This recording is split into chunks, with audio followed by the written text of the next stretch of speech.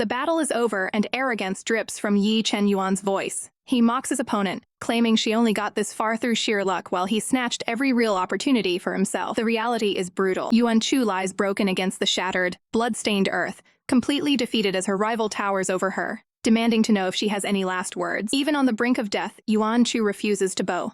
Her eyes burn with a mix of hatred and pure defiance as she glares back at her executioner. With her last ounce of strength, she raises a trembling hand, gasping out the name of the man who ruined everything. Ye Chen Yuan. She doesn't beg for mercy. Instead, she screams a final, foul-mouthed insult at his entire bloodline, proving she's going out on her own terms. A flicker of cold annoyance crosses the male lead's eyes before a blinding, cataclysmic pillar of light erupts, consuming Yuan Chu and the entire battlefield. A massive explosion rocks the heavens with a deafening boom, marking the absolute end of her journey. As the light fades into darkness, her consciousness slips away. She's filled with a bitter rage, unable to believe she was defeated by the male lead yet again. She reflects on her life as a transmigrator, having accepted her role as cannon fodder in this cultivation world long ago. But this result is still impossible to swallow. She did everything right. She owned legendary artifacts, and her cultivation level was an entire realm higher than his. Yet she was still played like a fiddle. In the void of the afterlife, her spirit throws a total tantrum, cursing this bugged world and its unfair protagonist Bias. Her frustration boils over into a silent scream.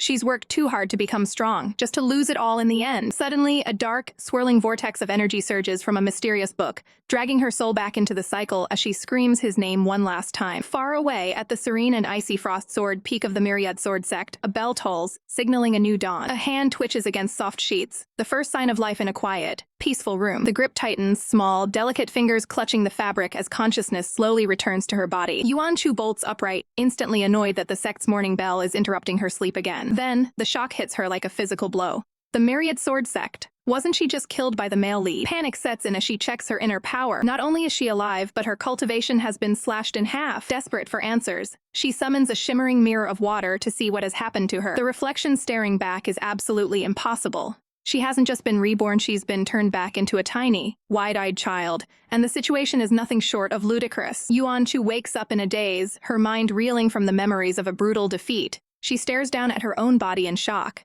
finding her once powerful frame replaced by tiny, childlike limbs. The silence is broken as a familiar face. Little Q enters the room with a professional bow, asking if her lady has finally awoken. Little Q moves with practiced grace, offering to assist Yuan Chu with her robes for the day ahead. Yuan Chu can hardly believe her eyes. It really is Little Q. The attendant reminds her that the decennial inauguration ceremony is already underway, and the sect leader is expecting her presence for a high-level discussion. According to Little Q, there's no more time for resting in bed. As Yuan Chu scans her surroundings, the architecture confirms her suspicions. This is the North Wind Mansion at the Myriad Sword Sect, the very place she once presided over as the seat of the Frozen Sword Peak. The truth hits her with the force of a spiritual breakthrough. She has officially reincarnated into her own past. Desperate to anchor herself in time, she asks Little Q a critical question.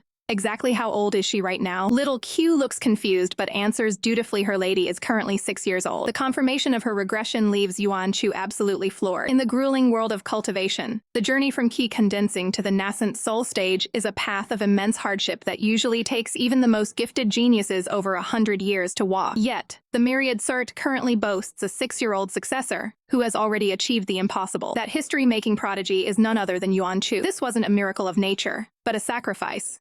When Yuan Chu was only 3, her mother utilized a forbidden boosting technique, exhausting her entire life force and cultivation to forcefully propel her daughter into the nascent soul realm. Following her mother's death, Yuan Chu took up the mantle of the seat, wielding that borrowed power to maintain her status. A devious realization begins to dawn on her. If she is currently 6, then the man who defeated her in her past life, Ye Chen Yuan, is only 10 years old. While she is a powerhouse at the nascent soul stage, he is likely still struggling at an unknown level of the lowly key condensing stage. She realizes she finally has the tactical advantage to completely flip the script on the future hero. She interprets this regression as a gift from the heavens, a chance to strike while the iron is cold. Her plan is simple. Find the young male lead, snatch away all his fated encounters, and secure her spot at the top of the cultivation world. Fueled by a new sense of urgency, she realizes she can't afford to waste another second. As she bolts for the exit, Little Q reaches out to catch her sleeve, trying to maintain order. She frantically reminds Yuan Chu that the sect leader has specifically summoned her for a formal council discussion. Yuan Chu brushes her off with a cheeky grin, telling her not to bother. She scoffs at the idea of a meeting, questioning why a mere child, like herself, would be needed for boring adult discussions. With a focused surge of energy, she steps onto her flying sword, telling little Q to inform the sect leader of her sudden departure. She isn't heading to a meeting. She's taking to the skies, boldly claiming she's off to save the world. Yuan Chu soars through the clouds, her small figure balanced perfectly on a flying sword as she hums a dark tune about hunting down her future rival. She's on a mission to track down the male lead of this world, declaring with a mischievous grin that his life now belongs to her. Suddenly, her eyes sharpen as she spots her target destination through the mist. Below lies the tidal country of the Heaven Continent, a sprawling urban landscape where her destiny awaits. She dives toward the city, her gaze locked onto a specific location. What she finds, however, isn't a powerful warrior, but a broken boy. Yuan Chu stares in shock at the sight of Ye Chen Yuan, bloodied and battered, looking nothing like the legend he's supposed to become. She didn't expect the future powerhouse to have such a harrowing, tragic past. In the rain-slicked courtyard, a villainous cultivator screams in rage, desperate to finish the job. He strikes with lethal force, causing Ye Chen Yuan's cultivation to plummet as the boy coughs up fresh blood. Collapsed on the ground, the young Ye Chen Yuan is haunted by the faces of those he lost, his family and mentors who died protecting him. He clutches a blood-stained garment, weeping for the lives extinguished because of his presence. But even in the depths of despair, a fire ignites in his eyes. He vows that if he survives this night, every person who bullied and hurt him will face a reckoning. His attacker merely laughs, looming over him with a sadistic grin, claiming that death is a mercy the boy should be grateful for. The villain raises his blade for the final blow, shouting for the boy to go to hell. Clang! A sudden flash of energy parries the strike, sending the villain's sword flying into the dirt. Ye Chen Yuan gasps, staring up in disbelief as his execution is interrupted. He realizes a powerful master has intervened, watching as a small, glowing finger directs a surge of ancient power. High above, Yuan Chu huffs in annoyance, her face twisted in a pout. She didn't come here to be a hero. She's frustrated that she felt compelled to snatch someone else's prey. She justifies her actions to herself, claiming that if Ye Chen Yuan is going to die, it can only be Barhan, the true big boss. Trembling, the wounded boy kneels in the mud, offering his deepest thanks to the revered one who saved his life. Yuan Chu observes him coldly, noting that his meridians are completely shattered, rendering him trash in the eyes of the cultivation world. Yet, she is secretly impressed. Unlike others who would crumble after being crippled, Ye Chen Yuan regains his composure instantly. His iron will and persistence prove exactly why he was destined for greatness. Shaking off her admiration, Yuan Chu remembers her true purpose. She can't let her life's hardships go to waste. She descends, cloaked in a daunting red robe, her presence radiating the terrifying pressure of a nascent soul powerhouse. Ye Chen Yuan is paralyzed by the aura, realizing the person before him is far more powerful than he imagined. Yuan Chu plays the part of the cold antagonist, demanding the sky pearl hidden within his body.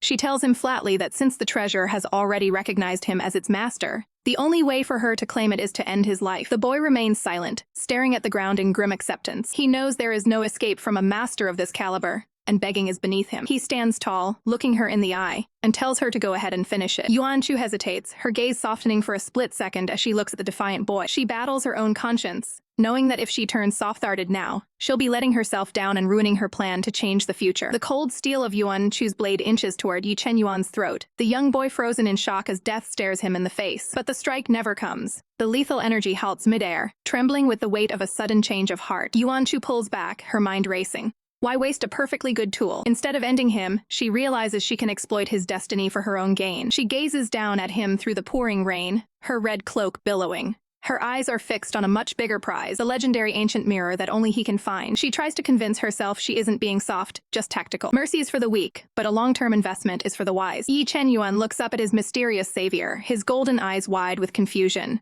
Why would this powerful cultivator stop now? Yuan Chu calculates the risks. If she kills the future lead now, searching for his artifacts will be a nightmare. Better to let him do the heavy lifting while she reaps the rewards. She breaks the silence with a blunt announcement she's changed her mind. Her expression shifts to one of absolute authority, masking the frantic greed swirling in her mind. With a dramatic flourish, she declares her magnanimous decision to spare his life and let bygones be bygones. She leans in close, her shadow looming over him. She presents a life-changing choice. Do you want to become my disciple? The boy is stunned. After being hunted and broken, he can't fathom why the stranger would offer him a path to power. Yuan Chu doesn't give him time to think. She demands his respect and lays out the terms of their professional contract. She protects him, and in return, she takes a 70% cut of every treasure they discover. She punctuates her offer with a stern threat if he refuses this golden opportunity. Her mercy ends right here and now. Ye Chen Yuan watches her, baffled by her childlike intensity, but recognizing the overwhelming power radiating from her small frame. His gaze falls to the ground. The offer is incredible, but there's a massive problem. His meridians are shattered. To the world, he is a cripple. He clenches his fist in frustration, admitting that he isn't worthy of being anyone's disciple in his current broken state. Yuan Chu realizes she overlooked a critical detail: the protagonist hasn't reached his peak yet, and is currently barred from entering any prestigious sect. Unfazed, she stands tall. To a nascent soul expert, a broken dantian is just a minor technical setback she's more than willing to fix. Ye Chen Yuan remains skeptical. The items needed to repair his soul are legendary heaven and earth-grade treasures, nearly impossible for any normal cultivator to find. Yuan Chu just scoffs. She's lived this life before. She knows exactly where those impossible treasures are hidden and how to get them. She extends her hand one last time, demanding a final answer. Will he acknowledge her as his master? He hesitates, wondering if this is a trap. Why would a master of her caliber go to such lengths for a trash cultivator like him? He looks deep into her eyes, searching for any sign of deception or ulterior motive. He realizes that she already knows about the sky pearl in his body, and yet she chose to offer him a hand instead of taking his life for the treasure. The storm finally breaks, and a beam of light pierces through the clouds, signaling a massive turning point in their shared fate. Ye Chen Yuan drops to his knees in the mud, bowing his head in total submission. The future rival has officially become her disciple, having the world's future powerhouse bowing at her feet. For Yuan Chu, this is the ultimate power trip. She's already dreaming of the easy life she'll lead as the master of the legendary protagonist, thinking of the free pass she'll have in the cultivation world. With a smug grin, she finally grants him permission to rise. She reaches out, her fingertips glowing with a sudden, warm energy that leaves the boy stunned. In a flurry of light and mystical butterflies, the surrounding air begins to shimmer. The boy can only watch in awe, wondering if this truly is the revered cultivator he's heard of. A blinding flash erupts, signaling a transformation that defies his expectations. As the light fades,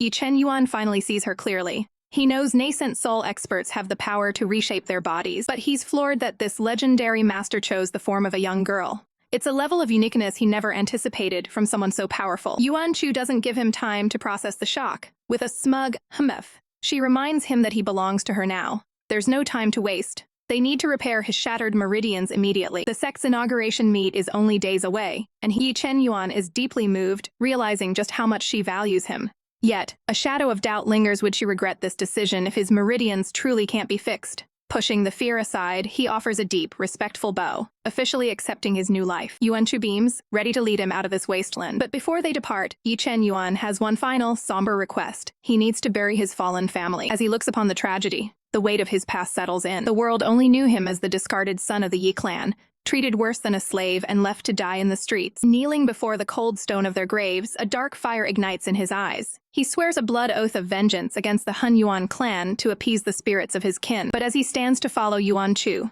the crushing loneliness he's carried for years finally begins to lift. He doesn't have to face the darkness alone anymore. From today on, he has a master. The journey of 1,000 miles begins with a single step, and for Ye Chen Yuan, that step starts with a lesson in resilience. High above the clouds, Yuan Chu calls out to her new disciple, gracefully descending from the trees to meet him. As she lands softly on the grass, she offers words of wisdom that defy her youthful appearance. She reminds him that even the most powerful cultivators cannot escape the cycle of life and death, but he must transform his current agony into the fuel that drives his cultivation forward. With a playful wink, she admits she has massive expectations for him. After all, in her eyes, he's destined to be the main character of this world. The gravity of her words isn't lost on Chen Yuan, who bows in deep gratitude as they prepare for the next phase, repairing his shattered meridians. They board a magnificent immortal ship, a vessel that cuts through the sky like a dream. Looking at her disciple, Yuan Chu can't help but marvel at the irony. In a previous life, they were bitter rivals, but now, she's the master guiding his path. She warns him that their destination is treacherous, and since he currently lacks any cultivation, he must stay glued to her side for protection. Chen Yuan remains silent, his expression unreadable. He struggles to believe that legendary treasures are just waiting to be found. But Yuan Chu's unwavering confidence is hard to ignore. As the scent of sizzling meat fills the air, he realizes his master is more interested in her BBQ than the dangers ahead. He accepts her command with a simple nod. Yuan Chu, meanwhile, is having the time of her life. She knows the elders of the Myriad Sword sect would lose their minds if they saw her using a top-grade immortal ship as a literal grill, but the meat is just too good to pass up. To her, having the future's greatest powerhouse as her personal chef is a perk she won't apologize for. Watching her, Chen Yuan notes the sharp contrast between her childlike antics and her status as a master. He can't shake the feeling that she really is as young as she looks. As he reaches out to clean a smudge from her face, Yuan Chu freezes, momentarily caught off guard by the gesture. Chen Yuan panics, fearing he's overstepped his bounds, but Yuan Chu quickly recovers, boasting about the prestige of the Myriad Sword sect. In that moment, as Chen Yuan holds the cloth to her face, He notices just how small and delicate her hands are. He realized the sect elders likely never expected a genius quite like her. Despite her small stature, he feels the weight of her responsibility as his protector. Yuan Chu erupts into a boisterous laugh, declaring that under a wing, no one will ever dare to bully him again. She urges him to drop the formalities and stop being so stiff. Her philosophy is simple. If you're going to conquer the world, you need to learn how to live, drink deep, and eat well. Chen Yuan can only offer a soft smile, finally beginning to understand his eccentric master. Days later, they reach the edge of the world where the sky meets a violent, churning sea. A massive red maelstrom tears through the horizon. Yuan Chu points toward the chaos, explaining that their destination lies directly beneath that whirlpool. The destructive force of the maelstrom is legendary, capable of shredding anyone below the nascent soul stage to pieces. Chen Yuan looks at his master. Worried, he considers sharing the power of his sky pearl to shield her from the pressure, unaware of the true depths of her power. Sensing his hesitation, Yuan Chu grabs his hand. With a determined look, she brushes off his concerns about protective artifacts. She reveals the terrifying truth of her rank. A nascent soul cultivator's body is a weapon in itself, and the storm cannot break her. She pulls him close, acting as a living shield. They dive headfirst into the roaring heart of the vortex. The pressure is immense, the wind howling like a dying beast as they descend. Chen Yuan clings to her, the sheer force of the environment threatening to overwhelm them. But even as the storm rages, Yuan Chu's focus never wavers. Suddenly, Chen Yuan's eyes widen in horror. Through the spray and the chaos, he sees a trail of blood on her face. His master is taking the full, brutal impact of the maelstrom, just to ensure he survives the descent. The dust of the red maelstrom finally settles as Ye Chen Yuan slowly opens his eyes, his vision blurred and disoriented. He wipes his face, struggling to make sense of his surroundings. As clarity returns, he reaches out, finding only empty air where his master should be. Panic surges through him. He scrambles to his feet and sprints across the clearing, his voice cracking as he screams for her. He stops, trembling, convinced that Yuan Chu has vanished into the very storm she protected him from. Suddenly, a small, firm hand tugs at his sleeve from behind. It's Yuan Chu, looking completely unfazed as she asks why he's making such a fuss. She flashes a mischievous grin, teasing him about whether he felt unsafe the moment his sense of security stepped away. Relieved but still shaken, Chen Yuan asks where she could have possibly gone in such a dangerous place. With a graceful twirl, she reveals a pristine new outfit, explaining that her previous robes were shredded by the maelstrom's pressure. She strikes a pose, asking if she looks beautiful. The young disciple can only stare, blushing as he stammers that she looks very, very beautiful. Yuan Chu doesn't dwell on the praise, gesturing instead to the lush valley surrounding them, a legendary hidden realm overflowing with great treasures. This field is a miracle, home to medicinal herbs that have aged for over 1,000 years. Her instructions are clear. Anything he needs to repair his shattered meridians, he is to take without hesitation. Chen Yuan gazes at the glowing Suan ice grass and rare red lotuses, plants so valuable they are extinct in the outside market. He is stunned by her absolute trust. Why would she disclose such a priceless secret to him? Is she not afraid he might one day betray this location? He watches her, his heart heavy with a realization. In the eyes of the world, investing such precious resources in a useless trash with broken meridians is total insanity. Memories of the Yi clan flash through his mind, the cold stares and the physical abuse he suffered when they refused him even basic cultivation resources. He knows the truth of this cruel world.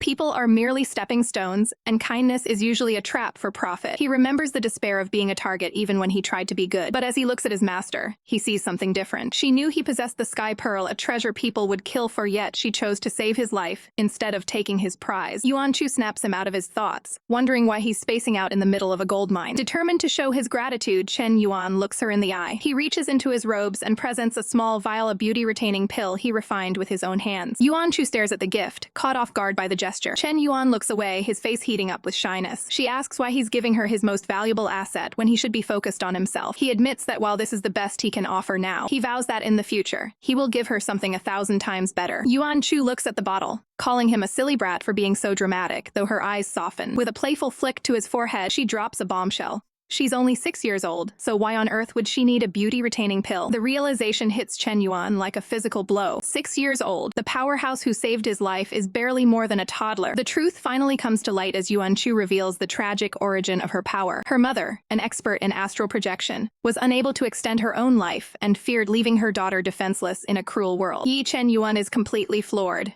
His master isn't a 100-year-old elder, but a 6-year-old girl even younger than himself. To ensure her survival, Yuan Chu's mother sacrificed her own life to perform a forbidden ritual, forcing Yuan Chu into the nascent soul stage at the tender age of 3. Realizing that his master is essentially alone in the world, Ye Chen Yuan's heart aches. He understands that her mother's desperate gamble was the only way to protect her child. Moved by a sudden, fierce resolve, Ye Chen Yuan makes a monumental decision. He summons the legendary Sky Pearl, its divine radiance illuminating the valley. In a stunning display of loyalty, he declares he will share the Sky Pearl with Yuan Chu, naming her as the successor should he ever fall. He asks for a single drop of her blood to seal the pact, explaining that the pearl's spiritual spring will accelerate her cultivation and serve as a perfect sanctuary. Yuan Chu is momentarily speechless at the gesture. She tests him, questioning why he would reveal his greatest ace to someone he's only known for days, warning him that she could easily kill him once the pact is complete. But Ye Chen Yuan doesn't blink. Seeing how small she is and the burden she carries, he's moved by a subconscious need to protect her. He smiles, stating that if she chose to betray him, he would simply accept it as his fate. Stunned by his pure sincerity, Yuan Chu ultimately declines the pact, satisfied enough by the depth of his devotion. She quickly shifts back into her eccentric master persona, scolding him for being so reckless with a god-tier weapon. When he tries to remind her that she originally wanted the pearl, she shuts him down, playfully pulling at his face and ordering him to listen. After releasing him, she asks for a different promise. She tells him that if he ever finds the god-tier mirror in the future,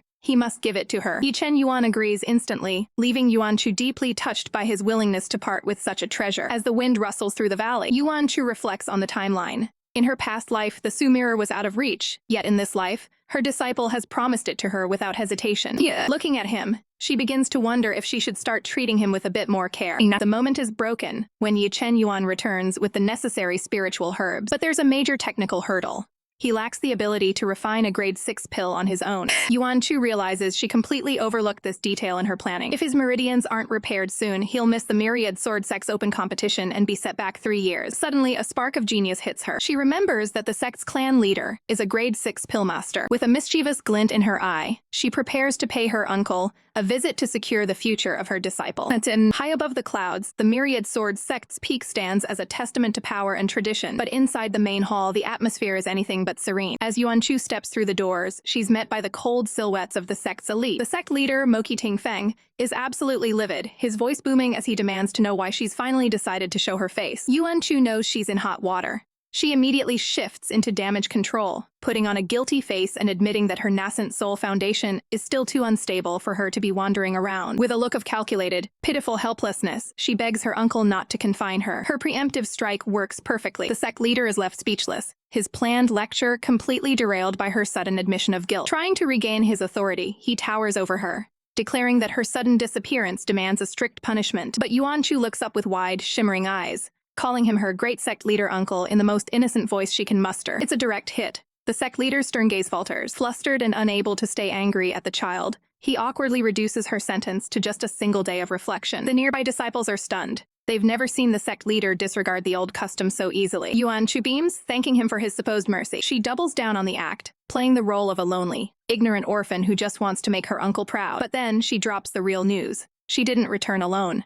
The sect leader's fury returns in an instant, calling the breach of sect law atrocious. He demands the outsider be thrown out immediately, refusing to let his peak be compromised. Yuan Chu doesn't back down. She explains the boy will go through the official selection, but she's already decided he'll be her disciple. She launches into a theatrical sob story, lamenting how she's just a half-assed cultivator with no friends or playmates on this massive, lonely mountain. She breaks into full-blown, dramatic wails, making it seem like her heart is breaking. Her cries echo through the hall, a masterclass in manipulation. Exhausted by the drama, the sect leader finally caves. He sighs, telling her to take the boy for a background check, though he knows he's being played. Instantly, the tears vanish. Yuan Chu is already onto her next request before he can change his mind. Meanwhile, Ye Chen Yuan has undergone a transformation. Dressed in clean, sharp robes, he looks every bit the noble cultivator, leaving the maid, Little Q, completely starstruck by his appearance. However, she has questions. She asks him if he's truly serious about acknowledging her revered lady as his master. Little Q leans in, whispering her concerns. She points out the obvious. Yuan Chu is only 6 years old and younger than he is. Ye Chen Yuan doesn't hesitate. He calmly tells her that he is fully aware of his master's age. Little Q is shocked that he knew the truth all along. A look of fierce, unwavering determination fills Ye Chen Yuan's eyes.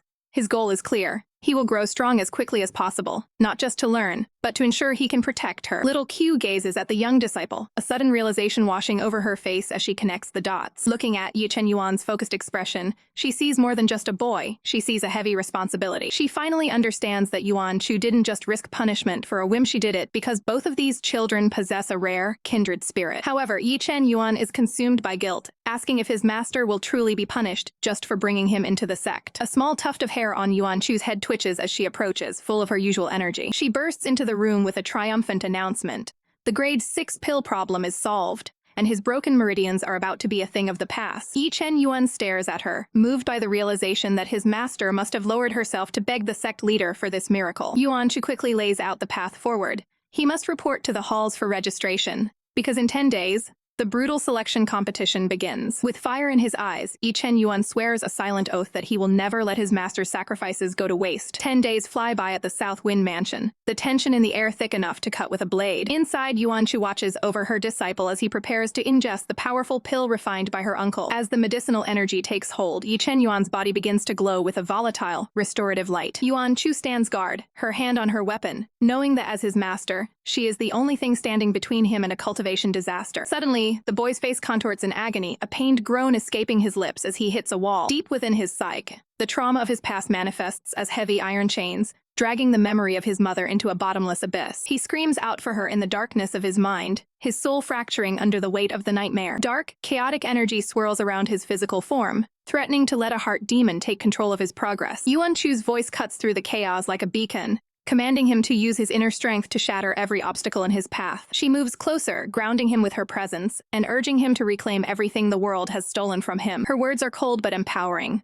Only through absolute strength can he find the stability he craves. A blinding flash of spiritual energy erupts in the room as the breakthrough finally reaches its climax. The word recovery manifests in the air as the pill's essence successfully bridges the gaps in his broken meridians. Ye Chen Yuan's eyes flutter open, his vision clearing as he looks up at the person who saved his future. He reports the success immediately, marveling at the sect leader's extraordinary pill and his own restored power. Yuan Chu beams with pride, joking that, with his strength returned, Little Q won't have to worry about him getting bullied by the other disciples tomorrow. Relief washes over the room as the two share a rare moment of peace after the harrowing ordeal. Ye Chen Yuan watches her, his heart filled with a profound, professional respect for the mentor who occupies such a small frame but possesses such a vast soul. But the rest is short-lived. Yuan Chu clasped her hands together with a mischievous glint in her eyes, announcing that since he's finally healed, it's time to take him to a very special place. Under the pale moonlight at Frostblade Peak, the air is thick with mist as Ye Chen Yuan looks to his master, confused by their sudden visit to the spiritual spring. Without a word, Yuan Chu reaches out, her small hand cutting through the air to initiate a complex sequence. She chants ancient words, her eyes glowing with power as a swirl of spiritual energy begins to manifest around her. The surface of the spring erupts, water dancing as a hidden treasure is beckoned from the depths. A radiant, cerulean box emerges, pulsing with an aura that feels almost divine. Yuan Chu catches it, mentally reminding herself that this massive investment in her disciple will pay off in the long run. The ornate box hums with stored energy, a prize worth a fortune. She thrusts the treasure into Chen Yuan's hands, catching him completely off guard. Her expression turns serious.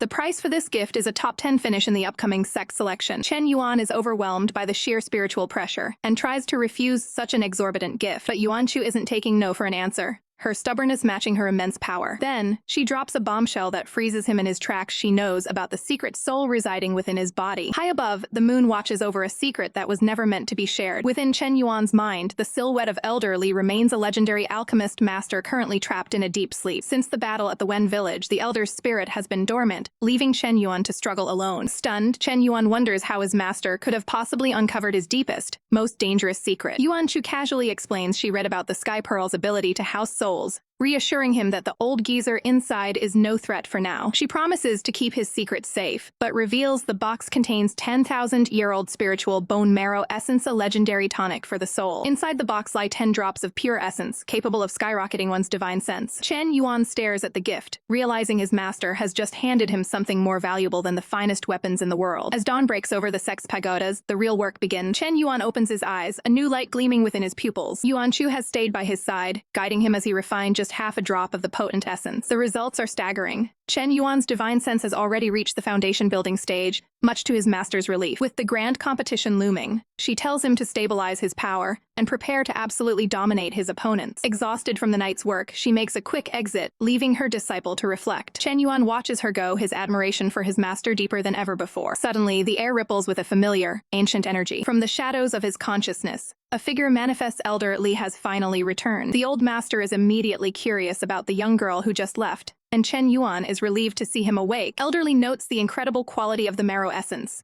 recognizing it as a miracle cure for a damaged soul. He analyzes Yuan Chu's foundation, shocked that a 6-year-old could possess such stable and refined cultivation. The elder is floored by her genius, declaring that Chen Yuan has truly found an incredible master. Fueled by this praise, Chen Yuan's resolve hardens. He refuses to let his master down. He grips his blade as the reality of the challenge sets in. 100,000 disciples are vying for glory. But for Ye Chen Yuan, top 10 isn't enough. His eyes burn with the fire of a champion as he aims for first place. The stage is set at the Myriad Sword Sect's Grand Selection competition, where the air is thick with the scent of ambition and cold steel. Among the sea of 100,000 hopefuls, Ye Chen Yuan stands ready, his silent mentor, Elder Li, hovering nearby. Elder Li warns him that this arena is a nest of hidden dragons, questioning why the boy is so obsessed with claiming the top spot. The competition isn't just about skill. It's a political minefield where geniuses are already being scouted by rival peaks. Elder Li cautions that if Chen Yuan crushes these golden children, their powerful backers will surely come knocking on Yuan Chu's door to settle the score. But Chen Yuan's eyes are fixed on a singular goal.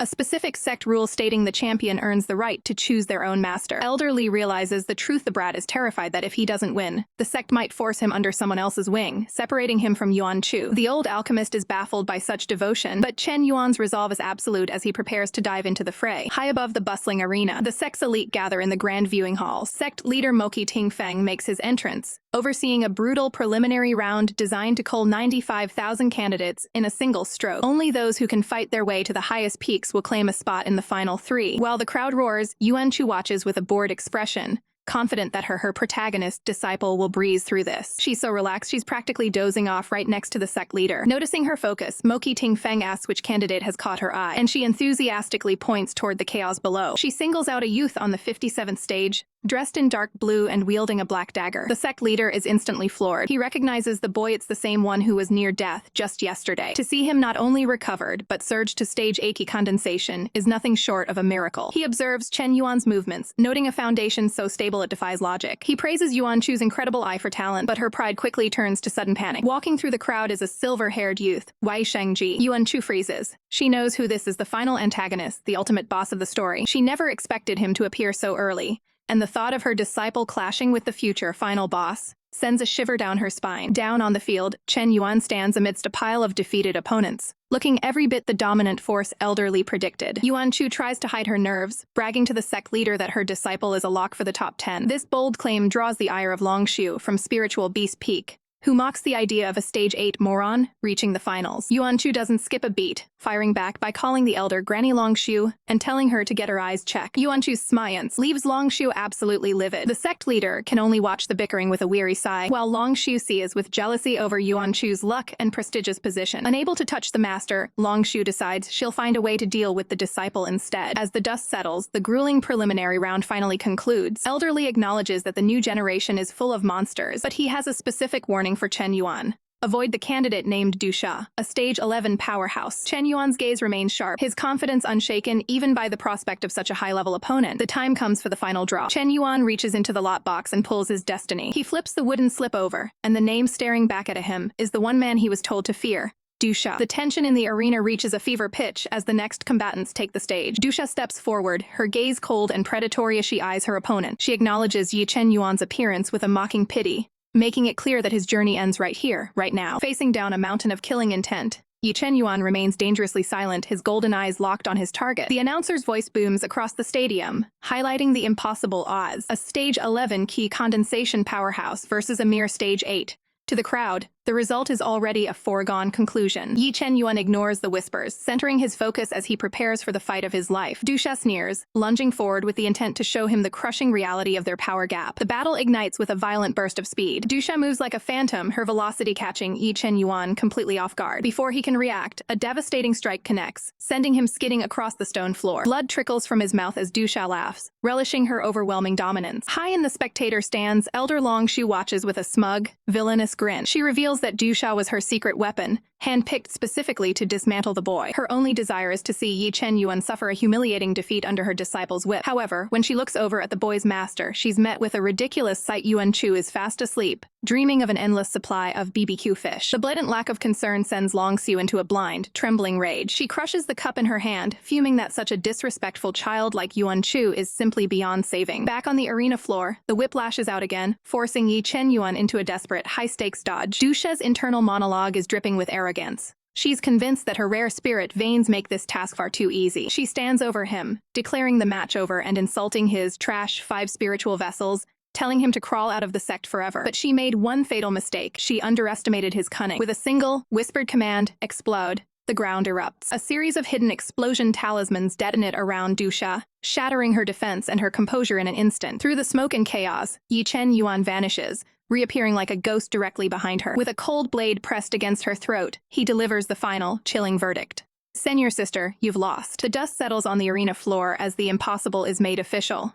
Ye Chen Yuan stands victorious, leaving his high-level opponent in the dirt. In the stands, Long Shu stares in pure, unadulterated shock. The announcement rings out. Ye Chen Yuan is the winner of stage 97, but for her, this result defies all logic. Amidst the chaos of the crowd, the little master finally stirs from her deep slumber. Yuan Chu rubs her eyes, acting as if she expected nothing less. To her, it was a given that her disciple wouldn't lose, though she remains blissfully unaware of the life-or-death struggle that just took place. She even wonders aloud which unlucky fellow was unfortunate enough to face him, oblivious to the fact that it was her rival's secret weapon. Long Shu finally snaps, screaming Yuan Chu's name in a fit of rage. The sect leader tries to play peacemaker, reminding everyone that Yuan Chu is still just the baby of the clan, but it only fuels the fire. Long Shu fumes, convinced that the entire sect has coddled and spoiled the girl into this state of arrogant indifference. As night falls over the sect, Ye Chen Yuan walks through the quiet grounds, his mind heavy. Despite his victory, he can't help but wonder if his master even bothered to watch his performance. Elderly manifests, teasing the boy for being so attached that he can't handle being away from her side for even a single day. Ye Chen Yuan's face flushes with defensive pride as he reminds the spirit to show some respect. After all, she is his master. Elderly turns serious, advising the boy that consistent victories are his only path to becoming her true, recognized disciple. He points out the harsh reality. No outsider in their right mind would choose a 6-year-old child as their mentor, making Ye Chen Yuan's position uniquely precarious. Suddenly, the snap of a twig cuts through the air. Ye Chen Yuan's survival instincts kick in instantly. He whirls around, demanding to know who is lurking in the shadows. Out of the darkness steps a white-haired youth with a confident smirk. He commends Ye Chen Yuan's senses, but notes with chilling calm that his cultivation level is still severely lacking. Recognition hits Ye Chen Yuan like a physical blow. This is the prodigy at the peak of ki condensation. This boy didn't just win his earlier matches. He dismantled his opponents in a single move, marking him as the most dangerous candidate in the entire selection. Ye Chen Yuan demands to know his business. The stranger claims he's just taking a stroll, but his words are sharp. He tells Ye Chen Yuan that while he's aiming for the top, he has absolutely no chance of winning while he's around. He explains the stakes. The top-ranked disciple earns the ultimate privilege, the right to choose their own master. The white-haired boy eyes him, assuming Ye Chen Yuan is gunning for the prestige of joining the sect leader's inner circle. Ye Chen Yuan remains guarded, giving nothing away. Sensing the tension, the stranger tells him to relax. They don't need to be enemies because the sect leader isn't his goal at all. He introduces himself as Wei Shangji, even offering a hand of friendship as he turns to leave. But Ye Chen Yuan needs to know who he's up against. He asks the one question that matters. Which master are you choosing? Wei Shangji pauses, a shadow of a smile playing on his lips as he drops a bombshell. His target isn't the sect leader or any of the great elders. He's coming for Yuan Chu of the Frost Sword Peak. Under the cover of night, a tense confrontation unfolds between two rivals as Wei Shangji stares down the young Ye Chen Yuan, questioning if his goal truly is the young master Yuan Chu. Ye Chen Yuan stands his ground, his expression unreadable as the gravity of the situation sinks in. Wei Shangji is incredulous, pointing out the absurdity of aiming for a master who is only 6 years old. To him, the idea is laughable. How could a child possibly be a capable mentor? He looks down on Ye Chen Yuan, convinced that such a choice is a waste of potential. But Ye Chen Yuan flips the script, his eyes narrowing as he demands to know why Wei Shangji wants her to be his master instead. Wei Shangji explains the cold, hard logic of the Myriad Sword sect. Resources are limited, and with 16 peaks, the more disciples a peak has, the less each individual receives. Only Frost Sword Peak remains empty, devoid of any disciples to claim its wealth. His plan is simple greed. If he becomes her sole disciple, every single resource allocated to that peak belongs entirely to him. Ye Chen Yuan's response is chillingly calm. You're too late. He leans in, his gaze piercing as he delivers the final blow to Wei Shangji's ambitions, is already the sole inner disciple of Frost Sword Peak. Infuriated, Wei Shangji threatens to eliminate him immediately to clear the path. Unfazed, Ye Chen Yuan throws the threat back in his face, warning his rival to back off for his own good. Watching from the shadows, Elderly is stunned by the sheer audacity of these two fighting over a 6-year-old master. He realizes Ye Chen Yuan possesses a terrifyingly sharp insight, seeing the value in Yuan Chu that others miss. As the night deepens, Ye Chen Yuan's resolve hardens. He doesn't care who else wants Hershey as his master, and he will defend that position at any cost. The next morning, the grand selection reaches a fever pitch. The sound of clashing wooden lots echoes through the air as the next round of matches is decided. Ye Chen Yuan looks at his draw, Jiang Yu. To secure his place, he must break into the top 100, and there is no room for failure. Elderly warns him that this won't be a simple sparring match. Jiang Yu is a formidable opponent with a rock-solid foundation. He notes that Jiang Yu's cultivation and weaponry far surpass Ye Chen Yuan's current level, making a victory nearly impossible. Despite the overwhelming odds and the warning that spiritual attacks won't work against a superior cultivation base, Ye Chen Yuan steps onto the stage, ready for the struggle. His opponent, Jiang Yu, greets him with a deceptively calm smile and a fan in hand. He introduces himself, exuding a confidence that comes from superior rank. He warns Ye Chen Yuan that he has no intention of holding back. Ye Chen Yuan locks eyes with him, his golden gaze burning with a fierce intensity as he prepares to give it his all. The referee's voice booms across the arena. Let the competition begin. Immediately, the battle turns into a blur of motion as Jiang Yu's fan techniques force Ye Chen Yuan onto the defensive. The pressure is immense. Jiang Yu's strikes are precise and heavy, catching Ye Chen Yuan off guard. A powerful blow sends the young disciple skidding across the stone floor, the gap in their power becoming painfully obvious. From the high balcony, the sect leader watches with a discerning eye. He acknowledges Ye Chen Yuan's talent, but notes that his current cultivation level will inevitably hit a ceiling in this high-level ranking. Even Yuan Chu, watching from the sidelines, starts to worry, thinking that perhaps the top 200 is a respectable enough finish for him. The atmosphere turns sour as the rival elder, Long Shu, mocks the situation, questioning why anyone would choose a disciple who can't even break the top 100. Yuan Chu doesn't take the insult lying down, firing back that at least her disciple didn't lose on the very first day like Long Shu's pick. The sect leader is forced to step in as the two women descend into a petty squabble. He sighs, exhausted by the fact that despite their 200-year age gap, they still bicker like children. Back on the stage, the reality of the fight is brutal. Jiang Yu delivers a devastating strike that leaves Ye Chen Yuan coughing up blood. Standing over his fallen opponent, Jiang Yu tells him to accept defeat, claiming he simply isn't a match for someone of his caliber. He suggests they end it here and meet again in 3 years, rather than turning this into a life-and-death struggle. But Ye Chen Yuan isn't listening. He grips his blade, his teeth gritted as he refuses to wait 3 more years for his official status. He is panting heavily, his body reaching its limit, but his spirit remains unbroken. This isn't just about a tournament. This is his one chance to secure his place by his master's side, and he refuses to let it slip away. With a terrifying, predatory glint in his eyes, he prepares for one last desperate move, determined to leave no room for anyone else to take his place. Elderly materializes beside his disciple, his face etched with grim concern as he surveys the boy's battered and broken body. But Ye Chen Yuan isn't looking for pity. He's looking for a weapon, desperately asking if a sudden surge in divine sense can bridge the gap and secure him the win. He demands the unthinkable to consume the remaining 10,000-year spiritual bone marrow essence all at once to force a breakthrough. It's a suicidal gamble, and Elderly warns him that the resulting backlash could shatter his spiritual sea forever. But the boy's resolve is absolute. With fire burning in his eyes, he commands his mentor to help him refine the essence,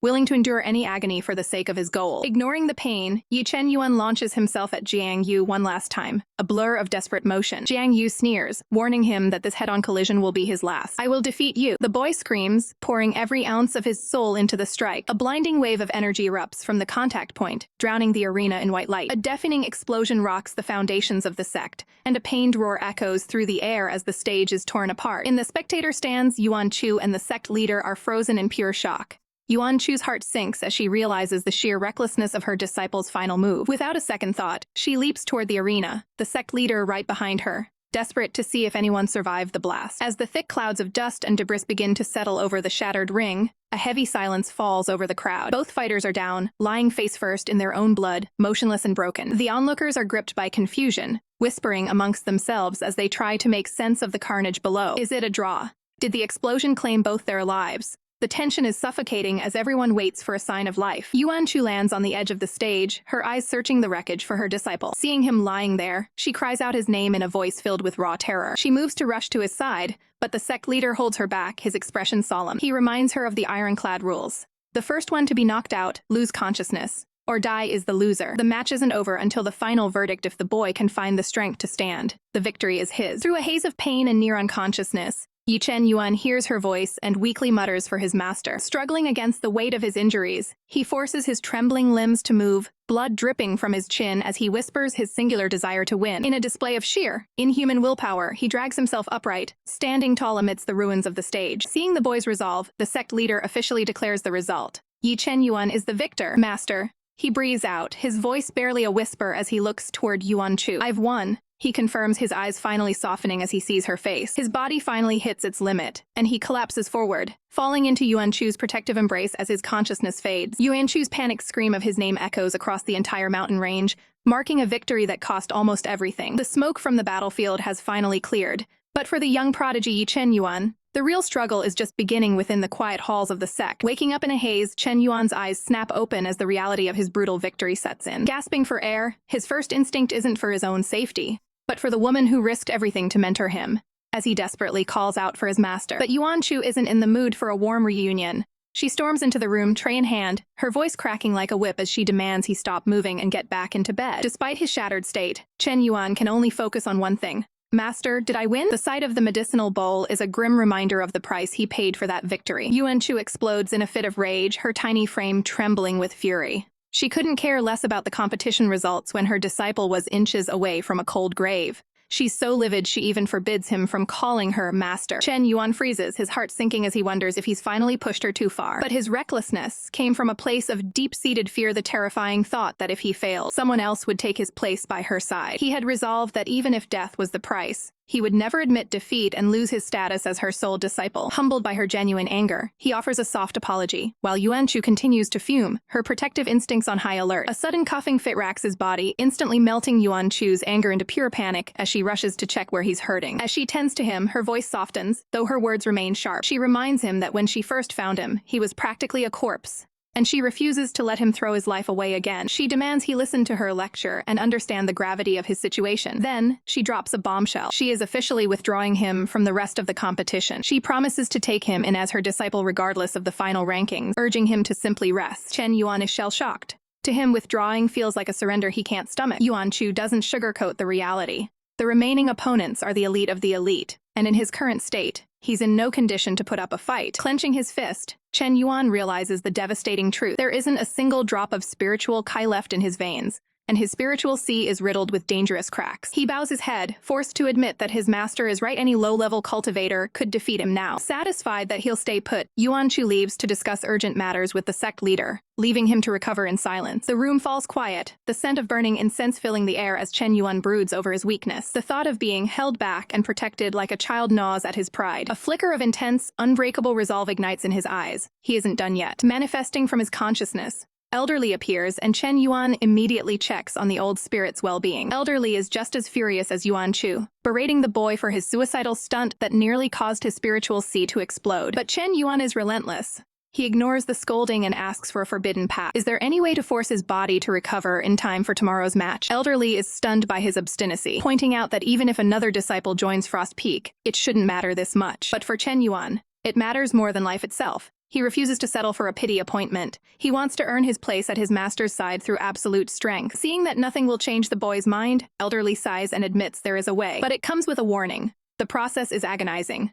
Chen Yuan doesn't blink, declaring that no amount of suffering will stop him from claiming his destiny. Deep within the sect's inner sanctum, the atmosphere is heavy with tension as we open on the grand halls of the leadership. Inside, the sect leader stands tall, his shadow looming over a defiant Yuan Chu as he asks if she's still nursing her grudge. He's absolutely livid, berating her for giving away a priceless treasure left by her mother to a complete stranger. But Yuan Chu doesn't flinch, firing back that Ye Chen Yuan isn't a stranger, he's her disciple. The sect leader's aura flares, silencing her instantly as he asks if she really thinks she has the right to talk back to him. He breaks down the gravity of her mistake. She gave away 10,000 years spiritual bone marrow essence, a legendary item that produces only a single drop every 10 millennia. Her mother had braved life and death situations across the seas and lands to secure it, all to ensure Yuan Chu wouldn't fall into a key deviation. Once she reached the nascent soul stage, he shouts at her, demanding to know who will save her when her cultivation inevitably goes berserk now that her safety net is gone. For a brief moment, the reality of the danger the dreaded key deviation phase actually seems to register on Yuan Chu's face. The sect leader warns her that once she loses control, even 10 drops of that essence might not be enough to stabilize her soul. But Yuan Chu isn't one to back down. Standing firm, she insists she will never lose control of her cultivation. She declares that her willpower is sturdier than the ascending heavenly pillar itself. She knows exactly what she's doing and what she's sacrificed. Fed up with her stubbornness, the sect leader delivers a crushing sentence. Once the selection competition ends, She is to be fined for 5 years of reflection at the endless heaven danger to clear her mind. Yuan Chu is physically recoiling in shock. 5 years is an eternity to her. She tries to plead for a shorter sentence, but the sect leader shuts her down instantly, threatening to double it to 10 years if she says another word. Defeated and tearful, she trudges away, lamenting that no one understands the long-term benefits her disciple will gain from her sacrifice. As she leaves, the sect leader's expression softens into one of painful concern.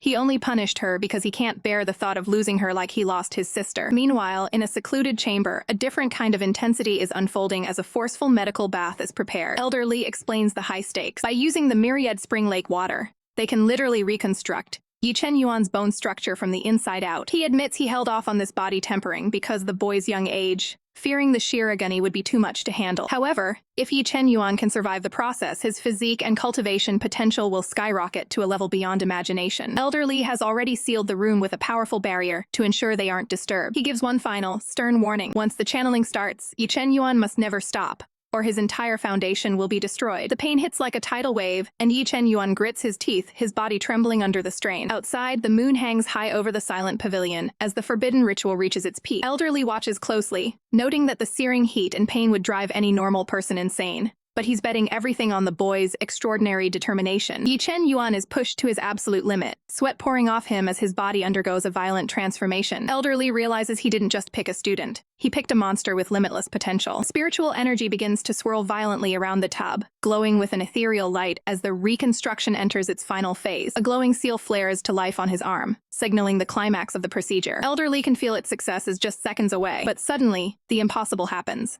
The protective barrier is shattered with a violent crack. The doors are blown wide open with a thunderous bang. Yuan Chu stands in the doorway, her eyes wide with urgency. Elder Li is stunned, shouting at her to stay back, but she's already moving. She unleashes a massive wave of energy toward the tub, determined to intervene. The impact creates a massive explosion of water and spiritual pressure. Ye Chen Yuan is violently snapped out of his trance, coughing as the steam clears. He looks up, dazed and confused, only to find his master standing over him, having just crashed his most critical moment of cultivation. The ritual has reached a breaking point, and Yuan Chu dives headfirst into the chaotic vortex of energy surrounding her disciple. She reaches out, her own spiritual power clashing violently with the unstable aura radiating from Ye Chen Yuan. With a surge of focus, she attempts to anchor his failing soul before it's torn apart by the reconstruction. The boy groans in absolute agony, the physical toll of the interrupted ritual causing blood to seep from his lips. Watching from the sidelines, Elder Li's suspicion flares.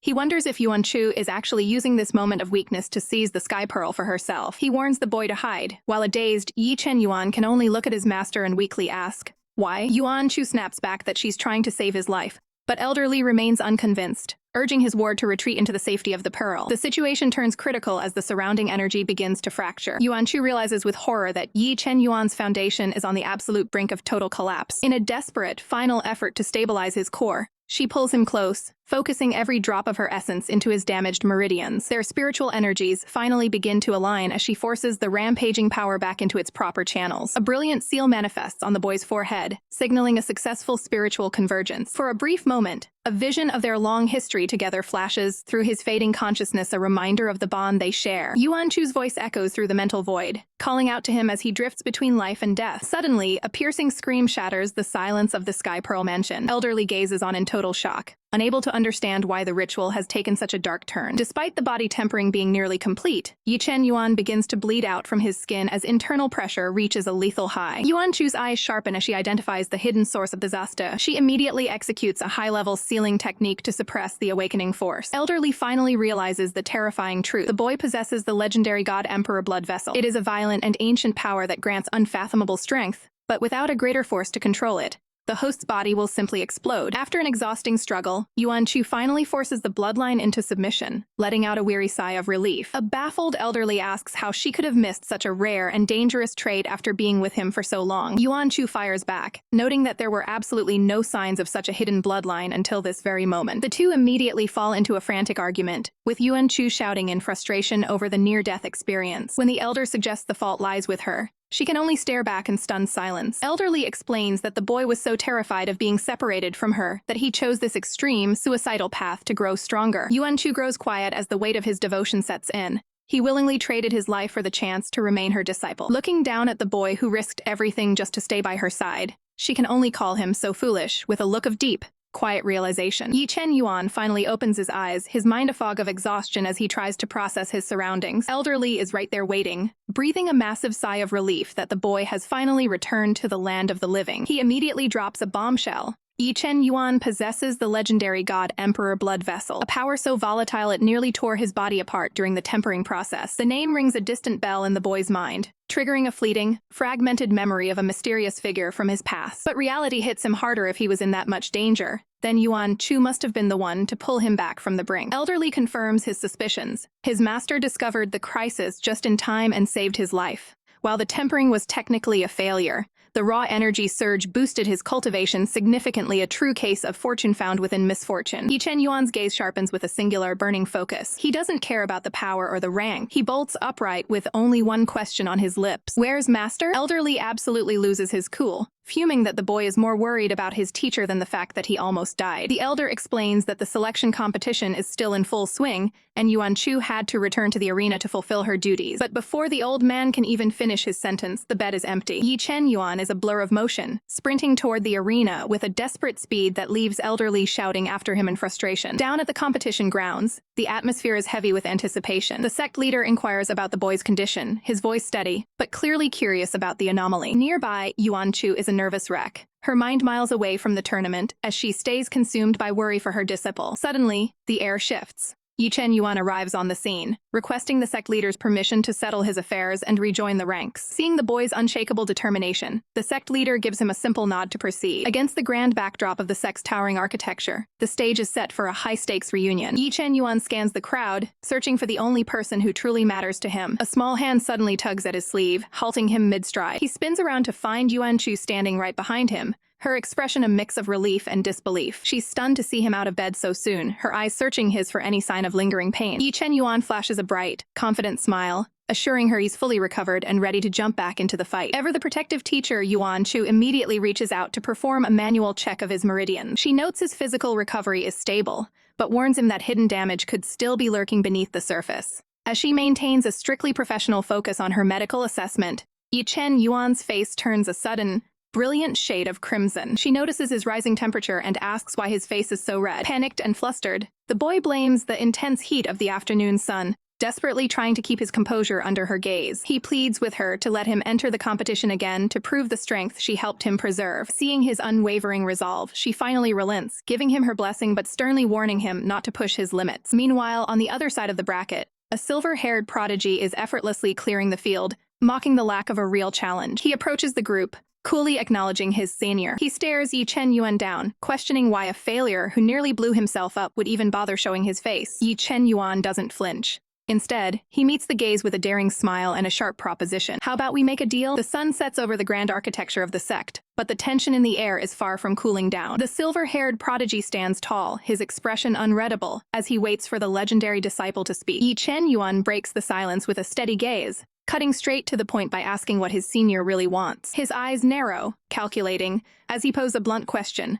Senior, are you lacking in cultivation resources? The rival is instantly defensive, arms crossed as he snaps back, wondering why he was even called out for such a conversation. But Ye Chen Yuan has a golden carrot to dangle, promising his services as a grade 2 pill master and providing all the rare materials for any pills the senior might need in the future. The senior laughs it off at first, assuming this is some desperate attempt to bribe him into a favorable position. Ye Chen Yuan doesn't blink, doubling down by offering a top-grade fire elemental spiritual weapon to seal the deal. The rival's jaw drops. A prize like that is a fast track to the late nascent soul stage, and he's floored by the sheer generosity. Then comes the kicker. Ye Chen Yuan holds up 2 fingers. Not one weapon, but 2. Overwhelmed by the massive offer, the rival's inner conscience screams to accept, and he quickly agrees to any condition that isn't a crime. With the deal struck, the senior leans in, eager to know what monumental task requires such a high price. Ye Chen Yuan's request is simple yet firm. I want you to fight in the finals. The rival realizes that ranking first or second is irrelevant compared to the treasures he's just secured. But there's a specific catch. Ye Chen Yuan demands that if the rival wins the right to choose a master, he must choose anyone except Yuan Chu. The silver-haired youth is stunned.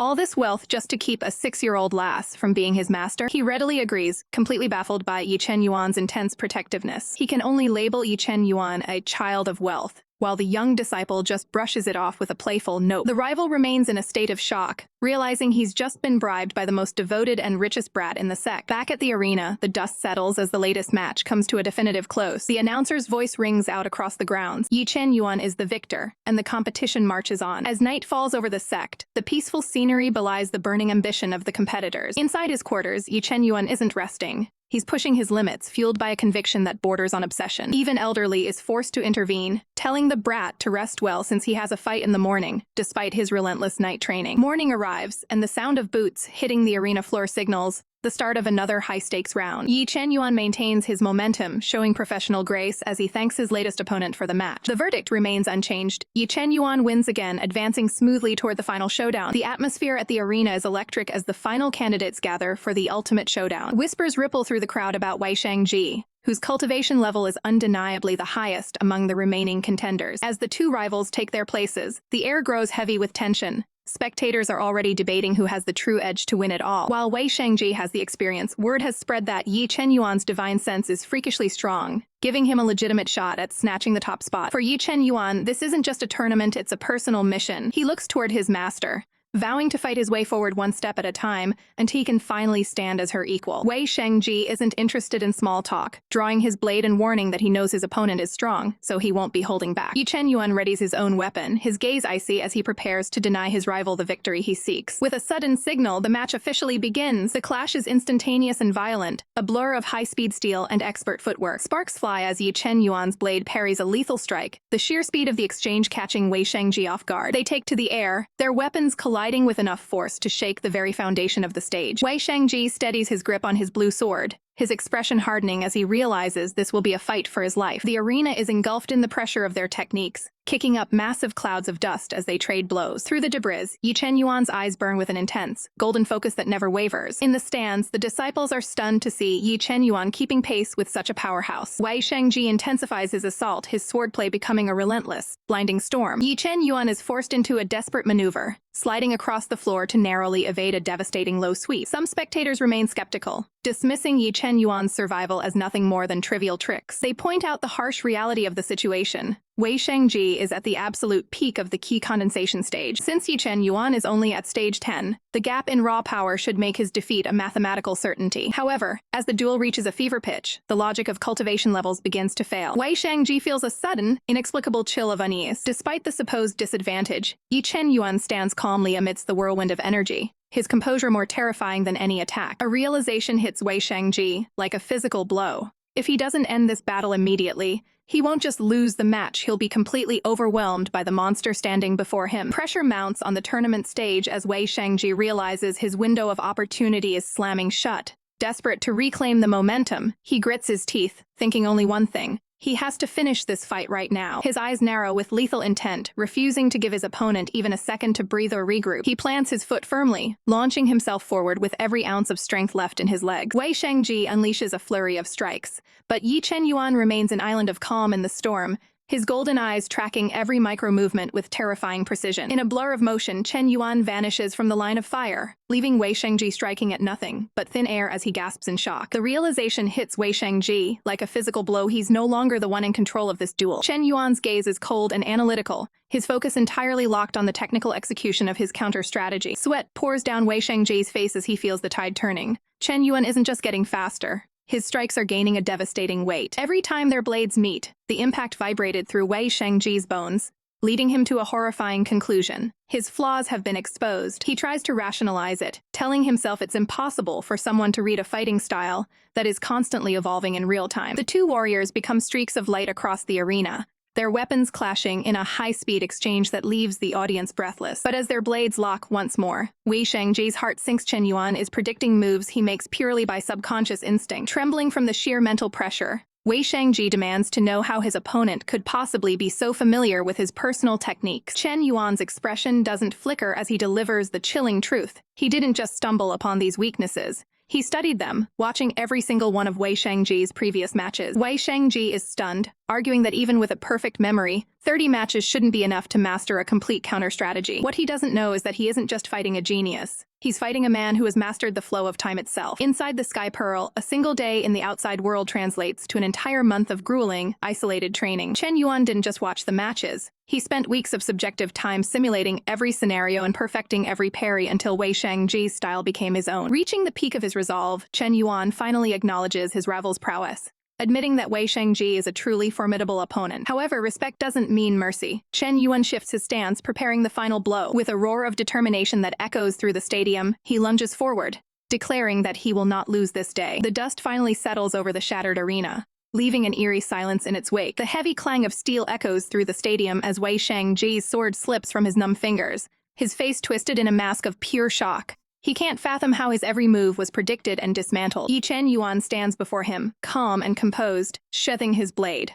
With a humility that bites harder than any insult, he simply thanks his senior for going easy on him, leaving the defeated rival staring in a daze. Instead of basking in the glory, Chen Yuan extends a hand to the man he just beat. Wei Shangji hesitates, looking at the offered gesture with a mix of confusion and dawning respect. He isn't one to make excuse. He firmly grasps Chen Yuan's hand, stands up, and loudly admits his defeat to the entire world. The announcer's voice thunders across the grounds, making it official. Ye Chen Yuan is the champion. High above on her flying sword, Yuan Chu beams with pride, shouting her congratulations to her incredible disciple. The victory catches the attention of the highest powers. The sect leader himself approaches, praising Chen Yuan not just for his overwhelming talent, but for the ironclad principles he displayed during the heat of battle. Then comes the offer of a lifetime. The sect leader invites Chen Yuan to become his direct disciple. Yuan Chu's jaw drops. Her own uncle is trying to poach her student right in front of her. The sect leader justifies it to himself, believing a talent this rare needs his personal guidance to truly flourish, fearing the boy's potential might be wasted otherwise. The crowd is in a frenzy, stunned that the sect leader would personally move to recruit someone. Even the internal voice of elderly chimes in, noting that while the sect leader's resources would accelerate Chen Yuan's growth, the final decision rests solely on the boy's shoulders. Without a second of doubt, Chen Yuan drops to one knee. He offers a respectful bow but delivers a shockwave. He cannot accept the offer. The spectators are absolutely floored who turns down the leader of the entire sect. Seeing an opening, the other peak masters descend like hawks. The masters of the pill and forging peaks start a bidding war, promising him elite resources and legendary weapons. Even the mistress of the spiritual beast peak joins in, trying to lure him with the promise of a supportive community. Chen Yuan remains a pillar of stoicism, bowing politely to every esteemed elder. He looks up, his gaze cutting through the crowd to find the only person who matters. He didn't fight his way to the top for prestige or power. With total conviction, he declares his one and only wish: to have Yuan Chu of Frost Sword Peak as his master. The atmosphere in the arena shifts from celebration to pure confusion as the crowd begins to whisper. They can't believe what they just witnessed. Ye Chen Yuan, the undisputed champion, has just tied his future to a 6-year-old master. The onlookers are convinced he's either lost his mind or is suffering from some hidden illness. The gossip spreads like wildfire. They mock the idea of Yuan Chu teaching anyone, fearing that Ye Chen Yuan is effectively flushing his brilliant cultivation future down the drain. High above, the sect leader watches with a knowing, albeit slightly frustrated smile.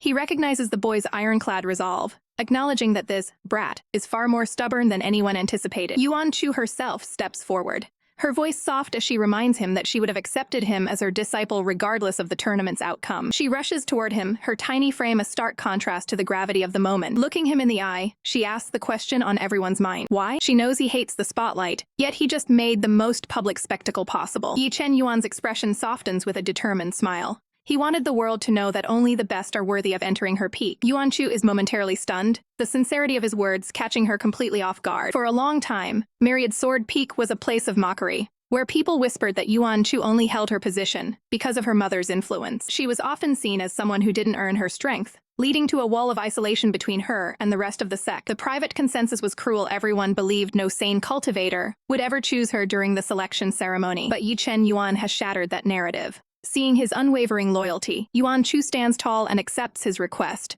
declaring that she will only ever make an exception for the strongest disciple. She makes it official, From this day forward, he is her first and only disciple. In a solemn display of tradition, she accepts him into her inner circle. Ye Chen Yuan drops to his knees, bowing with deep respect as he formally acknowledges her as his master. The ceremony concludes over the grand pavilion, marking a historic turn for the sect. Xiao Qiu, Yuan Chu's loyal attendant, is overjoyed, celebrating the fact that her mistress has finally secured a disciple of such caliber. Yuan Chu beams with pride, convinced that the entire competition was a success because of her own revered status. However, the sect leader isn't finished yet. He steps forward to officially close the grand selection. Because Yuan Chu defied his advice and the established order, the sect leader hands down a harsh sentence. She is to be sent to the endless heaven danger for 5 years of reflection. Yuan Chu's pride instantly vanishes, replaced by a comical look of pure despair as she realizes her 5-year vacation is actually a rigorous punishment. With tears in her eyes, she bids a temporary farewell to Xiao Qiu, pleading with her to take good care of little Yuan while she's gone. Ye Chen Yuan watches her leave, his master's absence already weighing heavily on him. Xiao Qiu looks on with concern, noticing the intense focus in the young man's eyes. Alone on the balcony, Ye Chen Yuan reflects on the path ahead. He thinks back to the 10 spiritual marrow essences he used for his master,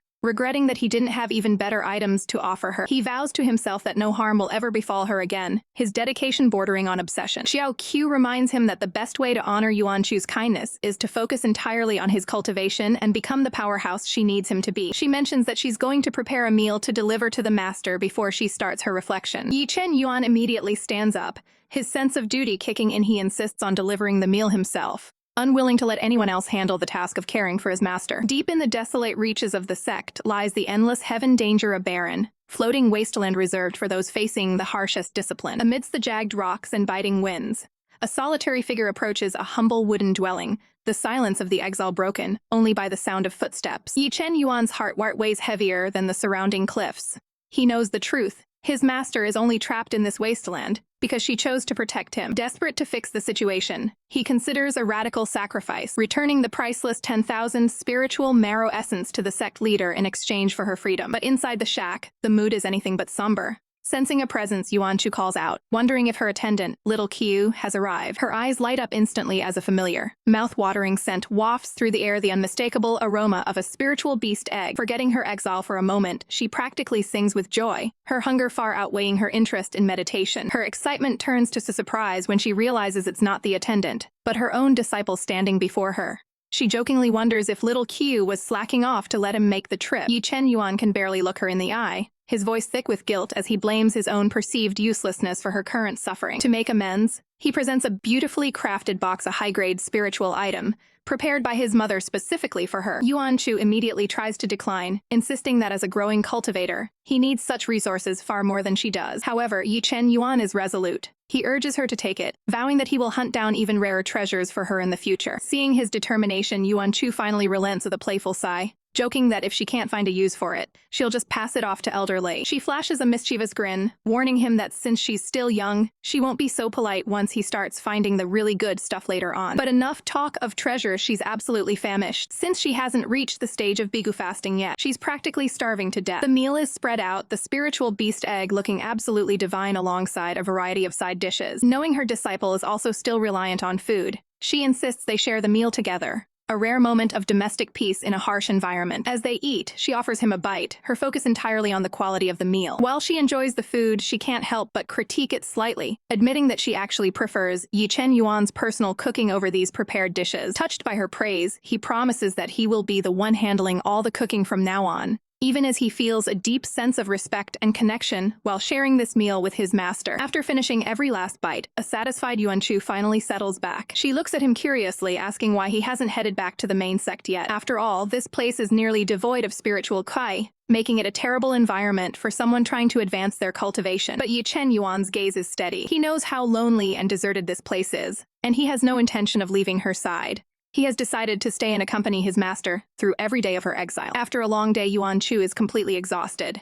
As a massive yawn escapes her, it's clear her energy has hit rock bottom. She sleepily tells her disciple he can stay for a moment, but he needs to head back soon before anyone notices his absence. With her stomach full and her eyes heavy, she announces she's going to get some rest, collapsing onto her bed. Within seconds, the master is out cold, drifting into a deep, peaceful slumber. Ye Chen Yuan gazes down at her, a soft master, escaping his lips as he watches her sleep. She remains completely still, vulnerable in her dreams. Driven by a sudden, protective impulse, Chen Yuan takes a cautious step toward her. He edges closer, his movements silent against the floor. He leans down over her sleeping form, perhaps just wanting to check on her well-being in this desolate wasteland. But suddenly, his heart begins to race, the ba-thump of his pulse echoing in the quiet room. "What the hell are you doing?" A voice thunders, shattering the moment. It's Elder Li, appearing out of nowhere and catching the disciple in a compromisingly close position. Startled, Chen Yuan stammers, trying to find the words to explain his actions. The elder is suspicious, demanding to know if the young boy has developed inappropriate feelings for his young master. Chen Yuan stands his ground, explaining his innocent motivation. He recalls how his mother used to show him affection when he was small, and he simply wanted to express the same warmth. He admits he owes a heavy debt of gratitude to his master and treasures her deeply. He emphasizes that his devotion is rooted in respect and care. Elder Li pauses, wondering if he perhaps overreacted and misread the boy's intentions. He lets out a dry cough, trying to regain his composure. He softens his tone but maintains a professional lecture, explaining that even if their intentions are pure, such proximity is inappropriate. He gets heated again, explaining that a strict distance must be kept between men and women, and such closeness is reserved only for future cultivation partners. Confused, Chen Yuan asks if it's truly impossible for a disciple to express respect to his master in this way. The elder's response is immediate and loud. Of course not. As Yuan Chu mutters about food in her sleep, the elder's words begin to take root in Chen Yuan's mind. He begins to wonder what exactly is a cultivation partner. A vision flashes before him, a future where he and his master stand together as powerful equals. He imagines a bond where they support one another through the most rigorous technical challenges of their craft. Chen Yuan's eyes widen as a realization hits him like a lightning bolt. He feels a rush of heat to his face, flustered by the gravity of his own thoughts. He realizes that if he wants to stay this close to her and protect her forever, he needs to rise to the status of a cultivation partner. He looks back at the sleeping Yuan Chu with a new sense of purpose. His internal vow is set. He will become stronger than anyone else, so he can stand proudly beside his master. 5 years pass in the blink of an eye. In a lush forest far from the wasteland, a young girl finds herself in the middle of a nightmare. She screams in terror as she is cornered. A group of thugs harasses her,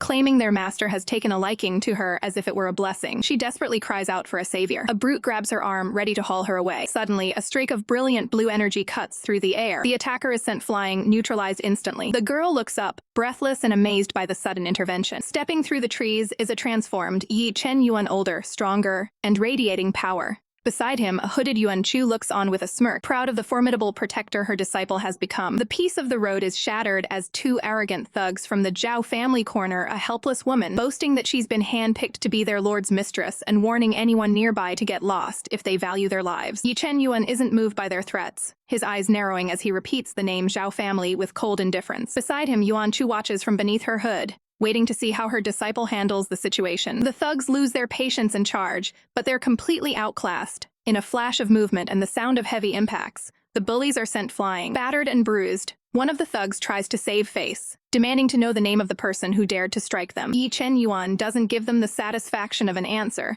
looming over them with a terrifying gaze as he simply commands them to scram. Terrified, the thugs scramble away in a cloud of dust, leaving the powerful young cultivator unimpressed. The moment the threat is gone, Ye Chen Yuan's icy demeanor vanishes instantly, his face softening as he turns back to his group. The rescued woman, Fang Shi, immediately drops to her knees, offering her heartfelt thanks to her two benefactors for saving her life. Ye Chen Yuan remains stoic and professional, keeping a respectful distance from the girl he just rescued. Yuan Chu, however, steps forward with a bright smile, gently telling the girl there's no need for such formalities and asking her to please stand up. Fang Shi cautiously asks if they are heading to the Zhao family, while in the background, a grumpy Ye Chen Yuan seems eager to get back on the road. He tries to usher his master along, insisting they have more important matters to attend to than socializing. Yuan Chu completely ignores his attitude, cheerfully explaining that they are actually on their way to the Zhao mansion to congratulate the patriarch on his birthday. This news sends a shock through Fang Xi, her face turning pale at the mention of the destination. She reveals a dark secret. She was once a slave to the Zhao family. Because of her appearance, Patriarch Zhao wanted to force her into his service to practice his dangerous dual cultivation arts. When she mentions she's actually 30 years old, despite looking like a teenager,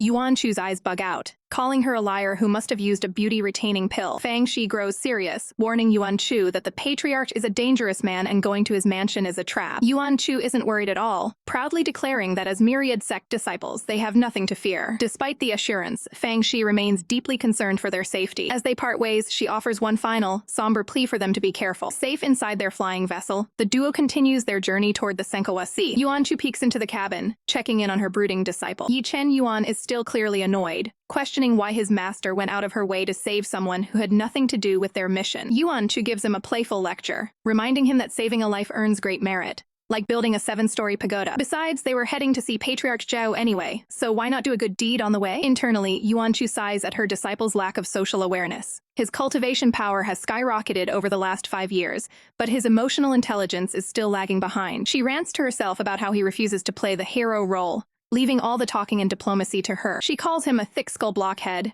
lamenting that such a handsome face is being wasted on someone so stubborn. Suddenly, a massive clang echoes through the ship as they hit a sudden turbulence. The force knocks Yuan Chu off her feet, sending her tumbling forward. Alarmed, Ye Chen Yuan shouts for his master, his protective instincts kicking in instantly as he lunges to catch her. He manages to break her fall, but the collision results in a clumsy heap on the floor, with Yuan Chu clutching her face in pain. She whines about her nose taking the brunt of the impact while Ye Chen Yuan looks on with genuine concern. The moment of chaos passes as Yuan Chu looks out and realizes they've finally reached their destination. Ye Chen Yuan stands up, his focus shifting back to the mission at hand. He reaches out a hand to help his master up, maintaining his role as her steadfast protector. He stands tall, the moody teenager replaced by a focused warrior. With a sharp, determined look, he prepares to face whatever awaits them inside. Below them, the massive and imposing Zhou Mansion looms a sprawling fortress where the duo is about to step into the lion's den. The journey to the Zhao Mansion reaches its peak as Yuan Chu and Ye Chen Yuan finally arrive at the gates. They are greeted by Zhu Ji, the current head of the family, who welcomes them with a polite bow and the promise of a lavish feast to celebrate the ancestor's birthday. Yuan Chu maintains her diplomatic mask, offering a bright smile as she accepts the invitation. As they enter the estate, the grand architecture looms over them, but something feels off. The layout of the mansion is vast and intricate, designed to impress or perhaps to hide what happens within its walls. The atmosphere shifts instantly. Inside his mind, the spirit Old Li issues a grim warning,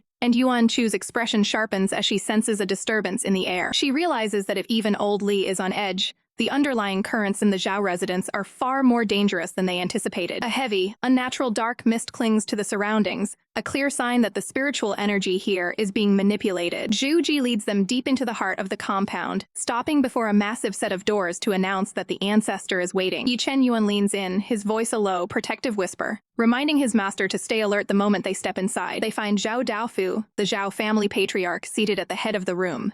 He eyes Yuan Chu with cold calculation, dismissing her as nothing more than a young girl. Yuan Chu doesn't flinch. She introduces herself as a representative of the 10,000 Sword sect, with Ye Chen Yuan standing like a silent guardian behind her. Daofu invites them to take a seat, feigning admiration for Yuan Chu's rare talent as a young nascent soul cultivator. Yuan Chu presents the official gift from her sect leader, keeping the interaction strictly professional. She offers the tribute with a graceful wish for his longevity, playing the role of the perfect guest. The old man plays along, putting on a humble front and claiming he only hopes his old bones can last a few more years. He reveals that he was already expecting them, having received a prior letter from sect leader Moki. To show his appreciation, he pushes a small box toward Yuan Chu, insisting she accept a gift in return. Inside the box lies a mysterious, glowing fruit that radiates a unique spiritual frequency. Yuan Chu looks at the treasure, her curiosity piqued by the strange energy it emits. Daofu identifies it as the pairing fruit, a rare resource found only within the Zhao family's private stores. The name immediately triggers Ye Chen Yuan's suspicions. It doesn't sound like a standard medicinal herb. Daofu explains that the Zhao family has prospered through specialized dual cultivation techniques. He details the nature of the pairing fruit tree, explaining that while its sap can cause restlessness, the fruit itself is a powerful sedative used to calm those who have gone berserk. He also mentions a spirit spring on the property,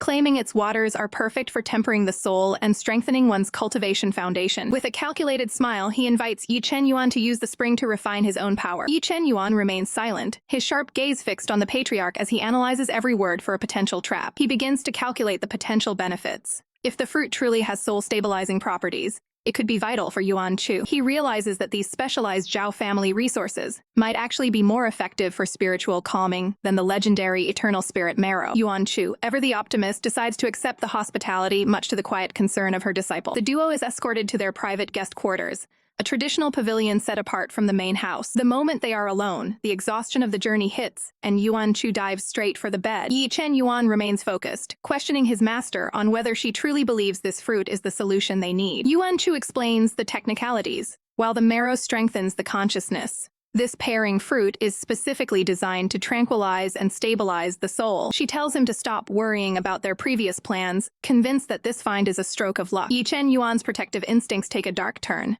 If this fruit is so beneficial for her, He starts wondering how he can acquire more from the Zhao family. But as the shadows lengthen, a mysterious voice echoes a final, chilling omen. "You kids better be careful." Old Li's voice cuts through the air like a knife, warning that Patriarch Daofu is surrounded by a natural yin-gathering array and reeks of death. To him, the man shouldn't even be among the living. Yuan Chu narrows her eyes, admitting she felt the sinister aura as well. However, she isn't losing any sleep over it, confident that they'll be gone in a few days and that no trap can snare a powerhouse like her. She stands tall, reminding everyone that she is a formidable nascent soul cultivator, far above any petty schemes. To make the most of their stay, she suggests they head to the residence's famed spirit spring for a late-night session to absorb its medicinal benefits. The suggestion catches Ye Chen Yuan off guard, leaving him momentarily speechless and flustered. Under the glow of a full moon, they arrive at the spirit spring, a serene oasis hidden within the Zhao estate. Yuan Chu beams, proud of her decision to visit this hidden gem despite Chen Yuan's initial hesitation. Without a second thought, she prepares to dive in, eager to soak up the spiritual energy. With a splash, she plunges into the glowing waters, embracing the refreshing chill. She calls out for Chen Yuan to join her, splashing around playfully. Chen Yuan hesitates at the water's edge, his face flushing as he tries to maintain his composure. Old Li has no patience for his student's shyness, literally shoving Chen Yuan into the water and telling him to stop wasting time. While Yuan Chu swims with carefree joy, Chen Yuan finds himself struggling to concentrate on the task at hand. He tries to look away, fighting a sudden wave of mental distraction that threatens to break his focus. Gritting his teeth, he forces himself into a meditative state, determined to practice his cultivation properly and not let his master down. Old Li watches in awe as Chen Yuan's extraordinary talent allows him to advance with terrifying ease. But then, the spirit's attention shifts to Yuan Chu, who isn't even trying to cultivate. She's simply floating on her back, drifting across the water's surface while Old Li demands to know why she's wasting such a prime opportunity. Yuan Chu gazes at the stars, noting that a night this beautiful is far too precious to spend on grueling training. Old Li scoffs, arguing that cultivators are in a race against time and that the sky is just the sky. Yuan Chu counters with a heavy question. In 50,000 years of life, how many beautiful sights does Old Li actually remember? To her, the endless cycle of cultivation is like drawing with invisible ink on white paper pure, but utterly hollow. While everyone else pursues the great way of immortality, Yuan Chu declares she is in pursuit of life itself and the fleeting pleasures of the soul. Suddenly, the atmosphere shifts. Chen Yuan snaps out of his meditation, noticing the spiritual aura around them is plummeting. He looks around in alarm as the very air begins to vibrate with power. Energy begins to swirl violently around Yuan Chu's floating form. A massive pillar of light and clouds erupts from her, shaking the entire spring. Old Li is stunned she's reached a state of epiphany just by following her own heart. It's a grand vision, a reflection of heaven and earth, that proves she has truly found her way. Old Li can't believe a girl so young has grasped the true meaning of existence. As Yuan Chu remains suspended in her peaceful, enlightened state, Old Li remarks that the geniuses old would die of shame if they saw her now. Watching her from the water, Chen Yuan feels a pang of realization. His master has reached a level of understanding he hasn't even touched. He begins to question his own worth, wondering if he is truly qualified to stand at her side. But that doubt quickly transforms into a burning resolve.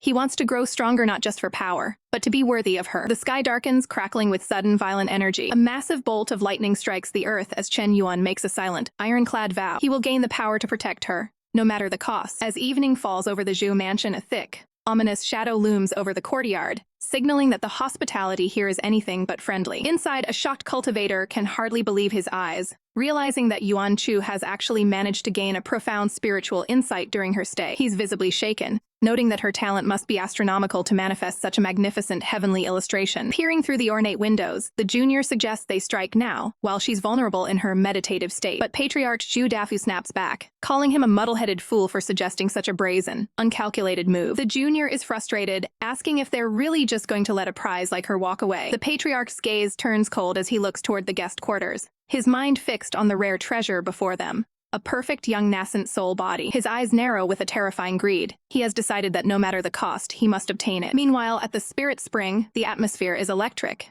Massive swirls of golden energy erupt into the sky as Yuan Chu's epiphany reaches its peak. Deep in her trance, she remains perfectly still, her spirit harmonizing with the world around her. Suddenly, the energy shifts into a violent, swirling vortex of deep blue and purple, crackling with raw lightning. Ye Chen Yuan watches from below, his face pale with awe at the sheer scale of his master's power. Even Old Li is left speechless, flabbergasted that she treats a world-shaking epiphany as if it were something as common as cabbage. The turbulent waters of the spring finally begin to settle into a calm shimmer. Yuan Chu's foot lightly touches the surface, sending delicate ripples across the water as she concludes her meditation. She rises from the depths, surrounded by a glowing aura of pure spiritual essence. As she stands tall, her presence feels completely transformed, radiating a new level of authority. She checks her progress and realizes she's jumped straight to the middle stage of the nascent soul realm. though she playfully shrugs it off as just so-so. Nearby, the water begins to churn again as Ye Chen Yuan's long hair breaks the surface. He emerges from the spring, his silhouette framed by the rising mist. He looks more composed and powerful than ever, his eyes glowing with a sharp, golden intensity. He's stunned by the sudden surge in his internal strength, feeling his foundations harden significantly. However, he's confused. Despite the massive power gain, he hasn't actually triggered a level breakthrough. Old Lai appears to settle his nerves, explaining that it's perfectly normal to increase one's cultivation depth without jumping to the next level, because Ye Chen Yuan has activated the legendary God Emperor vessel. His body's requirements for spiritual Kai are far higher than a normal person's. Ye Chen Yuan focuses on his hands, the weight of his responsibility sinking in. As he ties back his hair, his resolve hardens. Seeing how far ahead his master is, he vows to make up for his perceived lack of talent with absolute, unwavering hard work. Old Lai can only stare in disbelief at the boy's terrifying level of dedication. 2 days later, Old Li is practically vibrating with anxiety, urging them to leave this bizarre mansion immediately now that their official business is done. Yuan Chu, however, isn't budging, looking back at him with a stubborn pout. She refuses to leave just yet, much to the spirit's annoyance. Old Li rants about how she's being difficult, while Ye Chen Yuan stands loyally by her side, ready to follow her lead. Suddenly, Yuan Chu puts on a serious face, lecturing Old Li that as righteous cultivators, it is their duty to protect the weak and stand against the influence of demonic sects. She points an accusing finger, asking how he can sit there and remain indifferent when he knows something sinister is happening in this house. Ye Chen Yuan nods in total agreement, leaving Old Li to realize that the boy is completely brainwashed by her whims. Old Li sighs, defeated by their supposed heroism. But as he watches Yuan Chu's mischievous expression, the truth hits him. She doesn't care about justice, she just hasn't had her fill of fun and food yet. Right on cue, a knock sounds at the door as a servant addresses the revered cultivator. The servant announces that the Grand Patriarch has specially prepared a lavish feast in the backyard just for them. Yuan Chu gives a triumphant smile, while Ye Chen Yuan looks on, noting that everything is proceeding exactly as she expected. They head to the backyard, where the dark, oppressive energy of the Zhao family still hangs heavy over the rooftops. A servant begins pouring tea into delicate cups, the liquid looking clear and innocent. Patriarch Zhou offers the brew with a fake smile, claiming it's made from the rare Hehuan tree's flower to help nourish the heart vessel. Yuan Chu's eyes light up at the mention of flower tea, eagerly reaching for her cup. But before she can take a sip, Ye Chen Yuan's expression turns razor sharp. His heightened senses pick up a subtle, wrong note in the steam. He realizes the tea is laced with chu flower fragrance, a potent drug designed to cause violent hallucinations and key deviation. He immediately shouts out a warning. Don't drink it. The feast is a trap, but Yuan Chu is playing a dangerous game. She looks at her loyal disciple, calling out to Little Yuan one last time before the hammer falls. With a cryptic command, she tells him to retreat into the sky pearl and wait for her there, her eyes filled with a hidden resolve. She tips the cup back, draining the tea infused with the chu flower poison. The silence of the room is shattered as the porcelain cup hits the floor, splintering into 1,000 pieces. The poison strikes instantly. Yuan Chu collapses, a pained groan escaping her lips as her vision blurs and her world begins to spin. Emerging from the shadows like a predator, Zhou Daofu reveals his true colors, his face twisted with a cold, calculating satisfaction. Ye Chen Yuan lunges forward, catching his master before she hits the ground, his voice cracking as he screams her name. Zhou Daofu merely watches with a sneer, telling her to enjoy her good sleep, while the trap finally closes shut. Darkness takes hold, marked only by the rhythmic dripping of water in a cold, damp cell. Somewhere in the gloom, a voice whispers for its master. Yuan Chu's eyes snap open, the haze of the poison clearing faster than her captors anticipated. Ye Chen Yuan is right there, his face etched with worry as he checks if she's finally awake. They aren't in a guest room anymore. They are trapped in the depths of the Zhou mansion prison, centered within a glowing, intricate magic formation. As Yuan Chu regains her senses, her first instinct isn't fear, it's frustration. She demands to know why he followed her into this mess, instead of hiding in the sky pearl as she ordered. Ye Chen Yuan's gaze is unwavering. He admits he couldn't leave her to face this danger alone. Yuan Chu calls him a fool, the weight of his loyalty hitting her hard. Despite being the master, she's the one who ended up causing him this much grief. The moment of sentiment is cut short. Ye Chen Yuan senses a shift of strange, malevolent spiritual energy is flooding the room. He shifts into a protective stance, urging Yuan Chu to focus entirely on her own safety. Internally, Yuan Chu is stunned. Even while nursing his own internal injuries, her black-bellied disciple is putting her life above his own. The sound of footsteps echoes against the stone walls. Zhou Daofu steps into the light, curious to see if the hallucinations have started to take hold of his guests. He's genuinely surprised to see Yuan Chu awake so soon, noting that her recovery has completely bypassed his calculations. Old Li's spirit form manifests, frantically asking if she's seeing illusions. But Yuan Chu is already one step ahead. She's faking a daze, putting on an outstanding performance to lure the patriarch in. She keeps her mental mind steadfast,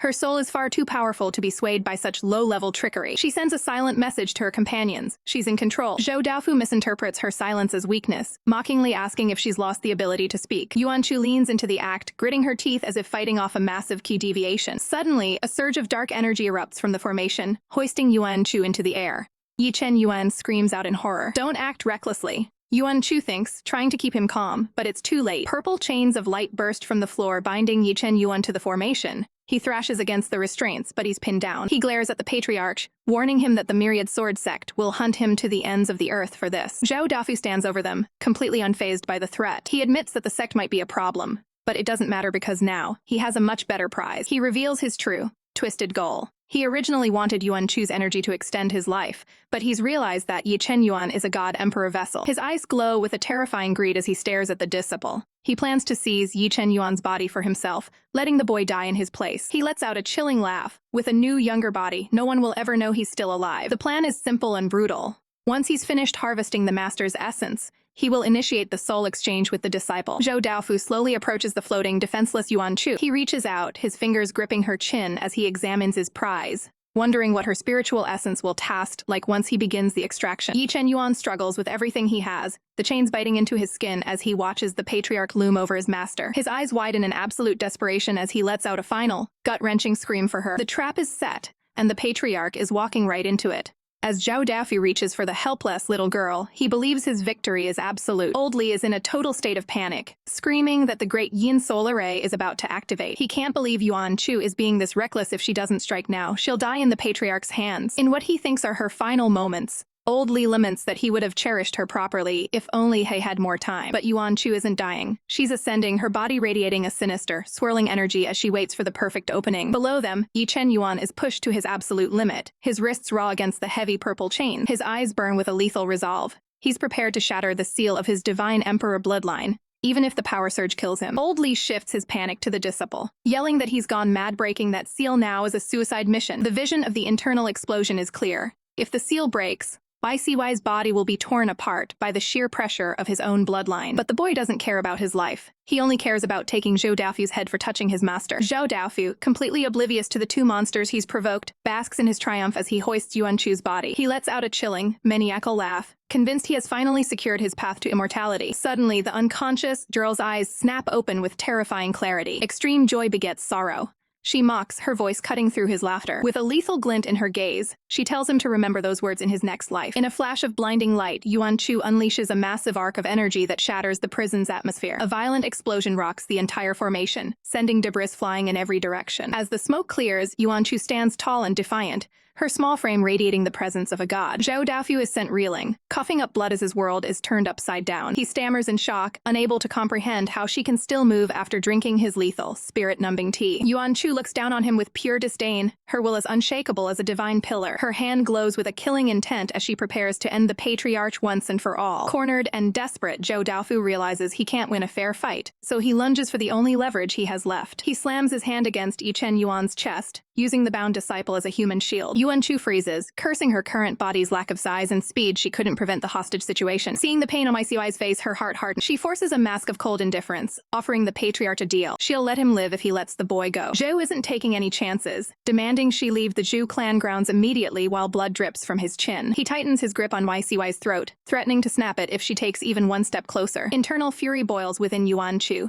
The mere sight of him hurting her person is enough to make her want to level the mountain. She plays her final card, summoning a 7th-class divine talisman as a bribe for his escape. Her eyes turn ice cold as she warns him that if he refuses, she won't hold back any longer. Zhao hesitates, looking at the merciless little monster before him. He reasons that as a powerful master, she can always find new disciples, making the trade for a high-level talisman logical. Greed finally wins out, and he agrees to the exchange. Yuan Chu holds out the glowing talisman, the air humming with its latent power. They maintain a tense distance as the artifact floats between them. But Zhao is a snake to the end. He snatches the talisman and pulls YCY closer, declaring he's keeping the boy too. The talisman begins to pulse with a violent, unstable light. Yuan Chu shouts one last cryptic warning, her eyes filled with a hidden trap. She watches from above as the patriarch realizes he's made a fatal mistake. The escaped talisman erupts in a cataclysmic blue explosion, engulfing Zhou Daofu in a scream of pure agony. The dust settles, and the high and mighty patriarch Zhou Daofu is left clutching the bloody remains of his arm, his arrogance completely shattered. He stares in disbelief, unable to comprehend how a mere boy could shatter bindings designed to hold a nascent soul cultivator. Yuan Chu doesn't waste a second, rushing to her disciple's side to ensure he's unharmed after the devastating blast. She admits the talisman was a trap meant for the old man, never expecting the villain to use Ye Chen Yuan as a human shield. Ye Chen Yuan looks at her with unwavering calm, assuring his master that he's perfectly fine. But Yuan Chu isn't just a powerhouse. She's a strategist. She reveals she's already alerted the neighboring sects to Zhou's crimes, and they'll be arriving to haul him away in chains any moment. While Yuan Chu celebrates their victory, Ye Chen Yuan's gaze turns cold as he looks at the fallen patriarch. To him, losing an arm was far too light a punishment for anyone who dared to lay a hand on his master. High above the Zhou estate, the reinforcements finally arrive. Disciples from the Tianhe sect descend, finding Yuan Chu waiting for them with professional poise. She introduces herself as a member of the prestigious Myriad Sword sect, maintaining a dignified front. She points out the defeated Zhou Daofu, demanding that the Tianhe sect administer justice for his treacherous schemes. The disciples are quick to agree, promising to take the offender back for formal punishment to avoid any diplomatic fallout. However, Yuan Chu's eyes sparkle with a different kind of intent. She playfully nudges them, suggesting that saving their sect from such a villain surely deserves some kind of compensation. The Tianhe disciples break into a sweat, realizing they have nothing valuable enough to satisfy a cultivator of her caliber. Sensing their panic, Yuan Chu puts on a show of being not greedy and waves them off. She casually mentions she already helped herself to the Zhao family's precious Hehuan tree, relieved that she isn't demanding their own resources. The disciples tell her she's more than welcome to keep her souvenirs. Yuan Chu beams, acting as though a single tree is a modest request. As they depart on a flying vessel, the mission seems like a total success. But inside the cabin, Yuan Chu is pouting, frustrated that she didn't have enough time to strip the Zhou family completely bare. She laments that she only managed to grab the tree and the spiritual spring, leaving so much potential loot behind. She's practically in tears over the waste of missing out on the rare fruits. Old Li, the spirit within the ring, is absolutely stunned by her audacity. She uprooted a legendary tree that took generations to grow. And she's still complaining? Suddenly, Ye Chen Yuan approaches his master. With a subtle swoosh, he reveals several glowing, pink orbs in his hand. Yuan Chu's eyes nearly pop out her head. They're the Hehuan fruits. He explains with a straight face that he just happened to find them in jade boxes while they were leaving. Yuan Chu realizes she was so focused on the big prize that she forgot to check the patriarch's personal stash. She begins to regret leaving so much behind, but Ye Chen Yuan has one more surprise. He pulls out a storage ring he acquired during the chaos. Yuan Chu is ecstatic, praising her disciple for his incredible foresight. It's time to split the loot, and while Yuan Chu tries to stick to their 70-30 agreement, Ye Chen Yuan insists that everything belongs to his master. She accepts the gift, reminding him to stay resourceful in the future. He promises that next time he won't leave a single ring behind. As Yuan Chu happily counts her treasures, Old Li watches her with growing intrigue. He realizes that despite her youthful appearance, her mental strength is terrifying. For her to achieve a middle-stage nascent soul and remain immune to Zhou Daofu's illusions is unheard of. He discusses this with Ye Chen Yuan, noting that she broke through the illusions with impossible speed. Only two things could allow that: a superior cultivation level or a singular, overwhelming obsession. He looks at Yuan Chu's silhouette, wondering what could drive her so fiercely. Ye Chen Yuan ponders the word obsession. He wonders what could truly be in his master's heart. Is there something even more important to her than him or the Myriad Sword sect? Little does he know her primary obsession is usually just her next meal. Returning from the Zhou estate, Yuan Chu's supposed heroic deed doesn't get the reception she expected. Instead of a celebration, sect leader Moki is absolutely livid, sentencing her to 3 years of strict confinement as punishment for her reckless behavior. Moki's voice thunders through the halls, his patience with his niece finally hitting its breaking point. Yuan Chu, however, isn't taking it sitting down.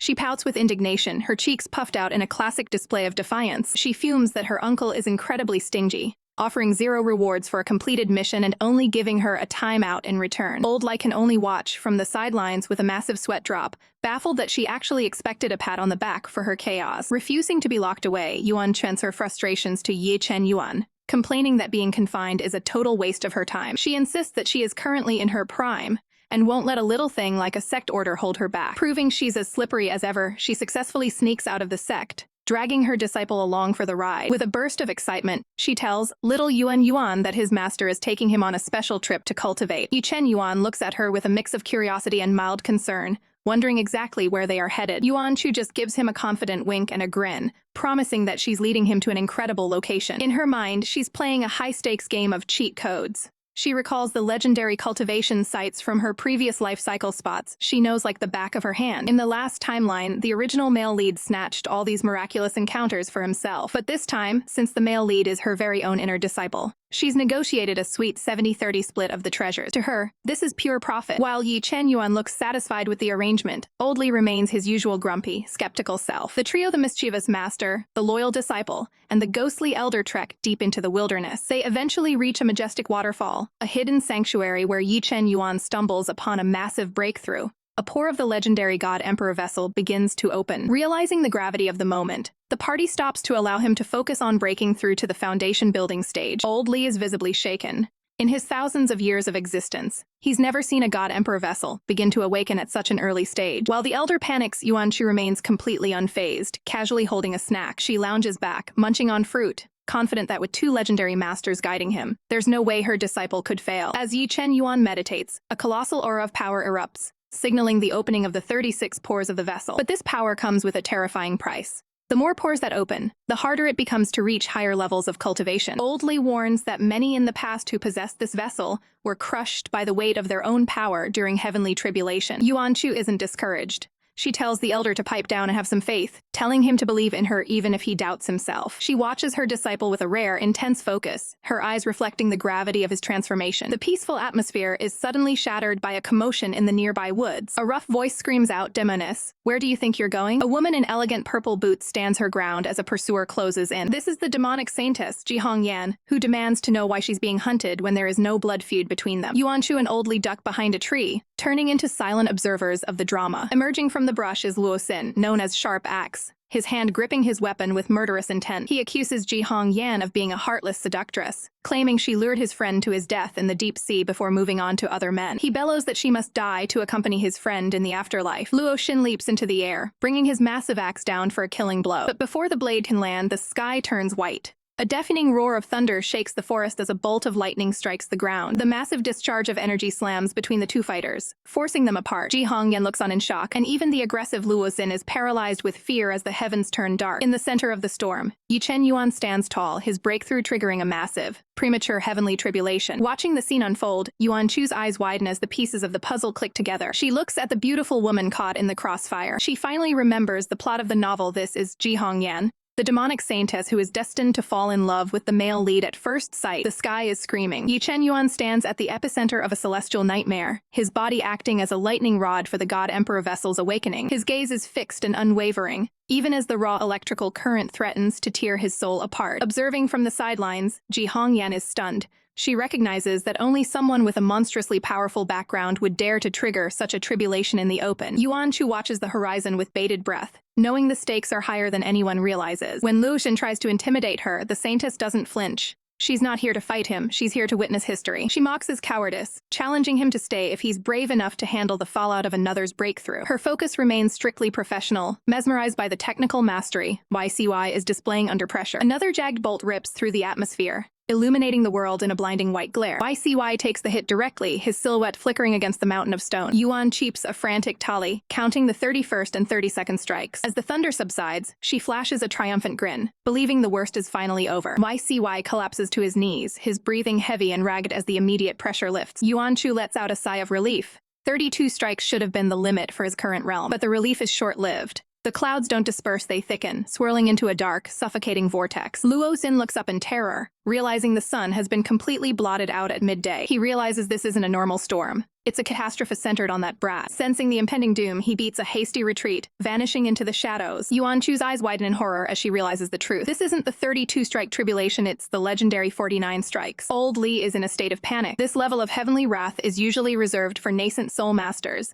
not someone still establishing their foundation. YCY struggles to find his footing, his boots scraping against the trembling earth. Yuan Chu knows that most cultivators would be obliterated by this, yet if YCY gives up now, his breakthrough will fail. Not only would his cultivation base plummet, but his very foundation would be shattered beyond repair. She grits her teeth, her heart hammering against her ribs. YCY sits in the center of a scorched crater, his robes torn to shreds and his skin seared. He looks up with a defiant, golden glare, refusing to be broken. Yuan Chu clenches her robes, placing every ounce of her faith in her disciple. Then, the 43rd strike hits. A pillar of pure destruction slams into him, forcing a guttural scream of agony from his lungs. Even the saintess is shaken, fearing the handsome young cultivator won't survive the next hit. She pulls out a high-grade lightning-resistant talisman, hoping this technical aid can buy him a second of peace. She hurls the artifact into the storm, but it shatters instantly, proving useless against the divine wrath. Yuan Chu's face pales as she realizes YCY is truly alone and Old Li screams for him to give up, certain that the next strike will be fatal. Yuan Chu's fist trembles, the sight of her disciple's suffering becoming unbearable. She reaches out, her hand shaking as she watches him fade. YCY's consciousness is slipping. He whispers that he can't endure anymore, but a single thought anchors him. He cannot let his master down. He hangs suspended in a web of electrical discharge, his body pushed past every human limit. Ji Hongyan watches in disbelief as a small figure moves toward the center of the storm. A massive discharge of energy erupts, and through the blinding light, YCY sees a familiar face. Yuan Chu is right there beside him, telling him there are only 6 strikes left to go. He begs her to leave, terrified that she'll be caught in the crossfire. Instead, she reaches out and firmly grasps his hand, anchoring him to reality. Despite the blood trickling down his face, she looks him in the eye with unshakable resolve,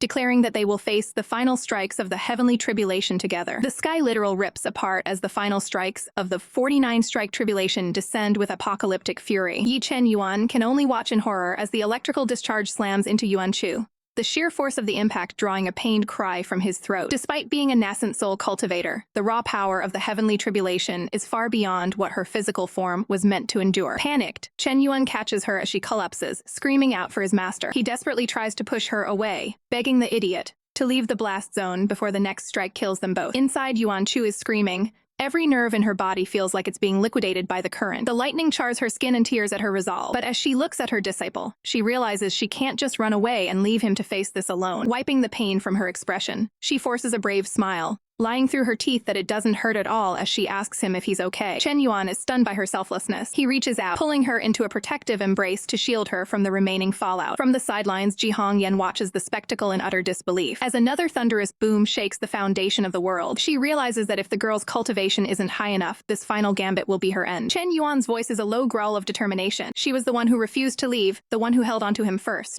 He isn't letting go now. As the lightning peaks, he makes a silent vow.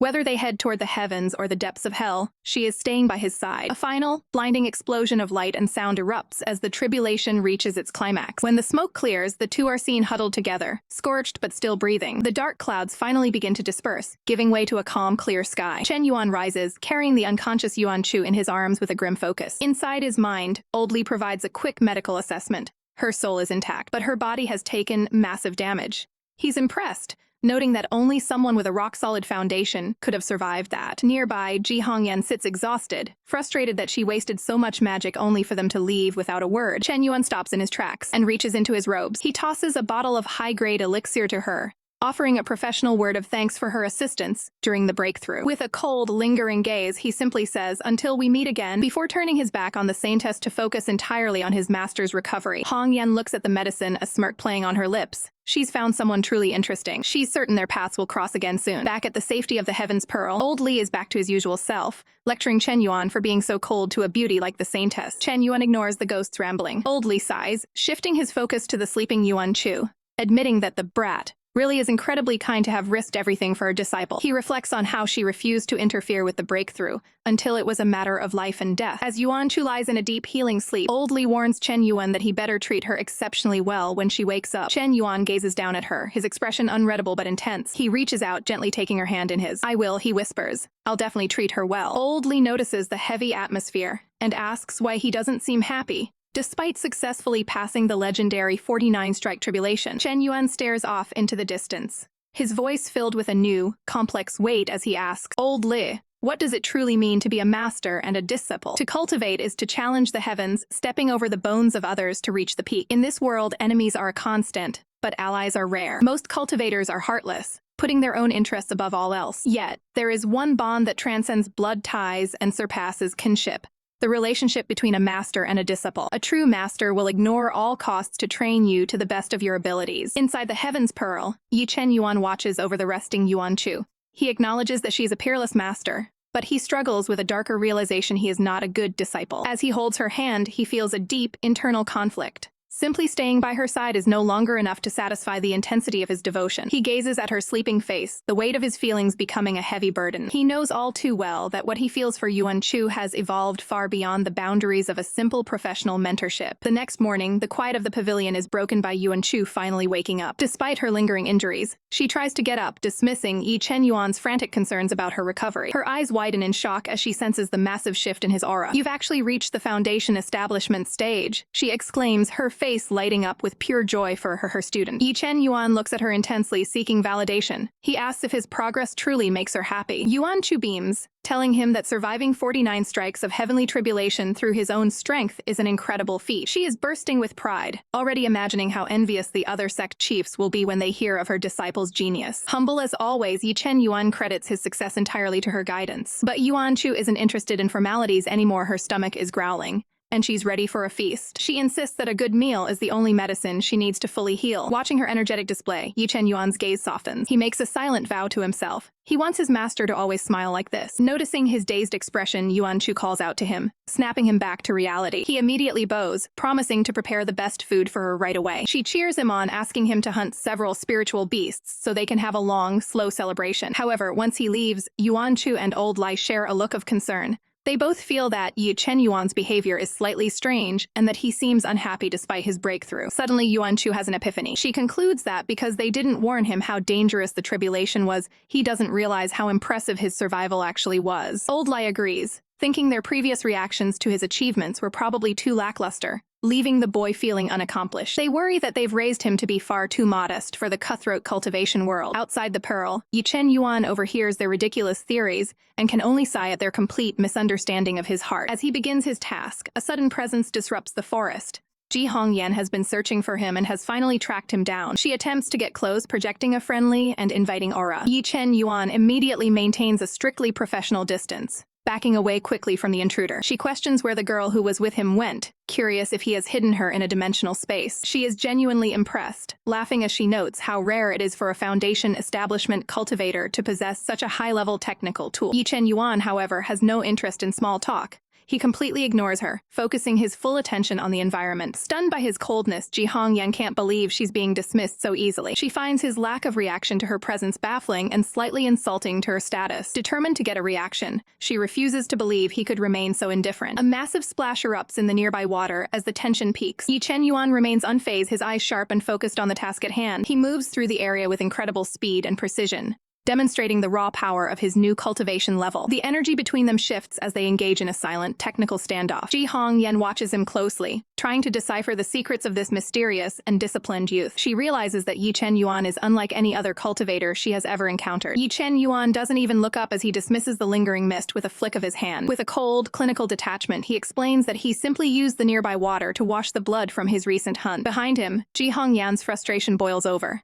She can't believe her presence is being treated as an afterthought. She's used to being the center of attention, yet this young cultivator treats her as if she's completely invisible. Ignoring her entirely, Chen Yuan focuses on the task at hand, stoking a small campfire. He efficiently prepares his catch, his mind solely on providing for his master. His expression remains like a mask of ice, undisturbed by the saintess's lingering gaze. Suddenly, his sharp eyes narrow as he senses a shift in the air. He turns to find Hongyan adjusting her attire with a smirk, claiming she needs to dry her clothes by his fire. She attempts to use the casual atmosphere to lower his guard, insisting it's only natural since they're both out in the wild. Chen Yuan's patience snaps instantly. He commands her to fix her appearance and vanish from his sight immediately. Infuriated by his rejection, Hongyan's composure breaks into a fit of rage. She mocks his maturity, questioning if he's even old enough to understand the social dynamics at play. Taking a bold step forward, she decides to push her luck. She leans in close, mockingly offering to teach him a lesson in respect. Chen Yuan recoils, his voice dripping with venom as he tells this fellow Daoist to have some basic self-respect. His gaze is chilling.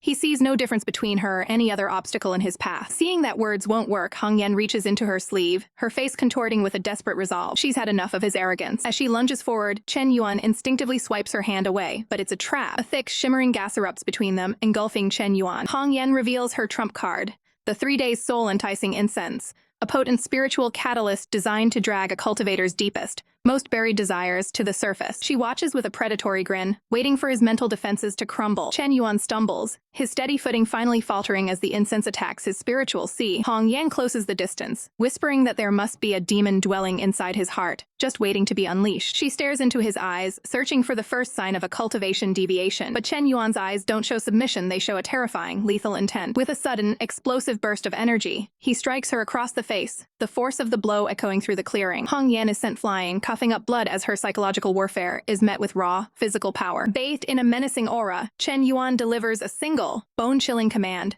Skaram. Hong Yan collapses in the dirt, her mind reeling in shock. She is a core formation master, yet she was just overpowered by a mere foundation-building cultivator. The sheer weight of his strength is beyond anything she imagined. Terrified that he might actually kill her if she stays another second, she scrambles to her feet and flees into the woods. The forest falls silent, but the danger isn't over. The soul-enticing incense is a demonic-grade substance. Even a small breath of it can be fatal to one's focus. Chen Yuan leans against a tree, his breath coming in ragged gasps as sweat beads on his forehead. He feels his internal energy churning violently, the incense luring out his deepest protective instincts for his master and turning them into a chaotic flood. He struggles to keep his consciousness from being swallowed by the spiritual haze. In a moment of desperation, he calls out for his mentor within the ring.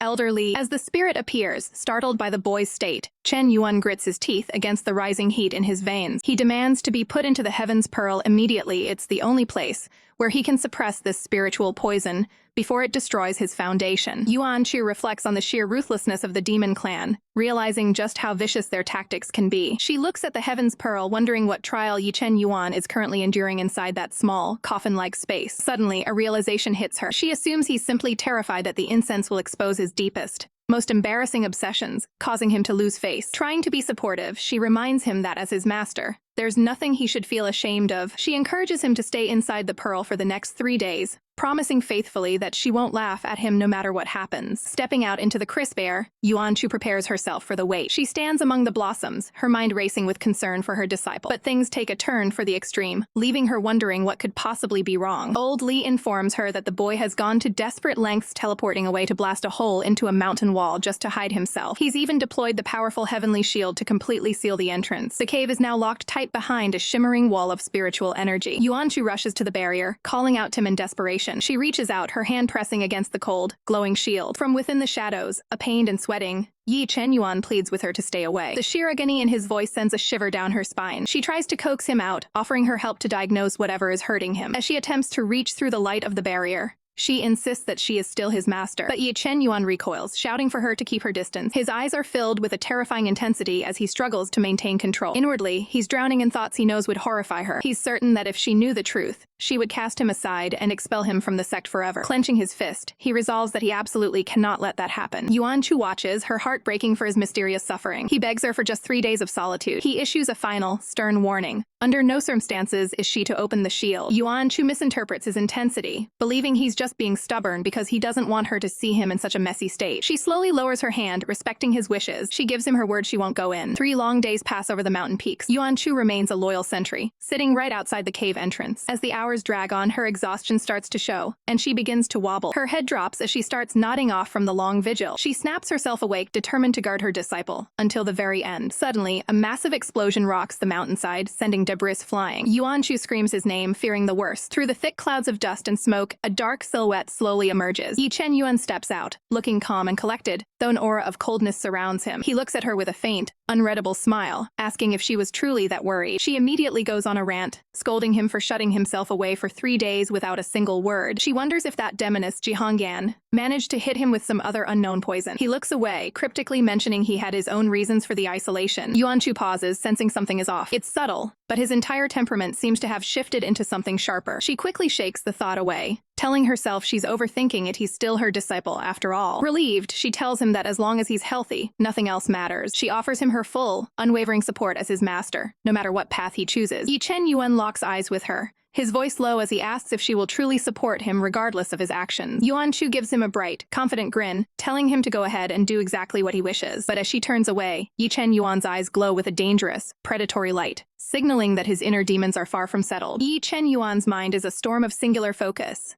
After 3 days of isolation, his only thought is a driving, singular need. I want. A desperate urge to bridge the gap between them consumes his thoughts. He yearns to finally be closer to the one person who has become his entire world. But the reality of their bond is far more innocent than the shadows in his mind. Exhaustion finally wins the battle. Yuan Chu's eyes flutter shut as she loses consciousness, her strength completely spent. Master! Ye Chen Yuan lunges forward, catching her before she can hit the ground. Curled in his arms, she mumbles through her fatigue, revealing she's been standing guard outside his cave for 3 agonizing days. Even in her half-conscious state, her only concern is how he fared during his intense isolation. He stares down at her, the weight of her unconditional devotion hitting him like a physical blow. In truth, those 3 days in the cave weren't a struggle of endurance for him. They were something far more volatile. His deepest, most protective instincts were infinitely amplified by the poison he fought to suppress. Time lost all meaning as the 3 days passed by in a complete mental haze. He was entirely intoxicated by a delusion of their bond, unable to separate his duty from his growing obsession. Coming back to reality, the sheer intensity of his own internal thoughts leaves him visibly shaken. His grip tightens instinctively on her robes, a physical manifestation of his fear of losing her. Sensing his inner turmoil, Yuan Chu weakly asks if there's something he's been waiting to tell her. The confession hangs on the tip of his tongue as he holds his master in the quiet light of the clearing. But the heavy moment is shattered by a sudden voice. Old Li has appeared. The spirit observes the scene with a calm eye, noting that the little master has simply pushed herself too far and fallen asleep. Startled, Ye Chen Yuan looks up, his private, intense moment with his master interrupted. Old Li reveals the true depth of her sacrifice. She didn't eat or drink for the entire duration, terrified that something would go wrong during his recovery. Old Li can't help but praise her character. Despite her appearance, she truly is a great and dedicated master. Ye Chen Yuan's gaze softens with a haunting realization.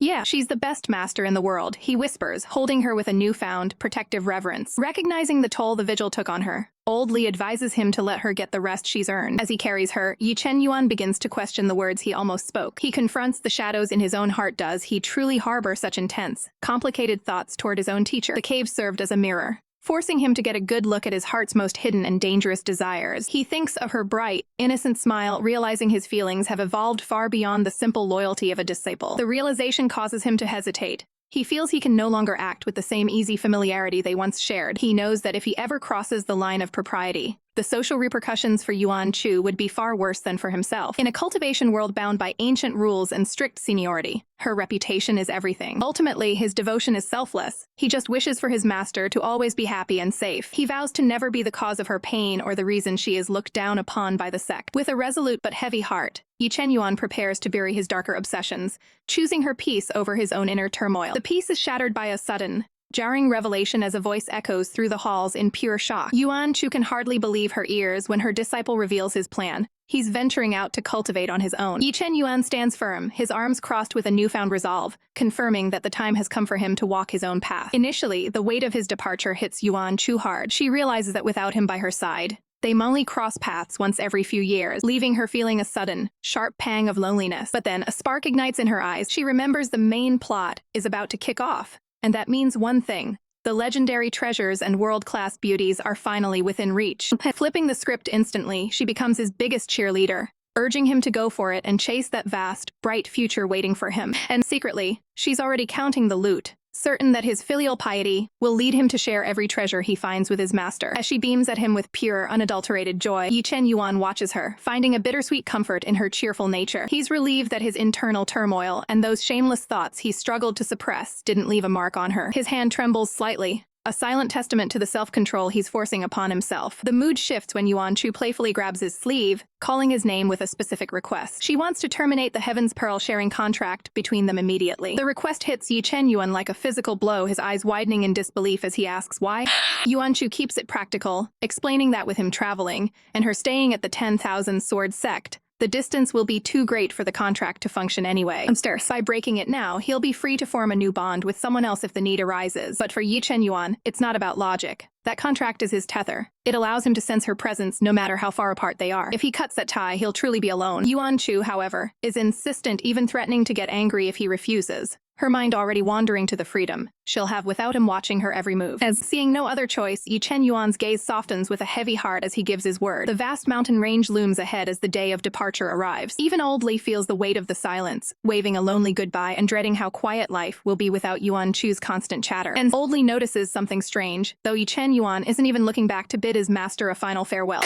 Cloaked and ready for the road, Ye Chen Yuan keeps his eyes fixed forward, his boots crunching on the dry leaves. He knows the truth. If he steals even one last glance at her, his resolve will crumble, and he'll never be able to let her go. He leaves behind the image of his master, vibrant and carefree, as he steps into the unknown alone. 2 months have passed since Ye Chen Yuan left his master's side, and the weight of that separation is etched into every line of his face. He and old Li have finally arrived at a bustling town, but the lively atmosphere does nothing to lift the young cultivator's spirits. Old Li expresses deep concern, noting that the boy hasn't stopped his grueling cultivation for a single moment. "You've become so thin," the spirit laments, urging him to take a break and find some proper food. YCY remains lost in thought, his expression cold and distant as he tries his emotions. Every step he takes feels heavy, as if he is merely a ghost walking through a world he no longer belongs to. The heavy silence is shattered by a sudden, vibrant commotion in the market. A massive cloud of dust erupts as someone barrels through the crowd at breakneck speed. A mysterious girl in red is sprinting for her life, fleeing from a group of aggressive cultivators. "Stop right there!"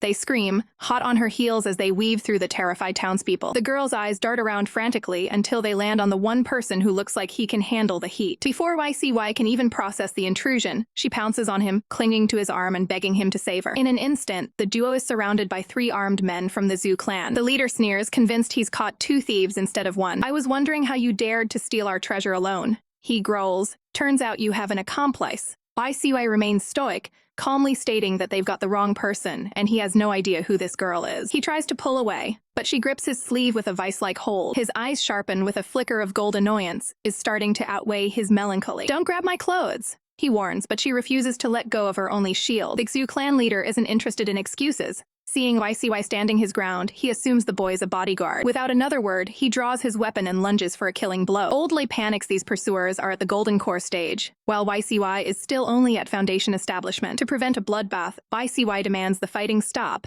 intending to simply have the girl return the stolen goods so he can leave. The pursuers hesitate, sensing that despite his lower cultivation level, this boy possesses an aura that shouldn't be trifled with. They decide to wait and see if the girl will actually hand over the loot. She slowly pulls out a fabled spiritual elixir, its glow filling the street. But then crack! A spiderweb of fractures spreads across the glowing orb. With a final, sickening snap, the priceless treasure shatters into dust right before their eyes. The Xu clan stare in absolute, frozen horror. The girl offers a nervous, high-pitched laugh, claiming she must have accidentally crushed it during the chase. This was a treasure that only appears once every 100 years. And the leader is now officially out for blood. "Go to hell!" he roars, ordering his men to form a lethal combat array. Dark clouds gather overhead as the spiritual energy in the square reaches a boiling point. YCY prepares for the impact, but his gaze is diverted by a sudden, strange shift in the air. The leader unleashes a massive, glowing blade of energy, screaming that he'll kill them both. The projectile whistles through the air with terrifying speed. A massive explosion rocks the town, sending up a wall of smoke and fire that obscures everything. Through the haze, a hand reaches out, catching the remains of the attack with impossible ease. A new voice rings out, dripping with theatrical bravado. "I can't stand seeing men trying to hurt a lady." A flamboyant man with a fan steps into the light, striking a heroic pose and offering to take on all challengers. While this newcomer tries to steal the spotlight, YCY remains completely unimpressed. Even in the middle of this chaotic battle, his mind is still miles away, thinking only of the master he left behind. The dust settles,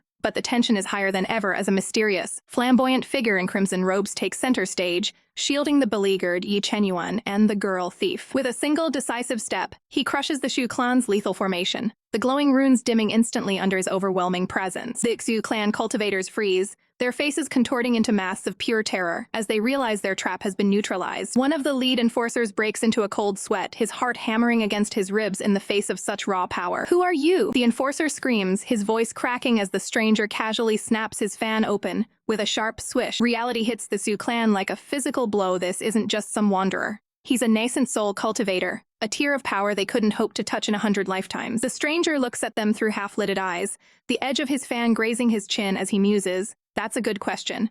Who am I?" With a playful wink and a toothy grin, he declares himself a knight in shining armor, here to put an end to their blatant injustice. Desperate, the Xu clan leader tries to justify their assault, shouting that the girl destroyed their precious 100-year spiritual elixir. The stranger's expression shifts to mock intrigue. A 100-year elixir is rare, but he's clearly playing on a different level. With a flick of his wrist, he produces a scroll, smacking it with his fan to release its contents. "How about this?" he offers, his voice smooth and commanding. "I'll exchange this for the elixir you lost." A violent swirl of spiritual energy erupts from the scroll, manifesting in a brilliant light. As the light fades, a pristine jade vial floats in the air, radiating an ancient, potent aura. The Xu clan members nearly collapse in shock. This isn't just a replacement.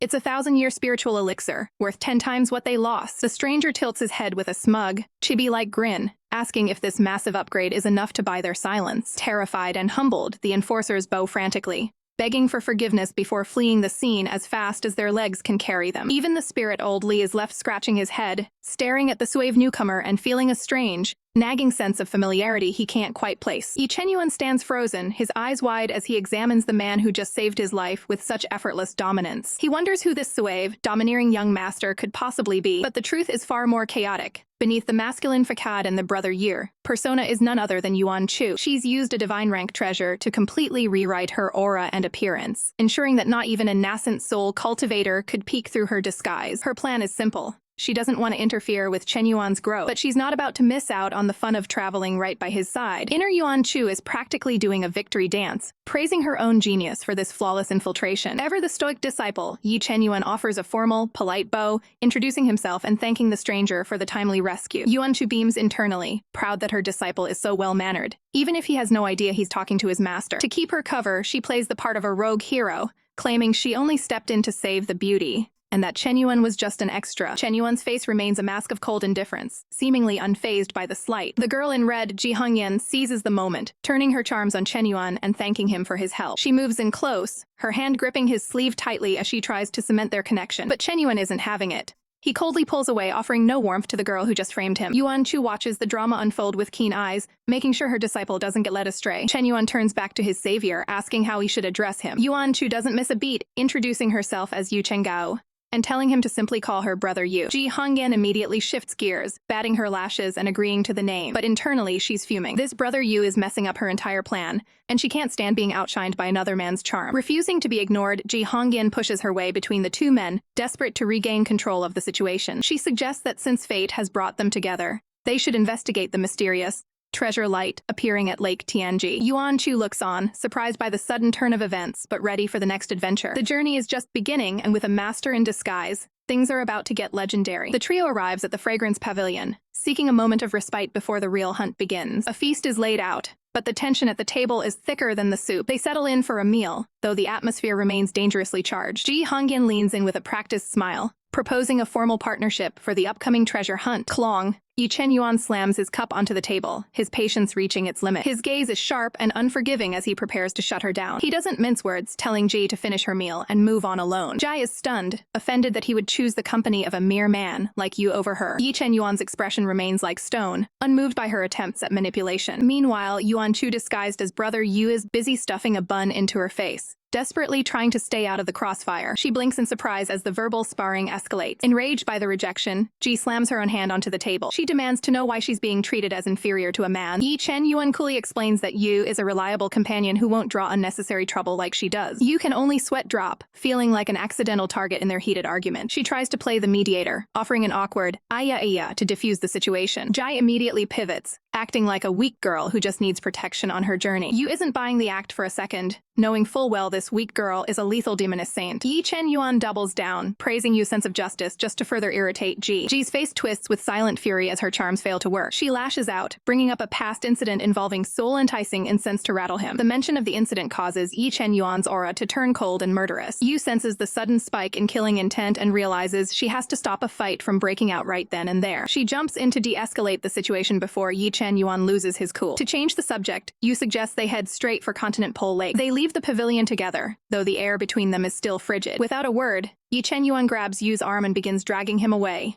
eager to put distance between them and Ji. Yu is startled by the sudden, firm grip of her disciple. They walk out, leaving a fuming Ji Hongyan standing alone in the room. Ji grits her teeth, her pride wounded by the blatant dismissal. She curses the duo, shocked that they actually had the audacity to ditch her. Soon, the group arrives at the vast, shimmering expanse of Continent Pole Lake. They stand at the shore, the search for the hidden inheritance finally beginning in earnest. Yu looks out over the water, her master senses detecting something significant. She knows there's a secret treasure here meant for the male lead. She reasons that even a small inheritance is a vital step in their cultivation journey. She gives Ye Chen Yuan a quick heads up before taking the lead. Without a second thought, Yu dives headfirst into the lake to investigate. A massive splash echoes as she disappears into the depths. On the shore, Ji watches with disdain, assuming Yu is just being greedy for loot. She pouts, annoyed that a high-level cultivator is so eager to chase after treasure. She begins to worry that Yu might find something valuable and refuse to share. But Ye Chen Yuan doesn't wait for her. He dives in immediately to follow Yu. Ji is left shouting at the water's edge, abandoned for the second time that day. Beneath the surface, sunlight filters through the clear blue water. Ye Chen Yuan swims with focused intensity, his eyes searching the underwater landscape. He scans the area, but Yu is nowhere in sight. As he descends into the darker, deeper currents, the silence of the lake grows heavy. Suddenly, a hand reaches out through the water, signaling that a discovery has been made. "It's dangerous over there. Follow me," Yu commands, her voice cutting through the heavy silence of the depths. Ye Chen Yuan watches her intently, his sharp gaze never leaving his guide for a second. Yuan Chu's mind is racing. She remembers the original story where an ice dragon lurks in these waters,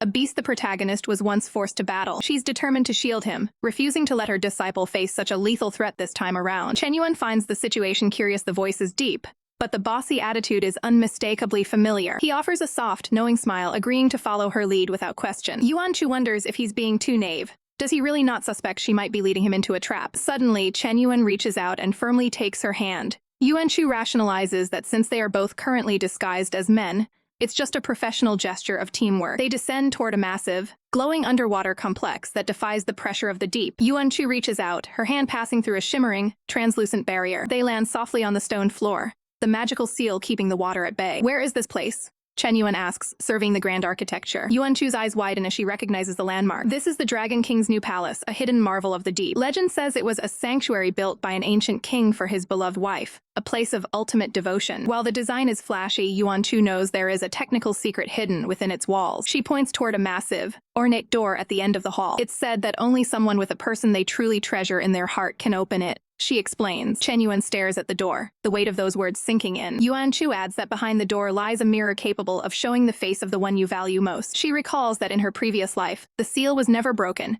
and the palace was eventually condensed into a pearl. To her surprise, Chen Yuan begins walking toward the seal. He stands before the door, focusing every ounce of his intent on the mechanism. He places a hand on the cold surface, testing the barrier. With a sudden, heavy bang, the door gives way and swings wide open. Yuan Chu is absolutely stunned. How could he have the required conviction to bypass such a seal? Inside his own mind, Chen Yuan knows exactly what did it. The memory of his master's smile was the key. He looks at his hand, contemplating the depth of his dedication to his mentor. "Let's go in and take a look," he says, breaking the silence. Yuan Chu stammers a response, following him in a daze. She begins to wonder, did the seal just lose its power over time? Or does Chen Yuan actually have someone he treasures that much? They walk into the heart of the palace, their footsteps echoing. They reach the center of the room, finding the artifact they were looking for. Standing before them is the legendary mirror from the ancient stories. They both reach out, touching the glass to see if it reacts. However, there's no magical aura or mystical vision. It's just a standard reflection of the two of them standing side by side. Feeling like the legends were an exaggeration, Yuan Chu suggests they leave and search for more useful treasures. Chen Yuan stops her, his voice firm.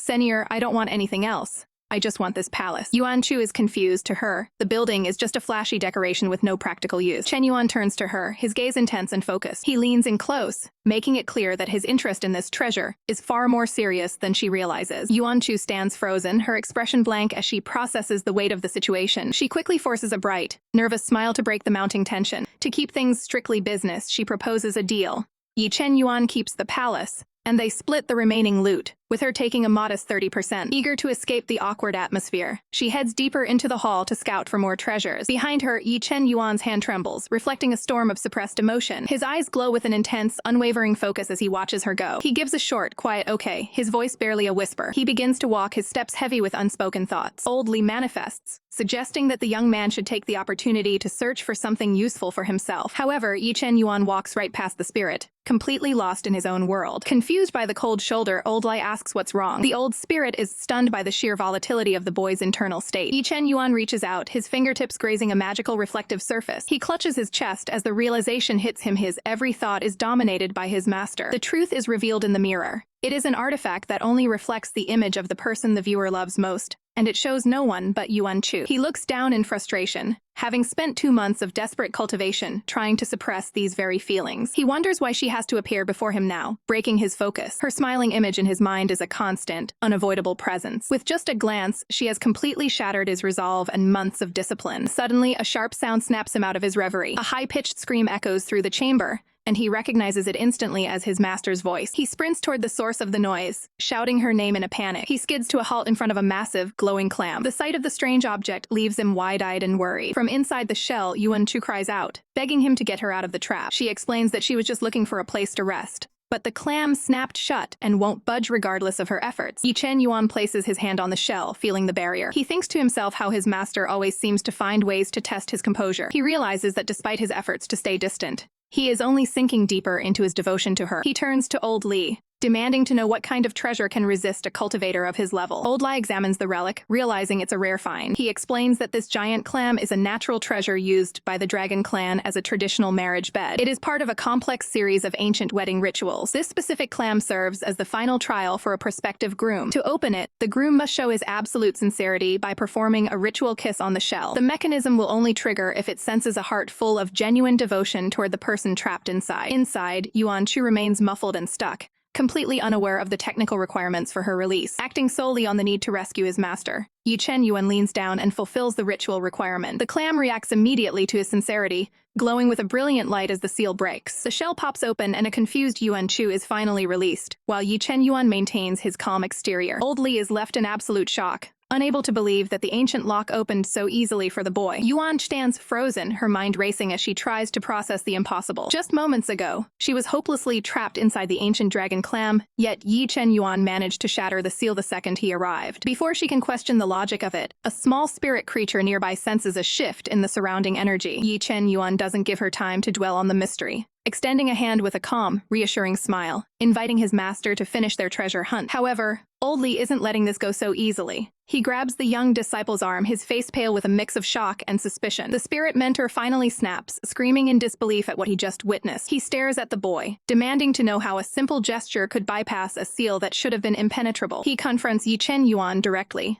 pointing out that the clam's mechanics shouldn't have reacted that way unless there was a deep, underlying truth to the ritual. A terrifying thought crosses Old Li's mind. Could his disciple actually be harboring romantic feelings for his own master? He begins a frantic lecture, reminding the boy of their long history and the professional boundaries they must maintain after all the effort put into his cultivation. Ye Chen Yuan's expression remains icy and unreadable as he coolly tells the spirit he's standing too close. He casually deflects the accusation, claiming he's just as confused as everyone else, forcing Old Li to try and regain his composure. Desperate to avoid the truth, Old Li begins a hilarious bout of self-persuasion, deciding the fault must lie with the clam's faulty internal sensors. He convinces himself it was just a technical glitch triggered by the specific pressure of the ritual. Deep within the palace, the ancient clam sits in silence, seemingly baffled at being blamed for the disciple's hidden intentions. With the distraction over, the duo moves into the heart of the Dragon Palace. Yuan Chu notes they've explored every corner, and it's finally time for Ye Chen Yuan to claim the ultimate inheritance. The young man centers himself, his hands beginning to glow with a fierce, ethereal blue light. He channels his spiritual energy, weaving a complex web of power that resonates with the very foundations of the palace. Beams of light surge through the corridors like digital circuitry coming to life. The energy pulses through the architecture, acknowledging its new master. With a final sharp command to receive, the bond is sealed. The impact is immediate as the massive defensive barrier protecting the palace begins to dissolve into mist. As the courtyard clears, the two stand exposed for the first time. Yuan Chu realizes the gravity of the situation. The invisibility cloak that hid them from the world is officially gone. She knows that every treasure hunter in the vicinity will now be descending on their location like vultures. Her eyes sharpen with protective instinct. Looking at her disciple, she remembers he is still in the middle of a delicate breakthrough and cannot be disturbed. She decides then and there to take the front line,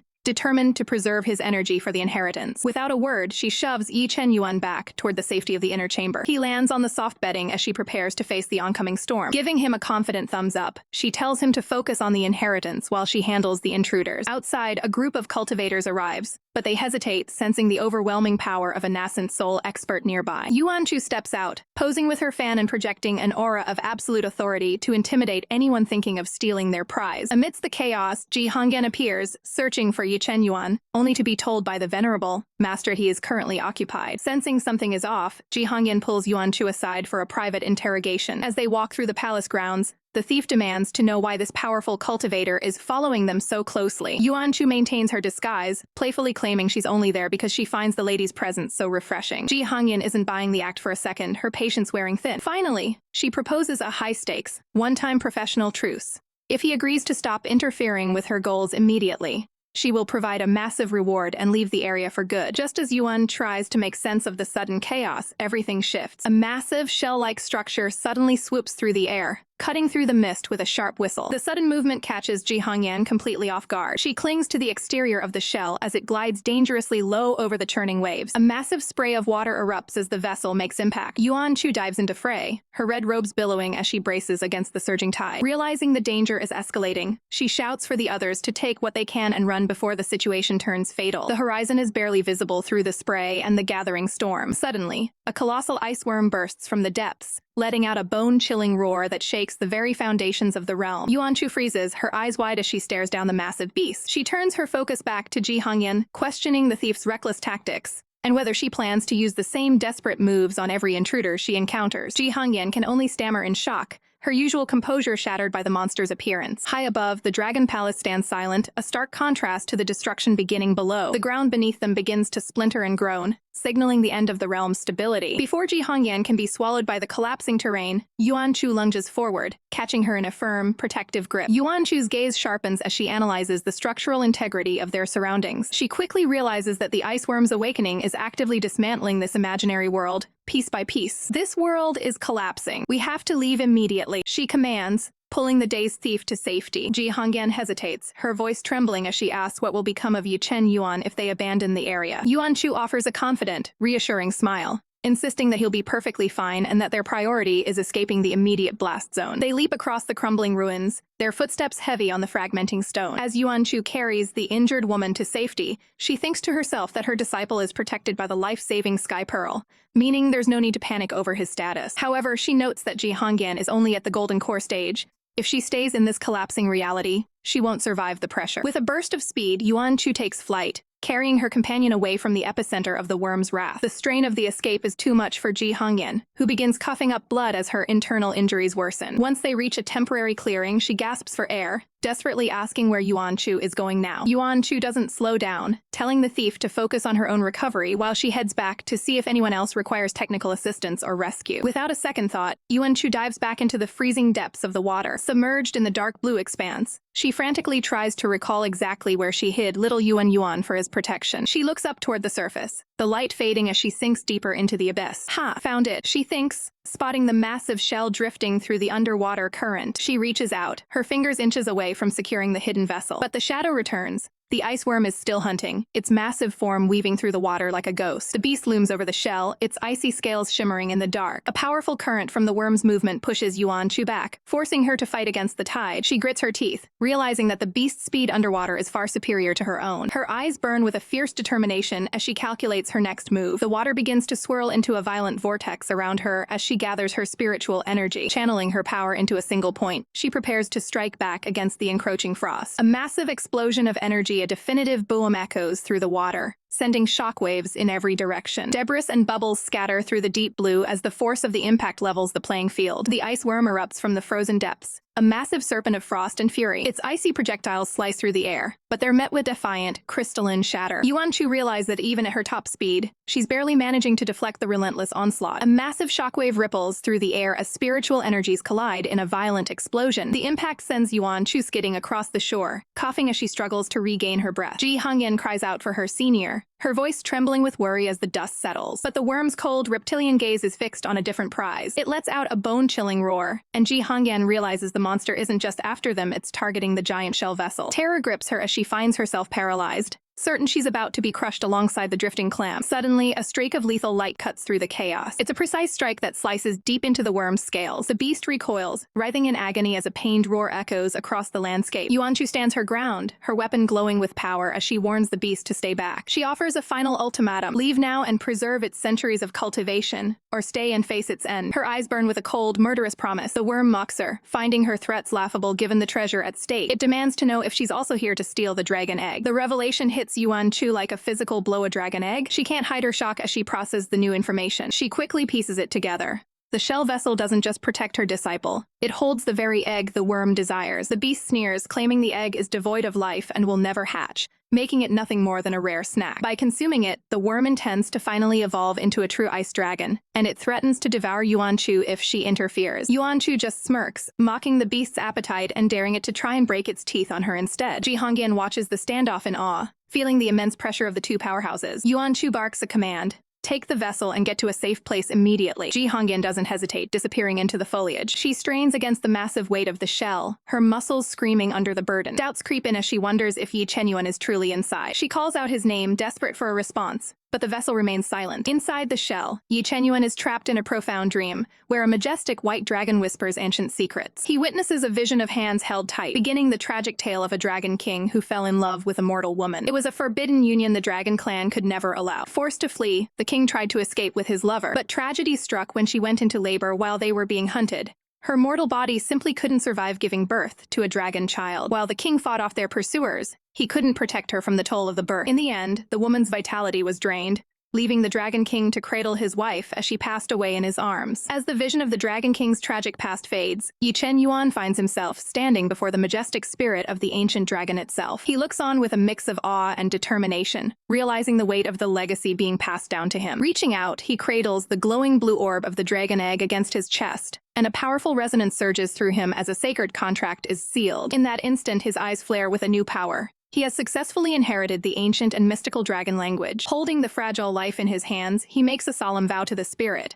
He will do everything in his power to see this egg hatch. Suddenly, the silence of the vision is shattered by a muffled voice from the outside world. It's the ally, Ji Hongyan, calling for him. Ye Chen Yuan reaches out, his hand meeting the cold, hard interior wall of the vessel. He quickly pieces the situation together. He is trapped inside the giant shell, and for some reason, the dragon egg cannot be stored away in his spatial pearl. A violent tremor rocks the entire shell, the force of a massive explosion echoing from the world outside. Panic sets in as he realizes his master, Yuan Chu, must be locked in a life-or-death struggle against the ice worm. Desperate for answers, he shouts through the thick shell to find out what's happening. Outside, a frantic Ji Hongyan peers at the massive vessel, checking to see if he's been injured by the impact. Ye Chen Yuan searches every inch of the interior for a latch or a release mechanism, only to come to a grim realization. This giant clam is designed so that it absolutely cannot be opened from the inside. He demands a sitrep, his voice tight with concern for his master. Ji Hongyan looks toward the horizon, where the massive, frost-breathing ice worm is currently being held at bay by a defiant Yuan Chu. She warns him that the beast is hunting for him, and that his master is struggling to hold the line.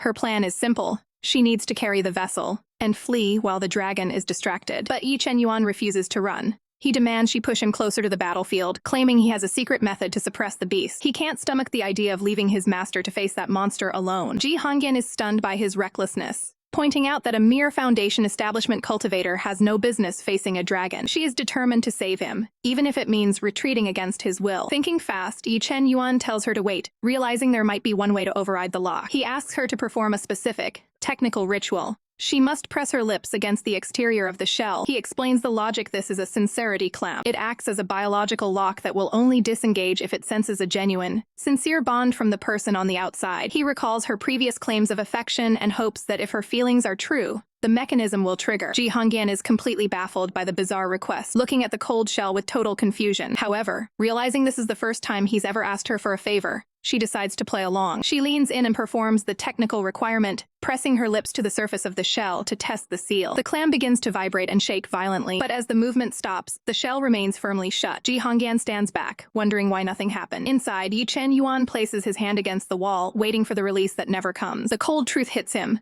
The clam didn't open because her claims of sincerity were a lie. She doesn't actually care for him at all. Realizing he's stuck, he immediately shifts tactics. If the shell is indestructible, he'll use it as a weapon. He commands her to hurl the entire vessel directly at the ice dragon, so he can use his new inheritance to restrain the beast. The battle reaches its boiling point as Yuan Chu realizes she's at her absolute limit, forced to gamble everything on one final, desperate move. But the ice worm is faster, looming over her like a mountain of scales as it successfully intercepts the vessel. Yuan Chu can only watch in stunned silence as the massive beast gloats, convinced the dragon egg is finally within its grasp. Terrified for her disciple's safety, she screams out his name. Suddenly, the shell erupts with a blinding radiance as ancient dragon language characters flare to life across its surface. The worm recoils in shock, paralyzed by the sudden surge of divine authority emanating from its supposed prize. This is the opening Yuan Chu needed. She steals her gaze, ready to strike while the beast is dazed. In a violent burst of energy, the battlefield is consumed by a massive explosion of light. As the smoke begins to clear, a figure emerges. Ye Chen Yuan stands tall, having finally reached his master's side. Yuan Chu is livid, demanding to know why he didn't escape with Ji Hongyan as she ordered. But Ye Chen Yuan's resolve is unshakable. He may be weakened, but he refuses to let his master face certain death alone. Yuan Chu gazes at him, the weight of his words sinking in. In this moment of peril, she realizes the true depth of a disciple's loyalty. A soft smile touches her lips no matter how overwhelming the enemy. She knows he will always be there to stand by her side. Reunited and stronger than ever, the duo prepares for the final exchange. The ice worm is beyond furious, realizing the dragon egg hasn't just been protected, it's been awakened. It lunges forward with a murderous roar, intent on devouring them both. But the dragon language reacts, forming golden seals in the air that transform into massive, celestial chains. The links wrap around the worm, binding the titan in a shimmering, inescapable cage. Now! Ye Chen Yuan shouts, signaling the end. Yuan Chu leaps into the sky, channeling every ounce of her power as the worm screams in defiance. With a decisive swing of her fan, she releases a cataclysmic strike that triggers a colossal explosion across the ocean surface. As the dust settles, Yuan Chu hovers over the churning water. She wipes the sweat from her brow, letting out a long, shaky breath as the threat finally seems to be over. She immediately turns her attention back to the vessel,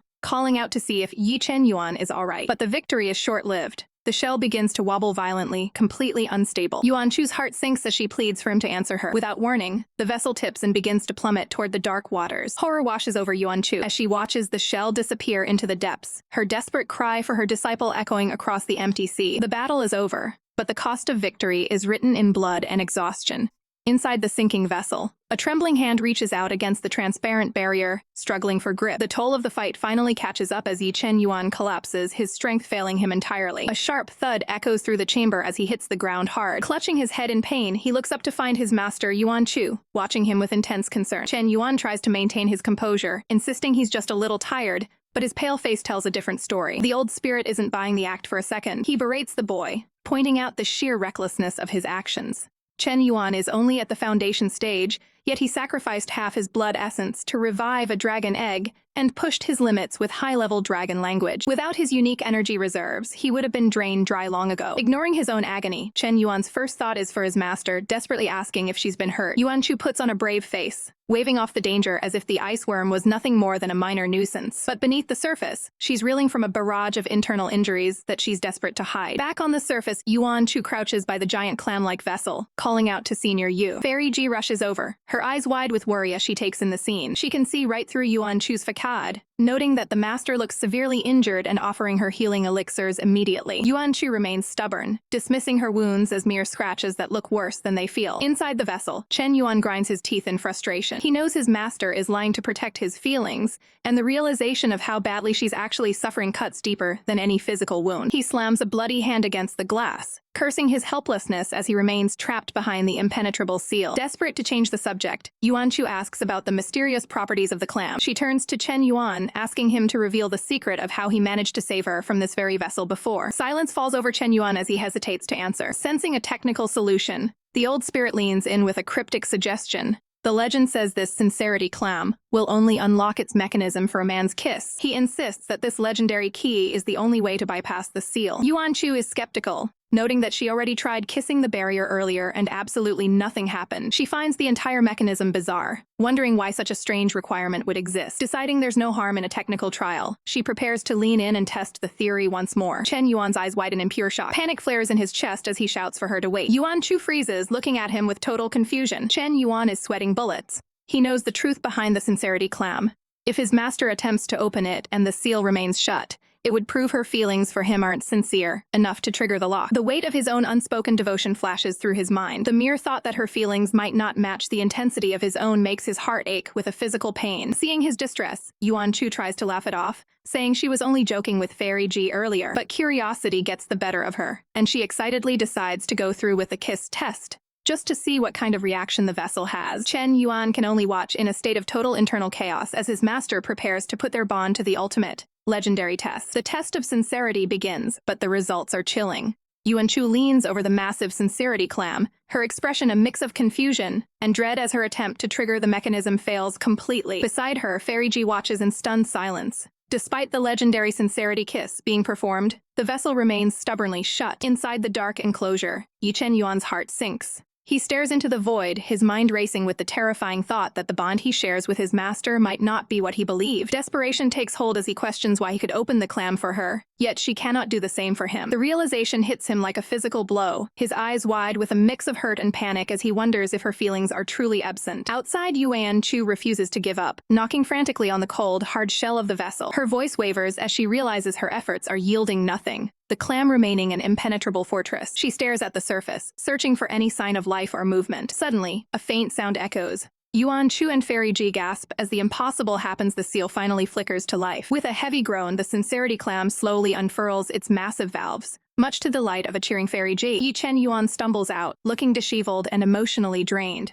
Yuan Chu immediately rushes to his side, her voice filled with genuine concern as she checks if he's all right. The old spirit isn't as sympathetic, appearing nearby to scold the young disciple for his lack of composure. The spirit points out that this particular clam is notoriously fickle and difficult to please, regardless of who approaches it. Overwhelmed by the ordeal, Chen Yuan breaks down, burying his face in his hands while Yuan Chu watches, baffled by his intense reaction. He looks up at her with misty, vulnerable eyes, whispering her title with a weight of unspoken relief. Thinking he's simply traumatized by the confinement, Yuan Chu reaches out a hand, offering to lead him away from the darkness. Without warning, Chen Yuan lunges forward, his strength failing as he collapses into a heavy embrace against his master. Fairy G stands by, her jaw dropping at the sudden, dramatic display of physical reliance. She watches with a judging side eye, wondering what on earth has gotten into the usually composed disciple. Yuan Chu holds him steady, a playful but kind smile on her face as she teases him about being afraid of the dark. Chen Yuan simply nods, his gaze softening. He realizes that because the clam opened, even if it took time, it proves his master truly does care for him,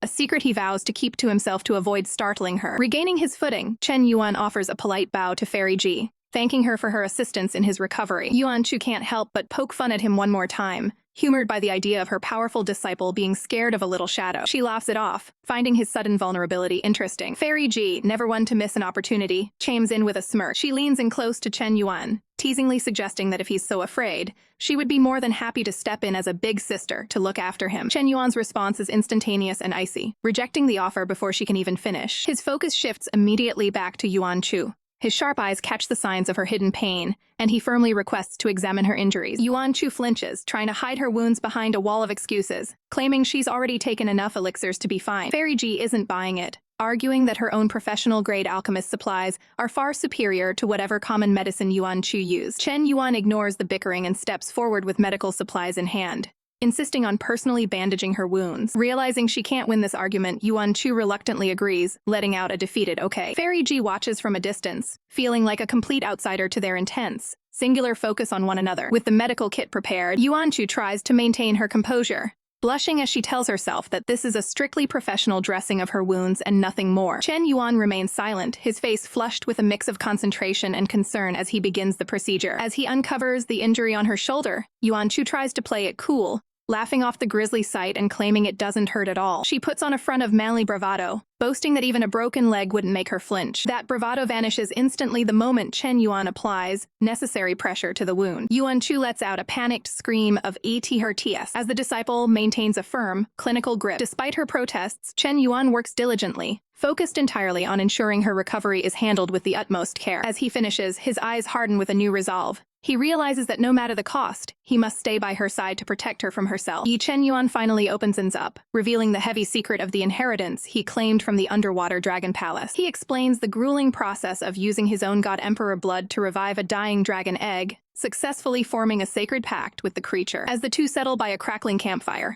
the night air is thick with a rare moment of peace. Ye Chen Yuan watches his master with a gaze full of unwavering trust. However, Yuan Chu isn't moved, she's horrified. She immediately scolds him, asking how he can be so incredibly unguarded with such massive secrets. Ye Chen Yuan listens intently as she continues her lecture. She warns him that as a mere building foundation stage cultivator, he is practically inviting the world to rob him by being so honest. While the fish sizzle over the flames, Ye Chen Yuan delivers a line that stops her heart. She saved his life, so in his eyes, she could never be others. Yuan Chu tries to maintain her tough love stance, warning the little brat that he should be vigilant even against her. Even the old spirit chimes in, frustrated by the boy's lack of caution around this mysterious seigneur. Ye Chen Yuan calmly reassures his mentor that he won't be telling anyone else his secret, but the tension is instantly broken by the irresistible aroma of grilled fish. Yuan Chu's eyes sparkle with hunger, her serious lecture completely forgotten the moment food is on the table. The old spirit watches the exchange carefully, noting that this Yu Chenggu holds far too much of the boy's trust. He begins to wonder if this stranger is actually Yuan Chu in disguise. As Ye Chen Yuan remains focused on the task at hand, the spirit ponders the mechanics of the sincerity clam and how it was actually convinced to open. The peaceful dinner is interrupted as Fairy Ji follows the delicious scent to their campsite. She's impressed by Ye Chen Yuan's technical skill at the grill, but his attention doesn't shift. He ignores the flattery and hands the first serving directly to Senior Yu. Fairy Ji tries to pivot, asking what his next move is now that the trial is over. Ye Chen Yuan announces his intention to temporarily halt his cultivation and return to his old home in Tidal Country. Yuan Chu is thrilled, sensing that a grand show is about to begin. Fairy Ji immediately tries to insert herself into the trip,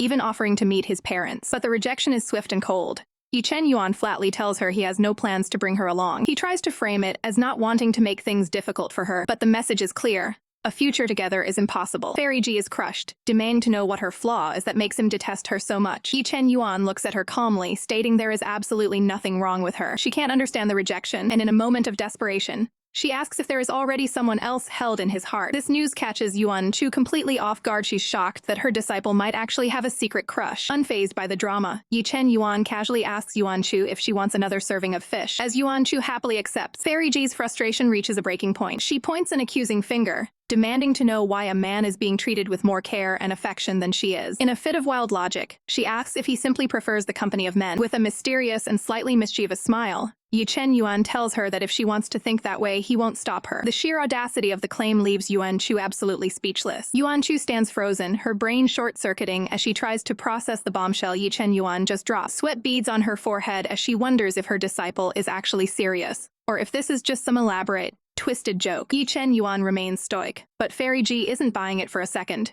accusing him of creating a blatant lie just to push her away. She demands a better excuse, refusing to believe that a talent like him would reject her for such a reason. Ye Chen Yuan's expression doesn't flicker. He simply asks with chilling calm if she truly doubts his words. Before anyone can react, he reaches out, grabbing a confused Yuan Chu. He pulls her in close, initiating a sudden, forced proximity that leaves Yuan Chu completely blindsided. Her eyes widen in pure shock, her mind racing to keep up with the escalating situation. Seeing them together, Fairy Ji screams in denial, unable to process the sight before her. She begs him to stop, claiming he's disrespecting his own status by engaging in such a performance. Ignoring the protests, Ye Chen Yuan tightens his grip on Yuan Chu, ensuring she can't retreat. He looks her dead in the eye, his voice dripping with false conviction as he asks why she doesn't believe his feelings. Yuan Chu is utterly stunned, paralyzed by the sheer audacity of his acting. To seal the deal, he leans in with clinical precision, performing a close contact maneuver intended to utterly shatter Fairy Ji's lingering hopes. Internally, he's amused, noting that his master is too kind-hearted to actually push him away during this technical demonstration. Fairy Ji watches the display, her heart breaking as the reality of the situation sinks in. Tears well up in her eyes, her pride and affection destroyed in a single moment. Overcome with humiliation, she brands him a bastard and flees the scene as fast as her legs can carry her. The moment she's gone, Yuan Chu regains her senses and reacts with a sharp sting to his hand. She struggles against his hold, demanding to be released immediately from this chaotic charade. Wiping her face in a panic, she screams at him, demanding to know what the heck he was thinking. Ye Chen Yuan just gives a smug, satisfied smile, claiming he did it all to prove his point to the audience. Yuan Chu feels her soul leaving her body, terrified that the real reason he stayed single in his previous life was due to this secret preference. She continues to yell, her face a mask of frantic confusion. Deep down, Ye Chen Yuan is simply conducting a check on his master's reactions. He watches her closely,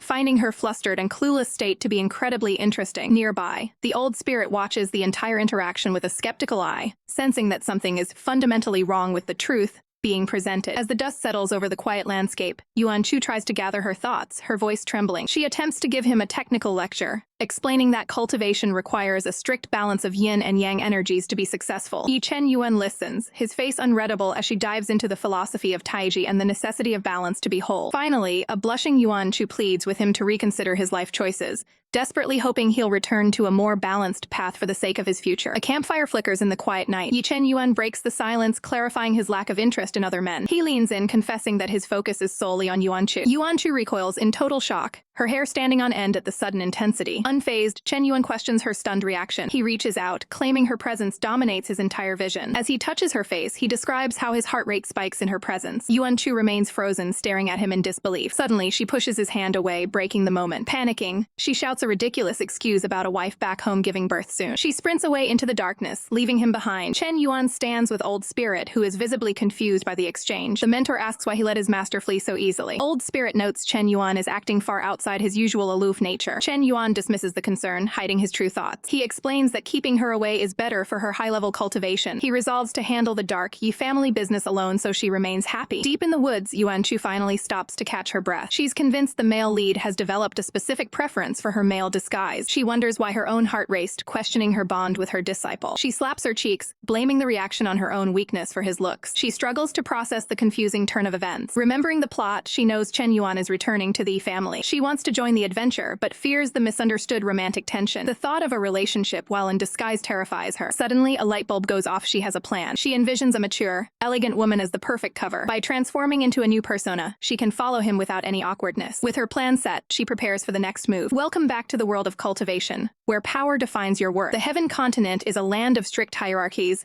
dominated by the 10 great sects in the north and the sprawling empire in the south. Within the empire's reach lie 3,000 vassal nations, ranked by their strength and influence. Cutting through the clouds, a lone figure descends with purpose. It's Ye Chen Yuan, returning to the place where his journey began. Title country. Despite its name, this rank 2 country is considered insignificant in the eyes of the empire. As he surveys the horizon, his gaze hardens with a single thought. Country and back. He arrives at the heart of the city, a place of familiar rooftops and bitter memories. His boots hit the pavement with a heavy thud, signaling his return to a life he left behind a decade ago. Standing before the imposing gates of the Ye Pavilion, he remembers this his childhood home before he sought a new path. The Ye name carries immense weight here, marking them as the premier family of Title country. Their influence is so vast that even the emperor must show them respect. However, this absolute power has birthed a clan of elders with a suffocating, holier-than-thou arrogance and attitude Chen Yuan knows all too well. Suddenly, the heavy doors creak open, revealing a young woman named Gu Qingqi. She freezes, her eyes widening in disbelief as she stares at the man before her. The realization hits her like a tidal wave. You're Ye Chen Gi? Chen Yuan offers a calm, steady smile, greeting his cousin after their long separation. But the peaceful reunion is short-lived. A voice rings out from within, demanding to know who has arrived at the gates. It's Yi Wei, the second young master of the Ye family. As he steps into the light, his face contorts in pure shock. He can barely find his words as he stares at the cousin everyone assumed was gone forever. Panicking, Yi Wei scrambles back into the estate, screaming that a dead man has come back to life. Ignoring the commotion, Gu Qingqi is overwhelmed with emotion, confirming that her cousin has truly returned. She is filled with regret, blaming herself for his past suffering. She confesses that if she had been there,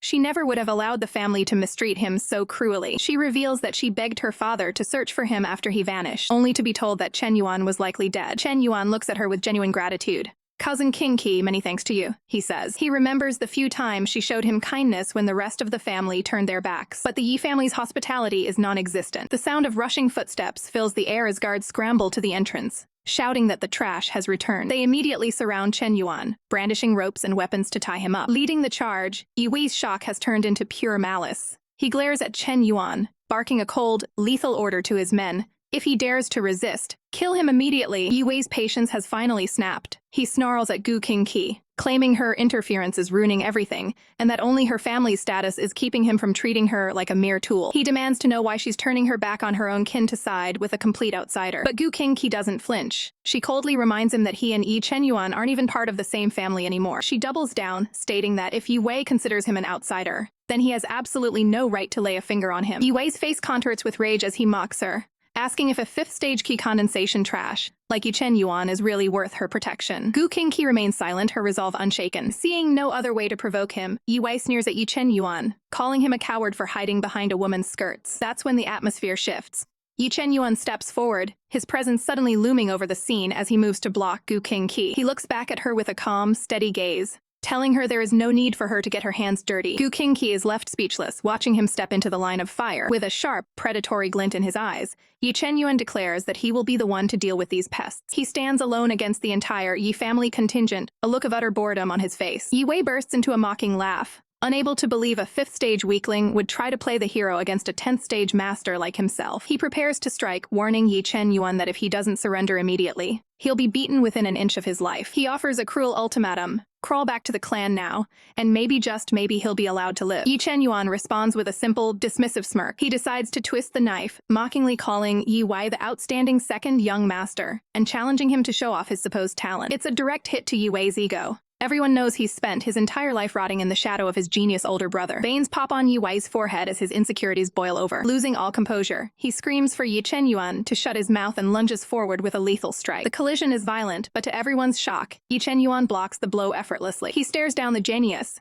unimpressed, noting that this pathetic display is the extent of Ye Wei's talent. With a sudden burst of power, a massive shockwave ripples through the air. Ye Wei's scream is cut short as the overwhelming force sends him reeling back. The 10th stage master is sent flying through the air like a ragdoll, crashing into the pavement as his subordinates panic, screaming for the clan head. Ye Wei collapses, coughing up blood, his pride and body shattered in a single move. Ye Chen Yuan stands over the defeated bully, his clothes barely ruffled. Gu Qingqi can only stare in disbelief, wondering how it's even possible for him to have ended the fight so decisively. Ye Chen Yuan turns back to her, his expression returning to its usual calm as he asks if she'd like to head inside and watch the real show begin. High above the Yi Pavilion, the winds of change are blowing, and the family is about to realize they've let a monster through their gates. A blood-curdling scream shatters the silence of the night at the Yi family compound. A woman collapses in the courtyard, her life fading as she gasps out a final "Why?" The 4th elder of the Yi family lies broken, staring up at her betrayer with disbelief. It's the 2nd elder, Ye Lai, whose cold eyes reveal a terrifying ambition. She was simply an obstacle in his path to becoming patriarch. With a lifeless hand resting in the dirt, the title of patriarch is seized through cold-blooded murder. Reports of the elder's death spread quickly through the halls, but Ye Lai isn't done. He's already looking for a scapegoat to clean up his mess. He decides to pin the murder on the family trash, framing an innocent child for a crime he couldn't possibly commit. It was a sick joke claiming an 8-year-old killed a foundation-stage elder, but the Yi family used the lie as an excuse to cast Ye Chen Yuan out forever. Back in the present, Ye Lai's face pales as the boy he discarded returns. He trembles, wondering if Chen Yuan has come to usurp the throne he stole. He bellows that Chen Yuan is no longer a member of this clan and has no right to step foot inside. Internally, he tries to steady his nerves, convinced his late-stage foundation cultivation can easily crush a mere Qi condensation weakling. But Gu Qingqi steps forward, her voice cutting through the tension as she defends her cousin. She demands justice, reminding everyone that as the former patriarch's son, the seat belongs to Chen Yuan now that he has matured. She exposes the elder's cowardice, calling out the lies used to exile him years ago. How could a child with no spiritual energy kill anyone? She demands, silencing the room. Ye Lai snaps, screaming that no one will ever acknowledge a failure as their leader. Watching from the shadows, Yuan Chu can't help but mock his absurd superiority complex. She knows the real power balance here. This clan is a speck compared to the empire, and she holds more prestige than a princess. Chen Yuan remains eerily calm, his gaze fixed and unwavering. He isn't here for a title, he's here for the truth. Memories of his mother in chains flash through his mind, a thorn he's been waiting years to pluck out. Ye Lai sneers, assuming the boy has come back to find the woman he considers a disgrace to the family. He assumes Chen Yuan must have stumbled upon some hidden fortune during his exile. Greed flickers in his eyes as he resolves to snatch whatever miracles the boy has found for himself. Ye Lai taunts him, claiming his mother's whereabouts are none of his business,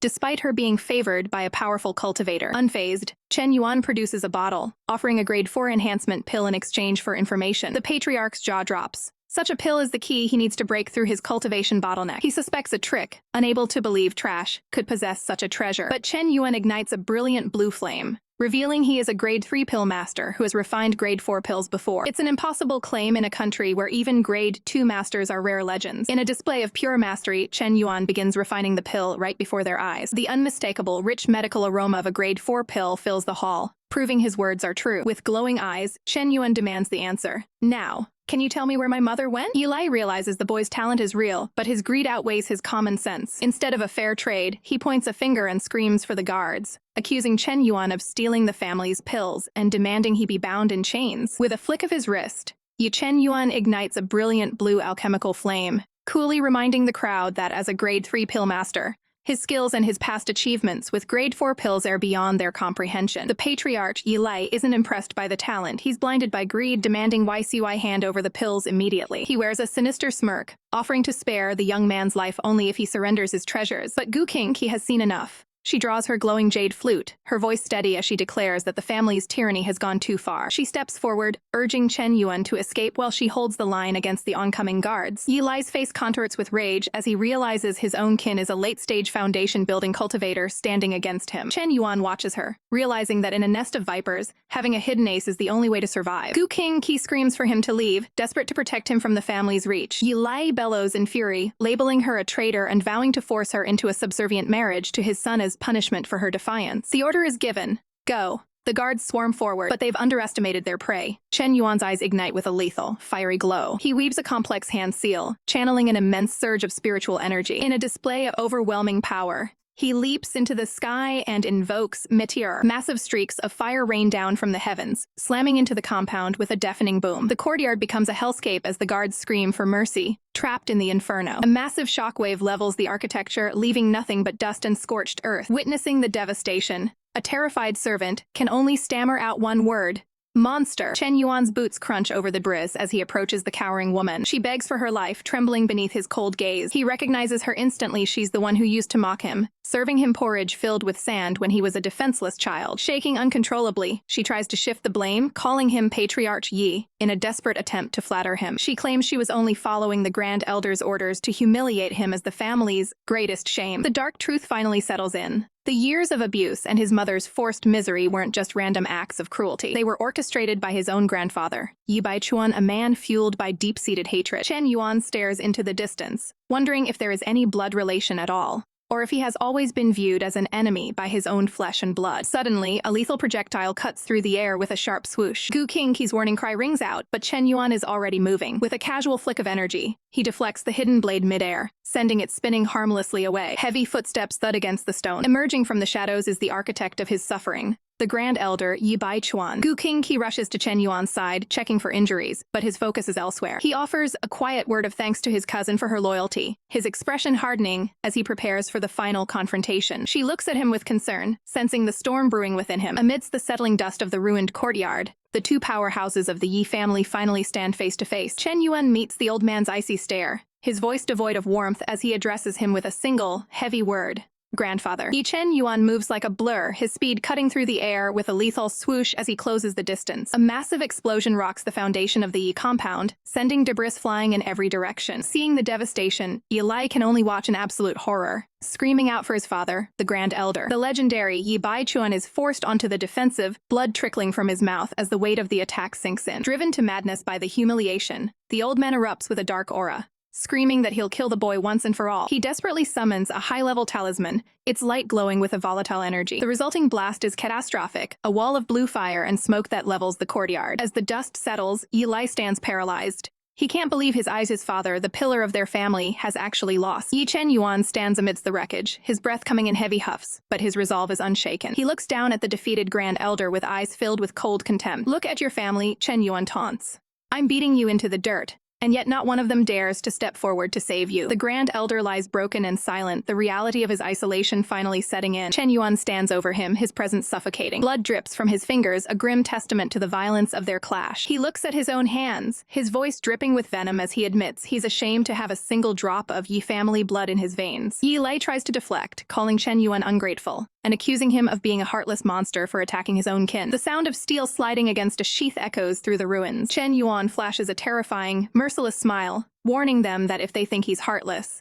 they shouldn't test his patience any further. He presses the cold edge of his blade against Ye Li's throat, the metal drawing blood. With a roar of blue spirit energy, Chen Yuan demands the one thing he's fought for all his life. Whereas am I mother? Staring into the eyes of a reaper, Ye Lai realizes that Chen Yuan isn't bluffing. He really is going to kill him. Trembling, Ye Lai finally breaks. He confesses that his mother was sold off to the Han Yuan sect. The revelation hits Chen Yuan like a physical blow, his eyes widening in sheer shock. He knows the reputation of the Han Yuan sect, a dark place, where they exploit the energy of others for cultivation, leaving their victims broken or worse. The realization that his own grandfather sold his mother like a common commodity for profit sends Chen Yuan into a state of pure, unadulterated rage. How dare you, he screams, his spirit energy fluctuating wildly. Ye Lai tries to justify the atrocity, shouting that it was the sect leader who took a liking to her first. He has the audacity to blame Chen Yuan's mother, claiming it was her own pure yin body that made her a target for the sect's cultivation methods. Shut up, he.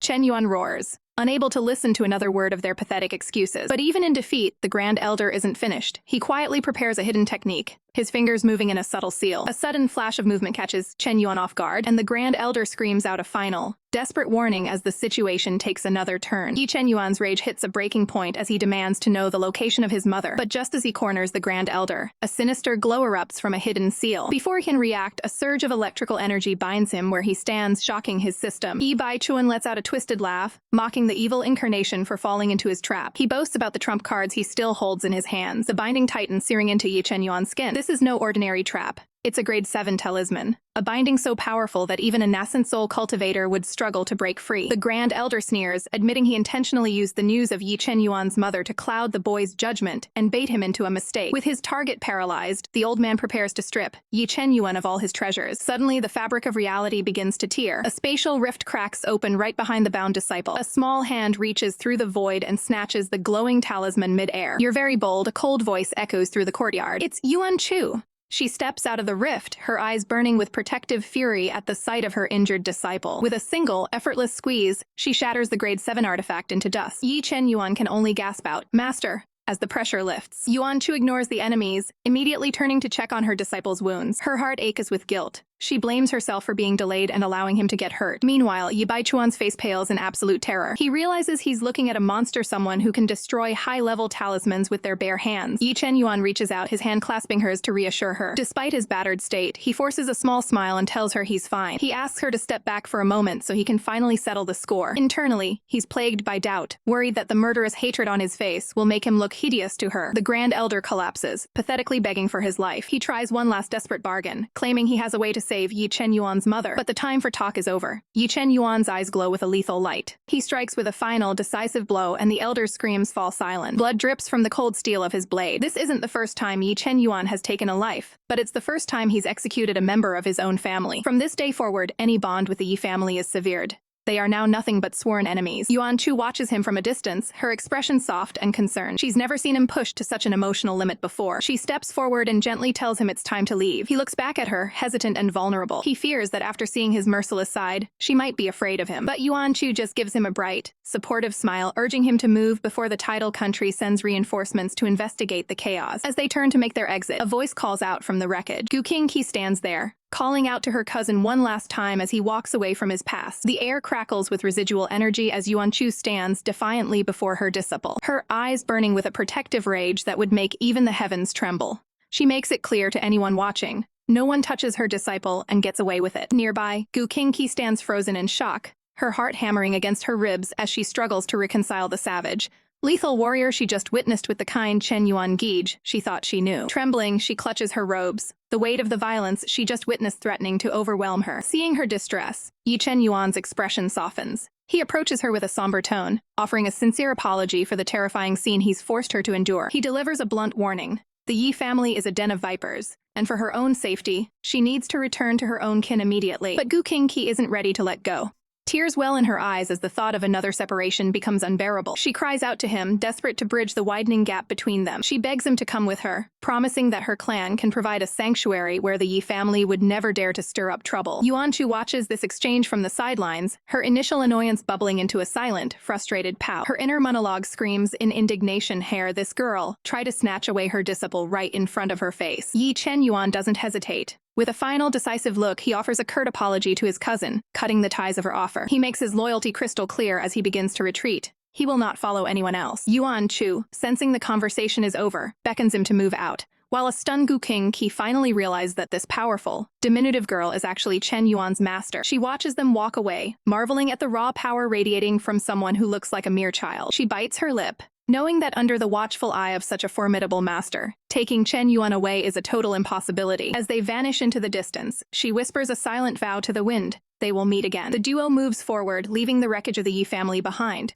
Ye Chen Yuan walks in a heavy silence, his mind clearly miles away. Yuan Chu glances at him, her usual bravado replaced by genuine concern as she wonders what words could possibly console a soul so deeply wounded. The silence stretches until Ye Chen Yuan finally speaks, his voice low and heavy. He looks toward his master, offering a simple, heartfelt thanks for the rescue. Yuan Chu flashes a bright, toothy grin, reminding him that they're on the same side and there's no need for formalities between them. Ye Chen Yuan hesitates, his shadow looming over him. He admits that he didn't want her to see the darkness of the Ye family, fearing her judgment of his own savage nature. But Yuan Chu cuts through his doubts like a blade. She looks him dead in the eye, declaring that nothing the Ye family does will ever change what she thinks of him. She gives him the ultimate validation. You are you. For a moment, Ye Chen Yuan is speechless, his golden eyes wide with a mixture of shock and profound gratitude. He finally opens up, revealing the trauma of his past. When he was only 5, his mother was dragged away because she possessed a rare and coveted, pure yin body. He clenches his fist so hard his knuckles turn white, the memory of her crying as she was forced away still fresh in his mind. For years, he lived under the crushing weight of a lie,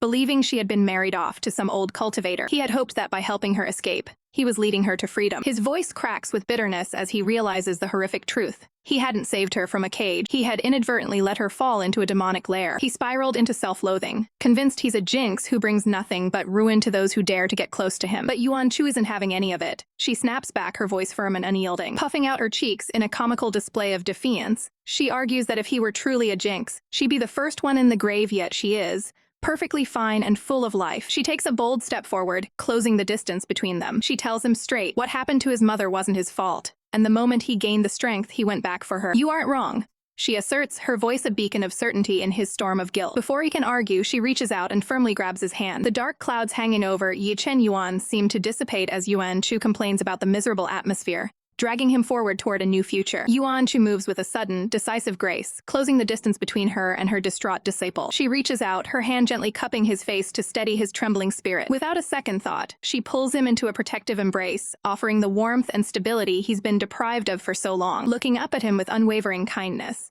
she whispers for him to let go of his sorrow, promising that he no longer has to carry this burden alone. Ye Chen Yuan's eyes widen, the icy walls around his heart finally shattering under her genuine care. He lunges forward, grabbing her tightly as if she's his only lifeline, his voice cracking as he calls out to his master. Yuan Chu doesn't flinch. Instead, she vows with absolute certainty that she will accompany him to find his mother. Standing before the grand backdrop of the sect, her declaration rings out like a divine decree. She guarantees they will rescue her, no matter the cost. The intensity of the moment eventually gives way to exhaustion. As Ye Chen Yuan recovers from his heavy injuries, he remains anchored to his master even in sleep, his subconscious refusing to let go of the first person who truly chose him. Yuan Chu stands watch in the quiet room, her mind racing with the weight of his revelations. Suddenly, a shimmering light catches her eye. To her shock, Elderly has manifested right before her eyes, his form more solid than ever. He explains that as Ye Chen Yuan's cultivation surged after the recent battle, his own spiritual strength followed suit, allowing him to appear at will. Yuan Chu's expression softens into one of deep pity. She realizes that behind her disciple's genius and power lies a soul that has endured far too much. While the world sees a legend who defies the heavens and commands god-tier weapons, she sees the scars beneath the surface. Her heart aches as she realizes she never truly knew the depth of his suffering. Determined to understand him, she turns to Elderly, her voice hushed and serious. She asks the one question that has been haunting her. What kind of life did Ye Chen Yuan lead before they met? The truth is darker than she ever imagined. Elderly recounts a time when a 5-year-old boy first activated the Sky Pearl, a spark of hope in a world of cruelty. Back then, the boy was small, his hands trembling as he held the glowing artifact, unaware of the destiny it held. But the Ye family treated him like an outcast rather than kin. He was relentlessly bullied and pushed into the dirt by those who should have protected him. Driven by a hunger so knowing it became unbearable, the young boy was forced to sneak into the kitchen to steal scraps of food. He spent an entire afternoon huddled in a dark cupboard, clutching a single stolen mantou like it was a treasure. He crept away into the night, desperate to stay out of sight. Despite his starvation, he didn't eat the bun immediately. He clutched it to his chest, protecting it from the world. In a display of maturity far beyond his years, he gave that precious food to his nanny, the only person who showed him kindness, lying through his teeth that he had already eaten. To survive, he resorted to picking wild grass and flowers from the dirt. He forced himself to swallow the bitter weeds, masking his pain with a hauntingly innocent smile. He told himself that when you're hungry enough, even the most bitter grass tastes sweet, and the stamen of a flower is a luxury. He hid this suffering from his nanny, eating the weeds behind her back so she wouldn't cry for him. Hearing this, Yuan Chu's eyes well with tears. The realization that he kept these horrors a secret, never speaking a word of his past, cuts her deep. Elderly explains that the young Ye Chen Yuan was too mature for his own good. He worked himself to the bone just to avoid being a trouble to his mother and nanny. Because he grew up with nothing, he now clings to his relationships with a desperate, life-and-death intensity. Fury replaces Yuan Chu's sadness. She's ready to burn the entire Yi family to the ground for what they did to her disciple. With a fiery resolve, she declares that they are going to save his mother and make things right. But as her mind races back through the timeline, a sudden realization strikes her. She turns back to Elder Li, her confusion mounting as she asks why he's even here instead of being at the Myriad Sword Sect. The weight of a new mystery begins to settle in as she stares at him,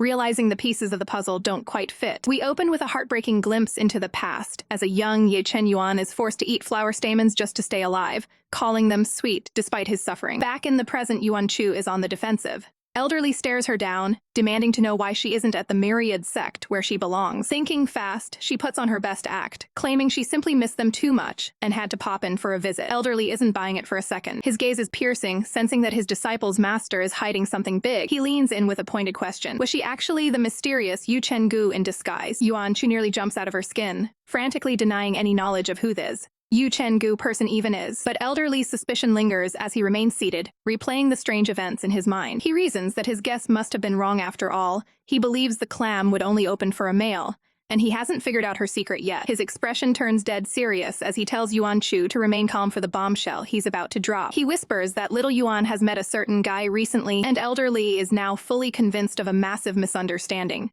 He believes Ye Chen Yuan has developed an interest in other men. Yuan Chu tries to play it cool, suggesting that as a master, she should respect her disciple's personal choices in life. Internally, she's sweating bullets. She realizes her cover was almost blown and she has to steer the conversation away fast. Elderly isn't having it. He panics, telling her that she must correct his line of thought and nip this in the bud before things go too far. To stop the lecture, Yuan Chu nods along frantically, agreeing with everything the elder says. Inside, she's screaming for mercy, completely exhausted by the elder's wild assumptions. 2 days pass in a blur of recovery. Finally, Ye Chen Yuan's eyes flutter open as he returns to the waking world. He sits up slowly, the weight of his recent emotional collapse still heavy on his mind. Shaken, he feels a wave of intense shame. He can't believe he showed such a vulnerable, pathetic side to his master. He grips the sheets, terrified that Yuan Chu will now see him as mentally weak and unable to handle the path ahead. The door creaks open and Yuan Chu beams at him, relieved to see her disciple finally awake. She isn't there to judge, she's there to care for him, bringing a tray of fresh food and water to help him recover. She teases him gently, asking if he's still in a bad mood, while Ye Chen Yuan turns bright red from the lingering embarrassment of being consoled. But his resolve hasn't wavered. He looks her in the eye and vows that once he's fully recovered, he will definitely find his mother. Yuan Chu gives him her full support, promising to be his reliable and sturdy shield through whatever comes next. Overwhelmed by her kindness, he can only whisper a soft, "Master." He notices the roasted chicken she brought and realizes she hasn't even eaten yet. Ever the devoted disciple, he offers a piece to her first. Yuan Chu insists they share the meal, encouraging him to eat and regain his strength. She takes a big happy bite, savoring the food. She's in high spirits, and Ye Chen Yuan offers a polite compliment to her tastes. He smiles warmly, hiding his internal thoughts. Yuan Chu gets a little too excited, asking if she should be the one to cook for him from now on. The memory of her previous cooking hits Ye Chen Yuan like a physical blow, leaving him absolutely horrified at the prospect. He quickly declines, claiming he's practicing a fasting technique and insists that he will be the one taking care of her in the future. Yuan Chu is caught off guard by his sudden insistence, but with a dazzling smile, Ye Chen Yuan makes it clear he is more than willing to spend his life serving and protecting his master. Ye Chen Yuan stands tall, looking refreshed and more determined than ever after his recovery. But his focus is immediately shattered by the sight of his master, Yuan Chu, who is currently rolling across the bed like a hyperactive kitten. She tumbles back and forth, seemingly lost in her own world. "Master, what exactly are you doing?" Chen Yuan asks, staring at the chaotic bundle of blankets. Yuan Chu pops her head out, dead serious, and claims she's simply performing her daily exercises. Chen Yuan isn't buying the excuse for a second and moves in to stop her before she rolls right off the edge. He reaches down to steady her, but as he leans over, the proximity caught them both off guard. Chen Yuan freezes, momentarily stunned by the realization of how much time they spend together. Yuan Chu's heart begins to race, her mind spinning as she notices just how much her disciple has grown. Chen Yuan quickly clears his throat, breaking the awkward silence with a sharp cuff. He shifts the subject to a genuine concern. Why does it seem like her physical growth is so much slower than everyone else? Yuan Chu dismisses it instantly, theorizing that her incredibly high cultivation level is simply keeping her in a youthful state. Besides, she loves being a kid. She declares her wish to remain small and carefree forever. Chen Yuan watches her, his expression turning soft yet serious. He gently brushes a strand of hair from her face, asking if this kid is ready for a much-needed afternoon nap. He suggests they both take a break from their training and rest for a while. Yuan Chu immediately panics, waving her hands and insisting she's already slept enough. Despite her protests, she feels a sudden rush of heat to her face, likely a lingering side effect of her intense, crawling exercises earlier. Ignoring her excuses, Chen Yuan settles down on the bed beside her. Yuan Chu ducks under the covers, wide-eyed and startled by his boldness. "What are you doing?" Chen Yuan remains perfectly calm, proposing they simply rest together as master and disciple. Yuan Chu's mind begins to race, wondering if this violates any professional boundaries or rules of etiquette. But Chen Yuan just gently pats her blanket, wishing her sweet dreams and ending the debate. The exhaustion of the day finally wins, and Yuan Chu's eyes grow heavy. She reminds herself that since Chen Yuan is her loyal disciple, she is perfectly safe. In a drowsy mumble, she mentions her future goal, finding the legendary Su mirror. Chen Yuan is instantly intrigued. What kind of artifact is this Su mirror? Yuan Chu can only mutter that it's just very important before drifting further into sleep. Chen Yuan pouts slightly, wondering if a mere mirror could actually be more important than he is. He gets no answer, as Yuan Chu has officially passed out. He gazes at her sleeping form, wondering when his master will finally be able to rely on him with her whole heart. He rests his hand near her, silently vowing to become stronger as fast as possible so he can protect her under his own wings. He stays by her side, a silent guardian in the quiet room. 2 hours later, Yuan Chu finally starts to wake up, groaning as she stirs. She sits up, feeling fully rested, but immediately notices something heavy and strange beneath the covers. Her hand brushes against a large, smooth, and very solid object. She peels back the blanket, and her eyes nearly pop out of her head in pure shock. "Ah, I laid aid ein ejigi." Her panicked scream echoes through the entire pavilion, leaving everyone wondering what on earth happened during that nap. Peaceful moments never last long for our duo. While Ye Chen Yuan looks on protectively, Yuan Chu's morning takes a terrifying turn. She bolts upright with a blood-curdling scream, watching in horror as a mysterious, smooth object rolls across the bedsheets. Terrified of the unknown, she sprints toward her disciple, begging for protection from the strange intruder. Ye Chen Yuan quickly intercepts the threat, holding a large, glowing white egg as Yuan Chu trembles behind him, demanding to know what kind of monster has invaded her room. As he grips the smooth shell, he looks back at his master with a knowing expression, asking if she remembers the secret he shared with her. Yuan Chu is completely lost, her mind a blank slate of confusion. This sends a wave of panic through Chen Yuan. He realizes he's made a massive blunder. He didn't tell Master about this. He told her male alter ego, Senior Yu. Thinking fast to cover his tracks, he explains that he formed a contract with this dragon egg during a previous training trip. Yuan Chu's eyes widen as the pieces fall into place. She recalls the conversation they had when she was disguised, realizing this was the artifact he mentioned back then. Chen Yuan watches her nervously, his heart racing as he tries to maintain his composure. For a split second, Yuan Chu catches the slip-up, and the two share a moment of incredibly awkward, forced laughter, both hiding secrets they aren't ready to reveal. The egg begins to wobble rhythmically, shifting left and right as if responding to their energy. Curious, Yuan Chu asks the million-dollar question. When is this thing actually gonna hatch? Chen Yuan relays Elder Li's grim prediction. Without a massive source of life force to feed it, this egg could take 100 years to open. Suddenly, Elder Li's spirit manifests, shouting for them to wait. He leans in close, scrutinizing the shell with an analytical gaze. He notes something impossible: the egg has visibly grown since the last time he saw it. They compare its current size to its previous state, and the difference is undeniable. It is significantly larger. Yuan Chu is stunned. Elder Li's eyes narrow as he asks if she has ever checked her own body for hidden bloodlines or special constitutions. Yuan Chu's jaw drops, suggesting the egg is feeding off her. Her imagination catches fire. Could she possess some legendary untapped power? Elder Li hums in thought, explaining that those with the Phoenix bloodline are legendary for their ability to incubate spirit beasts. Overjoyed at the prospect of being special, Yuan Chu demands to be tested immediately. Elder Li agrees to perform the ritual, instructing her to provide a single drop of blood. Yuan Chu steps into the center of a complex glowing array, her energy swirling around her as the test begins. The formation ignites with a brilliant golden light, but as the glow fades, so does Elder Li's excitement. He bluntly informs her that she has no hidden bloodlines whatsoever. Crushed, Yuan Chu collapses in a heap of defeated energy, lamenting that she doesn't even have the basic luck of a main character. But as she sulks, something cold and smooth brushes against her leg. She freezes, looking down to find the egg nuzzling against her. A soft smile forms as she wonders aloud if the little creature has mistaken her for its mother. The egg begins to vibrate and glow with intense, eerie light, but the motherly moment is shattered instantly. Yuan Chu screams in pain as she realizes the truth. This isn't a bond of love. This thing is aggressively draining her life force and sucking her blood. Yuan Chu stands frozen, her expression one of utter disbelief as a mysterious aura surrounds her. Despite the chaos, she remains focused on the task at hand, clutching the massive dragon egg tightly as she turns to Elder Li, desperate to understand what is happening to her body. Elder Li looks at her with a piercing, analytical gaze, asking if she's noticed anything unusual during her cultivation sessions. Yuan Chu pauses, searching her memory. At first, nothing seems out of the ordinary, but then a realization hits her. She admits that every time she's on the verge of a breakthrough, she requires a staggering 2 times more spirit than any normal cultivator. She explains that upon reaching the nascent soul stage, her progress hit a wall. No matter how much energy she gathered, it never seemed to be enough to push her further. A knowing smile creeps across Elder Li's face at the mention of the double energy requirement. He lets out a heavy sigh, claiming he has finally identified her unique physiological makeup. Both Yuan Chu and Ye Chen Yuan lean in, their eyes wide with anticipation, waiting for the revelation. Elder Li drops the bombshell. Yuan Chu possesses a yin-yang revitalization body. The duo looks completely baffled, the technical term flying right over their heads. Elder Li admits the details are complex, so he decides to get straight to the technical implications. He explains that her specific body type is exceptionally suited for a professional cultivation partnership,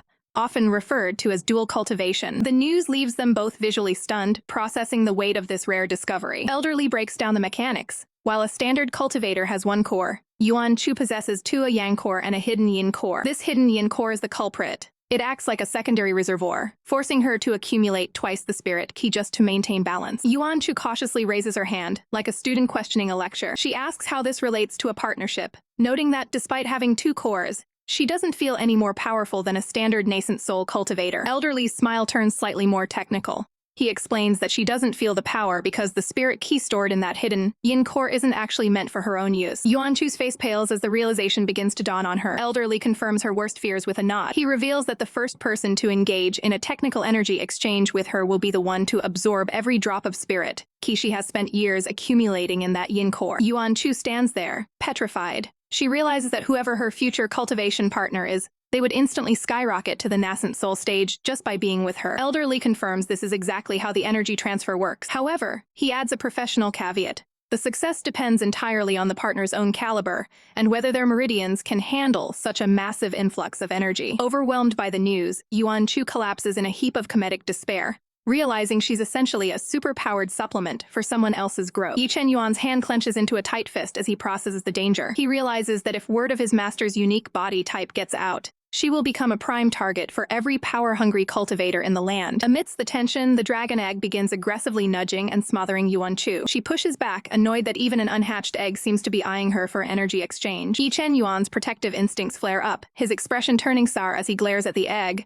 refusing to let even a beast take advantage of his master. Elder Li clears his throat, explaining that this attraction is purely technical. The revitalization body is highly effective for those with pure yang bloodlines, and since this dragon egg is a pure yang type, it instinctively seeks to be near her. Yuan Chu throws a full-blown tantrum, kicking the air and refusing to accept her fate as a living battery. Ye Chen Yuan, ever focused on her safety, asks if there is any way to professionally alter her body type. Elder Li chuckles, noting that this rare condition only appears once every 10,000 years and does come with a hidden advantage. But there's a catch. That advantage will only reveal itself once she finally establishes a cultivation partnership. The chapter ends with Ye Chen Yuan burning with an intense, protective glare directed straight at Elder Li. Ye Chen Yuan's protective instincts hit a boiling point as he realizes even a literal egg is trying to steal his master's precious energy. Elder Li isn't helping the mood, explaining that if Yuan finds a cultivation partner, they could absorb the energy from her hidden yin core to reach godlike levels. It's a two-way street, though. The partner could pass their own yang qi back to her, finally solving her constant energy shortages. To the old spirit, this is the ultimate win-win scenario for any cultivator. Ye Chen Yuan isn't buying it for a second, shouting at the elder to stop filling his master's head with such distracting ideas. But Elder Li doubles down, noting that with this rare body type, she'd never face another cultivation bottleneck or a single heavenly thunder test again. Yuan Chu pauses, the realization hitting her like a ton of bricks. To maximize her potential, she effectively needs a partner. Her mind immediately drifts to the requirements of a pure yang body. She steals a glance at her disciple, remembering that Ye Chen Yuan himself possesses that exact, rare constitution. The thought sends her into a localized panic, and she frantically slaps her own cheeks to drive away these unprofessional thoughts about her own student. The chaos peaks when Elder Li nonchalantly mentions that she might actually need multiple partners to balance her core. A dark, menacing aura erupts from Ye Chen Yuan as he looms over the elder like a silent reaper. With a terrifying glint in his eye, he vows to destroy anyone who even attempts to approach his master for such a purpose. Sensing the killing intent, Elder Li wisely decides to drop the subject immediately. He can't help but wonder why the boy has grown up to be so incredibly clingy and overprotective of his master. Yuan Chu tries to play it cool, deciding to act like the whole conversation never happened since her body type is nearly impossible for outsiders to detect. She reasons that she stayed safe in her previous life, likely because she remained a super old virgin until the very end. Ye Chen Yuan gently takes her hand, his voice firm as he promises to be her ultimate shield against the world. Touched by his sincerity, Yuan Chu feels a wave of gratitude for having such a dedicated disciple by her side. Fast forward a few days, and the duo arrives in a bustling, high-ranking capital city. The streets are packed with people, creating a vibrant, festive atmosphere. Elder Li is skeptical, doubting that the villainous Han Yuan sect would ever hide in such a crowded, public place. But Yuan Chu has a lead. They are in Fengchao country, home to a princess who possesses a rare pure yin body. Elder Li questions if the sect would really be bold enough to kidnap royalty from a first-ranked nation. Yuan Chu doesn't hesitate, claiming her gut feeling says a kidnapping is exactly what's about to happen. While the elder remains unconvinced by her intuition, Ye Chen Yuan doesn't need proof his master says it, he believes it. His unwavering faith brings a bright smile to Yuan Chu's face. Excited to explore, she leads him deeper into the crowd to see the local sights. Poor Elder Li is left trailing behind, struggling to keep up with the energetic pair. They soon come across a dazzling display of lights that captures Yuan Chu's imagination. A local vendor explains that these sky lanterns are the pride of the capital. As a delicate flower-shaped lantern floats gracefully into the night sky, Yuan Chu holds one close, her face illuminated by a soft, ethereal glow. Captivated by the sight of her looking like a literal fairy from the heavens, Ye Chen Yuan immediately declares he's buying it for her. As he steps away to handle the payment, Yuan Chu is left momentarily stunned by his sudden generosity. Standing amidst the glowing lanterns, the two share a quiet, peaceful moment. Looking up at the stars, Ye Chen Yuan realizes that no matter how many enemies come their way, this is the peace he's willing to fight for. Yuan Chu radiates pure joy as she explores the vibrant festival of Fengchao, her eyes sparkling with the excitement of the local festivities. But the festive mood shifts instantly when a haughty young woman, Princess Wanlinger, makes a grand and arrogant entrance. Instead of being annoyed, Yuan Chu lets out a knowing smirk. The game is finally afoot. She realizes her target has arrived and immediately maneuvers into position, claiming ownership of a lantern to bait the royal. The princess isn't used to being told no and sneers at Yuan Chu, mockingly calling her a shorty, and questioning if she could even afford such an expensive item. That one word shorty hits Yuan Chu like a physical blow, sending her into a comical state of shock. The two engage in a high-stakes verbal spat, with the princess dismissing Yuan Chu as a mere child who hasn't even hit puberty yet. With a final condescending remark, the princess snatches the lantern and walks away, leaving her servant to trail behind. Yuan fakes an outburst of indignation, shouting after the royal as she disappears into the crowd. Ye Chen Yuan quickly approaches his master, sensing the tension in the air. He asks if someone dared to steal her lantern, his voice calm but his focus sharpening. However, as he realizes someone has taken the gift he bought for Yuan Chu, his expression darkens with a cold, murderous intensity. Yuan Chu plays it up, declaring that this isn't just about a lantern, it's about her pride. She instructs Ye Chen Yuan to wait for her, while she teaches that girl a lesson, though internally, she knows she must shake him off to ensure her plan to get kidnapped goes off without a hitch. Ye Chen Yuan watches her go, a sense of unease flickering in his golden eyes. Suddenly, the wind howls and the festive lanterns rustle violently as a hidden mechanism is triggered. A massive surge of energy erupts as a teleportation trap activates right under their feet. In the blink of an eye, the crowd gasps as people vanish into thin air. Back at the stall, the princess's servant panics, realizing the royal ward has been snatched. Ye Chen Yuan quickly analyzes the residue, identifying a sophisticated teleportation layout designed for a precision abduction. Elder Li is frantic, worried about Yuan Chu's safety in the hands of unknown captors, but Ye Chen Yuan remains eerily calm. He knows his master's strength. If she had resisted, no trap on earth could have taken her. He realizes Yuan Chu deliberately let herself be captured to infiltrate the Han Yuan sect alongside the princess. A small, tired smile forms on his lips as he sighs.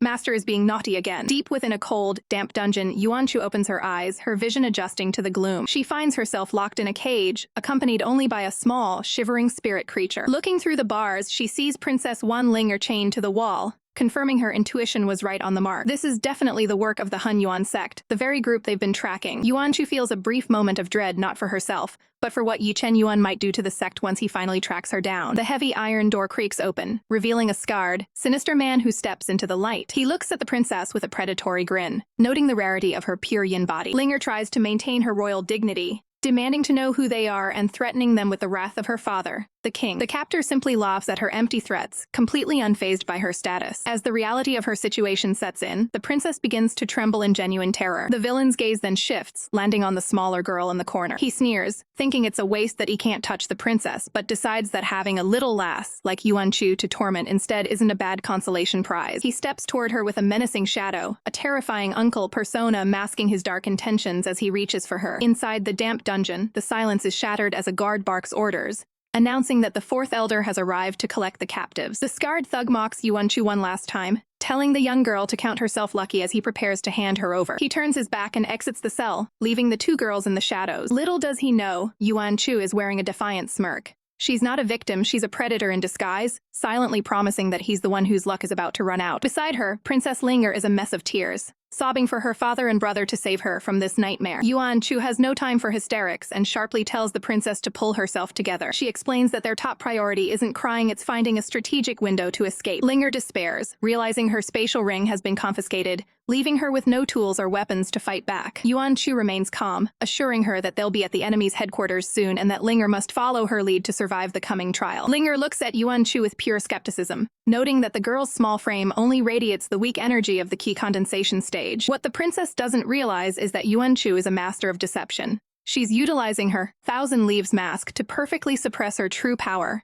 ensuring the sect members see her as nothing more than a harmless child. To keep Linger's hopes up, Yuan Chu reveals that her disciple is a powerful nascent soul cultivator who is already closing in on their location. The mention of a nascent soul protector changes everything for Linger, who immediately pledges to follow Yuan Chu's every word as long as she's included in the rescue. Yuan Chu flashes a mischievous, fanged grin, agreeing to save her but with one condition. Linger must apologize for calling her a shorty.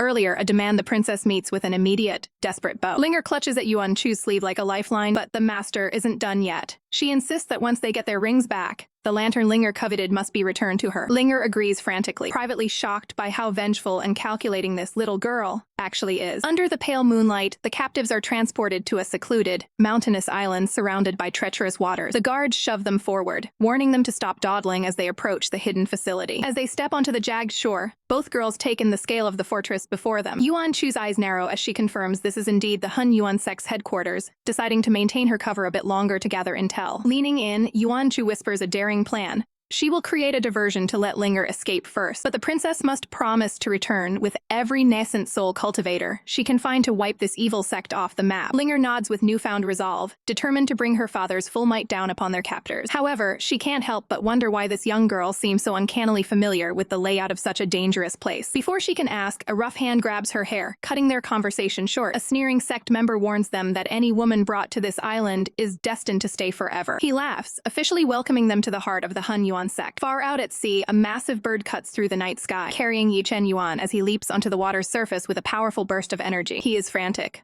Although he can accurately pinpoint the dragon egg he left with Yuan Chu, the sect's enchantments are masking the physical entrance to the base. Looking out over the vast, empty moonlit ocean, he curses his inability to find a way in, his heart heavy with the need to protect his master at all costs. Even in the middle of a high-stakes infiltration, Yuan Chu refuses to let a slight go unpunished, demanding an apology from the princess for calling her a shorty. Linger, realizing her life is in the hands of this mysterious girl, quickly offers a humble "I'm sorry" to appease her. Outside the treacherous island, Elderly senses his disciple's growing anxiety. He urges Ye Chen Yuan to stay calm, reminding him that while Yuan Chu may appear brash, she is incredibly meticulous and capable of handling herself. Despite the reassurance, the pressure is on. The elder commands him to search the area again with absolute precision. Ye Chen Yuan stares out at the vast, churning sea, realizing that the scale of this rescue mission is too great for one person to handle alone. He recalls his master's intel the girl kidnapped alongside her is the princess of Fengchao country. A plan forms. If he can't break the enchantments himself,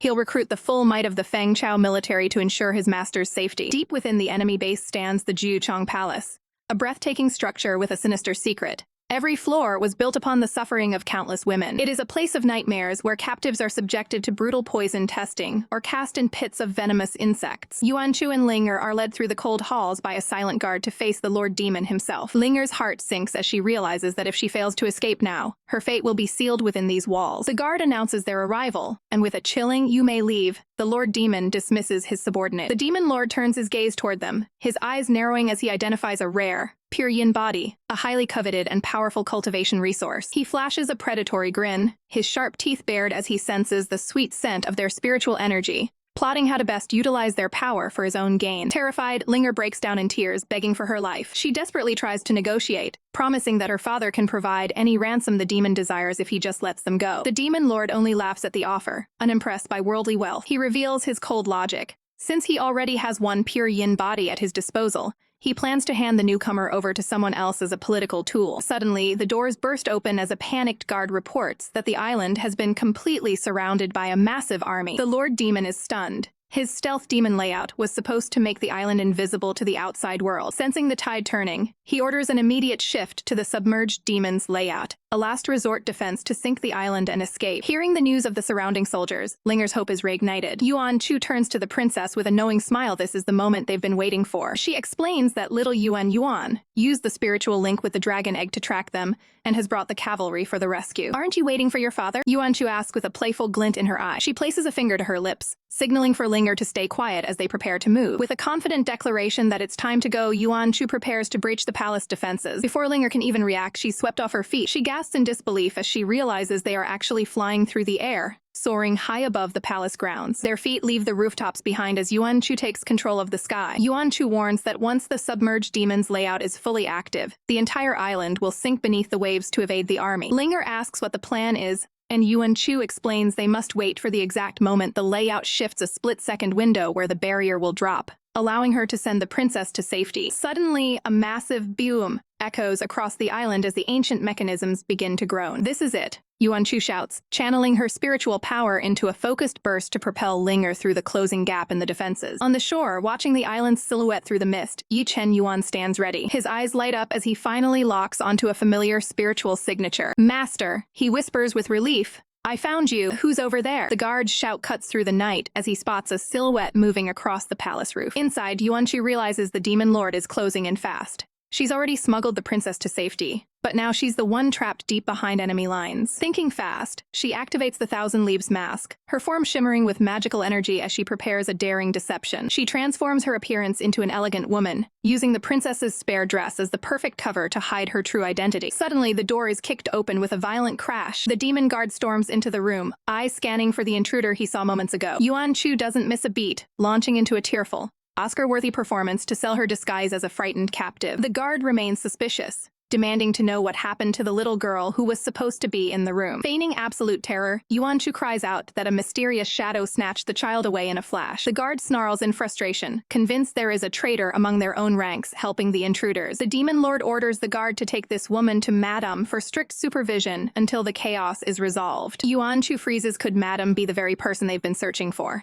Is this Ye Chen Yuan's mother? She is escorted through the palace to a private chamber, where the guards announce her arrival. Standing there is Mu Jinru, radiating a cold, sharp presence as she demands to know the identity of the newcomer. The guard explains she is a new girl with a rare, pure embodied type, before leaving the two of them alone. As the door shuts, the two women lock eyes in a heavy, tense silence. Yuan Chu confirms her suspicion. The resemblance is unmistakable. This is indeed Ye Chen Yuan's mother, but the greeting is far from warm. Mu Jinru immediately lashes out, accusing the newcomer of being a vixen sent to disrupt her position. Yuan Chu is completely caught off guard by the sudden hostility from the woman she came to rescue. It turns out Mu Jinru is fiercely protective of her status, refusing to be outshone by a younger woman with the same rare spiritual constitution. Yuan Chu realizes that getting through to Ye Chen Yuan's mother might be a lot more complicated than she ever anticipated. Meanwhile, outside the palace walls, the sound of heavy footsteps echoes across the battlefield. Ye Chen Yuan leads his elite forces forward, cutting a path through the demon army with singular focus. His sharp eyes catch a glimpse of something or someone falling rapidly from the sky. It's Princess Linger, screaming as she is launched through the temporary gap in the barrier. Ye Chen Yuan moves with lightning speed, intercepting her midair before she hits the churning water below. He doesn't waste a second, immediately demanding to know the location of the girl who was protecting her. Trembling with fear, Linger explains that Yuan Chu stayed behind to face off against at least two powerful nascent soul cultivators. A massive explosion rocks the sea, sending violent waves crashing against the island's foundations. Linger watches in horror as the structural damage to the palace becomes apparent. The demon lord has activated the submerged demon's layout. The entire island is beginning to sink into the dark abyss of the ocean. Desperate, Linger begs Ye Chen Yuan to save her friend, though she can't help but wonder if this legendary warrior is the father Yuan Chu mentioned during their escape. Inside the palace, Yuan Chu stands face to face with the woman she's risked everything to rescue. But Mu Jinru only offers a suspicious glare, demanding to know who this intruder is. Miles away, a sudden wave of dread washes over Ye Chen Yuan as he senses his master is in grave danger. He doesn't hesitate for a second, channeling his spiritual energy into a desperate search. His eyes glow with a sharp, golden intensity as he prepares to forcefully summon the white dragon to pinpoint her exact location. The connection snaps into place, a psychic link forming across the distance. Yuan Chu feels the sudden jolt of his spiritual search, the mental pressure hitting her like a physical blow. Success. Ye Chen Yuan locks onto her signature. He manifests a glowing silk thread, a lifeline meant to bridge the gap between them. He instructs his allies to follow this energy trail if they want to find him and escape the sinking island. Suddenly, a mysterious white egg pops into existence right next to Yuan Chu. She immediately recognizes the tactic. Her disciple is using the dragon egg to lock onto her coordinates. But the timing couldn't be worse as Mu Jinru panics, opening her mouth to alert the guards. Before a single sound can escape, Yuan Chu's hand clamps firmly over the woman's mouth. Dropping her act, Yuan Chu's eyes turn cold as she delivers a chilling ultimatum.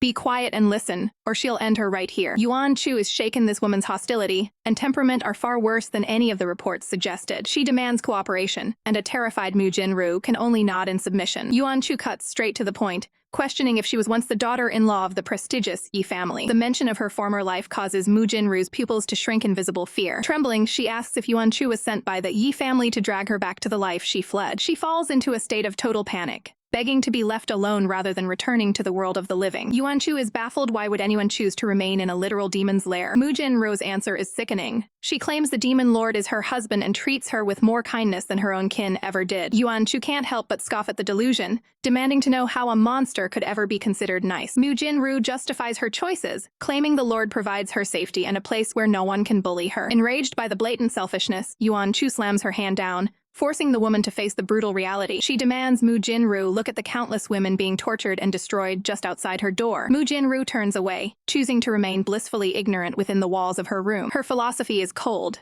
It's every person for themselves, and she refuses to leave her comfort for a world she hates. Yuan Chu's gaze hardens, her patience for these excuses completely evaporated. She asks the one question that should matter. What about her own son, Ye Chen Yuan? Mu Jinru freezes, her voice trembling as she asks if the boy is actually still alive. Yuan Chu's grip tightens on the table, disgusted by the lack of maternal concern. But the reaction gets even worse. Mu Jinru wants him brought here, believing the demon lord will dote on him as his own. She begs Yuan Chu to bring the boy to this den of monsters, claiming the Ye family will only kill him if he stays with them. Yuan Chu is horrified that a mother would want her son to live among such depravity just to satisfy her own spite. She demands to know what the Ye family could have possibly done to earn this level of hatred. Mu Jinru falls into a stunned, hollow silence, unable to answer. As the island continues its descent into the ocean, the two women stand in a tense standoff, the gap between their morals wider than ever. Ye Chen Yuan cuts through the sky like a streak of lightning, his focus razor-sharp as he closes in on his target. Back inside the crumbling palace, Yuan Chu stands amidst the chaos, her expression hardening as she prepares to take drastic measures. She doesn't waste another second, lunging forward to seize Mu Jinru's arm with an iron grip. The delusional consort shrieks in protest, begging for her darling to save her as she's dragged away from her gilded cage. Yuan Chu has had enough of the nonsense, silencing the woman with a look of pure ice. With a swift motion, she applies a sealing talisman, instantly cutting off Mu Jinru's frantic cries. As they move through the submerged corridors, Yuan Chu notices the entire structure beginning to shift. A massive surge of energy ripples through the water, signaling a change in the island's trajectory. It's clear now, the Hun Yuan sect is attempting a desperate underwater escape. Yuan Chu stares out into the deep blue, realizing that if the island keeps moving, it will be nearly impossible for Ye Chen Yuan to track them. Suddenly, a massive tremor rocks the foundations of Bium that echoes through the depths as the palace hits a sudden obstruction. Yuan Chu stumbles, demanding to know what could have caused such a violent impact. Even the demon lord is caught off guard, his dark robes fluttering as he tries to maintain his balance. One of his subordinates rushes in with frantic news. Something or someone is intentionally blocking their escape route. The demon lord's eyes flash with a predatory crimson glow as he snarls in frustration. He bared his fangs, eager to see which fool has a death wish today. Yuan Chu feels a spark of hope. Could it be him? High above the wreckage, Ye Chen Yuan descends with overwhelming spiritual pressure, his aura radiating a cold, blue light. The demon lord is stunned, unable to comprehend how this bastard found them, or where he gathered the strength to challenge a sect. He roars a command to die, but Ye Chen Yuan is already mid-strike, a blur of lethal intent. Their weapons collide with a deafening metallic clang that sends shockwaves through the water. Despite the intensity of the clash, Ye Chen Yuan remains eerily calm, his golden eyes locked onto his opponent. The demon lord's confidence begins to waver. This level of power shouldn't be possible for someone so young. Ye Chen Yuan doesn't care about the demon lord's shock. He has only one question. Where is the little girl they kidnapped? His voice drops to a low, dangerous growl as he demands her immediate return. The demon lord realizes he's referring to the princess, but he notes that the girl is no longer in his direct custody. In a cruel attempt to break Ye Chen Yuan's spirit, the demon lord taunts him, claiming he already captured the girl and tasted her spiritual essence. Rage boils over in Ye Chen Yuan's veins, his knuckles turning white as he clenches his fist. He lets out a thunderous shout, telling the villain to shut his mouth. Nearby, Yuan Chu winces in pain as a sharp ache throbs behind her eyes. She realizes the dragon egg inside her head is reacting violently to Ye Chen Yuan's explosive emotions. She sighs at the recklessness of the situation, knowing her disciple won't stop until the battlefield is leveled. She understands that if she doesn't find him soon, his fury will know no bounds. Furthermore, she still has a promise to keep. She told him she would save his mother, no matter the cost. Yuan Chu focuses her senses, determining that her top priority is to locate the eye of this submerged dragon formation and shatter the barrier protecting the island. With one last look toward the battle, she prays that Ye Chen Yuan stays safe while she handles the technical side of the escape. Throughout her journey, Yuan Chu has adapted her style to match her growing power, from her fierce battle-ready look to her more lighthearted, adventurous appearances while traveling. Whether she's sporting a practical hair bun for intense cultivation sessions or more ornate styles during her time in the palace, her determination remains the same. Even amidst the falling embers of war, Yuan Chu stands as a beacon of strength for her disciple. Yuan Chu maneuvers through the shadows of the island, closing in on her target while the cultists remain oblivious. Navigating the dense, mystical forest, she finally reaches the heart of the enemy's operations. Her eyes light up as she spots at the eye of the layout, the literal heart of the island's formation. The golden seal pulses with ancient, volatile energy, waiting to be triggered. Without a moment's hesitation, Yuan Chu dives straight into the center of the mechanism. The impact is explosive, the sheer force of her arrival scattering the nearby guards like leaves in a gale. A massive pillar of golden light erupts toward the heavens as Yuan Chu lets out a defiant cry, detonating the core's power to shatter the barrier. Miles away, the ground beneath Ye Chen Yuan's feet begins to tremble violently. He looks up, sensing a familiar and overwhelming surge of energy radiating from the layout's eye. The demon lord recoils in shock, his confident smirk replaced by a look of pure panic as the foundations of his plan shake. Relief washes over Chen Yuan. His master is alive, and she's successfully turning the tide of the entire battle. The demon lord screams in frustration, realizing his ultimate trap is being dismantled from the inside out. Seizing the moment of distraction, Chen Yuan lunges forward with a lightning-fast strike. With electricity crackling around him and his aura surging, he makes it clear the Demon Lord's only opponent now is him. Enraged, the Demon Lord reveals his monstrous nature, his massive snake tail thrashing with lethal intent. He slams his tail down with enough force to shatter the earth, desperate to crush the young cultivator under his weight. Die. He roars, his eyes glowing with a murderous, crimson light. A massive explosion of blue and white energy detonates as their powers collide in a world-shaking boom. Back at the core, Yuan Chu catches her breath amidst the rising bubbles and settling dust. She realizes the Demon Lord was clever enough to infuse his own consciousness into the layout itself, making the island a living extension of his will. A dark, oppressive shadow looms over her, threatening to consume her for her interference. Yuan Chu's gaze turns cold and calculating. She is done playing games with these villains. She moves with predatory speed, her hand clamping onto the throat of a nearby threat before they can even react. With a sickening kachak, she ends the struggle instantly, showing the absolute lethality of a master. She tosses the body aside like trash, her focus never wavering from the task at hand. Mu Jinru wails in horror, demanding to know why she killed her husband's most capable assistant. Yuan Chu turns to her, her expression chillingly calm despite the chaos. "Do you think I have a good temper?" she asks, before delivering a brutal ultimatum. If Mu Jinru keeps screaming, she will be the next one dealt with. Terrified, Mu Jinru collapses to the ground, finally silenced by the master's terrifying aura. Yuan Chu looks down at the formation, realizing that simply destroying it would cause the seawater to rush in and drown everyone on the island. A spark of genius hits. She doesn't need to destroy the layout. She needs to hijack its power. She places her hand on the seal, her spirit key flooding the ancient mechanism to rewrite its commands. Summoning every ounce of her hidden power, she commands the very earth to obey, moving mountain and sea. Rise. In a display of her true, terrifying strength, the entire island surges upward, breaking the surface of the ocean and rising into the air. And now, for a quick lesson in cultivation from our cutest master. Level 1 is key condensation, focusing on controlling the energy in the air around you. Level 4 is the nascent soul, where that inner core transforms into a spiritual manifestation. Level 5 is astral projection, allowing your soul to leave your body and explore the world at will. That's all for today's lesson.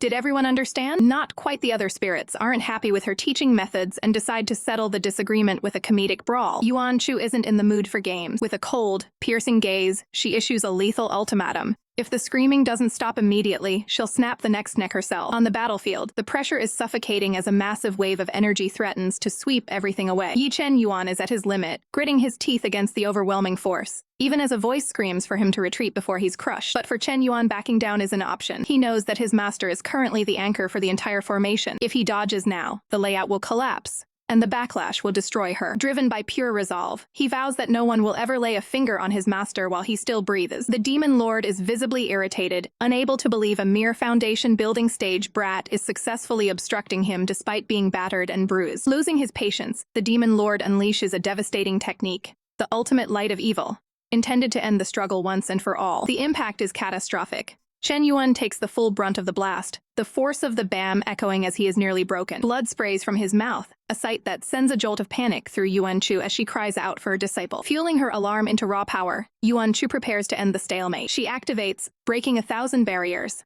focusing every ounce of her spiritual energy into a single point. With a deafening roar, the massive shield that has hidden and protected the island for ages finally shatters into 1,000,000 pieces. As the dust settles, the demon lord's eyes widen in shock as a fleet of cultivators descends from the heavens, like a divine army. Yuan Chu looks on, her gamble finally paying off. Emerging from the vanguard is a familiar face, a powerful ally arriving just in time. She reveals that she's brought reinforcements from neighboring countries, including nascent soul stage masters, specifically to dismantle the Hun Yuan sect's lair. Yuan Chu wastes no time, directing the newcomers to sweep the island and eliminate every last cultist hiding in the shadows. Prince Wan Teng of Feng Chao country steps forward, his presence adding even more weight to the crushing counteroffensive. The demon lord, backed into a corner, snarls a desperate challenge, demanding to see who would dare defy him. Yuan Chu retorts with icy confidence, promising that he's about to watch his entire following fall right before his eyes. With the reinforcements handling the cleanup, Yuan Chu takes command, leaving the old freak to her, while the others focus on rescuing the innocent and purging the remaining cultists. Amidst the chaos, Mu Jinru cries out in terror, drawing the demon lord's frantic attention. The allies quickly spot her, realizing she's the key woman involved in this dark ritual. The demon lord lunges, desperately trying to keep his grip on her. He reveals a dark secret. Her pure yin body is the only thing suppressing the evil key within him. Without her as a biological stabilizer, he would have succumbed to a demonic trance long ago. Seeing the opening, Chen Yuan calls out to his master. Yuan Chu flashes a confident, fanged grin, reassuring her, Little Yuan, that she has everything under control. With a swift movement of her spiritual energy, she snatches Mu Jinru from the demon lord's grasp, commanding the rescue. She successfully intercepts the falling woman, pulling her to safety. Chen Yuan can hardly believe his eyes as the person he's been searching for is finally within reach. Mu Jinru looks up, her eyes wide with a mixture of confusion and dawning hope. Tears well up as the realization hits mother and son are finally reunited as Chen Yuan whispers, Mother. The dust hasn't even settled from the barrier's collapse when Ye Chen Yuan finally pulls his mother, Mu Jinru, into his arms. After years of separation and torment, her eyes well up with tears as she realizes her son has actually come for her. Overwhelmed by the weight of the moment, she clings to him, her voice trembling as she calls out his name. High above the battlefield, the shockwaves of the ongoing purge ripple through the air. From a distance, the scale of the destruction is clear, but for a brief second, the mother and son are anchored in their own world amidst the chaos. However, the threat isn't over.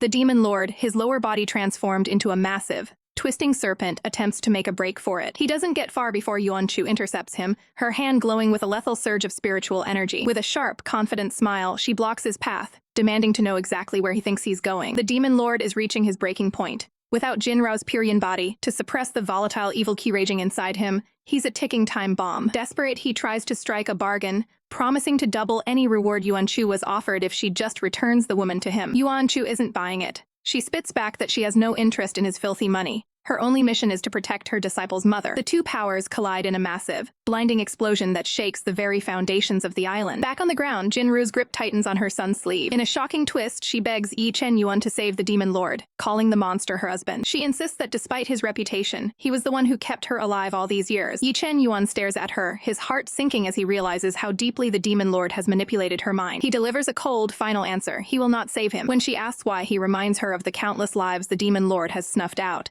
For the sake of justice, the man must fall. Distraught, Jinru accuses her son of being heartless, asking how he can ignore his own mother's plea. She demands he repay the debt of her life by sparing the tyrant. Even Yuan Chu's inner spirit can't believe the irony. The demon lord used her as a human battery, yet she remains tragically devoted to him. Driven by desperation, Jinru tries to rush into the fray herself. But Ye Chen Yuan is faster, snapping his hand out to catch her arm. He holds her firmly in place, refusing to let her throw her life away. When she tearfully demands to know why he's stopping her, his gaze turns icy. He tells her the only reason that matters. That man is the target his master has sworn to kill. The demon lord is panting, his strength failing as the evil key begins to consume him. Yuan Chu hovers over him, taunting the villain and noting that his life ends today. She admits that his unorthodox demonic power is a challenge to overcome, but the demon lord has one last card to play. If he's going to die, he's determined to drag Yuan Chu into the abyss with him. Suddenly, a localized eruption of dark energy manifests into a colossal, shadowy serpent behind him. The beast rears its head, its eyes glowing with malice. With a deafening roar, the massive entity lunges forward, jaws wide, intent on swallowing Yuan Chu whole. The stakes have reached a breaking point as Mu Jinru desperately screams, unable to comprehend why her own flesh and blood won't spare the man she loves. Suddenly, the battlefield turns cold as the demon lord's shadow serpent lunges, its massive jaws unhinging to swallow Yuan Chu whole in a single,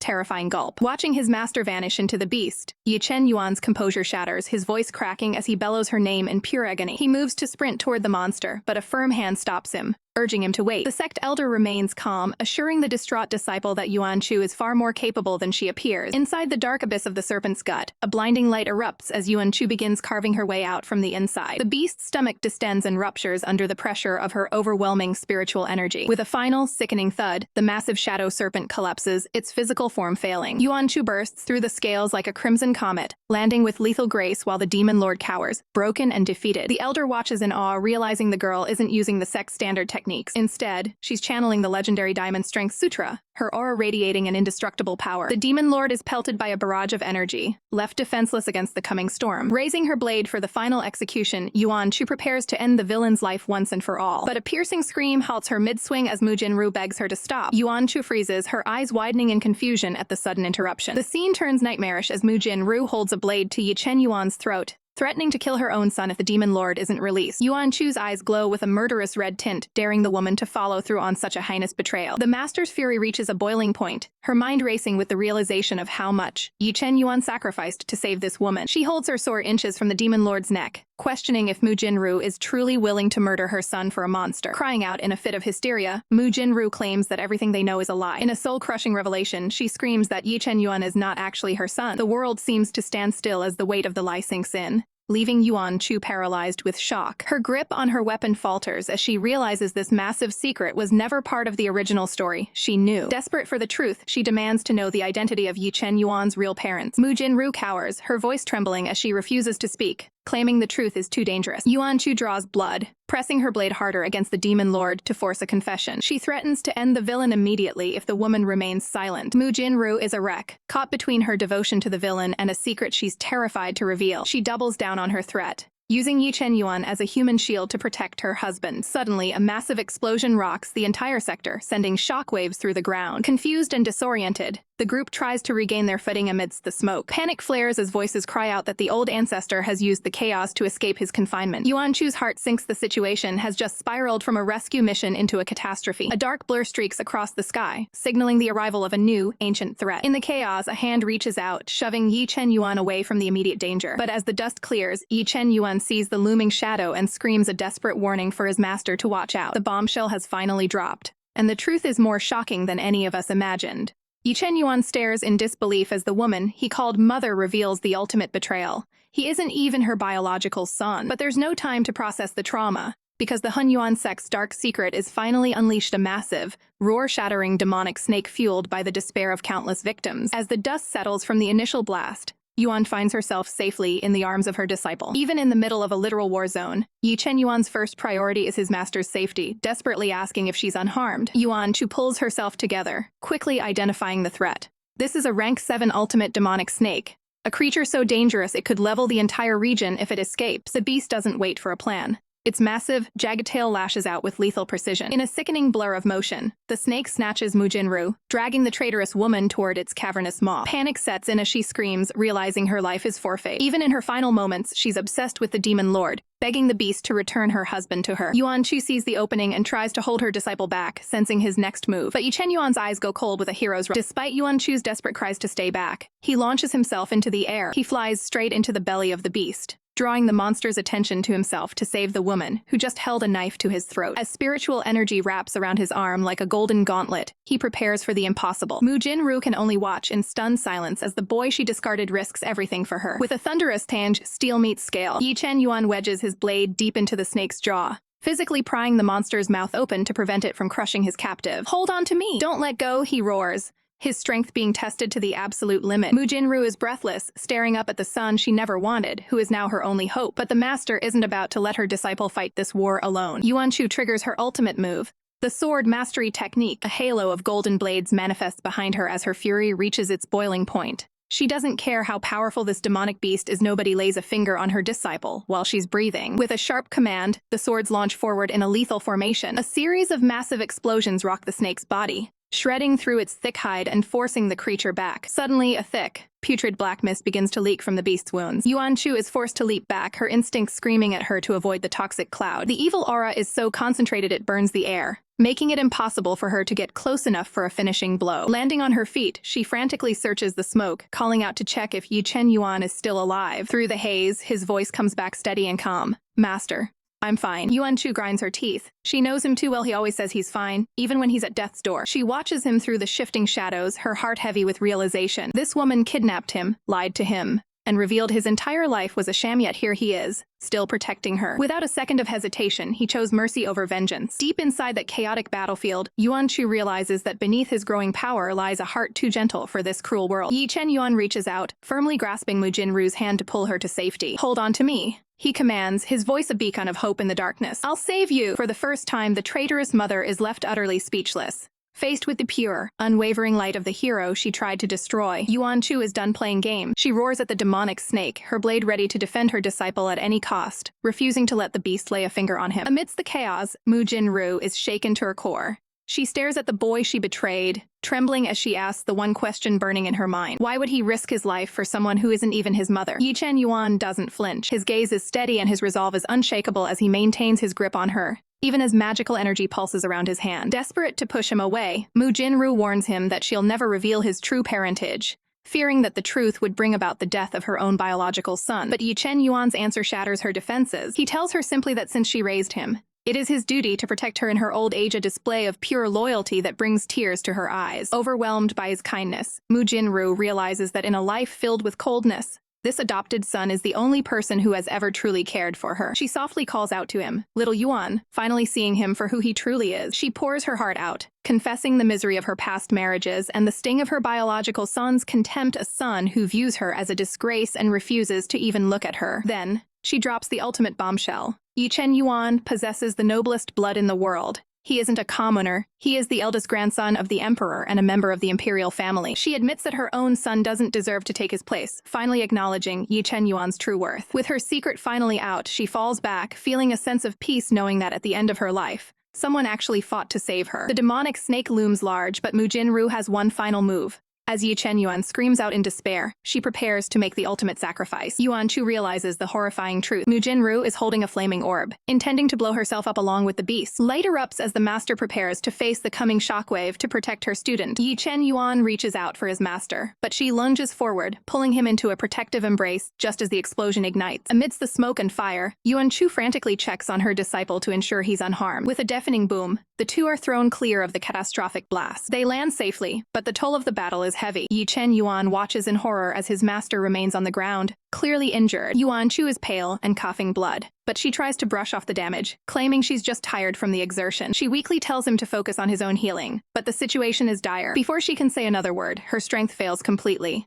and she collapses into unconsciousness, leaving Ye Chen Yuan desperate and alone. The dust has settled on a battlefield of blood and sacrifice, but the real mystery is only just beginning.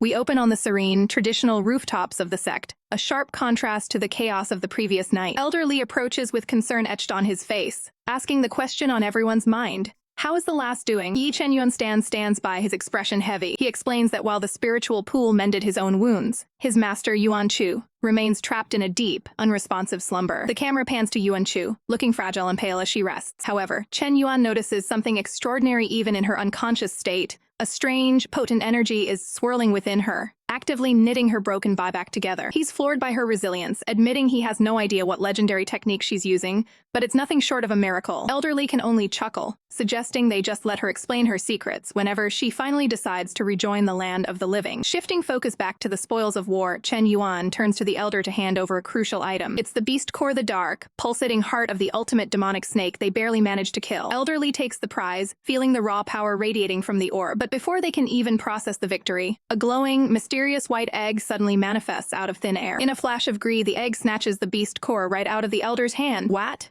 Elder Li screams, completely blindsided by the theft. It turns out that because of Yuan Chu's unique constitution, this dragon egg has been hitching a ride inside her inner world this whole time. The elder is baffled, wondering how a literal egg with no hands managed to pull off a heist, while Chen Yuan just smiles, noting that the egg's bratty, deliberate personality is a perfect match for his master. Elder Li isn't amused by the comparison, but Chen Yuan finds the resemblance and his master's quirks utterly adorable. The elder can only sigh at the group of troublemakers he's now responsible for. Fast forward 7 days. The silence of the infirmary is broken by a soft groan. Yuan Chu's eyes flutter open, the crimson tint of her pupils returning to life. She sits up, dazed, her first instinct being to check the time. As the fog clears, she spots a familiar figure slumped at her bedside. It's Chen Yuan, who hasn't left her side for a second. Confused, she wonders why her Little Yuan is sleeping there instead of resting properly. The movement wakes him instantly. His golden eyes snap open, and he's on his feet in a heartbeat, his voice thick with relief as he asks if she's finally feeling better. Yuan Chu's mind is still back at the battle. She asks how long she's been out and if that monstrous snake is finally dead. Chen Yuan confirms the beast is gone and tells her she's been unconscious for a full week. Guilt flashes across Yuan Chu's face as she apologizes for failing to save Mu Jinru. But Chen Yuan won't hear it. He looks her dead in the eye, thanking her for doing her absolute best. His tone shifts, becoming intensely protective as he tells her never to pull a stunt like that again. He wants his family back, sure, but he refuses to see his master get hurt for his sake. The weight of his words hangs heavy in the air. I don't want to see you get hurt. The emotional moment is cut short by Elder Li, who barges in with a reality check they have much bigger problems to discuss. He drops a bombshell that changes everything. Ye Chen Yuan isn't just a talented disciple.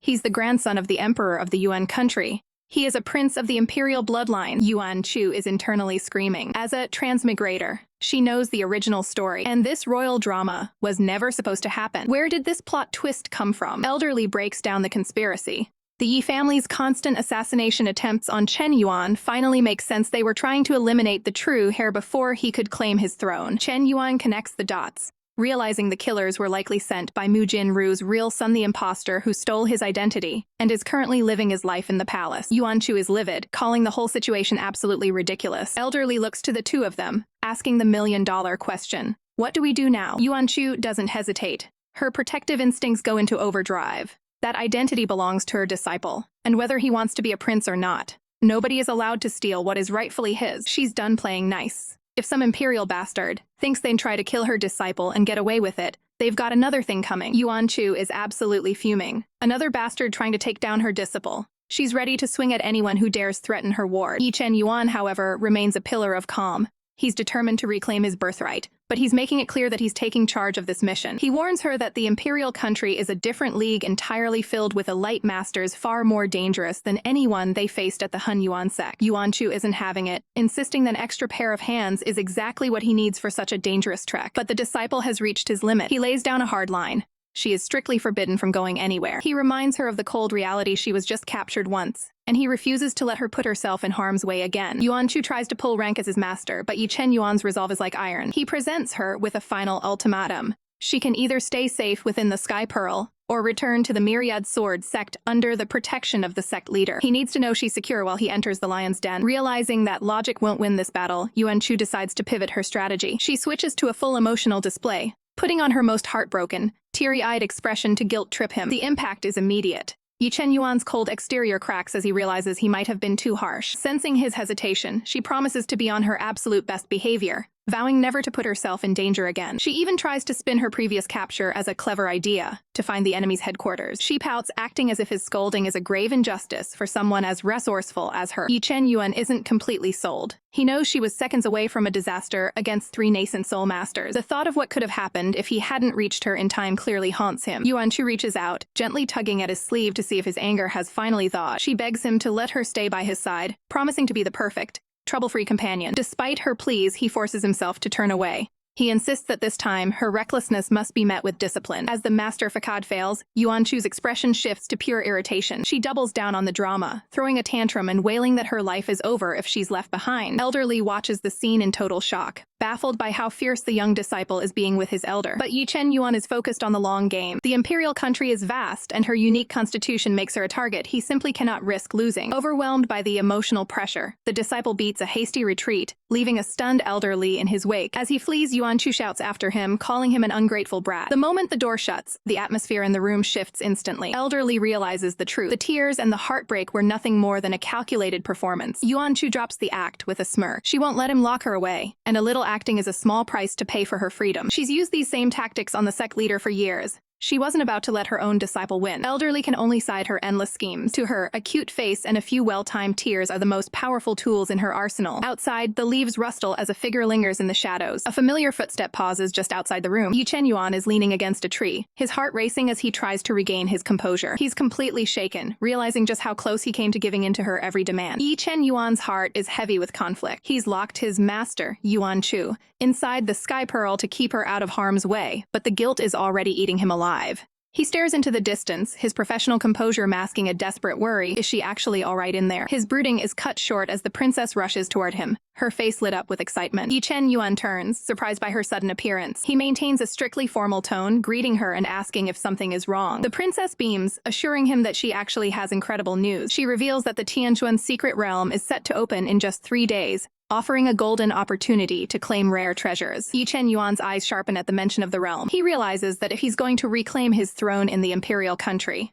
he needs to be significantly stronger than he is now. This training is essential. He formally accepts the invitation, already planning to bring his master along so she isn't bored to death inside the pearl. As the princess heads off to prepare, she suddenly stops in her tracks. She realizes she forgot to mention a key restriction. Only those below the golden core stage can enter. However, she quickly dismisses the worry, confident that Ye Chen Yuan's current cultivation level makes him the perfect candidate for the mission. Meanwhile, inside the pearl, Yuan Chu and Elderly are already plotting their next move regarding the secret realm. Elderly is fully on board with the plan, but Yuan Chu remains analytical. She notes that because of her interference, the timeline of the original story is shifting rapidly, and she wonders if the legendary encounters will still take place. Regardless, she can't help but let out a mischievous laugh at the chaos to come. Elderly suddenly senses Ye Chen Yuan approaching and warns her to get ready. Instantly, Yuan Chu switches into Academy Award mode, forcing tears into her eyes to look as pitiful as possible. She lets out a heartbroken sob, determined to break Ye Chen Yuan's resolve. As his footsteps echo outside, she prepares for the final act of her guilt trip. Ye Chen Yuan enters and is immediately hit with a wave of regret at the sight of his sobbing master. He tries to explain that he never wanted to lock her up or cause her pain. Yuan Chu snack, calling him a liar and pointing an accusing finger at him for daring to reprimand his own master. Finally, Ye Chen Yuan's walls crumble. He confesses that he was only worried about her. The imperial country is a dangerous place, and he fears she'll be targeted for her rare yin-yang revitalization body. He admits he feels useless, because he isn't strong enough to protect her yet. Yuan Chu is stunned, realizing his protection was fueled by his own deep-seated insecurities. She reaches out, gently grabbing him to ground his focus. With a look of fierce determination, she reminds him that she is the master. She promises to protect him until he's strong enough to protect her, ending the argument with a display of the true strength he was so worried about. Yuan Chu continues her emotional performance, her eyes welling with tears as she sobs, forcing Ye Chen Yuan to face the weight of his actions. Seeing her distress, the young heir's resolve softens, and he solemnly pledges to do his absolute best to grow stronger, so this never happens again. Instantly, Yuan Chu snaps out of her act, pointing a finger and declaring that she'll forgive him just this once. She doesn't stop there, sternly lecturing him that regardless of the reason, he is never allowed to reprimand her or make executive decisions on her behalf again. She reminds him that he's still young and shouldn't have to carry the entire world's burdens on his shoulders alone. Ye Chen Yuan counters with a condition of his own. He needs a promise that she will never put herself in danger or act recklessly again. To seal the deal, they engage in a solemn pinky swear, a childish but binding contract between master and disciple. As their fingers lock, the pact is made. However, Ye Chen Yuan immediately flashes a cunning smile, claiming that since she promised not to be reckless, she must now listen to his every command to ensure her safety. Yuan Chu is caught completely off guard, her brain short-circuiting as she tries to figure out when she agreed to such a lopsided deal. Ye Chen Yuan doubles down on his logic, explaining that following his lead is the only way to guarantee she stays out of trouble in the future. Yuan Chu narrows her eyes, sensing she's been expertly played, but she can't put her finger on the trap. Sensing her suspicion, Ye Chen Yuan quickly shifts the focus to their upcoming journey to the secret realm, scheduled for just a few days away. The prospect of a new adventure is enough to make Yuan Chu forget her worries as she cheers, ready for some fun. Nearby, Elderly watches the exchange with a look of pure exhaustion, clearly tired of their constant back and forth. The duo later travels to a secluded, misty island where Ye Chen Yuan has erected a humble tomb for Mu Jinru, the woman who raised him. Since she left nothing behind, the grave is a symbolic resting place, containing only a small bag of dried flour she once gave him as a child. In a shocking show of respect, Yuan Chu suddenly drops to her knees before the headstone. Ye Chen Yuan is horrified, rushing to her side and asking what she's doing. He reminds her that she is his master and his elder. It is socially unacceptable for her to kneel to his former caretaker. Yuan Chu looks up with sincerity, explaining that if Mu Jinru hadn't looked after him during those first 5 years, she never would have gained such a wonderful disciple. The weight of her gratitude leaves Ye Chen Yuan speechless. Touched by her kindness, he offers a soft, genuine thank you to his master. As they walk away from the site, Yuan Chu addresses him by his childhood nickname, Little Yuan. She asks why he still carries so much sadness for a woman who wasn't his biological mother and who left him so early in his life. Ye Chen Yuan gazes into the distance, admitting that while his memories of her are few, they are profound. He specifically recalls the sensation of a kiss on his forehead as he drifted to sleep when he was only 5 years old. That moment was the very first time he felt truly loved by anyone in this world. For years, that memory brought him a sense of warmth and comfort whenever he felt alone. But his expression darkens as he looks at his master. Now, that warmth has been replaced by the haunting image of her dying right in front of his eyes. Seeing his pain, Yuan Chu takes his hand and gently guides him to sit down on the grass. Ye Chen Yuan is confused by her sudden change in demeanor as she pulls him close. She tells him firmly that there is something he must remember above all else. With a look of pure, unwavering affection, Yuan Chu prepares to overwrite his trauma. She leans in, providing a moment of profound comfort to ensure that, from now on, he will always feel love. In a bold move to overwrite Ye Chen Yuan's traumatic memories, Yuan Chu leans in, her proximity catching the young hair completely off guard. Ye Chen Yuan's heart races as his face flushes, his usual composure shattered by her sudden closeness. He can barely stammer out a word as he touches his forehead, processed by the intensity of the moment. Yuan Chu, however, is all smiles, triumphantly declaring that she has replaced his painful past with her own mark, ensuring that from now on, he will only think of her. Still dazed, Ye Chen Yuan can only whisper her title, his mind reeling. Yuan Chu doesn't let the moment linger, playfully telling him he needs to hurry up and grow up already. As she watches him, she reflects on her own path, determined to live this second life as willfully and freely as possible while guiding him. The scene shifts to the imposing towers of the palace as the time for the secret realm draws near. Linger stands ready, but as she scans the area, she notices someone is missing. She turns to Ye Chen Yuan, confused, and asks where his master has gone. Ye Chen Yuan keeps his expression neutral, simply stating she has other business to attend to. In reality, he's pulled off a daring gamble, hiding Yuan Chu inside the Sky Pearl to smuggle her into the restricted realm with him. Suddenly, the air crackles as the massive portal to the Tianchuan secret realm surges to life. Before they enter, Linger reaches out, handing him a small, delicate bell. She explains that since the portal scatters everyone to different locations, this tool will allow them to find one another once they are inside. With the path open, they prepare to step into the unknown. Before he can cross the threshold, the prince stops him, calling out one last time. He asks Ye Chen Yuan to look after Linger, but offers a chilling piece of advice. While the realm is full of beasts, the most vicious thing he'll face is the human heart. Ye Chen Yuan acknowledges the warning with a sharp, determined look. As he vanishes into the light, he knows the real battle for survival has just begun. Inside the portal, the spatial energy swirls with violent intensity. Suddenly, the Sky Pearl is spat out, tumbling across the grass. Yuan Chu pops out of the pearl, clutching the dragon egg tightly to her chest. She's mortified by her less-than-graceful entrance, desperately hoping no one witnessed her rolling across the dirt. After a quick scan of her surroundings, her playful mood vanishes, replaced by a wave of genuine concern as she wonders if her disciple managed to land safely. Miles away, Ye Chen Yuan's eyes snap open, sharp and focused. His first instinct is to shout for his master, realizing the spatial distortion has separated them. He tries to push his senses outward, but he's met with a harsh reality. A powerful restriction in this realm is blocking his search. A hand suddenly drops onto his shoulder, stopping his frantic movement. Elderly manifests beside him, calmly explaining that they are locked in for a full month. He tries to ease the boy's anxiety, claiming that the girl is likely being obedient and staying out of trouble. However, even the elder looks skeptical as he says it. Deep down, they both know that wherever Yuan Chu is, chaos is bound to follow. Yuan Chu's solitude is interrupted by the sudden flutter of a spiritual messenger crane, bearing news from the outside world. Before she can even process the arrival, the crane erupts with the thunderous, frustrated voice of her sect leader, who also happens to be her uncle, sending her reeling back in shock. He's absolutely livid, scolding her for staying away so long that she's seemingly forgotten the way back home. But the lecture quickly turns to vital intel. The sect leader reveals that his scouts have finally located the hidden entrance to Xuyu Peak. Yuan Chu's eyes widen as she realizes the opportunity she's been waiting for has finally arrived. It's a high-stakes location, heavily guarded by the Imperial Kingdom and rival cultivation sects alike. While others fear the powerful spiritual beasts roaming the area, Yuan Chu isn't looking for common treasures. She's after something far more specific. As the message crane watches in confusion, she immediately prepares to depart. She assures her uncle not to worry, promising a swift return once her objective is met. Her uncle's voice continues to scream through the crane, desperately ordering her to return to the sect instead of venturing into such a perilous realm. But his pleas fall on deaf ears. For Yuan Chu, this is a chance to correct a regret from her previous life, as Yu Peak was a place she never managed to visit before. Her true goal is the spiritual Su Orb, an artifact many consider useless, but one she knows is essential. Specifically, it is the only way to activate the powerful Su mirror currently held by Ye Chen Yuan. Remembering how much agony and effort Little Yuan went through to obtain it in their past lives, she is determined to secure it now and spare him the hardship. With a gaze full of resolve, she vows to claim the orb no matter the cost. Meanwhile, deep in the secret realm, Ye Chen Yuan is reaching his breaking point, cursing his current situation. The spatial distortion has worked against him again, leaving him isolated and frustrated after being separated from his master. Suddenly, a sharp, rhythmic chiming echoes through the air. Elderly immediately recognizes the sound, pointing out that it's the messaging bell given to him by the princess. The elder's face pales as he realizes the frequency of the chime can only mean one thing.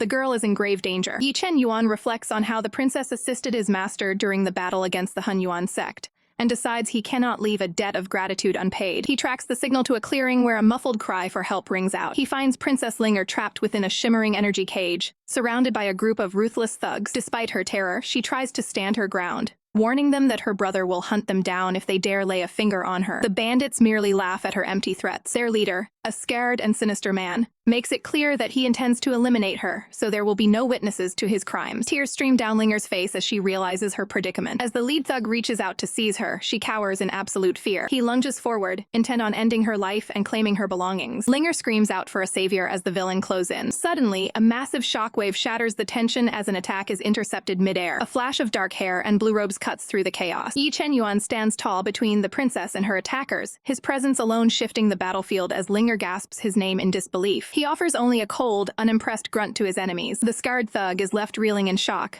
unable to comprehend how a mere foundation-building stage cultivator could effortlessly block a full-force blow from a master like himself. The bandit leader stands frozen, his confidence shattered as he witnesses the overwhelming power radiating from Ye Chen Yuan. Turning back with a calm, steady gaze, Ye Chen Yuan checks to see if the trembling princess is unharmed. Linger clutches her arm, her voice shaking as she pleads for him to drive the nightmare away for good. She's reached her breaking point, terrified of the predators who see her as nothing more than a prize to be claimed. With a flash of golden light in his eyes, Ye Chen Yuan delivers a cold, absolute command that echoes through the clearing. Get lost. The bandits don't wait for a second warning. They scramble into the woods, fleeing for their lives from the monster they accidentally provoke. Tears of pure relief stream down Linger's face as the suffocating weight of danger finally lifts. Looking up at her savior, she realizes that this mysterious young man is the hero she has been waiting for. Later, by the edge of a quiet stream, she offers her sincere gratitude to young Master Yi. Exhausted and covered in the dust of the struggle, she expresses a desperate need to wash away the traces of the ordeal. Ye Chen Yuan nods respectfully, promising to maintain a protective watch nearby while she recovers her composure. Elderly manifests at his side, sighing over the heavy burden of the girl's pure yin body. The old spirit pities her, knowing that, in this world, such a rare gift is often a magnet for tragedy and exploitation. Ye Chen Yuan listens in grim silence, his expression darkening as he considers the cruelty of their reality. However, his mind quickly drifts back to his own heart. He can't help but wonder how his master Yuan Chu is faring in his absence. Is she eating well?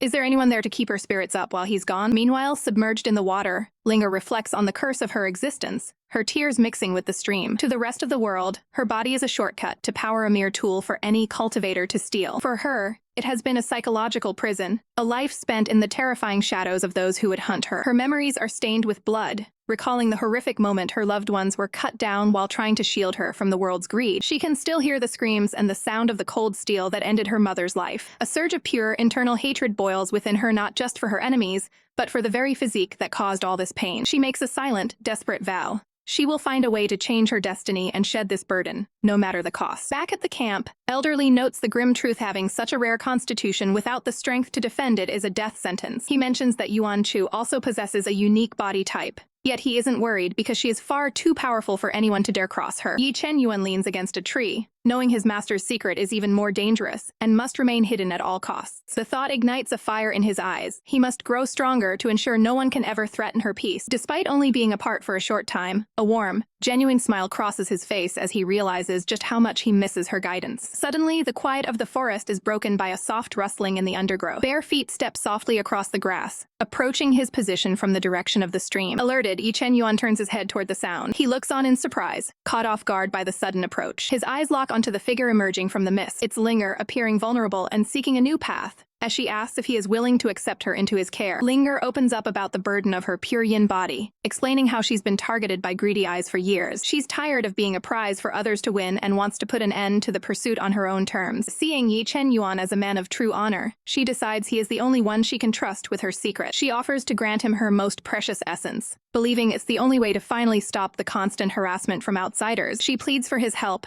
desperate to find a way to make the world leave her alone. As she reaches out to him, she insists that he doesn't need to take any responsibility for her, asking him to simply treat it as a favor to help her escape her fate. But before she can continue, Ye Chen Yuan acts instantly. He swings his cloak around her, completely covering her up and maintaining a strictly professional distance. He gives her a stern warning, telling her never to do something so reckless again. He explains that a person should only share themselves with the one they truly love, and no one else has the right to demand that from her. Linger is stunned, realizing that the person he is describing with such conviction isn't her. Despite the rejection, her heart can't help but skip a beat because of his integrity. Trembling, she asks if he already has someone special in his heart. Without a second of hesitation, Ye Chen Yuan confirms it with a simple yes. The shock of his answer hits Linger like a physical weight. She stammers an apology and steps back in embarrassment, feeling mortified for disturbing him. Before he can say another word, she turns and bolts away into the distance. Even Elderly is reeling from the confession, shouting in disbelief that the young master actually has someone he likes. He frantically hopes it isn't that guy Yu, fearing a scandal. He warns Ye Chen Yuan not to harbor such dangerous thoughts. Ye Chen Yuan remains perfectly composed, stating clearly that it's not him. The elder is relieved but demands to know who it is then. Ye Chen Yuan's eyes flash with a sharp golden intensity. With a calm, confident smile, he reveals the truth.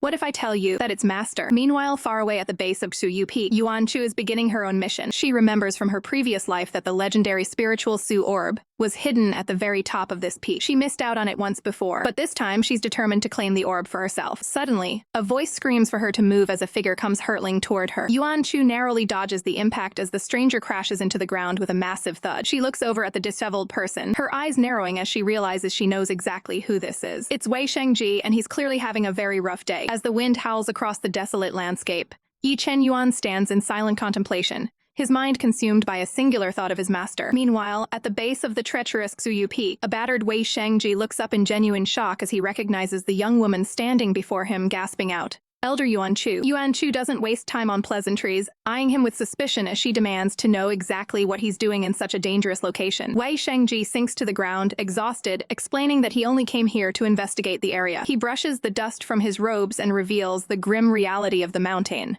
A powerful weight enchantment is cast over the entire peak, making flight impossible and forcing any seeker to climb the summit by hand. He recounts his struggle with a frustrated expression, admitting he was halfway up when a beast attacked, sending him tumbling all the way back down. The news hits Yuan Chu like a physical blow, her face contorting in disbelief at the prospect of such a grueling physical hike. Wei Shengji quickly pivots, asking if she's also here hunting for the legendary treasures of the peak. Yuan Chu confirms the rumors, her gaze shifting toward the summit as she mentions the massive treasure trove waiting at the top. Seeing an opportunity, her eyes sharpen with a calculated glint. She proposes a temporary alliance, suggesting they head up together and split any findings 70-30. Wei Shengji's eyes sparkle with imagined riches, foolishly assuming he's the one getting the lion's share of the loot. Yuan Chu nearly explodes at his audacity, calling him a total maniac for thinking she'd ever give him 70%. However, she quickly calms down, realizing that having a companion to talk to will at least keep the journey from being mind-numbingly boring while she hunts for the Su Orb. With a resigned sigh, she agrees to the lopsided deal and commands him to move out. The climb is every bit as brutal as promised, the sound of heavy breathing filling the thin air. Yuan Chu is already reaching her limit, complaining that her legs haven't worked this hard in ages while Wei Shengji busies himself collecting rare fire-type mushrooms nearby. Refusing to suffer any longer, Yuan Chu reaches into her stash and pulls out a glowing yellow slip. She activates a high-level lightweight talisman, instantly defying the mountain's gravity as she begins to float effortlessly upward. Wei Shengji stops dead in his tracks, staring at her in pure bewilderment. Seeing his struggle, Yuan Chu generously offers him a stack of the same talismans to help him keep pace. Wei Shengji's gaze intensifies, his eyes narrowing as he looks at the precious items. Instead of taking them, he makes a startling counter-offer. If he carries her to the top on his back, can he just have the talismans for himself? Yuan Chu's face twists into a mask of pure disgust,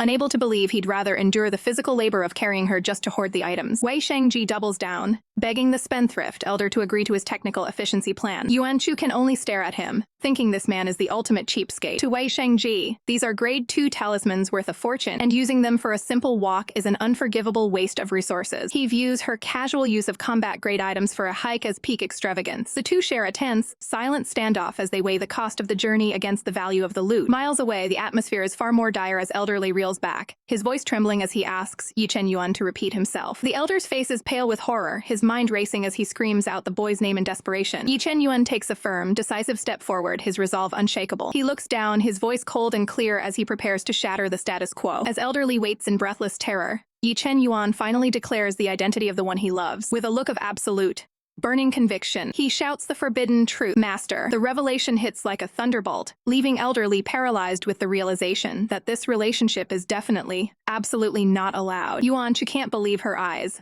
Is this guy really choosing grueling manual labor over using a simple magic talisman? Wei Shangji doesn't hesitate, hoisting her onto his back to begin the arduous trek through the heavy, enchanted atmosphere of Suyu Peak. Yuan Chu is stunned. He's actually willing to haul a whole person up a mountain just to hoard a few extra talismans. As they ascend, she watches him closely, wondering just how long his endurance will hold under this massive strain. She decides to probe for his real motive, noting that there aren't even any legendary artifact auras in this desolate region. Wei Shangji's gaze remains sharp. He believes it's better to be overprepared than to miss a single opportunity for profit. Yuan Chu is confused. He's a top disciple of the sect leader, so shouldn't he have more than enough resources? To him, the contents of his spatial ring are never enough. He treats every moment of this journey as a way to sharpen his cultivation. He even tries to frame the extra weight on his back as a specialized training exercise. Yuan Chu can only offer a wry smile, realizing she's dealing with a man who will do absolutely anything to save a penny. Suddenly, the sound of cracking stone echoes through the air as a predator emerges from the shadows. Yuan Chu's battle instincts flare instantly as she spots the threat. Wei Shangji shouts a warning as a massive lizard beast lunges from the cliffside. But the master is faster, channeling her spiritual energy into a devastating strike. A blinding flash of power erupts, striking the beast head-on before it can land a blow. The threat is neutralized in seconds, and Yuan Chu brushes it off as a piece of cake. However, instead of a sigh of relief, Wei Shangji lets out a panicked scream. He charges toward the fallen beast, as if his life depends on reaching it first. Yuan Chu is baffled it was only a level 3 beast. So why is he acting like he's found a national treasure? A sharp sting from the scuffle catches her off guard, adding to her annoyance. She follows him, determined to see what on earth this brat is planning to do. She finds him crouched over the remains, laughing with an eerie, obsessive joy. His knife is already out, and he begins harvesting the creature with surgical precision. Yuan Chu is genuinely impressed by his technical skill. For someone at the foundation stage to process a beast this quickly is unheard of. Still, his behavior is nothing short of bizarre. Wei Shangji begins a frantic sales pitch, listing the market value of the skin, the strength of the bones for weapons, and how the teeth can be sold as decorations for noble ladies. The beast's spirit practically flees in terror as Yuan Chu watches in horror at this display of pure greed. Within moments, he has already processed the meat into perfect, organized cubes. She asks why he's even bothering with the meat, but his logic is airtight. He explains that the meat is a health supplement that resists the cold, revealing he already has 20 spatial rings filled with similar loot. He's even calculating the profit margins for selling dried meat to mercenaries. Yuan Chu stands there, stunned into silence, wondering if it's too late to ditch him. He doesn't stop, detailing how the intestines make flexible bows and the organs can be brewed into medicine. He even stares at the blood soaking into the ground, mourning it as a wasted resource. Yuan Chu can only cry in total disbelief she isn't traveling with a hero. She's traveling with the world's most extreme cultivation miser. Back at the peak, Wei Shangji's greed is reaching a fever pitch as he tallies his growing hoard of loot. High above the clouds, the atmosphere shifts from profit-seeking to a heavy, suffocating tension. Elderly has erected a spiritual shield to ensure absolute privacy, sending Princess Linger away to train under the guise of scouting for beasts. With no one left to listen, the elder narrows his eyes, ready to confront the elephant in the room. He demands to know the truth. What exactly are the feelings Ye Chen Yuan harbors for his master, Yuan Chu? Chen Yuan doesn't flinch. His gaze is piercing as he confesses a desire so deep it borders on obsession. The moment he sees her, he wants the world to vanish so he can be the only one by her side. As the word like begins to leave his lips, Elderly cuts him off with a thunderous roar, commanding him to silence. Stunned, Chen Yuan asks for a reason, only to be met with a harsh reality check. Elderly warns him that a bond like this is strictly forbidden by the laws of the world. If he pursues this, he isn't just risking his own life. He's putting Yuan Chu in mortal danger. The weight of those words hits Chen Yuan like a physical blow. The realization of the trouble he could bring his master, causing him to break into a cold sweat. Elderly reminds him that Yuan Chu is a pillar of the Myriad Sword sect. The cultivation world would never acknowledge such a scandal. He lets out a weary sigh, urging the boy to think rationally. Why does he think this is like and not something else? Chen Yuan argues that she is his savior. She protected him, shared her best resources, and never once tried to steal his treasures despite his lower status. Elderly scoffs, dismissing his devotion as nothing more than the profound respect a disciple owes a master. He brings up a memory of Gu King Qi from the Yan'er, a girl who was also kind to him. He asks pointedly, did Chen Yuan feel the same way about her since she helped him too? Chen Yuan recoils, clutching his head in agony as he shouts that it's not the same. The mental strain is visible. He knows with absolute certainty that what he feels for Yuan Chu is a singular, incomparable force. His eyes burn with an intense, frantic energy as a vision of the past shatters within his mind. For a fleeting second, he sees Yuan Chu's radiant, playful smile before reality snaps back into focus, leaving him looking hollow and drained. The sheer intensity of his emotions leaves him physically pained, causing Elderly to soften his tone, realizing he may have pushed the boy too far. Chen Yuan brushes it off, claiming he's fine, though he's internally shaken by a strange sense of déjà vu. Noticing Chen Yuan's communication ring has been vibrating, Elderly ends the lecture, suggesting they'll find the others. Chen Yuan agrees, desperate to reunite with his master in hopes that her presence will quiet the unease clawing at his chest. Meanwhile, further up the mountain, Yuan Chu is busy scavenging for rare ice rocks and snowy jade lotuses. She justifies her hoarding as essential preparation for the unpredictable life of a cultivator. Wei Shengji, losing his patience, tries to drag her away to focus on the mission, but Yuan Chu has a secret weapon. She offers him a handful of high-grade treasures to buy his silence. The legendary miser's eyes instantly transform into sparkling gems of greed. He quickly accepts the compensation, deciding that a little extra digging is a perfectly professional use of their time. Yuan Chu flashes a mischievous grin, clearly enjoying the playful chaos she's stirring up. She leads Wei Shengji across the desolate, snow-covered peaks of Chuyu, hunting for the secret entrance. Wei Shengji looks around, skeptical that this empty, frozen wasteland could possibly hide a legendary realm. Yuan Chu explains the trick. The entrance is hidden by a powerful seal that only reveals itself once a specific, unassuming tree is cut down. But before they can even make a move, a deafening boom echoes through the mountains, shaking the very air. The sky above them swirls into a violent, dark vortex as lightning tears through the clouds. Wei Shengji wonders if this sudden atmospheric shift is a sign that a legendary treasure is finally surfacing. Suddenly, a massive force smacks into the peak with bone-shattering impact,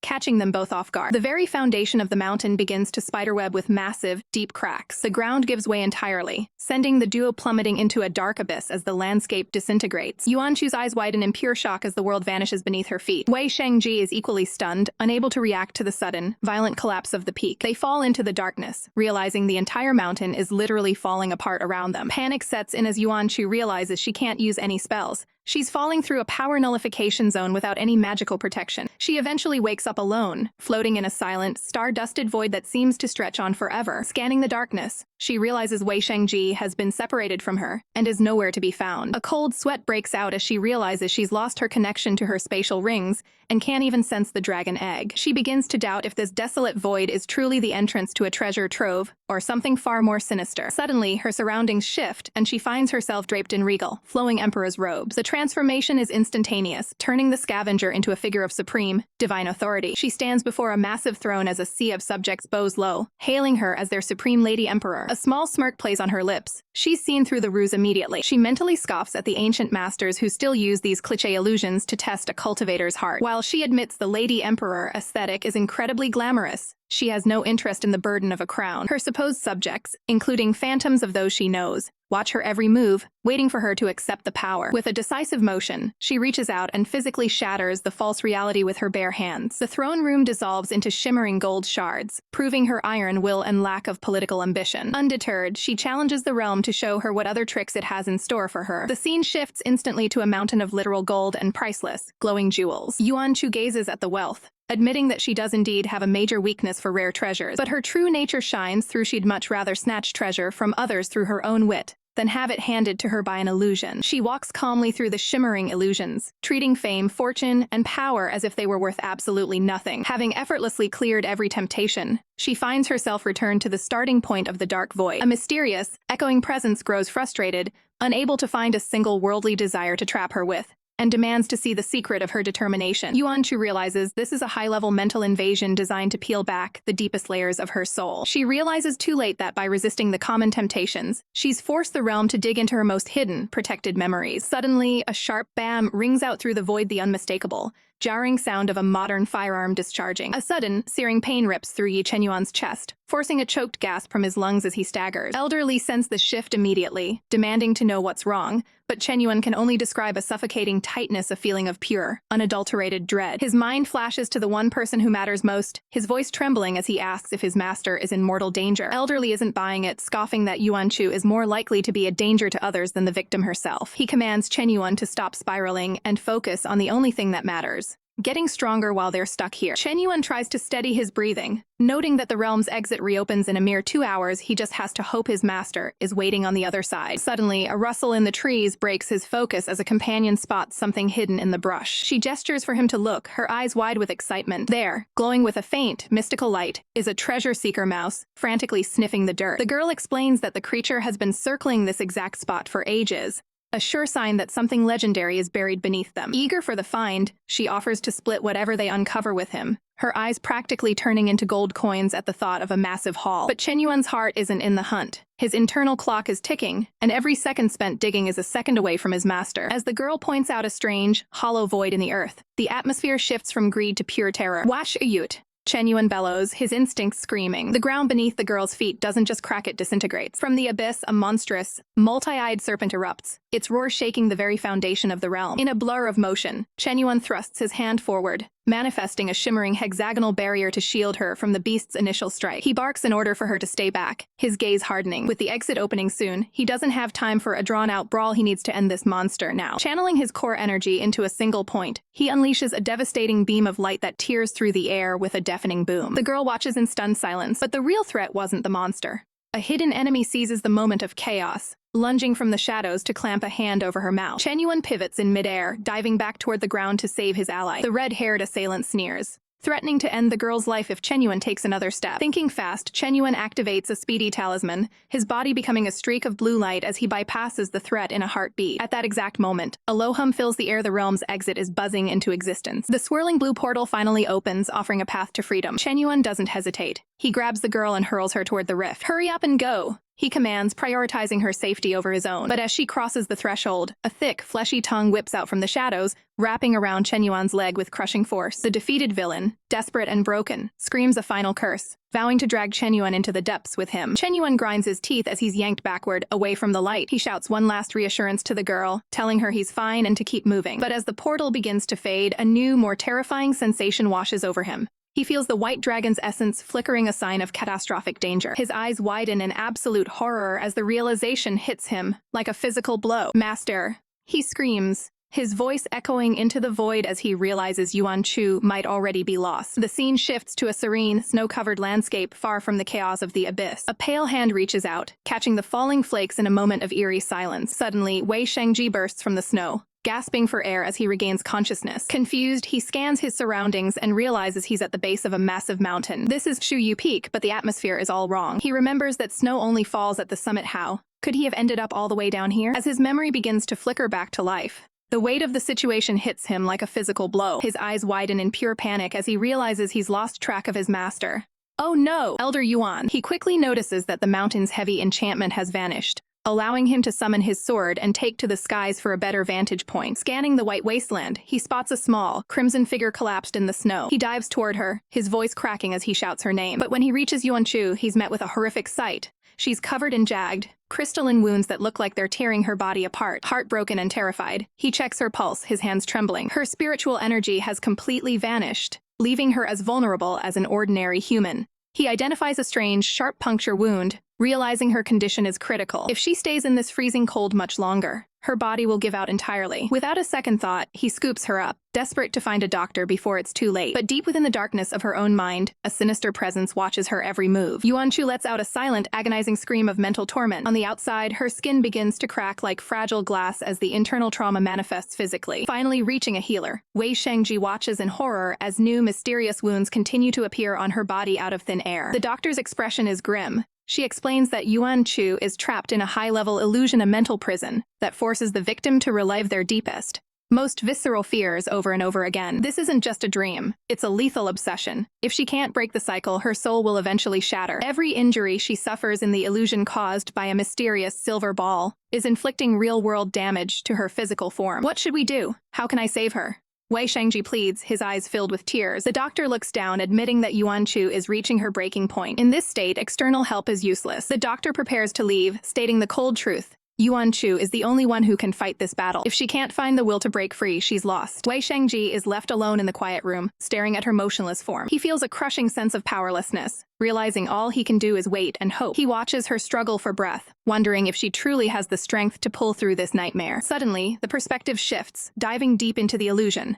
The snowy peaks vanish, replaced by a modern, rainy cityscape at night. A young girl stands alone in the downpour, the cold steel of a gun pointed directly at her. A flash of fire, a deafening bam, and the weapon is discharged. Again, yet again, she thinks, trapped in a cruel, endless loop of tragedy. As the world blurs and her strength fades, one final, terrifying thought crosses her mind. Am I going to die? A massive explosion rocks the abyss, tearing through the scales of the white dragon and sending spiritual blood spraying across the jagged stone. Ye Chen Yuan collapses to one knee, coughing up blood as he desperately uses his sword to keep his battered body upright. Despite the agonizing pain radiating through his chest, his eyes burn with a fierce, desperate determination. Oldly rushes toward him, his face pale with concern as he calls out to check on the young man's condition. The news is devastating. The realm's entrance has completely sealed shut, and it won't reopen for another 2 long years. I can't wait 2 years. Ye Chen Yuan gasps, blood staining his chin as the weight of the situation hits him. He senses the white dragon growing weaker by the second and realizes the terrifying truth: this is happening because Master's life is fading. Another spasm of pain forces a groan from his throat, causing Old Li to cry out in alarm for his safety. His resolve hardens. No matter the cost or the method, he refuses to stay trapped while his master is in mortal peril. Old Li watches him, realizing that Ye Chen Yuan's desperation has reached a point of no return. Standing alone against the desolate horizon of the abyss, the young hare feels the crushing pressure of time running out. Old Li struggles with the complexity of the situation, knowing the path he's about to suggest is fraught with peril. Ultimately, he cannot stand idly by and watch as Yuan Chu's life is extinguished in the world above. He proposes a final, desperate gamble, a forbidden technique known as the telepathic body change. This ritual will allow Ye Chen Yuan to project his soul through his blood link with the white dragon,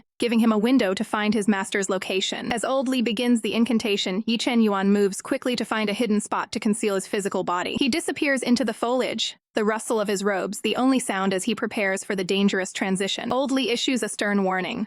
Once the forbidden technique begins, his physical form will be left in a state of extreme weakness. If he is discovered or attacked while his soul is detached, he will be completely defenseless and in grave danger. The elder promises to guard him during the trance, but strictly forbids him from making any rash moves while in his spirit form. The stakes are absolute. If his soul is prevented from returning or his body dies, he will be lost forever. I got it, Ye Chen Yuan replies, closing his eyes and accepting the lethal risk for the sake of the woman he loves. He focuses every ounce of his spiritual energy, calling upon the white dragon to bridge the gap between realms. With a violent swoosh of energy, his consciousness is ripped from his body and propelled across the void. The scene shifts abruptly to the quiet, wooden interior of a room at Tsuyu Peak. Ye Chen Yuan's spirit begins to materialize, his translucent form shimmering as he regains his senses. His heart drops as he sees Yuan Chu lying motionless, her body covered in jagged red shards as her physical form continues to shatter. He immediately recognizes the symptoms: her mind is trapped in a chaotic illusion, a mental prison that is destroying her from the inside out. Watching her struggle for air, he realizes that if the white dragon hadn't been sacrificing its own energy to protect her heart, she would already be gone. Trapped within the fragments of her own shattered psyche, Yuan Chu finds herself thrust into a world of cold steel and towering glass, a modern cityscape far removed from the cultivation realms she knows. The illusion is a nightmare of the past as a sudden, searing pain erupts in her chest. She's been shot. Standing over her is a cold-blooded executioner, a woman who sneers with murderous intent, promising to wipe out Yuan Chu's entire lineage starting with her father. As the light fades from Yuan Chu's eyes, the darkness of the void swallows her whole. The shock is visceral, leaving her gasping for air as the world resets. She stands alone in the pouring rain, the neon lights of the city blurring into a haze of dread. Is she doomed to repeat this cycle of death forever? She wanders through a desolate harbor, the towering shipping containers feeling like the walls of a tomb. The memory of the bullet lingers, a phantom pain that screams of her impending doom. Her mind is a fog. She can't even remember who she is or why this is happening. Trembling, she forces her leaden feet to move through the puddles. She has to run. She has to escape this loop. But her hunter is relentless. The woman finds her hiding spot with ease, mocking Yuan Chu's weakness as her legs give out. The barrel of the gun is leveled once more. A cold bye is the only warning she gets. Yuan Chu stares down the weapon, paralyzed by the certainty of her end. She knows with terrifying clarity. If that trigger is pulled, her soul will vanish forever. Bam! The muzzle flashes, lighting up the rainy night. Yuan Chu flinches, waiting for the impact that will shatter her existence. But the pain never comes.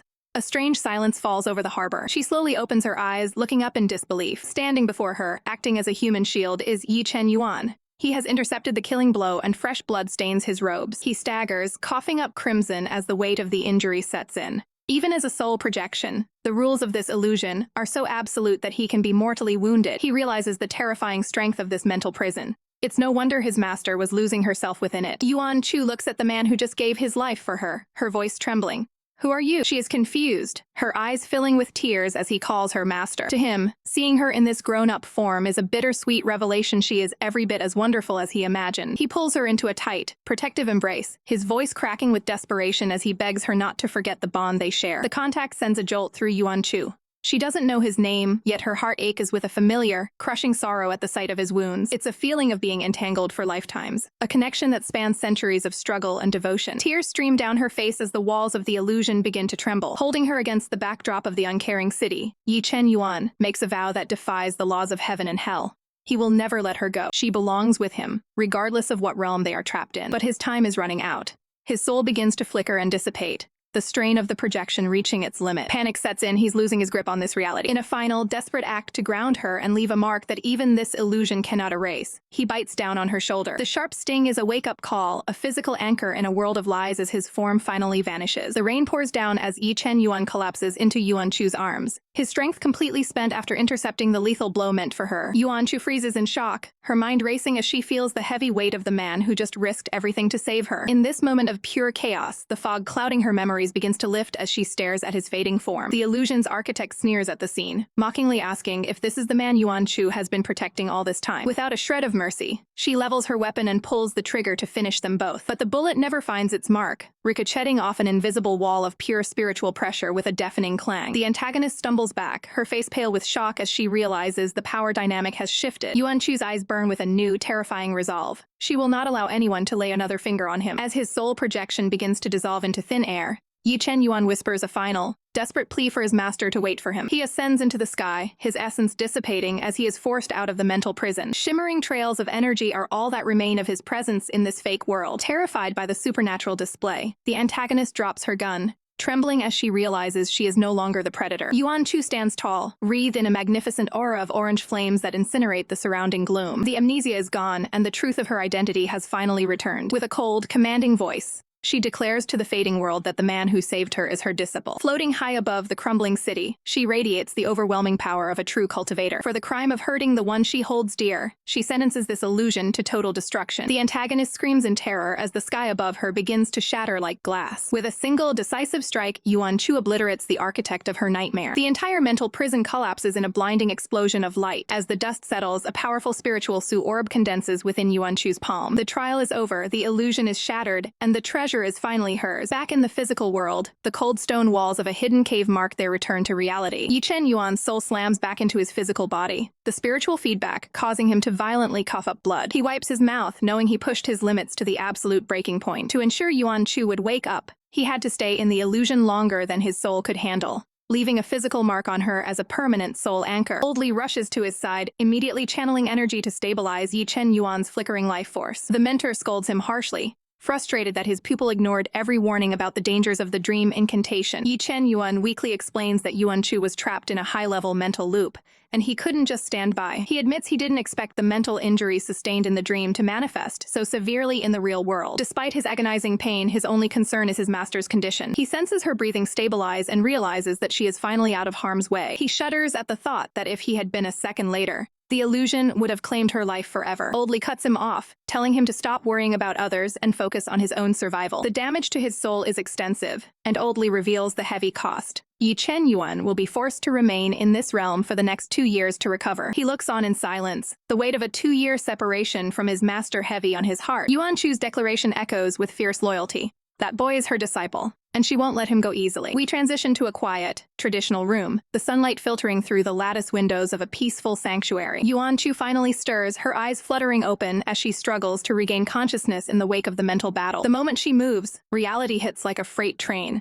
Every nerve ending screams in agony as she clutches her head in pain. She quickly realizes the terrifying truth. The deaths she suffered within the illusion have manifested as real physical trauma on her body. At least the mission was a success. She gazes at the glowing spiritual Su orb, the ultimate prize for her suffering. She recalls how the dragon egg acted as a final shield, protecting her heart and allowing her to survive the mental collapse. Desperate for relief, she considers using dragon blood to jumpstart her recovery. But there's a major problem. Her spirit is so depleted she can't even summon the mental strength to unlock her spatial rings. Just then, the door creaks open.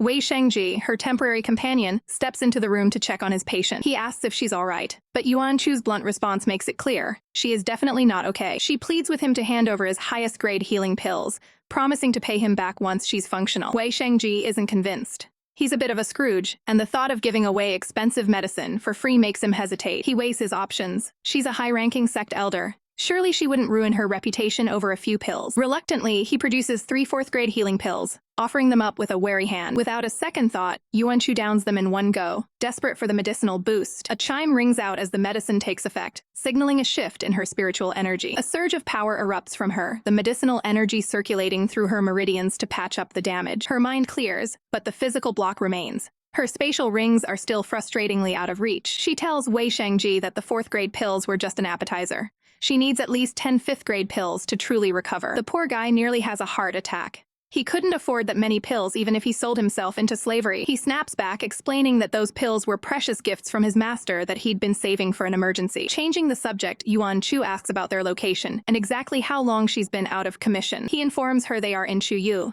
and she's been unconscious for a full 2 days. Seeing her state, he suggests the safest course of action, sending her back home to the Myriad Sword sect. Yuan Chu's reaction is instant and panicked. There is no way she's going back to face the sect leader like this. She knows she's in no condition to deal with the sect's internal politics or her master's scrutiny. Then, a lightbulb moment. Elder Li is a legendary 10th-grade alchemist. He's the only one who can fix her. She levels with Wei Shangji. She's broken right now, and she can't pay him back immediately. Her solution: he should come with her to the Feng Chao kingdom to find her disciple, who can foot the bill for her recovery. But as she mentions the kingdom, Wei Shangji goes deathly silent, a shadow crossing his face. Yuan Chu notices his hesitation. Is he really that unwilling to return to his home kingdom? He tries to brush it off, but his eyes tell a much darker story. He finally confesses. He poisoned someone powerful in Feng Chao, and he's terrified of the vengeance waiting for him there. Yuan Chu is stunned. This quiet, stingy healer has a lethal past. She realizes she's traveling with a future big boss. Even at this age, his rap sheet is already legendary. With a chilling smile, he drops the bombshell. It wasn't just one person, he poisoned half a village to death. Wei Shangji drops a chilling confession, his eyes cold as he reveals the dark truth of his past. He once poisoned half a village to death. Yuan Chu is visibly shaken, the magnitude of his crime hitting her like a physical blow. He shrugs it off with a terrifyingly casual smile, explaining that it was his first time using poison, and he was actually planning to finish off the entire village before he was caught. Sensing her unease, he asks if she finds him cruel, but Yuan Chu is already calculating her next move. Instead of recoiling, she leans in with a sharp glint in her eye, asking if he still remembers exactly where those enemies of his are staying. Wei Shangji is stunned, wondering if this elder is actually planning to help him seek bloody revenge. Yuan Chu's face lights up with a dangerous grin, having a guide who knows the terrain is exactly what she needs to reach her destination. But she lays down the law immediately. Once they hit Feng Chao Kingdom, he's on his own, as she's currently powerless and refuses to be dragged into his criminal messes. The blunt rejection sends Wei Shangji into a literal spit take. He snaps back, reminding her that he never actually agreed to be her personal escort to the kingdom in the first place. Yuan Chu freezes, her plan hitting a massive roadblock. Time for a change in tactics. She immediately switches to a pitiful act, fake cuffing and asking how he could possibly bear to abandon her. She clings to him like a lost child, reminding him that in her current state, she's completely defenseless. Behind the fake tears, she's smirking. Her acting is clearly starting to wear him down. She doubles down on the waterworks, claiming she won't be able to take a single step without his protection. But Wei Shangji is sharp. He asks the obvious question, why not just call her disciple to come pick her up? If her disciple is already in Feng Chao, there's no reason for him to risk his neck. The question hits a nerve, and Yuan Chu's playful facade finally cracks. Her thoughts drift to Ye Chen Yuan, the one person she truly relies on. A painful memory flashes back, Ye Chen Yuan taking a brutal, bloody hit for her inside the illusion. She knows if he was hurt that badly in a dream, his real-world injuries must be even more severe. There's no way she can burden him while he's recovering. Guilt gnaws at her as she remembers her own lashing out during the trauma of the illusion. She's left trembling, the weight of her helplessness and her mistakes finally feeling real. Realizing tears won't work, she pivots to the one language everyone understands: pure profit, offering up 3 high-grade spiritual pills. She sweetens the pot even further, promising 3 6th-grade spiritual talismans for his service. The sight of such rare wealth has Wei Shangji mesmerized, his eyes practically turning into currency symbols. Greed wins out instantly as he declares it's a deal, promising to solve all the elder's problems. As he vows to protect her, Yuan Chu notes the literal gold flashing in his eyes. At least his loyalty is bought and paid for. Meanwhile, far away in a desolate mountain range, a blade of pure spiritual energy slices through the air, humming with terrifying power. Ye Chen Yuan is pushing himself to the absolute limit, slaughtering beasts as he refuses to wait 2 years to see his master again. Old Li watches from the sidelines, worried that the young heir's intense focus on Yuan Chu is driving him toward a dangerous obsession. Bloodied but unbroken, Ye Chen Yuan's only focus is finding a way out of this realm to reunite with his master immediately. Suddenly, a bone-chilling roar echoes through the mountains, signaling the arrival of a massive threat. Ye Chen Yuan braces for yet another wave of attackers, his resolve unshaken. But even old Li is panicked now, sensing an aura that is far beyond any normal beast they've encountered. Before the threat even manifests, old Li's presence suddenly vanishes, leaving Ye Chen Yuan completely alone against an unknown terror. The road to Feng Chao isn't just long for the weakened Yuan Chu, it's a dangerous gamble. As their carriage rattles along, Wei Shangji can't believe his ears, questioning if she truly can't use even a drop of spirit power right now. Yuan Chu lies back, looking pale and fragile, explaining that her soul is fractured and her internal injuries are severe. What little power remains is strictly for keeping her alive. The realization hits Wei Shangji like a ton of bricks. He's not just a guide, he's the only fighter on this entire trip. Sensing his hesitation, Yuan Chu plays her only trump card, offering to pay him even more for the trouble. Like magic, his sour mood vanishes, replaced by a radiant, fake smile as he claims that as a disciple of the Myriad Sword sect, protecting her is his absolute duty. Seeing through his greed, Yuan Chu tries to take back the offer, but he doesn't even let her finish the sentence. With a shameless grin, he politely accepts her insistence on the extra pay. Yuan Chu can only stare at him in disbelief, certain she's traveling with her ultimate nemesis. By noon, the hunger starts to bite, and Yuan Chu pathetically begs for a meal. Wei Shangji is unimpressed, calling her a waste of money for wanting to eat like a mortal when she's supposed to be a powerful cultivator. He dismissively hands her a single fasting pill, claiming it'll keep her full for an entire month. Yuan Chu breaks down in tears, missing Ye Chen Yuan's delicious cooking more than ever. When night falls, there's still no rest. While Yuan Chu is ready to pass out, Wei Shangji is busy meditating, scolding her for wanting to sleep instead of training. He complains about the sacrifice he's making, traveling day and night, because the rental for the Spirit Beast wagon is too expensive to keep for an extra day. Yuan Chu realizes that his dedication to the trip is entirely motivated by his empty wallet. 5 days later, they finally reach civilization. As they pass through the town, Yuan Chu's eyes linger on the food stalls, her heart aching for her disciples' snacks. Suddenly, Wei Shangji reaches out, handing her a beautifully wrapped gift box. Inside is a spirit fruit pastry, a rare treat that leaves Yuan Chu stunned. She looks at him suspiciously, wondering if the greedy cultivator has finally grown a conscience. But the truth is far less romantic. He explains that a random girl gave it to him along with a handkerchief, and since he doesn't like sweets and couldn't find a way to sell it before it spoiled, he's giving it to her. As she stuffs her face, Yuan Chu can't help but wonder what kind of girl would be blind enough to fall for a guy like him. Meanwhile, far away from the petty bickering, Ye Chen Yuan awakens in a cold, dark void. His memories are a blur of his battle against the Earth Dragon. He tries to get his bearings, realizing this isn't a simple illusion, but he can't figure out where he's landed. He calls out for his mentor, but the silence is deafening. Panic begins to set in as he realizes he can't sense Elder Li or even the Sky Pearl. He stands alone in the middle of a shifting dimension, surrounded by floating shards of reality. Just as the isolation threatens to overwhelm him, his eyes catch a glimpse of something in the distance. A massive, glowing staircase leading upward into the unknown. He has no idea where it leads, but it's his only way out. The dust finally settles as a quiet town comes into view, marking a major milestone in their grueling journey. Yuan Chu rouses from her slumber, her eyes fluttering open as she takes in the new surroundings. Her jaw drops when she realizes they've actually made it. They are officially within the borders of the Phoenix dynasty. Wei Shangji confirms the news with a weary nod, his exhaustion evident. He reveals he's been driving the wagon day and night without a wink of sleep to ensure they arrived ahead of schedule. However, Yuan Chu quickly notices something is off. Instead of heading toward the bustling capital, Wei Shangji is steering them toward a secluded path. He admits that since they are in the area, there is someone nearby he absolutely must visit. Yuan Chu tenses up, reminding him that this is enemy territory, a literal tiger's den where he previously took out half a village. But Wei Shangji is insistent, claiming he buried this person in a spot so secret that no one could have possibly discovered it. Seeing his resolve, Yuan Chu relents, acknowledging that if it's someone important, the visit is necessary. The pair leaves the main road behind, trekking deep into a dense, silent forest. They hike far from civilization, the isolation proving just how serious Wei Shangji was about keeping this location a secret. Curiosity finally gets the better of Yuan Chu,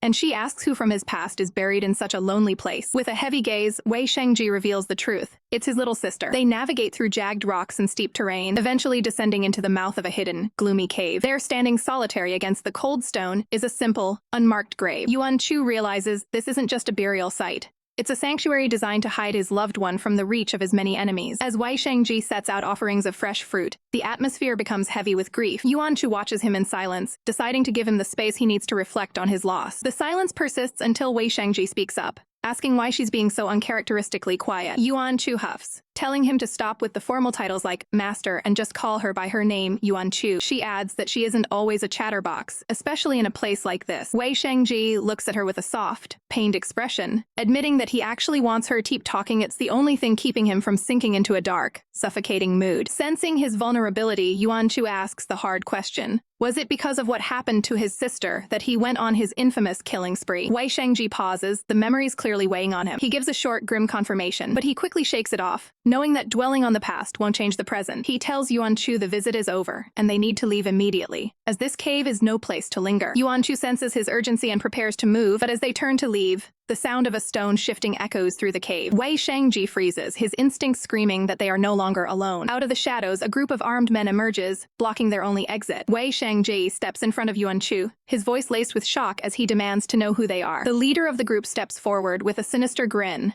revealing they've been waiting years for him to return to this very spot. The trap has been sprung. The peaceful silence of the hidden grave is shattered as Wei Shangji and Yuan Chu find themselves cornered at the cave's entrance. A man with a cold, mocking gaze steps forward, sneering at Wei Shangji. He calls him a cruel soul, claiming he never truly cared for his little sister. The trap was set years ago. These killers have been lying in wait, patient as vipers, just for the moment Wei Shangji finally surrendered to his grief and returned. Wei Shangji's heart sinks. He realizes his carelessness led them straight to his sister's final resting place. Yuan Chu watches him, her heart heavy with guilt. She feels responsible for dragging him into this nightmare. But Wei Shangji isn't going down without a fight. He turns to her, his voice urgent, telling her to run while he holds the line. The enemies aren't having it. They block the only exit, declaring that neither of them will leave this mountain alive. Yuan Chu quickly scans the field, analyzing their power levels. 4 foundation building experts and 1 key condensation cultivator.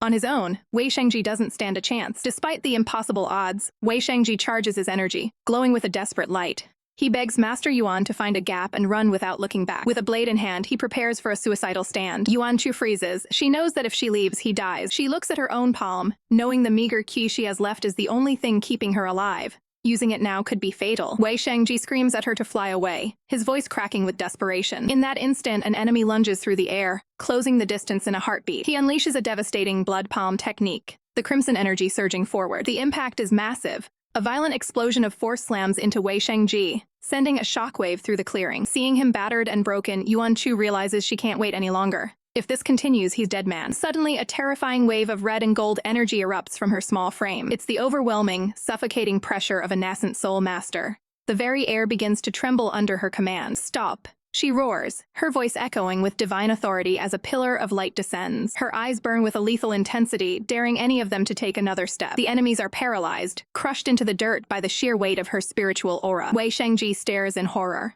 realizing she is burning her very life force to protect him despite her grievous injuries. Internally, Yuan Chu is screaming. The power is raging through her chest like wildfire, tearing her apart from the inside. She bites her lip, forcing herself to maintain the facade of an invincible master. The attackers tremble, their confidence completely shattered. The leader stammers, asking why an honorable master would waste her breath protecting a demon like Wei Shangji. They claim he is cursed, bringing only death and misfortune to those around him. Yuan Chu's gaze remains cold as ice. She tells them they have no right to speak about her disciple, and demands they vanish immediately. Terrified of her supposed power, the group turns tail and flees into the woods. For a moment, there is silence. Wei Shangji looks at her, hopeful that she has somehow recovered, but the illusion breaks instantly. Yuan Chu collapses, coughing up a violent spray of blood. Wei Shangji catches her as she falls, his face pale with terror. With her last bit of strength, she urges him to move. If they don't leave now, the enemies will realize her nascent soul power was nothing but a desperate bluff. Wei Shangji realizes the truth. She only acted when she saw him get hurt, sacrificing her own recovery to save his life. He pulls her close, whispering for her to hang on just a little longer. Lifting her into his arms, he prepares to run, promising to find a doctor, no matter the cost. But as he shifts her weight, his eyes widen in shock. Fresh blood is soaking through her clothes, dripping onto the forest floor. As the world blurs around them, Wei Shangji's desperate cries for Master Yuan echo through the trees, but she remains dangerously silent. Ye Chen Yuan finds himself drifting through an eerie, star-flecked void, his mind racing as he questions how he ended up in this weightless abyss. Through the darkness, fleeting images of familiar faces flicker like dying embers, pulling at his memories. Suddenly, a voice shatters the stillness, calling his name with a haunting resonance. Startled, he whips around, demanding to know who else is lurking in this silent realm. The voice beckons again, claiming to be right there, and Ye Chen Yuan begins to run, his footsteps echoing through the emptiness. His boots splash against a surface that feels like water. though there is nothing but shadow beneath him. As he pushes forward, a swirling vortex of light manifests, the voice growing louder and more insistent. He realizes the sound is emanating from the heart of this brilliance, drawing him in like a moth to a flame. Tempted by the call, he reaches out a trembling hand to touch the shimmering boundary. With a sudden, violent whoosh, the light consumes him, dragging him through the portal. When his vision clears, the void is gone, replaced by the lush greenery of a forest, leaving him completely disoriented. Looking down at his hands, he realizes with a shock that his physical stature has changed. He has grown significantly taller. Before he can process this, a young woman appears, her arms full of bright red fruit as she calls out to him with a radiant smile. The realization hits him like a lightning bolt. It's his master, Yuan Chu. She excitedly presents him with a gift, thousand-year candle red fruits she specifically sought out just for him. His body moves on its own, accepting the gift with a polite, "Many thanks," while his mind reels, wondering where on earth they are. He tries to call her master, but to his horror, his mouth refuses to obey his will, leaving him a silent observer in his own skin. Seeing his cold reaction, Yuan Chu's cheerful expression crumbles into a heartbroken sob. In a sudden flash of intense emotion, she confesses that her dedication stems from her deep affection for him. Inside, Ye Chen Yuan's heart hammers against his ribs in a frantic peng-peng rhythm. Stunned by the weight of her words, she explains that she noticed him looking at the fruit during a previous exchange and went to great lengths to find it for him. The internal Ye Chen Yuan is ecstatic, reeling from the confirmation that his feelings might actually be mutual. He burns with the desire to tell her he feels the same way, but he remains trapped behind his own eyes. To his absolute horror, his body extends a hand and coldly rejects the offering, stating he cannot accept items for nothing. Yuan Chu is visibly stung, desperately offering to trade instead, just to keep the connection alive. "No need," the body replies with icy finality. He turns his back on her, walking away and leaving her standing alone in the woods. Inner Ye Chen Yuan screams in protest, disgusted by the cruelty of this version of himself. He fights with every ounce of his soul to regain control of his limbs, his eyes wide with desperation. He curses his helplessness, unable to break free from the invisible chains binding him to this cold persona. The body addresses her formally as Miss Yuan, further widening the gap between them. He lectures her, stating he only deals in professional trades of currency and goods, heartlessly dismissing her emotions as irrelevant. Yuan Chu stands frozen, her heart clearly shattering as she watches him leave. Inner Ye Chen Yuan begs his body to turn around, to stop this nightmare before it's too late. "Master! I want to see Master!" He cries out mentally, the world beginning to blur. Suddenly, he is yanked back into the dark void, where a mysterious voice praises the depth of his thoughts, claiming they have finally allowed it to locate him. Defiant and alert, Ye Chen Yuan demands to know the identity of the speaker as he prepares for a new confrontation. The silence of the secluded medical pavilion is heavy with the scent of incense and impending tragedy. Wei Shengji bursts in, his voice trembling as he begs the physician for any sign of hope for the unconscious girl in his arms. The doctor's fingers press against Yuan Chu's cold wrist, finding a pulse so faint it's a miracle she's still breathing. With a heavy sigh, the doctor admits the grim reality.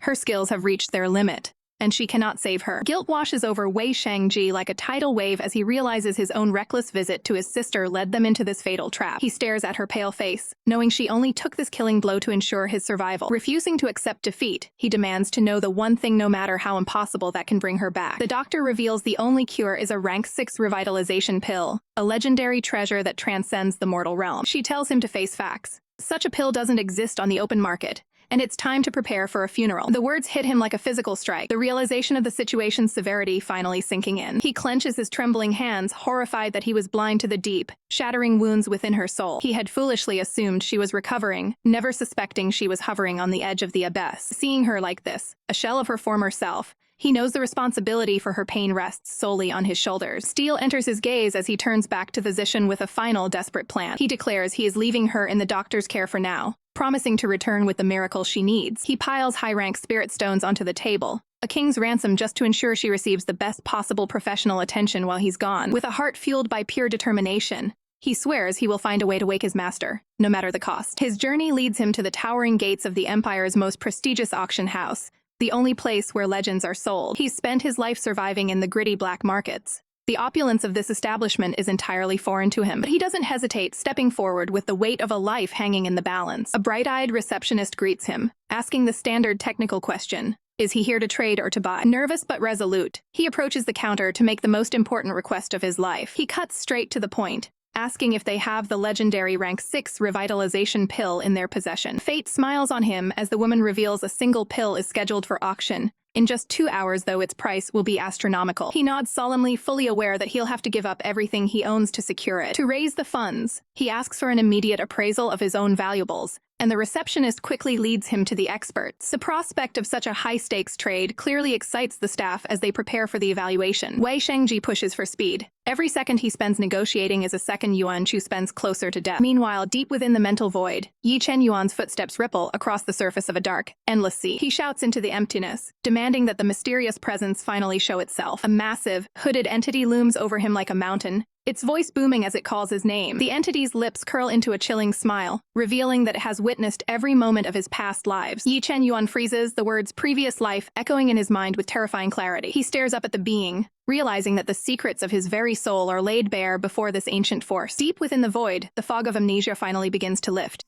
Ye Chen Yuan's eyes widen as fragmented memories of his past lives surge to the surface. He recalls the moment their fates truly intertwined when he and his master shared the Sky Pearl, her blood catalyst unlocking a vision that had been buried deep within his subconscious. It wasn't just a random image. These same flashes of Master's radiant smile had haunted him whenever his thoughts turned toward her in the waking world. The realization hits him like a lightning bolt. He didn't just meet her in this life. They shared a profound, unbreakable connection in a previous existence. Desperate to bridge the gap between lives, he calls out her name, Yuan Chu, as the visions intensify. He sees her as she once was vibrant, spirited, and full of life. A bittersweet smile crosses his face as he acknowledges the sheer depth of his devotion. Every fiber of his being screams for him to return to her side, to finally confess the feelings he has carried through the cycles of reincarnation. But a cold, mocking voice shatters his epiphany. The hooded entity looms over him, noting with chilling indifference that the boy has finally remembered. Ye Chen Yuan snaps back to reality, demanding to know the identity of this mysterious gatekeeper. The entity scoffs, declaring its identity irrelevant. Suddenly, massive spectral chains erupt from the darkness, encircling Ye Chen Yuan as the entity vows to stop his plan from coming to fruition. The entity cannot allow these memories to take root, fearing they will interfere with its ultimate goal. Sensing the shift in the air, Ye Chen Yuan realizes he's in grave danger. The chains tighten, binding him in place as the void itself seems to turn against him. The entity prepares to strike a final blow, intending to reseal every sentiment and memory from his previous life, severing his connection to his master forever. Don't even think about it! Ye Chen Yuan roars, drawing his blade in a flash of steel. He has fought too hard to reclaim these memories to let them be snatched away now. But just as he prepares to strike, a psychic jolt stops him cold. The dragon egg is pulsing with a frantic, desperate rhythm. It's a distress call. Master is in trouble. Fear grips his heart as he realizes she is unguarded and vulnerable, while he is trapped in this mental prison. With elderly nowhere in sight, Ye Chen Yuan knows he must take a drastic gamble. He decides to force his spirit into a forbidden technique, astral projection. He channels his entire soul into the move, focusing every ounce of his willpower. With a violent whoosh, his spirit begins to tear away from his physical form. The entity watches in shock as Ye Chen Yuan enters a deep meditative trance to launch his soul across the void. The hooded figure mocks his foolish devotion but realizes this is the perfect opportunity by leaving his body. Ye Chen Yuan has left himself completely defenseless. The entity prepares to seize the moment, noting that the boy has finally given it the opening it needed. Ignoring the threat to his own life, Ye Chen Yuan's spirit successfully departs, a ghost-like image of himself racing toward the source of the distress call. He manifests at the medical pavilion, his spectral form flickering as he searches for his master. His heart sinks when he finds her. Her life force is fading at a terrifying rate, her very essence slipping away. The attending healer looks on in horror, realizing that Yuan Chu's soul is literally collapsing from within.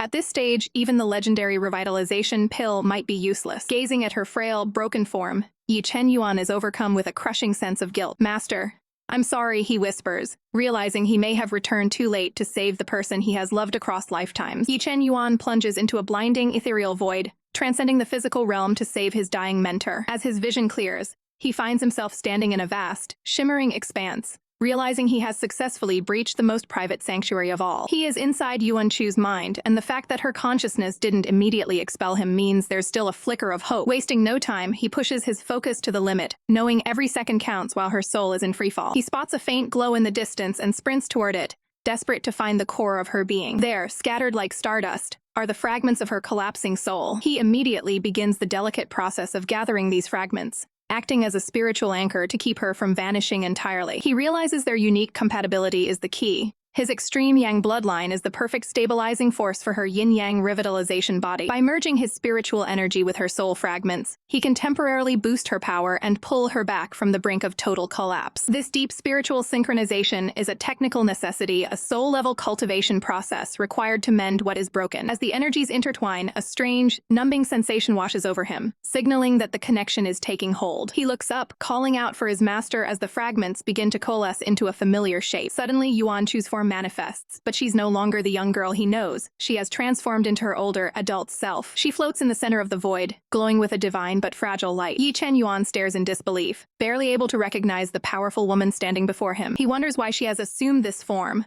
but his concern shifts when he notices heavy, glowing chains binding her body. He reaches out, examining the mysterious shackles that seem to be weighing her down. Yuan Chu lets out a pained groan, her expression twisted in agony. Ye Chen Yuan realizes these chains might be a double-edged sword, possibly intended to stabilize her soul while simultaneously causing her immense suffering. Slowly, she opens her eyes and gazes at him, her voice a faint whisper as she recognizes his presence. He moves closer, his heart heavy as he sees the toll this mental battle has taken on her. In her weakened state, she reaches out, pleading for him to hold her and ease the crushing weight on her heart. He pauses, wondering if she's fully conscious or simply reacting to the trauma of her soul collapsing. She pours out her inner turmoil, confessing the deep loneliness and the fear that her loyalty and affection aren't returned. Ye Chen Yuan's resolve hardens, and he reassures her with absolute certainty that his devotion to her is unshakable. She continues to weep, expressing the exhaustion of her long journey and her refusal to ever let him go. Suddenly, a surge of power ripples through the void, and Ye Chen Yuan feels his own form changing, growing taller and more imposing. He realizes he has regained his adult form as well,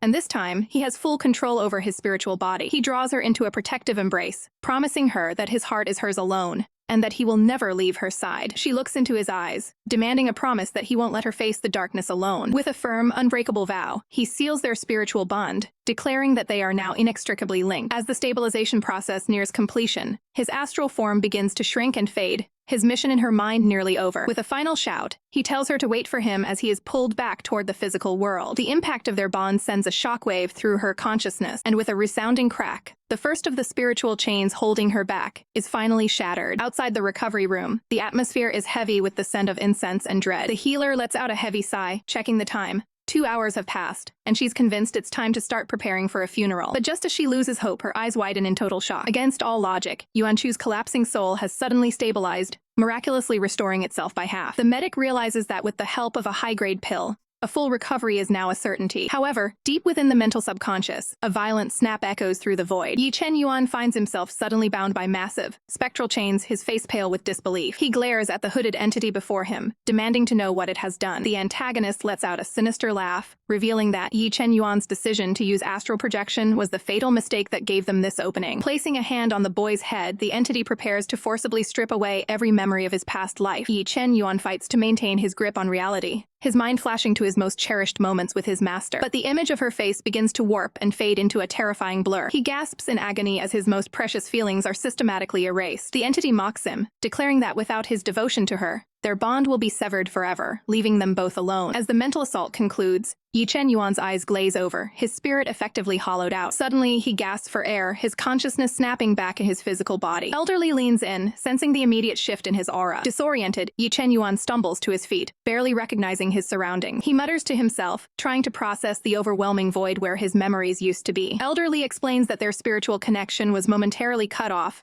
asking if he's alright. Ye Chen Yuan clutches his head in a daze. He can't remember a thing. It feels as though a vital piece of his soul has been carved out, leaving his mind feeling dangerously empty. He remembers the battle with the Earth Dragon, but everything after that is a complete black hole. He checks his physical state, finding no external injuries and his basic knowledge intact. Even so, he can't shake the crushing feeling that he has lost the most important thing in his life. Elderly suggests the memory lapse might just be a side effect of the volatile environment. He's impressed by how quickly the lad focuses back on his cultivation, seemingly unaffected on the surface. Secretly, the elder believes this is a blessing in disguise, hoping that losing those intense feelings for Yuan Chu will make him a more focused and powerful cultivator. Meanwhile, the scene shifts to the high-stakes atmosphere of the grand auction house. Wei Shengji is in a state of disbelief, clutching a card loaded with over 10,000 high-rank spirit stones. He's never seen this much wealth in his life and knows he has to spend it with absolute precision. His entire mission hinges on the items up for sale today. Suddenly, the crowd begins to roar as the final item is brought to the stage. Wei Shengji leans forward, his focus sharpening as the tension in the room reaches a breaking point. The silk cover is whipped away, revealing a glowing treasure on a velvet pedestal. It's the rank 5 revitalization pill, the one thing that can bring Yuan Chu back from the brink. The atmosphere at the auction house is electric as the auctioneer presents the crown jewel of the event, the rank 5 revitalization pill. She confidently declares that no matter how severe the injury, Even for someone with one foot in the grave, this pill guarantees a full recovery. For the cultivators in the room, she frames this as more than just medicine, it's a literal second chance at life in a world where cultivation is a brutal, uphill battle. With the stakes established, she officially opens the bidding for the revitalization pill, and the room erupts. Voices clash immediately as the price skyrockets, with bidders instantly jumping to 2 and 3 million spirit stones. Watching from the sidelines, Wei Shangji quickly runs the math. One high-rank stone is worth 10,000 low-rank stones, meaning his entire fortune of 100,000 high-rank stones is equivalent to 10 million mid-rank stones. Despite his wealth, the sheer speed at which the price is climbing feels like it's cutting into his very flesh. Still, he knows what he has to do and raises his hand to enter the fray. The price hits 7 million mid-rank stones, surpassing Wei Shangji's highest estimates and threatening to drain every treasure he's ever traded. He stares at the stage, the weight of the moment pressing down on him. Guilt gnaws at his heart as he remembers that Yuan Chu's soul is only in this collapsed state because of him. He realizes that without this pill, she is as good as dead, and he refuses to let that happen, shouting out his next bid with desperation. The competition is ruthless. Other bidders rapidly push the price to 81,000, and then 82,000 high-rank spirit stones. Then, a powerful figure known as Chief Huang raises the stakes to a staggering 91,000 high-rank stones. Wei Shangji, a man who usually haggles over a single low-rank stone when buying basic supplies, is now facing a price tag that equates to 900 million low-rank stones. The sheer scale of the wealth required makes his head spin, and he internally screams at the absurdity of the cost. As the auctioneer asks if anyone can top Chief Huang's bid, the room goes silent. Just as she's about to close the deal, Wei Shangji shouts for her to hold on. He makes a move that stuns the crowd. He bids 91,000 high-rank stones plus exactly 1 low-rank stone. It's a cheeky, technical move that the auctioneer finds amusing as she asks if anyone will go higher. Chief Huang is insulted and immediately counters with 92,000, but Wei Shangji mimics him instantly, adding his signature single low-rank stone to the total. Huang pushes to 95,000, and again Wei Shangji stubbornly matches it with that one extra low-rank stone. Infuriated, Chief Huang stands up and bellows, demanding to know who this child is that dares to mess with him. The auctioneer sharply reminds the chief of the house rules. If he isn't bidding, he needs to sit down and be quiet. Reeling from the public rebuke, Huang goes all in, bidding a massive 98,000 high-rank spirit stones. The crowd whispers in shock, wondering if the chief has finally lost his mind over the price. The auctioneer scans the room one last time for higher bids. When no one speaks, she begins the final countdown. 98,000 going once, going twice. Suddenly, Wei Shangji's voice cuts through the tension again. He stands tall, declaring of 100,000 high-rank spirit stones his entire fortune. With a look of absolute determination, he resolves that no matter the cost, he will save Yuan Chu this time. The gavel falls with a thunderous echo sold for a staggering 100,000 high-rank stones. The auctioneer beams, congratulating the young man on his hard-won prize, the legendary revitalization pill. Wei Shangji stands, the weight of the victory settling over him. Internally, he's reeling. He's officially penniless, left with nothing but his artifact and this precious pill. The auctioneer politely requests he follow her backstage to finalize the transaction, leaving Wei Shangji to lament just how quickly a fortune can vanish in the pursuit of a miracle. As he exits the auction house, the cool air does little to calm his nerves. He strides forward with a singular, burning focus. Clutching the container, he knows there isn't a second to lose. He must get back to save Elder Yuan Chu immediately. Suddenly, a sharp whoosh cuts through the air, signaling he isn't alone. Wei Shangji snaps his head up, his instincts screaming. His path is blocked by a group of cultivators who clearly weren't here for the shopping. The leader sneers, recognizing him instantly. Wei Shangji, the man with the bottomless pockets. This is bad, very bad. Wei Shangji curses his luck, realizing he should have invested in a much better mask to hide his identity. The aggressor is revealed as Wei Shangyi, the young master of the Wei Shang family, and he demands the pill or Wei Shangji's life. Wei Shangji tries to bluff, warning them that his master is a powerful nascent soul cultivator, but Yi just laughs it off, mockingly referring to the little child they saw earlier. Wei Shangji's heart sinks if they target Yuan Chu. She's in no state to defend herself. The enemies deduce that a high-level artifact must be masking her true power, making them even more determined to strike. Yi's eyes glow with murderous intent. He gives one final, chilling ultimatum: hand over the pill or die. Charging his energy, Yi lunges forward with a lethal strike. Wei Shangji grits his teeth. This pill is his only hope to save his master, and he refuses to let it go. The impact is devastating. Wei Shangji takes a direct hit to the chest, sent flying back by a massive explosion.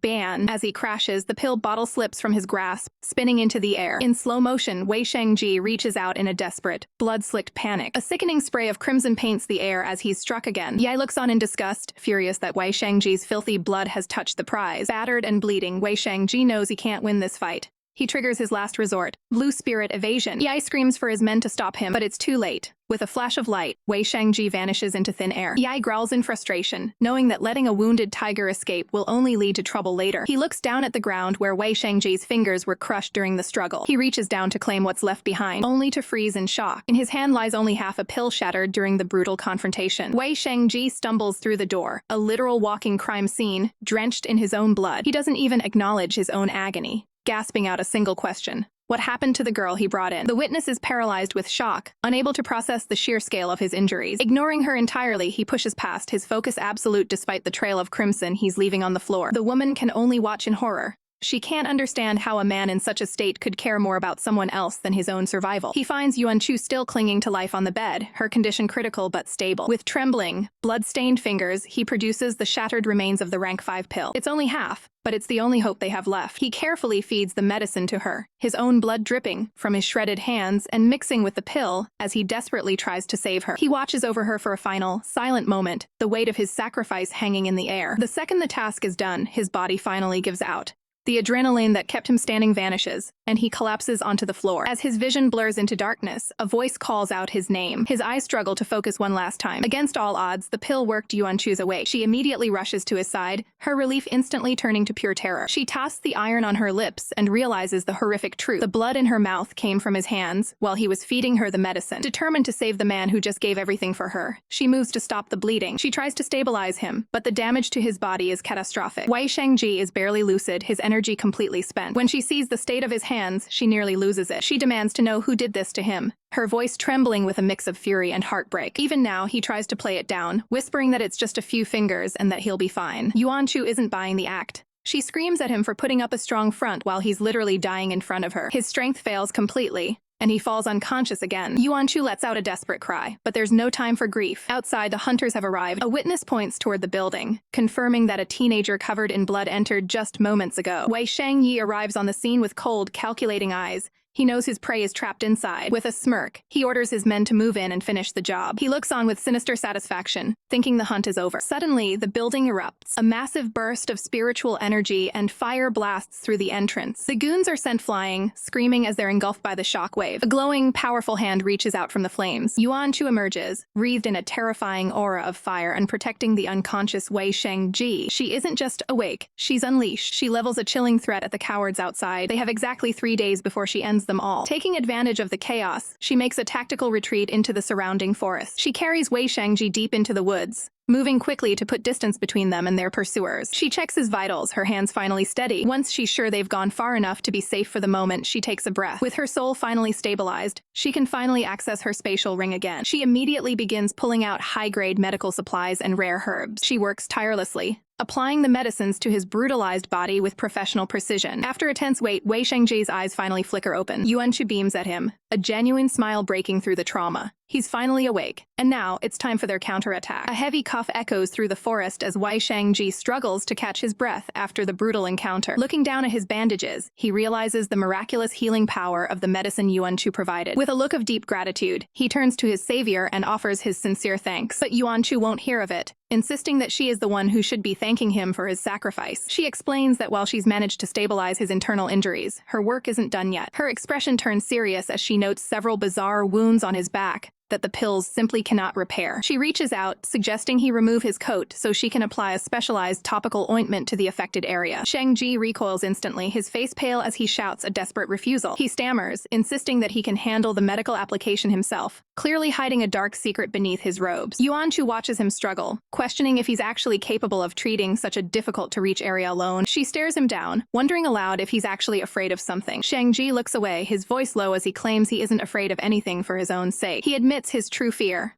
that the sight of his condition will be enough to scare her away forever. Yuan Chu just laughs it off with total confidence, declaring that nothing in this world has the power to frighten her. Reluctantly, Shangji stands up, preparing to reveal the source of his lifelong shame. He begins to turn, warning her one last time before he exposes his scars. He tells her to look away if it becomes too much, begging her not to force herself to witness the deformity. He braces for the inevitable, expecting the same mockery and disgust he's faced since childhood. As his coat falls, a horrific ghost baby growth is revealed on his back, surrounded by jagged, angry scars. Shangji waits for a scream of terror, cursing himself for still being bothered by his own terrible body. He looks over his shoulder, his eyes filled with a mixture of dread and painful expectation. Without missing a beat, Yuan Chu prepares the medicinal paste, focused entirely on the technical task at hand. Her touch is steady and professional as she begins applying the cooling salve directly to the growth. Shang-Ji is stunned, his voice trembling as he asks why she isn't running in terror. Yuan Chu meets his gaze with unwavering eyes, asking a simple, piercing question.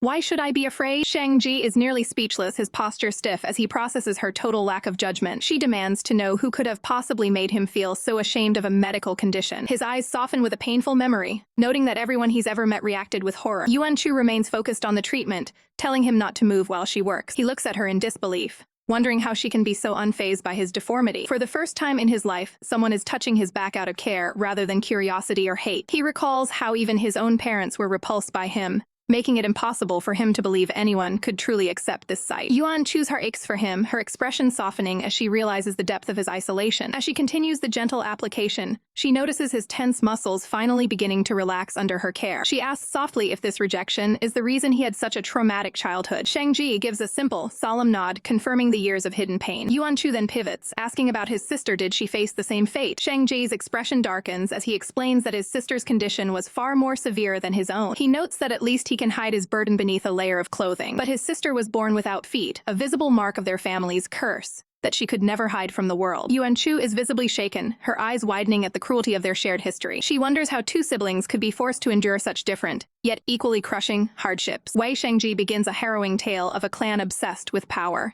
revealing that his father was once the undisputed strongest warrior of the Weisheng lineage. Having awakened the legendary Frost Flame bloodline, his father mastered the clan's most guarded secret, the Blue Spirit Barrier Breaker spell. But that power came with a suffocating price, as the clan elders grew obsessed with ensuring his children would inherit that same divine blood. To keep the lineage pure, they forced the warrior into a forbidden marriage with his own twin sister, a decision that would haunt them forever. Nature itself seemed to scream in protest as retribution arrived in the form of a violent, heavenly storm. While the couple first produced 3 healthy sons, the birth of their 4th child, Wei Shangji, signaled the end of their luck. He was born amidst a terrifying tempest, a dark omen that shook the very foundations of the clan. The midwife's scream echoed through the halls as she gazed upon the newborn, her face twisted in absolute horror at what she had just delivered. Following his birth, a shadow fell over the Weisheng clan, as the mother watched her family slide into a spiral of misfortune. The spirit rice withered in the fields, and the livestock they relied on began to die off in droves. Convinced the boy was a curse, the people demanded he be cast into the flames to restore peace to the land. Only his powerful Frost Flame bloodline kept the executioners at bay, though his life remained a living nightmare. The breaking point arrived with the birth of his younger sister. She was a tragic sight, born with 2 heads and no legs,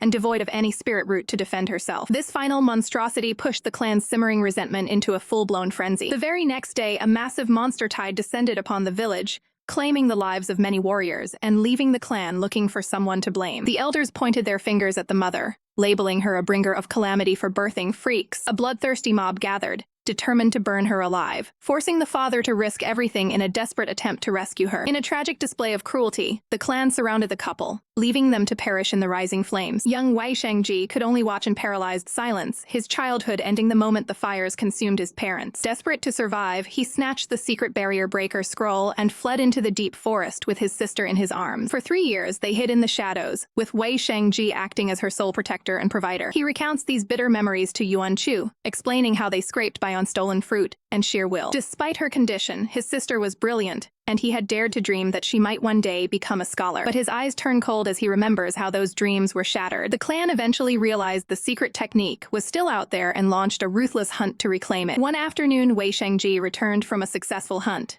feeling a rare moment of hope as he approached their hiding spot. In the present, Yuan Chu listens with a heavy heart, reaching out to offer a small gesture of comfort to the broken young man. She tells him it's okay to let go, offering her shoulder so he doesn't have to carry the weight of his grief alone anymore. Wei Shangji hesitates, looking at the small girl and wondering if he can truly show such vulnerability after years of being a stoic guardian. Finally, the dam breaks, and he allows himself the release of tears he has held back since the day the forest turned red. Yuan Chu looks at the trembling boy, her voice soft but firm as she asks if he's ever considered that he and his sister aren't monsters at all. She explains that a physical abnormality is no different than being born with an extra finger. It's a quirk of nature, not a mark of evil. Despondent, Wei Shangji looks away, telling Elder Yuan there's no need for empty comfort. But Yuan Chu won't back down, insisting that the natural disasters were never his fault.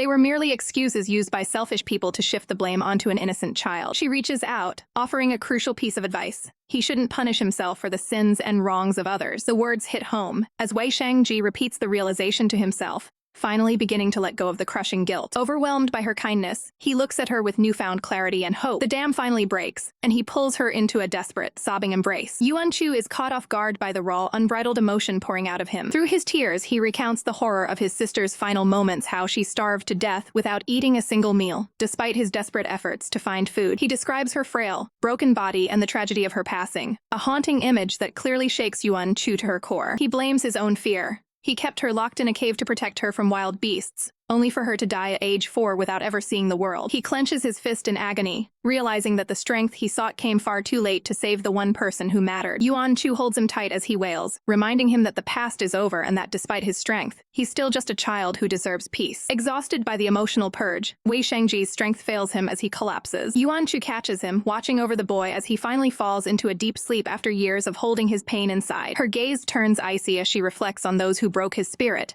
She vows that if anyone dares to harm her people, they shouldn't blame her for being ruthless. Meanwhile, deep within a separate secret realm, Ye Chen Yuan's eyes snap open with intense focus. Elderly approaches, checking on the young heir's condition after his recent ordeal. Ye Chen Yuan stands, radiating a powerful, refined aura that signals a massive leap in his cultivation. He confirms that his strength has improved significantly, reaching the late period of the foundation stage. Elder Li is impressed, noting that the dangerous astral projection from before served as an incredibly effective training session. The elder predicts that at this rate, forming a core and reaching the next level of power is inevitable. But Ye Chen Yuan has no interest in waiting. He demands to know if there's a way to leave this space earlier than planned. Confused, Elder Li asks why he's in such a desperate rush to escape. Internally, Ye Chen Yuan is driven by one singular thought. He needs to return to his master's side immediately. Suddenly, a wave of realization washes over him, catching him off guard. He questions the intensity of his own devotion, wondering why his drive to protect and see his master feels so overwhelming. He quickly masks his inner turmoil, deciding that he must focus on his duty as a loyal disciple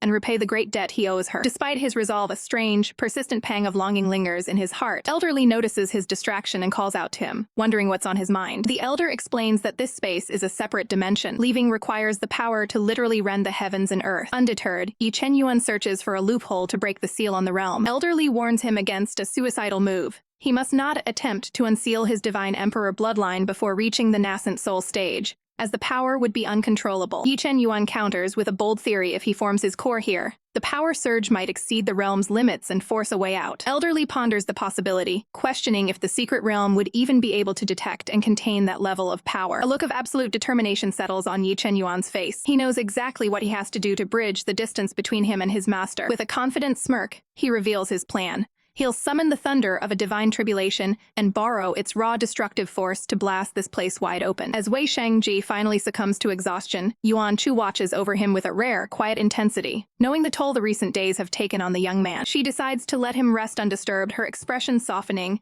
as she steps away to give him the peace he desperately needs. Alone with her thoughts, Yuan Chu focuses on a mysterious, glowing essence within her palm. She reflects on the brutal damage her soul sustained in the fantasy realm. It had been punctured and was on the verge of a total collapse. A nagging question pulls at her mind. How did her soul recover so suddenly? She has a gut feeling that her spirit had already mended itself, even before Wei Shangji risked everything to feed her the rejuvenation pill. Her eyes dart toward the dragon egg, wondering if it played a part in her miraculous recovery. She knows it's technically impossible. Once a cultivator's mind collapses, there is usually no coming back. The egg shakes slightly as if responding, but Yuan Chu remains skeptical. The dragon egg was far too weak during their time in the realm to provide that kind of soul-mending power. If it wasn't the egg, she's left wondering who or what saved her. She recalls a fleeting vision that occurred just before she regained consciousness. In that dream, she saw a future version of herself and her disciple Ye Chen Yuan standing together as equals. The realization hits her like a bolt of lightning, and she immediately panics, reminding herself that Little Yuan is strictly her disciple. She remembers him as her mortal enemy from a past life,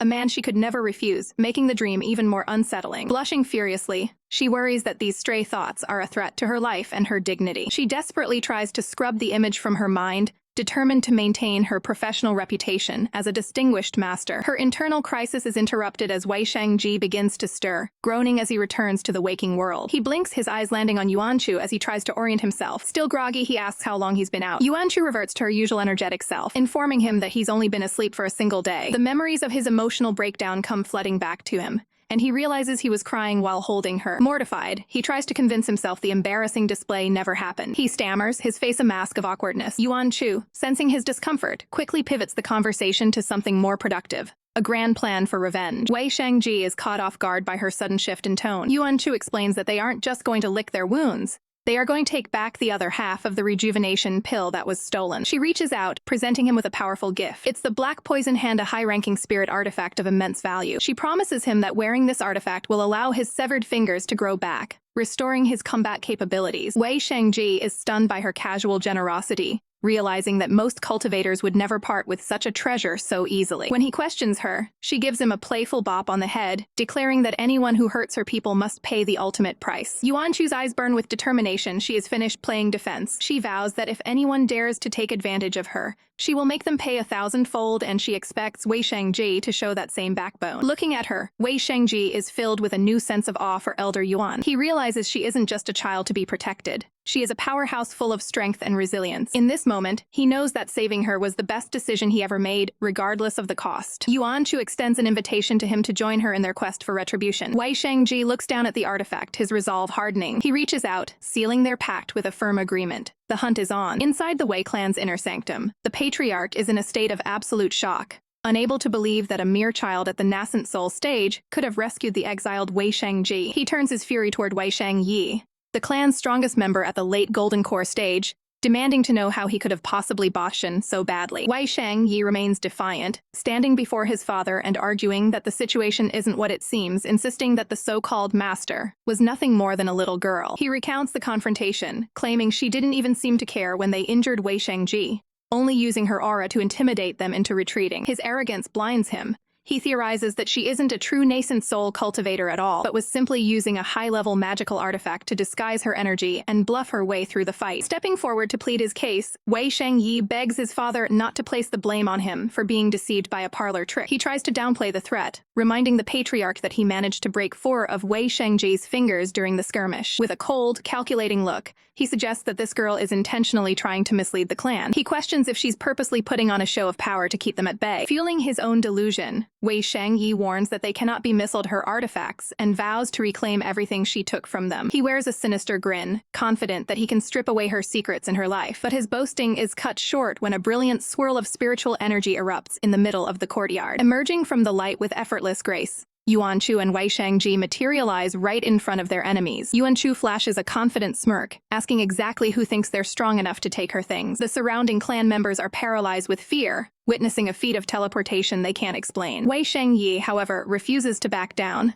barking that she can't keep pretending to be a nascent soul master, and demanding she hand over the blue spirit spell immediately. Yuan Chu can only stare at him in disbelief, wondering if this man is actually stupid enough to think she'd show up without the power to back it up. With a bored expression, she tosses a book toward them, noting that it's useless to anyone without the frost flame bloodline anyway. The patriarch's eyes light up as he catches the secret manual, finally having what he's craved. But as the book lands in his hands, the atmosphere shifts. The patriarch's face pales as he feels a crushing weight in the air. Yuan Chu's eyes narrow, her playful tone turning razor-sharp as she demands they return what they stole from her as well. The patriarch trembles under the sheer pressure of her aura, finally realizing that her nascent soul power is terrifyingly real. Yuan Chu doesn't mince words, calling them out for stealing the rejuvenation pill her disciple bought. She stares them down, waiting for the inevitable lies. Losing his cool, Wei Shangyi screams at her to stop playing tricks, admitting he stole the pill, but demanding she hand over everything else regardless. He lunges at her in a blind rage, determined to strike her down. He doesn't even get close. With a flick of her power, Yuan Chu sends a shockwave through the air. Wei Shangyi is blasted backward with such force that he can only let out a strangled cry. The onlookers are horrified. Their strongest golden core warrior was sent flying without the girl even appearing to move. The crowd realizes the tide has completely turned.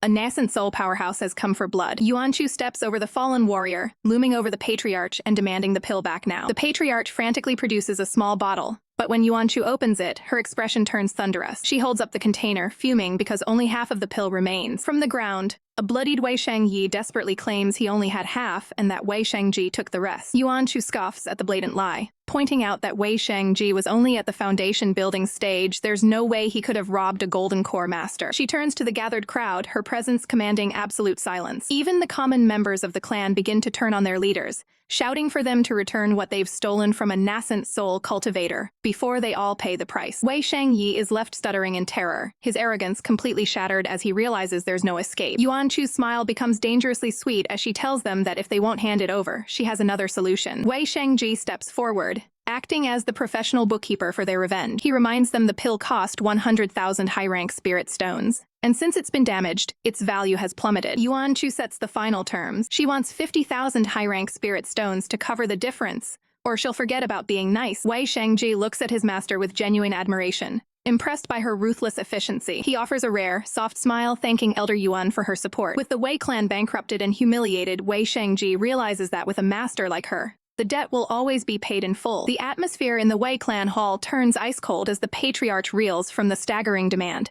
80,000 spirit stones. Shaking with rage and desperation, he points a trembling finger at his son, Wei Shangyi, demanding he surrender the pill immediately to settle the debt. Yuan Chu, however, isn't moved by the family drama, flashing a sharp, mocking grin as she makes it clear she's not there to watch a father discipline his child. The patriarch turns back to his son with a frantic gaze, giving him one final chance to produce the stolen treasure. But Yuan Chu has lost her patience. Her aura flares with a blinding, divine light as she delivers a final ultimatum. Give her the pill, or give her the money. The patriarch barks at his son, demanding to know where the rest of the medicine is hidden. Wei Shangyi can only stammer in terror, swearing through gritted teeth that he doesn't have it. Yuan Chu's expression shifts to one of deadly skepticism, her presence looming over the room like a crushing weight. She steps forward, her eyes narrowing as she prepares to beat the truth out of the young master to ensure he learns a permanent lesson. Seeing the impending disaster, the patriarch finally cracks, screaming out that he'll pay the money just to stop her. Realizing he is dealing with a power far beyond his own, he immediately orders his subordinates to fetch a chair for the revered one. A lavish ornate seat is brought forward for Yuan Chu to occupy while the clan scrambles. As she settles in, the patriarch humbly asks for a moment of patience to gather such a massive fortune, to which she casually agrees. Leaning back with total confidence, she makes it clear she has all the time in the world to watch them bleed their treasury dry. Wei Shangji stands by in stunned silence, unable to find words for the scene unfolding before him. He stares at his master, deeply moved, realizing this is the very first time someone has ever gone to such extreme lengths to protect and vindicate him. 30 minutes of frantic scrambling later, a massive, heavy bag filled with 80,000 high-rank spirit stones is presented. Yuan Chu doesn't hesitate, snatching the loot with a triumphant look. Wei Shangji watches her, his heart full as he sees her securing the compensation they deserve. For Yuan Chu, the feeling is pure ecstasy. She practically glows, fueled by the sheer power of money. The patriarch bows low, hoping this astronomical payment finally resolves the nightmare. Yuan Chu concedes that the matter of the regenerative pill is indeed settled, but as Wei Shangyi and his accomplice look on in shame, the tension doesn't dissipate. The surrounding clan members whisper in fear, realizing Wei Shangji has successfully climbed onto the thigh of a powerful nascent soul cultivator. Wei Shangyi tries to deflect the blame one last time, desperate to avoid further consequences. Suddenly, the air sharpens as a blade appears in Yuan Chu's hand. She toys with the dagger, her smile turning predatory as she declares that she doesn't care about their excuses. She wants 2 fingers from both of the conspirators. The patriarch tries to offer more money to buy their way out of the mutilation, but Yuan Chu shuts him down instantly, her eyes flashing with cold resolve. She slams the dagger down, making it clear that money cannot buy back the respect they stole from her disciple. Her voice rings out through the hall, a stern warning that her people will never be mistreated without a heavy price. Wei Shangji looks at her, his eyes wide with a new sense of belonging. For the first time in his life, he knows what it feels like to be truly shielded. Seeing no other way to save the clan from total destruction, the patriarch closes his eyes and gives the brutal order to remove the fingers. When his guards hesitate, he roars at them to obey, refusing to let the entire Wei family fall just to save the skin of 2 fools. The shakedown is in full swing, and the Wei patriarch is reaching his breaking point. He can't believe the sheer audacity of the demand before him. He bellows in disbelief, questioning how a single robe could possibly be worth 30,000 high-grade spirit stones. Yuan Chu doesn't blink. She beams with pride, claiming she handcrafted it herself, making it a one-of-a-kind masterpiece from a nascent soul expert. Even her ally, Wei Shangji, is momentarily stunned.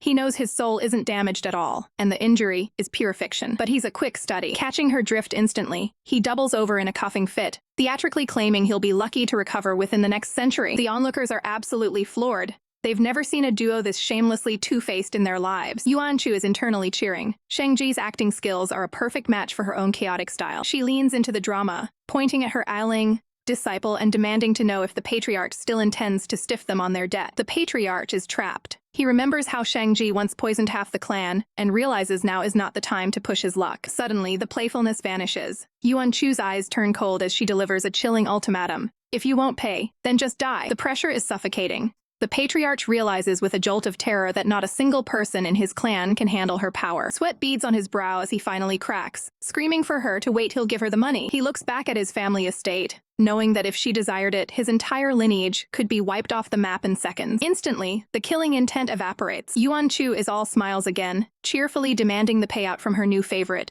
business partner. Having successfully drained the Wei clan's coffers, the duo makes a grand exit from the estate. Wei Shengji is still in a state of shock. He can't believe they walked away with everything they wanted without having to lift a single finger in combat. Yuan Chu explains the long game. By undermining the Wei family's resources, she's ensured they won't be able to cause any trouble for a long time. With the job finished, she calls out to him to keep up as they head back into the city. They eventually find themselves back in the heart of the bustling market square. The terrifying nascent soul master has disappeared, replaced by a girl whose only concern now is finding the nearest vendor of candied fruits. She notices Shangji's intense gaze and wonders if he's disappointed that she was so forgiving, instead of slaughtering the entire family. He admits his confusion. He truly didn't expect a master of her caliber to hold back so much. He recalls tales of other nascent soul experts who would burn a family to the ground just for a minor offense. To him, the entire point of gaining strength was to protect one's dignity and ensure no one could ever look down on you again. Softening her tone, she calls him Little G to get his full attention. She takes on the role of a true mentor, warning him that in the world of cultivation, going too far is just as dangerous as falling short. Shengji is genuinely lost. He asks if it isn't true that the stronger you become, the more unrestrained you should be. He envisions the path to immortality as a dark silhouette, stepping over the bones of others and looking down on the world with contempt. Yuan Chu watches him, realizing he's still trapped in a cycle of resentment. He begins to piece it together. The shakedown wasn't about blood. It was a calculated lesson to teach the Wei family their place. She laughs, trying to keep the mood light by claiming that money was her primary motivation all along. Why bother with the mess of a fight when you can walk away with a fortune and leave things pleasant? Shengji realizes her greed is actually a shield, a way to resolve conflict without unnecessary cruelty. She drops a philosophical bombshell. A truly strong person never relies on the fear of others to prove their worth. He looks at her, searching for the core of her power. If not fear, then what do they rely on? The answer is simple yet profound: forgiveness. She explains that only those who are truly powerful can afford the luxury of mercy. If he can understand that, he will become a truly formidable person. The weight of her words hits him hard. Repaying hatred with kindness feels like an impossible dream, but he wonders if he can ever be that strong both physically and mentally. Sensing the mood is getting too heavy, she teases him, saying that with his talent, he might reach her level after another 100 years of practice. He blinks, wondering if that brief glimpse of a majestic, superior master was just a hallucination. Suddenly, she snaps him out of his thoughts, commanding him to open his mouth. A brilliant green light erupts as she feeds him a high-tier regenerative pill, proving that behind all the jokes and extortion, she is a master who truly cares for her own. Yuan Chu watches in awe as the healing process begins, witnessing a miracle of restoration right before her eyes. Wei Shengji stares at his hands in disbelief, realizing the crippling damage to his body is simply gone. Deeply moved, he reflects on the fact that for the first time since childhood, someone truly cares for his well-being. He looks at the young master, touched that she doesn't see him as a monster, but as a person worth saving. Yuan Chu beams with pride, her plan to heal her ally succeeding beyond expectations. Even Shengji can't hide his shock at how rapidly his strength is returning. Overwhelmed with gratitude, he tries to find the words to thank her. But Yuan Chu isn't one for long speeches. She declares the matter settled and demands a massive feast to celebrate their victory. As she turns to leave, Shengji quickly reaches out, catching her by the sleeve. He pulls her back, concerned that she's rushing off without even having a proper meal. With a rare, genuine smile, he offers to take her for some spirit beast soup,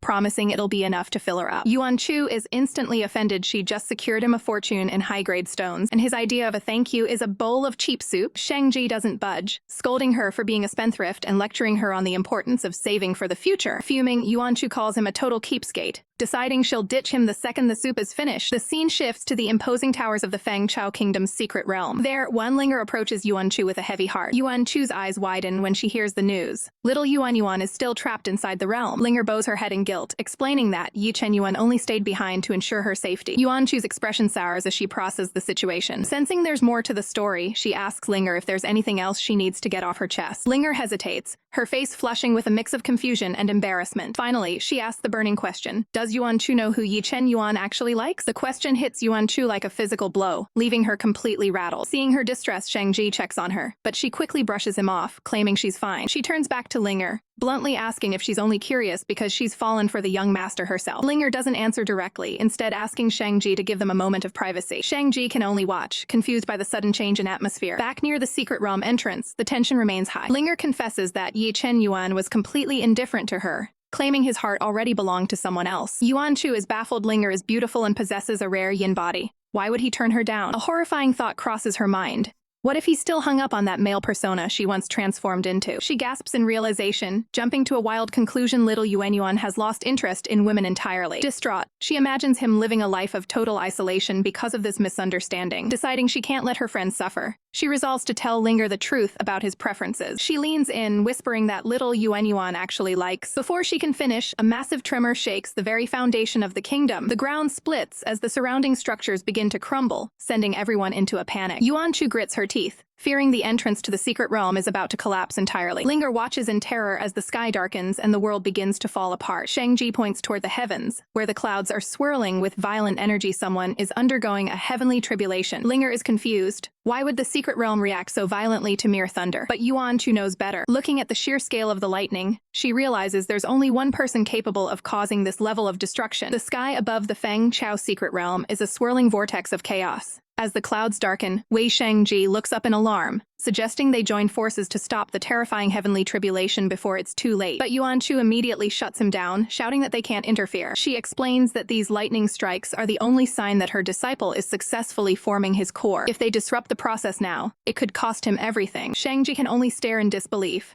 wondering if she's actually being a responsible master or just reckless. Meanwhile, deep within the realm, the atmosphere is suffocating as the storm reaches its peak. Ye Chen Yuan stands at the center of the electrical storm, his long hair whipping in the wind as he realizes the true trial is finally beginning. He knows the secret realm is designed to keep everyone trapped, but he plans to use the raw power of the thunder to blast a hole right through the exit. His internal guide warns him that if this takes much longer, he'll face the same exhaustion as his previous trials. But Chen Yuan isn't backing down. With a look of pure intensity, he thinks of only one thing: he has to get back to the person waiting for him. Outside, the situation is growing more desperate. Shangji urges Yuan Chu to retreat while they still can. Yuan Chu refuses to budge, her eyes fixed on the horizon. She can't fathom abandoning her disciple when he's fighting for his life. Suddenly, a massive bolt of lightning shatters the silence, striking the ancient gates. The impossible happens. The secret realm is forced open ahead of schedule, glowing with a blinding, celestial light. Shang-Chi is stunned. He's never seen power capable of overriding the realm's laws like this. Yuan Chu's heart leaps. It's time.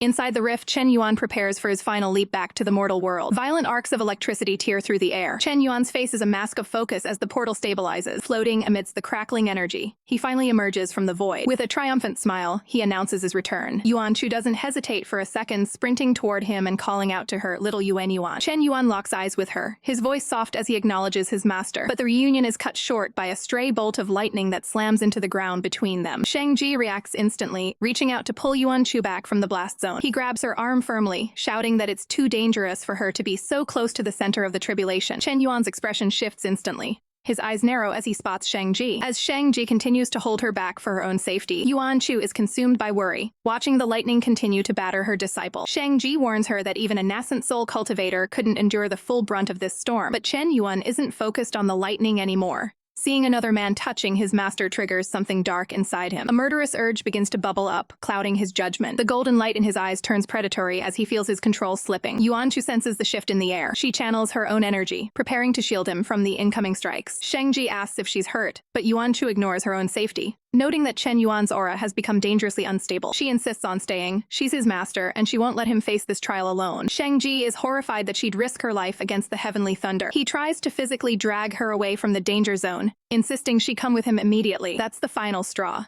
Chen Yuan watches Shang-Chi's hand on her arm, his vision swimming with rage. With his eyes glowing a menacing red and lightning crackling around him, he lets out a low, terrifying command. Let go of her hand. Stay away from my master. Wei Shangji stands frozen as the atmosphere shifts, sensing a terrifying pressure in the air. A jagged bolt of lightning tears through the landscape, signaling that the danger is far from over. Yuan Chu can hardly believe her eyes, screaming out in confusion as the terrain shatters around them. Standing at the epicenter, Ye Chen Yuan is a silhouette of pure power, draped in crackling arcs of celestial electricity. Yuan Chu realizes with horror that these aren't ordinary heavenly tribulations. The energy is volatile and sentient, striking with surgical precision. As Wei Shangji tries to maintain his footing, the storm intensifies, threatening to consume everything in its path. He looks on, jaw clenched against the mounting pressure of the divine wrath. But the most shocking realization hits Yuan Chu. Ye Chen Yuan isn't just enduring the storm, he's directing it. With a cold, calculated gaze, he focuses his killing intent through the lightning. Suddenly, a targeted bolt blasts Wei Shangji back, forcing him away from Yuan Chu. Yuan Chu reaches out, her heart sinking as she sees her ally caught in the crossfire. She realizes Ye Chen Yuan's first priority upon returning is to clear the field, forcefully sending any rivals away from her side. Strangely, while the ground is being pulverized, the lightning completely avoids Yuan Chu, leaving her untouched. Ye Chen Yuan stands amidst the swirling storm, looking like a vengeful god of thunder. It finally clicks for Yuan Chu. He is masterfully controlling the heavens to ensure her safety while punishing everyone else. Overwhelmed with relief, she ignores the chaos and rushes forward to embrace him. She grips his robes tightly, the reality of his return finally feeling real. Tears stream down her face as she cries out that he's finally returned to her. Ye Chen Yuan looks down at her, his icy, murderous gaze softening for a fleeting moment. "Don't die, little Yuan Yuan," she pleads, her voice trembling with the fear of losing him again. Looking at his battered state, she wishes she could endure the pain of the tribulation in his stead. She tells him how much she's missed him, her heart completely exposed. Ye Chen Yuan offers a faint, bittersweet smile, leaning in to respond to his master. But his expression quickly sharpens back into a mask of grim determination. He knows the final, most lethal strike is imminent. Without a word, he pushes her back to safety. Yuan Chu is sent flying, reaching out for him as the sky turns a bruised purple. Multiple pillars of heaven-sent lightning descend simultaneously, converging on a single point. Ye Chen Yuan lets out a guttural scream as he takes the full, unbridled force of the heavens directly to his chest. Yuan Chu screams his name, her voice nearly drowned out by the thunder. She tries to rush back to him, but she's warned that any interference now will only lead to his certain death. The truth of his gamble is revealed. He's attempting the impossible by forcing open the third pore of the god emperor blood vessels during the strike. It's a suicidal move, and Yuan Chu realizes he's essentially begging for death to gain power. Above them, a massive orb of condensed plasma forms, pulsing with enough energy to level the entire region. If that orb connects, there won't be enough left him to bury. Yuan Chu reflects on their bond. In a past life, they were sworn enemies, but now he is the person she depends on most. Even the dragon egg in her spatial room begins to tremble violently, a dire sign that Ye Chen Yuan's life force is fading. The heavenly wrath shows no signs of slowing, only growing more intense. Refusing to let him die, Yuan Chu ignites her own spiritual essence, casting the forbidden longevity spell. Her eyes glow with a fierce, sacrificial light as she prepares to defy the heavens themselves. She channels her almighty force into the storm, acting as a spiritual shield for her disciple. Amidst the blinding white light, Ye Chen Yuan looks up one last time, whispering for his master. The world disappears into a final, deafening explosion of power as the two souls face the ultimate trial together. The sky fractures as a final, cataclysmic bolt of lightning descends, and Ye Chen Yuan's agonized scream echoes through the clearing. As the blinding white light threatens to consume him, he feels a sudden, jarring shift in the energy around him. His eyes snap open, his voice cracking as he calls out for the one person who shouldn't be here. His master. It's a forbidden spell. He can feel Yuan Chu's very life force being funneled into him, bolstering his failing strength. In the distance, Yuan Chu stands like a fragile reed against the storm,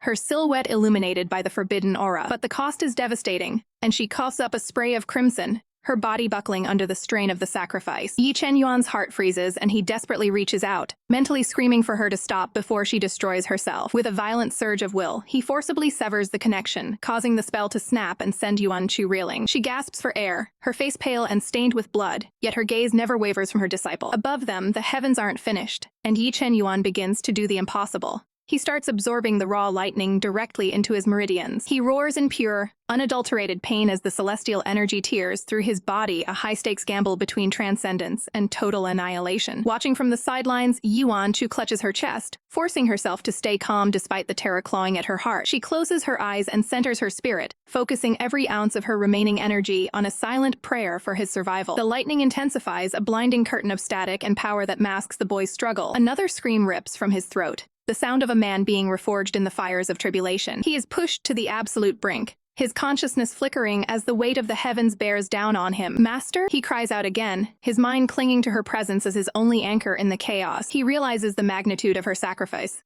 She has literally handed him the keys to his own survival at the cost of her essence. He sees her standing there, a small figure against an apocalyptic backdrop, refusing to leave his side. The sight of her blood-stained lips ignites a fierce, protective fire within his soul. He won't let her sacrifice be in vain, and with a final, desperate motion, he pushes her energy away to ensure she isn't dragged into the blast radius. The spell breaks entirely, leaving Yuan Chu gasping as the backlash hits her. She looks up, her eyes wide with a mix of pride and agonizing worry as she watches the storm reach its zenith. Ye Chen Yuan is no longer just enduring the lightning. He is consuming it, his body acting as a vacuum for the heavenly wrath. His muscles tense and his spirit roars as he fights to contain the power. Yuan Chu holds her breath, her hands trembling as she watches the final moments of his transformation. She suppresses the urge to rush to him, knowing that this final step must be his alone. Ye Chen Yuan's eyes ignite with a golden, celestial light, his focus narrowing to a single point of absolute power. Thunder vessel, open! He commands, his voice carrying the weight of a god emperor. A massive pillar of light erupts, vaporizing the surrounding landscape and signaling the end of the trial. As the dust begins to settle, a new figure emerges from the crater, radiating a calm, terrifyingly potent aura. He looks down at his hands, a faint smile touching his lips. The golden core breakthrough is complete. Yuan Chu reaches out a trembling hand, her strength finally failing her. A wave of relief washes over her as she sees him standing tall.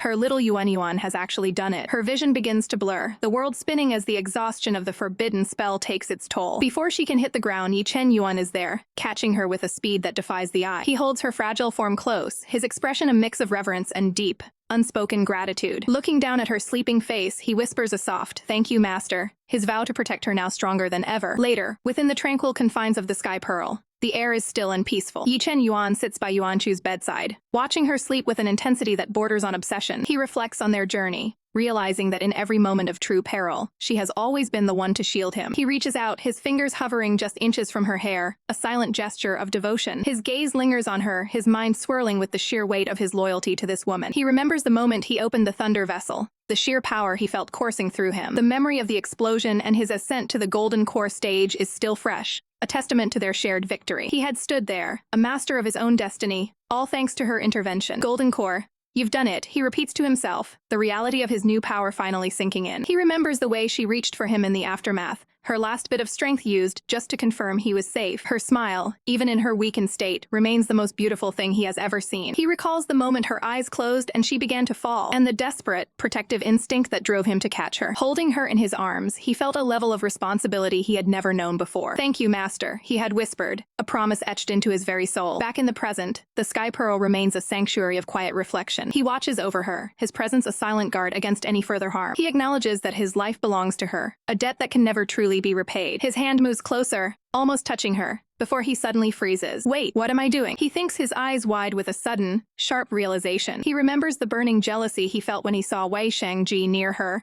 a dark, possessive streak he didn't know he possessed. He recalls the murderous intent that had clouded his mind in that moment, and the way he had looked at his master, his heart racing for reasons he can't quite articulate. He stares at her, his thoughts a chaotic mess of duty, and an intensity that scares him. "No, I can't," he tells himself, forcefully pulling his hand away and standing up. He turns his back on the bed, his face flushed with a sense of shame at his own lack of composure. He needs air, he needs distance, he needs to find his center again. Outside, the sun shines over the quiet pagodas of their retreat. Inside, Yuan Chu finally begins to stir, letting out a long, weary yawn. She blinks, trying to orient herself as she realizes she's safely tucked away in the Sky Pearl. She sits up, looking around the empty room with a confused pout, her voice soft as she calls out for her disciple. "Little Yuan?"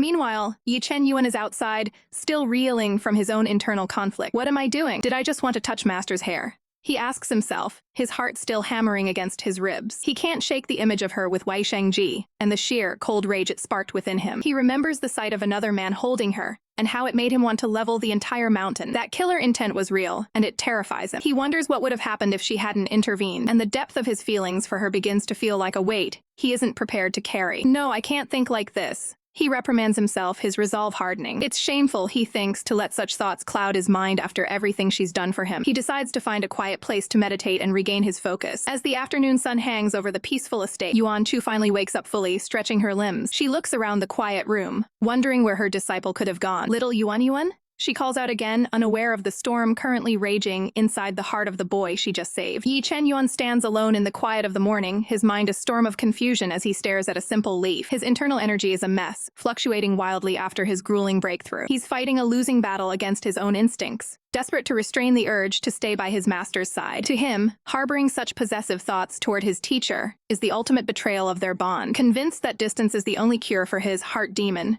he decides to keep his guard up. But his resolve wavers the moment he thinks of her. He wonders if she's finally woken up. His gaze sharpens as he approaches her quarters, the air heavy with his silent concern. He calls out for her, but the bed is cold and empty. Yuan Chu has vanished. Outside, Yuan Chu is pouting, wandering the grounds in search of her little Yuan. She's used to him being there the moment she opens her eyes, and this sudden absence feels like a personal rebellion. She hears a rustle in the trees and spins around, hoping it's him. Instead, she finds Wang Shi, who looks just as bewildered as she is. He's frustrated, demanding to know why he was trapped by such powerful spiritual energy. Before another word can be said, Ye Chen Yuan manifests like a vengeful ghost, his presence darkening the clearing. His voice is pure ice as he demands to know why this outsider is still hanging around. Yuan Chu tries to play peacemaker, reaching out to calm her disciple's visible irritation. She reminds him that Wai Shengji is a friend, the one who saved her life and helped her recover when she was at her weakest. Ye Chen Yuan remains stony-faced, his gaze fixed on the intruder with unsettling intensity. The atmosphere becomes suffocating as the two men lock eyes, the tension thick enough to cut. Wai Shengji is completely baffled. He's the one who helped her, so why is he being treated like a mortal enemy? Realizing a fight is imminent, Yuan Chu grabs her disciple, laughing it off and claiming he's just dazed from his recent tribulation. She drags him away by the arm, leaving the confused guest behind. Wai Shengji huffs, feeling the sting of being cast aside after all his help. Once they're alone, Yuan Chu finishes explaining her history with Wai Shengji, hoping to clear the air. She calls him out on his hostility, sensing a vengeful vibe from him that feels entirely out of character. Was he really that obvious? Ye Chen Yuan's heart sinks. He realizes his internal desire to control his master's world is growing far too strong to hide. Seeking to shift the focus, he asks if she remembers the illusion they shared. Yuan Chu freezes, her mind flashing back to the modern world and the weird dreams that shouldn't exist in this realm. Images of a life she left behind surge through her brain, causing her to panic. Ye Chen Yuan presses on, asking if she felt anything unnatural about that vision. He suspects that the world of seas, docks, and steel they glimpsed was more than just a dream. Yuan Chu is internally screaming. If he saw everything in that illusion, he might realize she doesn't belong in this world. She fears that if he learns the truth, he might leave her side forever. He notices her sudden distress and immediately softens, asking if she's feeling unwell. She quickly decides that her origins must remain a secret. Putting on a brave face, she claims her memory of the illusion is a complete blur. She dismisses the strange visions as nothing more than fading echoes of a dream. It's time for a distraction. She declares that it's finally time to hunt down the imposter who has been causing trouble. With his golden core successfully formed, she's ready to take the fight to the next level. Their next destination is set. They are heading straight for the Empire. With the dust finally settling, Wai Shengji prepares for his departure, offering a respectful bow as he bids farewell to Elder Yuan. He leaves her with a final, stern warning to remain vigilant in the treacherous journey ahead. Watching him go, Yuan Chu breathes a sigh of relief. She realizes just how lucky she is. Thanks to her status in the Myriad Sword sect, no one dares to control her, unlike the poor, overworked Wai Shengji. Still, she can't help but acknowledge that being the head disciple of a major sect is a burden she's glad she doesn't have to carry. Before he can vanish into the distance, Yuan Chu calls out, reminding him to maintain the sect's dignity before the sect leader and to pass on her regards. But her tone shifts to a sharp, urgent command. He must never, under any circumstances, reveal the true nature of her injuries to the sect leader. Wai Shengji nods solemnly, promising to do his best to keep her secret safe. He leaves her with one last piece of advice, reminding the powerful elder that even with her vast cultivation, the world is full of hidden dangers that can strike when least expected. The lecture doesn't stop there. He warns her to stop being so reckless with her spending, but his words are cut short. Ye Chen Yuan interjects with icy precision, telling Wai Shengji that if he's in such a hurry, he should be on his way immediately. Yuan Chu, meanwhile, is lost in thought about her recent weight loss, already dreaming of the delicacies at Juxian House to regain her strength. Wai Shengji is nearly speechless at her blatant wastefulness. With a heavy sigh, he realizes some habits are simply impossible to break. Ye Chen Yuan watches the exchange with a subtle, knowing smile. He remembers that he comes from a wealthy lineage. If this were years ago, he could have simply bought whatever his master desired. Wai Shengji can only grumble to himself about how much he detests the arrogance of the wealthy. Ye Chen Yuan doesn't back down, coldly stating that while he won't be seeing the guest off, he is more than capable of providing for his own master. His gaze turns intense and unwavering. He'll ensure she can eat whatever she wants, no matter the cost. Sensing the mounting tension, Yuan Chu awkwardly rushes the goodbyes, practically pushing Wai Shengji out the door before the two men can trade any more sparks. She reflects on the exhausting mental gymnastics it took to convince Wai Shengji that Ye Chen Yuan hadn't actually tried to vaporize him earlier. Playing peacekeeper between these two has left her completely drained. With a final take care, Wai Shengji finally departs. Yuan Chu waves him off with a cheerful energy that masks her internal relief. As soon as they are alone, Ye Chen Yuan's focus returns entirely to her. His expression softens instantly as he asks if she's hungry, offering to cook or even travel to buy her whatever she craves. Yuan Chu's eyes light up with a predatory hunger she wants in her eggs. She even suggests a daring heist, stealing a legendary phoenix egg from the ruler of the Phoenix dynasty. Ye Chen Yuan simply smiles at her ambition, urging her to move quickly before her hunger turns into a full-blown mood. As night falls and a full moon hangs over the quiet forest, the duo sets up camp. Yuan Chu is in pure bliss, her cheeks stuffed with food. Sitting by the warm glow of the campfire, she realizes that keeping the male lead by her side was the best decision she ever made. The service is top tier. But as Ye Chen Yuan stares into the flames, his thoughts are much darker. The mere presence of Wei Shangji by her side was enough to trigger a possessive fire within him. He wonders how he will handle it if more people try to crowd around her in the future. He grips a skewer tightly, lost in his own brooding reflection. His eyes are cold, calculating the risks of her social circle expanding. Yuan Chu remains completely oblivious, focused entirely on her meal. Suddenly, she begins to choke, sending Ye Chen Yuan into a momentary panic. He quickly produces a bottle of spirit fruit wine he specially prepared for her during their time in the secret realm. Recovering her breath, Yuan Chu looks at him with a mix of gratitude and sudden seriousness. Ye Chen Yuan meets her gaze with an ironclad promise. He will always be there, standing firmly by her side. His look is intense, searching for a confirmation of his place in her world. Yuan Chu beams at him, her smile radiant and innocent as she promises that she'll never leave him either. It's the exact vow Ye Chen Yuan needed to hear, leaving him in a silent, contemplative moment as they continue their journey into the unknown. The journey to the Empire begins not with a celebration, but with a cold realization. As the dust settles on their departure, the air remains heavy with unspoken tension. Yuan Chu can't help but probe in her disciple's icy demeanor, questioning why he so ruthlessly rejected little Ling's heartfelt goodbye. To Yuan Chu, the girl's tears were a sign of genuine affection, but Ye Chen Yuan remains unmoved, walking away with a chilling philosophy. There is no point in fostering hope where there is no future. His heart is already occupied, and he knows with absolute certainty that Ling is not the person he desires. Shifting focus to their mission, Yuan Chu brings up the imposter currently infiltrating the Empire's prestigious #1 high school. Her eyes gleam with a tactical spark. She suggests they scout the school themselves, believing that knowing the enemy is the first step to total victory. She's ready to make a final move the moment they come face to face with the fraud. However, their plan hits a massive roadblock when the Elder Spirit manifests to deliver a dire warning. He reveals that the school is protected by a legendary guardian, the Flaming Red Beast. Ye Chen Yuan's expression darkens at the mention of such a creature. This isn't just any monster. It's a descendant of the divine fire dragons, a top-tier spirit beast with power that rivals the heavens. Its signature move, the godly flaming red fire, is a force of pure destruction. As the elder explains that this beast is infinitely related to divine entities, Ye Chen Yuan's protective instincts go into overdrive. Yuan Chu senses his hesitation immediately, panicking at the thought that he might forbid her from going. Ye Chen Yuan's mind is racing. The danger to his master is far too high if this beast can sense her true nature. If his own white dragon can feel her presence, a beast of this caliber surely will too. Internalizing the situation, Yuan Chu realizes she's in a tight spot. She remembers from her past life that the beast was actually killed long ago, and the principal only uses its name as a hollow threat. But how can she explain this? If she tells him the truth now, Ye Chen Yuan will undoubtedly think she's lying just to get her way. The elder tries to offer some technical reassurance, noting that Yuan Chu's body is so unique that only the 4 great divine beasts should be able to track her. He was only able to sense her because of his own pure-blooded lineage. He concludes that as long as she doesn't get close enough for the beast to taste her blood, she should remain undetected. He chuckles, confident that no one else possesses his level of expertise. Yuan Chu quickly seizes the opportunity, promising to stay far away from the beast and follow Ye Chen Yuan's lead every step of the way. But Ye Chen Yuan isn't easily swayed when it comes to her safety. Despite her cute pleading, he delivers a stern ultimatum. If she wants to go, she must remain hidden inside the Sky Pearl. Yuan Chu is horrified. To her, being tucked away in the pearl is no different than being thrown into a prison. She grabs his sleeve, arguing that once he becomes the school's top student, no one will dare lay a finger on her. She flashes a winning smile, insisting she'll be perfectly safe. After all, no one discovered her secret in her previous life,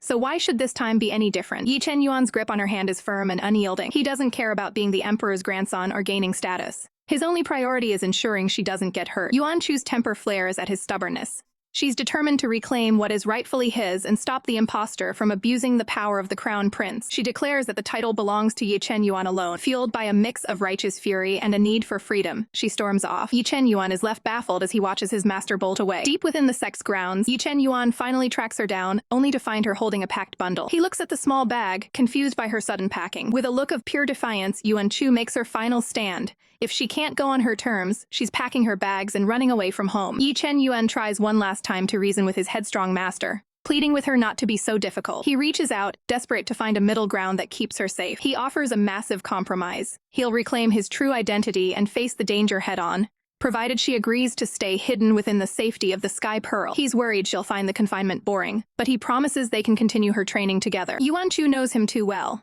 She realizes that as long as they are together, his overprotective nature will never let her move freely. She looks at him, her mind racing for a way out of this stalemate. Finally, she takes a stand. She insists that if the Empire's legacy belongs to him, he must take it back himself without worrying about her. She drops a bombshell, She's on the verge of breaking through to the nascent soul stage and will return to the myriad sword sect alone to focus on her cultivation. Ye Chen Yuan is stunned by her sudden declaration of independence. He knows her personality staying put is usually the last thing on her mind, but Yuan Chu is firm, cutting him off before he can protest further. She plays the master card, claiming she shouldn't be a delay to his progress, and that she'll be waiting for his triumphant return at the sect. She maintains a serious, almost scholarly expression to sell the act. Ye Chen Yuan looks down, realizing that logically her returning to the sect is the safest possible solution. Yet, even knowing it's for the best, the thought of her leaving his side again weighs heavily on his heart. To make it official, Yuan Chu hands over the dragon egg. She notes that it's soaked in his blood and nearly ready to hatch, so it belongs with him. She looks at the egg one last time, emphasizing that her place is no longer right beside him. The elder spirit watches the exchange, noting that without her presence, the egg would have taken a century to hatch. As she hands it over,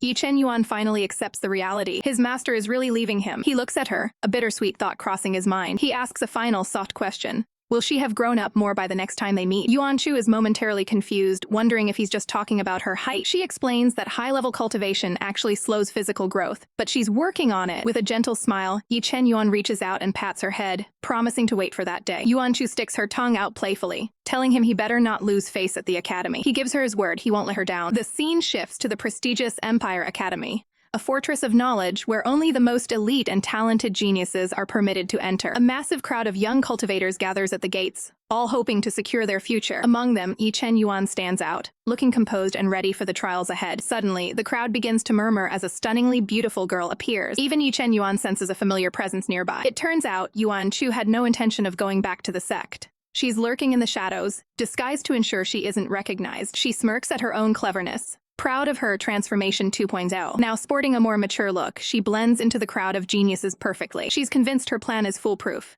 She can keep a close eye on her disciple's progress without him ever knowing she stayed behind. Her presence doesn't go unnoticed by the other applicants, who are immediately struck by her appearance. A student named Qin Han is completely floored by the new girls arriving this year. However, his companion remains unimpressed, noting that those lining up are likely from powerless families. He warns Qin Han to stop being distracted and focus on finding allies with actual status, dismissive of the stunning girl who is actually a master in disguise. The gates of Empire Academy are finally open, and the air is thick with the scent of ambition as the next generation of cultivators gathers for the entrance exams. Inside the testing hall, a weary examiner sits behind a crystal ball, signaling the endless line of applicants to move forward. Next up is Ye Chen Yuan. He steps forward with a calm, focused intensity that demands attention.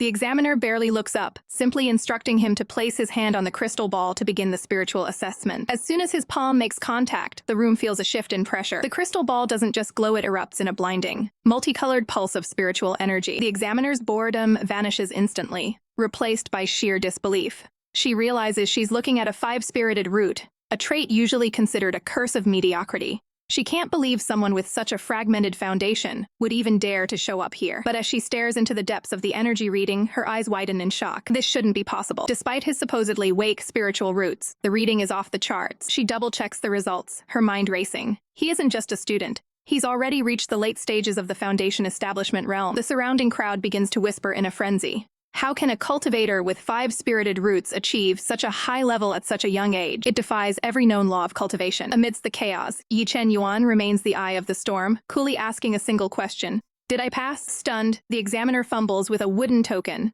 thrusting it toward him. Passed, you passed. She stammers. Ye Chen Yuan takes the token with a polite, subtle smile, offering a brief "thank you" before disappearing into the crowd. The examiner takes a breath, trying to regain her composure as she calls out for the next applicant. Outside, the sun begins its slow descent, painting the academy grounds in hues of gold and amber. The peaceful sky belies the tension of the trials occurring below. High above the courtyard, two figures watch the proceedings from a balcony. One asks the other why he's so uncharacteristically interested in the new batch of recruits. Meet Mu Qingyan, a top-tier talent with a cold, refined aura. Beside him is Wen Liang, who is far more distracted by the crowd. Wen Liang suddenly points toward the line, his eyes lighting up. Look at that one in red. Walking through the gates is a woman in a striking red and white outfit, carrying herself with an air of mature confidence. Little do they know, This is actually Yuan Chu in her sophisticated Transformation 2.0 disguise. Back at the testing table, the examiner calls for the next person. Yuan Chu waves a hand casually, signaling she's ready to go. As she turns around, her presence is undeniable, radiating a professional and poised energy that catches everyone's eye. Even the stoic Mu Qingyan finds himself momentarily speechless, his gaze lingering on the mysterious newcomer. Wen Liang notices his friend's rare reaction and begins to tease him, sensing that the ice prince might actually be impressed. Mu Qingyan quickly looks away, his face flushing slightly as he tries to maintain his cool. She's not that good-looking. He lies, though his eyes tell a different story. Yuan Chu reaches the table and places her hand on the crystal ball, expecting a smooth result. But to her surprise, the ball remains completely dark. No glow, no energy, nothing. The examiner immediately declares her disqualified. Yuan Chu isn't going down without a fight. She fires back, arguing that it's unfair to dismiss her without checking for special technical skills or physical talents. She stands her ground, her red robes billowing as she demands a fair chance. Just as the situation begins to escalate, Mu Qingyan and Wen Liang descend from the balcony to intervene. The examiner is stunned to see these two young masters involving themselves in a standard intake procedure. She wonders why these high-ranking students, who are usually flanked by guards, are walking around so casually today. Yuan Chu eyes the two newcomers warily.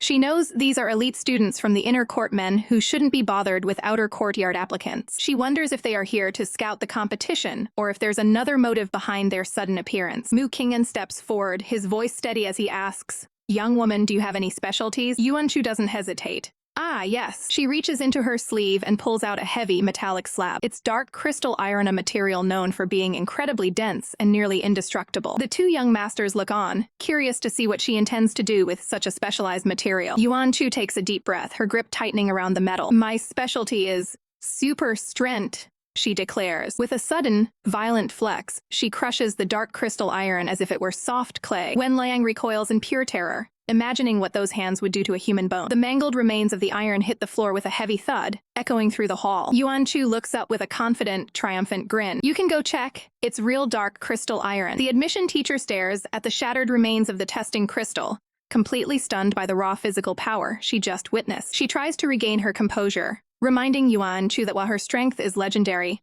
the academy rules don't exactly have a category for brute force in the spiritual exams. Suddenly, Wen Liang interjects with high energy, eager to help the girl who justified the laws of physics. He quickly explains that such unique talent shouldn't be ignored, and after a moment of consideration, the teacher finally yields. Conceding to the logic, the teacher notes that Yuan Chu's specialty will indeed be recorded as her primary strength as she prepares the necessary documents. Yuan Chu beams as she receives her official admission slip, offering a polite "thank you, teacher," for the unexpected assist. Secretly, she's relieved. She had a backup plan ready, but she never expected this physical specialty loophole to actually grant her entry. As she turns to leave, she realizes she hasn't properly acknowledged her supporters. She calls out to the two elite students, stopping them in their tracks. With a bright, genuine smile, she offers a sincere thank you for their help. The gesture hits Wen Liang like a lightning bolt. He immediately starts bragging about how his senior, Mu Qingyan, is the best in the empire, his face turning a bright shade of red. Yuan Chu can only tilt her head in confusion at the boy's sudden, frantic energy. Wen Liang is completely overwhelmed, his face heating up as he realizes how much he's gushing. Panicked, he grabs Mu Qingyan and announces they are leaving immediately. Mu Qingyan, ever the stoic one, drags his friend away while Yuan Chu is left wondering what just happened. She stands there, blinking in total bewilderment at the duo's hasty exit. The scene shifts to the bustling inner courtyard,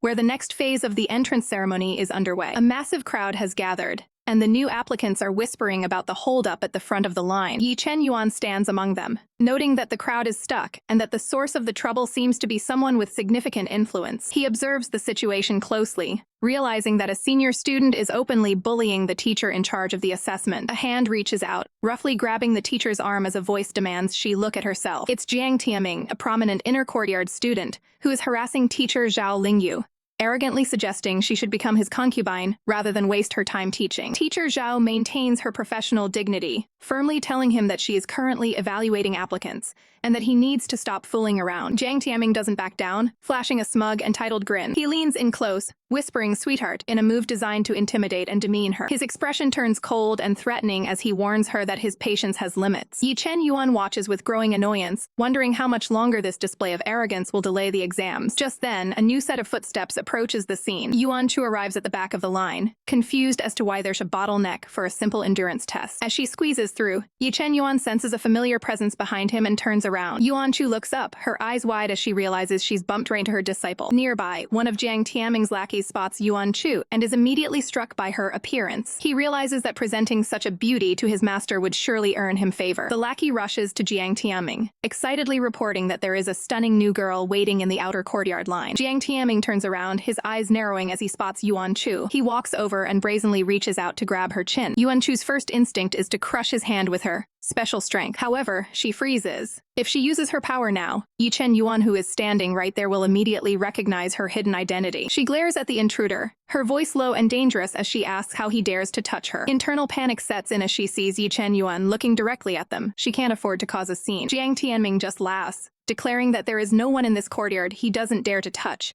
and demands she abandon the exam to follow him. Yuan Chu is backed into a corner, paralyzed by the fact that she can't fight back without blowing her cover. She looks around desperately, her mind racing for a way out of this professional nightmare. She's internally screaming for a miracle to save her from this humiliating situation. Just as Jiang Tianming closes in, she looks up and sees Ye Chen Yuan stepping forward, her heart racing as she whispers his name. The tension in the courtyard reaches a boiling point as Ye Chen Yuan steps between the bully and the disguised Yuan Chu. Jiang Tianming is paralyzed, his mind racing as he realizes that despite being in the late stage of foundation building, he can't move a single muscle under this stranger's suffocating pressure. Shocked by the sudden intervention, Jiang can only stare at his new opponent, wondering who this white knight could possibly be. Behind him, Yuan Chu is equally stunned, her eyes wide as she watches her disciple risk a confrontation for her sake. While she's touched, she's also terrified.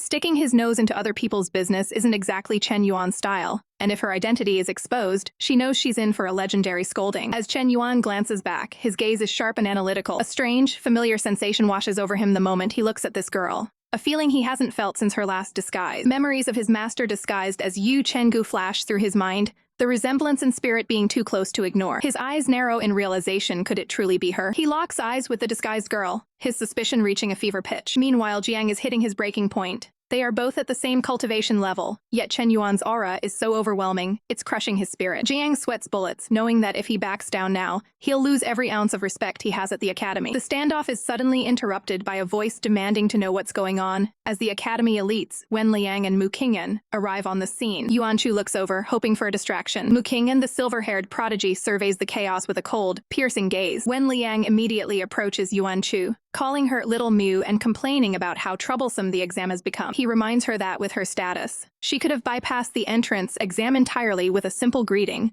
yet she insisted on doing it the hard way. Turning his attention to Jiang, Wen Liang asks why he's bothering his relative. Yuan Chu is internally reeling, wondering when on earth she became someone's cousin, but she realizes this is the perfect cover. Jiang's arrogance vanishes instantly. His family is powerful, but they don't even compare to the prestige of the Mu family. Mu Qingyan steps forward, his voice icy as he asks Yuan Chu if she can still walk. Sensing her exit, Yuan Chu plays along perfectly, closing her eyes with a sweet smile and confirming, "Yes, cousin." Internally, she's doing a victory dance, convinced that this family connection will finally throw Chen Yuan off her scent. Chen Yuan remains unconvinced, however. He knows his master only recently left, and finding a new avatar this quickly should be impossible, yet that nagging feeling in his gut won't go away. Wen Liang plays the peacemaker, declaring that everyone is friends and it's time to end the discord for the day. He gently leads Yuan Chu away, promising to find her a place to rest after the long ordeal. Yuan Chu agrees, doing her best to act the part of a refined lady. She focuses every bit of her energy on maintaining the act, knowing one slip-up will alert her sharp-eyed disciple. As they walk away, the sound of their footsteps echoes in the quiet courtyard. Chen Yuan watches them go, his suspicion not dampened in the slightest. He senses an even more powerful presence protecting the group from the shadows,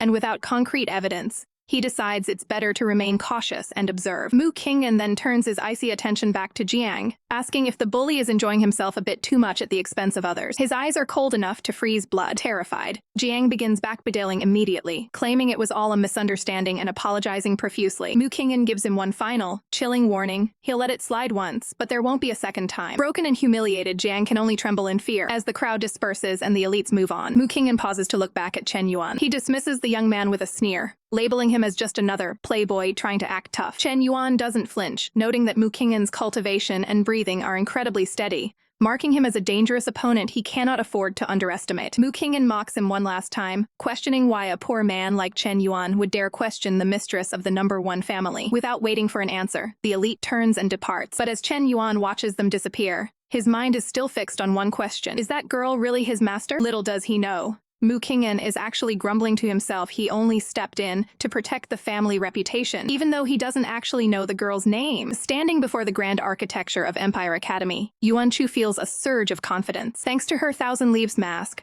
her disguise is flawless. Not even her own disciple, Ye Chen Yuan, should be able to see through her true identity. Despite her secret power, she knows she still needs to play the part of a vulnerable student and thank those who stepped in to help her. She starts by offering her gratitude to Wen Liang for his timely intervention during the confrontation, but the elite points her elsewhere, insisting that her real gratitude belongs to the man standing beside him. With a calm, protective authority, Mu Qingyan makes a bold move, declaring that from this moment forward, Yuan Chu is officially his little cousin. Yuan Chu realizes she has just gained a massive advantage. As she observes Mu Qingyan, she senses the sheer weight of his influence. Hidden in the shadows are several high-level experts guarding his every move. Playing along with the new cover story, Yuan Chu beams at him, asking her older cousin to look after her during their time at the school. The sudden change in her demeanor seems to catch Mu Qingyan off guard, causing him to clear his throat to maintain his composure. Wen Liang watches in utter disbelief, shocked that the normally stoic Mu Qingyan is being so accommodating to someone he's barely met. Fully committing to the role, Yuan Chu officially adopts the Mu surname and asks for a proper name to use. Mu Qingyan asks her what she would like to be called,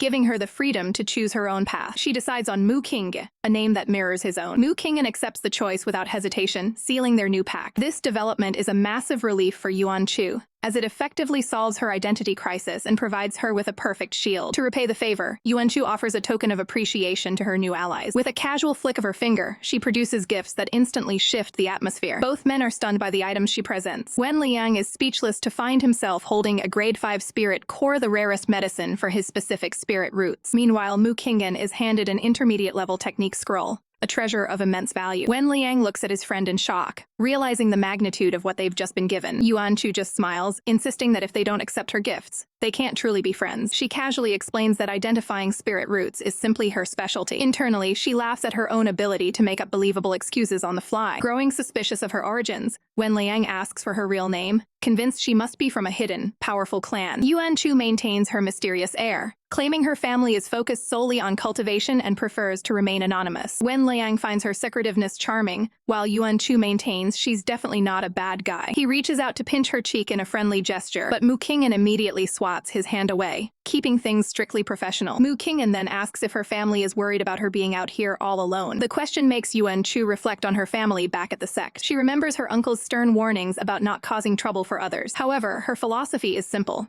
If someone messes with her, they'll have to deal with the consequences. She admits she actually sneaked out for this adventure. Even though her current cultivation level appears low, she knows she's strong enough to handle anyone who tries to pick on her. Mu Qingyan reassures her that with him by her side, no one in the academy will dare to bother her. Meanwhile, at the registration desk, the academy entrance exams are well underway. One student in particular stands out with a cold and focused intensity. As his paper is stamped, the results are undeniable. The administrator is staggered. Ye Chen Yuan has achieved the highest scores in history for both the God knowledge and written exams, outperforming even the inner court elite. As he walks away from the desk, his mind isn't on his academic success. He remains haunted by a single, burning suspicion. Was that mysterious girl really his master? Yuan Chu is living the dream. With her new identity as Mu Qingge firmly established, she's bypassed the grueling entrance exams entirely. She's confident that her transformed appearance and aura are foolproof, certain that even her sharp-eyed disciple won't recognize her this time. No more hiding in the shadows. She's walking tall, convinced her disguise is an absolute masterpiece. To keep the act believable, she reminds herself to stay natural. Acting too suspicious was her mistake last time. The academy is a sprawling fortress of magnificent, palace-like towers, but her peaceful stroll is cut short when a hand suddenly grips her sleeve. It's Suhi Yu, the little princess of Dan Men, and she's looking for a fight. Mu Qingge plays it cool, demanding to know what the princess wants from her. Suhi Yu isn't interested in words. She orders her attendant to teach this imposter a lesson and force her to reveal her true name. She claims she's simply protecting the Mu family from being exploited. Yuan Chu can't believe her luck. Why does trouble always find her the moment she tries to relax? Suhi Yu doubles down on the insults, calling Mu Qingge seductive, and vowing to discipline her as a senior. The signal is given for an all-out attack. Yuan Chu quickly weighs her options. She's pretending to be a low-level cultivator, but these attackers are at the foundation building stage. If she fights back with her true power, her cover is blown. She effortlessly dodges a strike, contemplating if she should just knock them all out and wipe their memories. To her, that sounds like a brilliant idea. She takes off running, leading the group on a chase through the academy grounds. Suhi Yu screams at her useless guards for letting a target escape. Fed up, the princess steps in herself, refusing to believe an intermediate foundation builder can't catch someone in the late key stage. Yuan Chu lures her in, waiting for the perfect opening, but as Soo-hee prepares a powerful energy strike, Yuan Chu senses a familiar presence approaching fast. It's Ye Chen Yuan. Realizing she needs to look like a helpless victim, she prepares to take a dive. She fakes the impact as a blast rings out. Soo-hee is forced back, stunned by a sudden interference. A figure leaps into the fray, cutting through the princess's attack with ease. A massive explosion of energy clears the air as the strike is deflected. Soo-hee is livid, demanding to know who would dare stand in her way. Standing tall as a shield for Muking is none other than Ye Chen Yuan. He turns to her, his voice steady as he asks if she's all right. Yuan Chu is screaming internally. Of all the people to show up, why did it have to be him? She realizes her injury was a tactical mistake. A foundation-level attack shouldn't have even scratched her current disguise. She needs to get rid of him before he starts asking questions. Then a spark of genius hits her. She remembers that Ye Chen Yuan absolutely despises overly dramatic, clingy women. She immediately flips the switch, putting on a sugary, over-the-top performance, thanking him in a sweet tone and offering an exaggerated debt of gratitude. She leans into the drama queen persona, hoping her annoying behavior will drive him away instantly. Soo-hee is disgusted by the theatrical display. Ye Chen Yuan remains silent, staring at the girl in front of him as the princess accuses Muking of being a master of seduction. Muking doesn't skip a beat, firing back and asking if the princess is just bitter and jealous. She takes a sharp low blow, mocking Soo-hee's flat appearance with a smirk. Soo-hee loses her mind, her temper exploding in a literal aura of fire as she vows to kill her. But as the princess rages, Ye Chen Yuan is focused entirely on Muking. That sharp tongue, that dramatic flair, and that unmistakable drama queen attitude. He knows exactly who this is. This is definitely his master. The situation at the academy is reaching a boiling point. After the chaotic confrontation with Soo-hee, Ye Chen Yuan isn't taking any chances. He grabs Yuan Chu and begins leading her away from the scene immediately. Behind them, Soo-hee is left trembling in silence. The sheer intensity in Chen Yuan's eyes was enough to freeze her where she stood. "Let's go," Chen Yuan commands, his voice dropping to a low, serious tone as he pulls the disguised Yuan Chu along. Soo-hee tries to get the last word in, shouting desperate insults and warnings that the girl he's protecting is nothing but a fox looking to use him. But Chen Yuan doesn't even spare her a glance. Yuan Chu looks back, her mind racing as she tries to process his sudden, protective behavior. She can feel the strength in his grip. His hand is like a vice around her wrist, firm and unyielding. Looking at his profile, his expression is a mask of cold determination. Yuan Chu starts to panic internally. She was sure her disguise as Muking was perfect, but why is he acting so strange? Did he actually find her out? She decides there's only one way to know for sure. She has to double down on her drama queen persona. She leans in with a playful grin, asking if he's a new student just like her. She turns up the act, getting uncomfortably close and telling him he's totally her type because of how handsome he is. This is a high-stakes test. If she acts like a total stranger, maybe he'll back off. But Chen Yuan's gaze remains piercing, staring right through her performance. Thinking she needs to do something even more outrageous to break his focus, Yuan Chu goes for broke. She strikes a dramatic pose, telling him she'll give him anything as a reward for saving her even herself. The reaction she gets is instantaneous and overwhelming. In a blur of motion, Chen Yuan slams his hand against the wall behind her, pinning her in place. He leans in close, his voice dangerously calm as he repeats her words back to her. "Did I hear that right? Even you?" Yuan Chu's heart nearly stops. She definitely went too far this time. This isn't the disciplined disciple she knows. This version of Chen Yuan is bold, unpredictable, and completely terrifying. As they lock eyes in the narrow hallway, the tension is thick enough to cut with a blade. Suddenly, the heavy atmosphere is shattered by a burst of laughter. The old spirit, Lao Li, manifests out of thin air, finding the whole situation hilarious. He starts teasing Chen Yuan, joking that he's finally developed a type, and that this girl might even be better than his mysterious senior sister. The interruption works. Chen Yuan finally releases his hold and begins walking again. Yuan Chu follows cautiously, asking if he's actually all right. Up close, Chen Yuan looks stressed, his face clouded with a dark, troubled expression. He takes a breath and apologizes, admitting that his behavior might have been a bit much. He blames his intensity on cultivation fire, claiming he's been pushing his training too hard and it's affecting his temper. Yuan Chu forces a laugh, playing along to keep the mood light. Internally, she's breathing a massive sigh of relief. She's convinced that if he's apologizing, he must not realize who she actually is. Hoping to end this encounter, she politely asks if she can finally head out. But Chen Yuan's protective streak isn't over. He asks if she lives alone in the dorms. They reach the residential area of the academy, and he insists on escorting her all the way to her door to ensure her safety. As dusk falls over the academy grounds, Chen Yuan leaves her with a final, stern piece of professional advice. Stay vigilant, use protection spells at the door, and stay far away from men with ulterior motives. Yuan Chu is left standing there, completely baffled. Why is he being so incredibly caring toward a stranger he just met? She starts to spiral, wondering if she accidentally caused him to fall for her Mu King identity. Chen Yuan gives her a final nod, telling her to get some rest. The second he turns away, Yuan Chu bolts inside, convinced that the world has become far too scary to navigate. Left alone outside, Chen Yuan stands with Lao Li. The old spirit looks at him with a knowing smirk,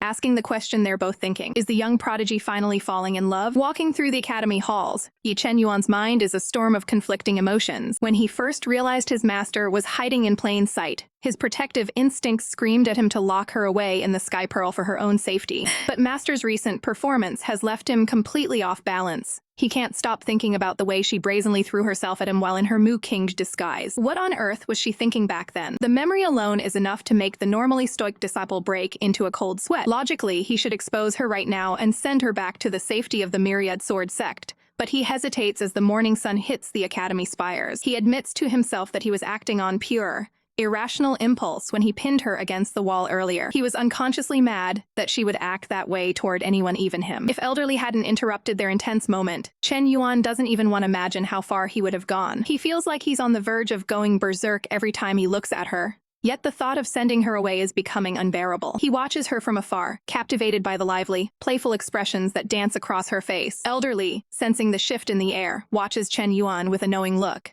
He wonders if his young ward is finally hitting puberty and falling for this mysterious girl. Chen Yuan quickly crafts a perfect excuse. He'll keep her close under the guise of her being his tutor. That way, he can protect her while she stays right where he wants her. Maybe letting Master stay in the academy isn't such a bad idea after all. Elderly remains skeptical at first, but Chen Yuan leans into his professional cover. Relieved, the old spirit decides that as long as it's strictly for tutoring, there's no need to worry about any forbidden romances blossoming. Chen Yuan maintains his poker face, though a slight flush betrays his inner turmoil. The next morning, Yuan Chu is a total mess. She's yawning her head off in her room, having lost an entire night's sleep obsessing over her strange encounter with her disciple. Sudden, sharp knocks at her door startle her out of her daze. She wonders who could possibly be visiting this early. She drags herself to the door and swings it open. To her absolute shock, Ye Chen Yuan is standing there, looking perfectly composed as he offers a bright good morning. He asks if she's having trouble adjusting to the new environment, noting how tired she looks. Yuan Chu is instantly on the defensive, demanding to know why he's at her private quarters. Chen Yuan holds up a bag of food, explaining that he brought her breakfast since the cafeteria would be empty by now. He lays out a spread that looks suspiciously familiar: sweet sauce pork, spirit well juice, and a perfectly roasted skybird egg. Yuan Chu's eyes go wide. These are her personal recipes. She used to be the only person in the world who got to eat his cooking. Her blood begins to boil. She's convinced her stupid disciple is using her favorite dishes to win over a woman he's only met a few times. Seeing her fuming, Chen Yuan innocently asks what's wrong. Yuan Chu turns her nose up, internally vowing never to touch his food again out of pure spite. Chen Yuan leans in, playing the ultimate psychological game. He asks if the food doesn't fit her appetite, knowing full well these are her favorites. Yuan Chu doubles down on her lie, shouting that she hates these dishes. Chen Yuan simply smirks, letting out a soft, "Is that so?" He doesn't miss a beat, picking up the skybird egg and beginning to peel it himself. The aroma is torture.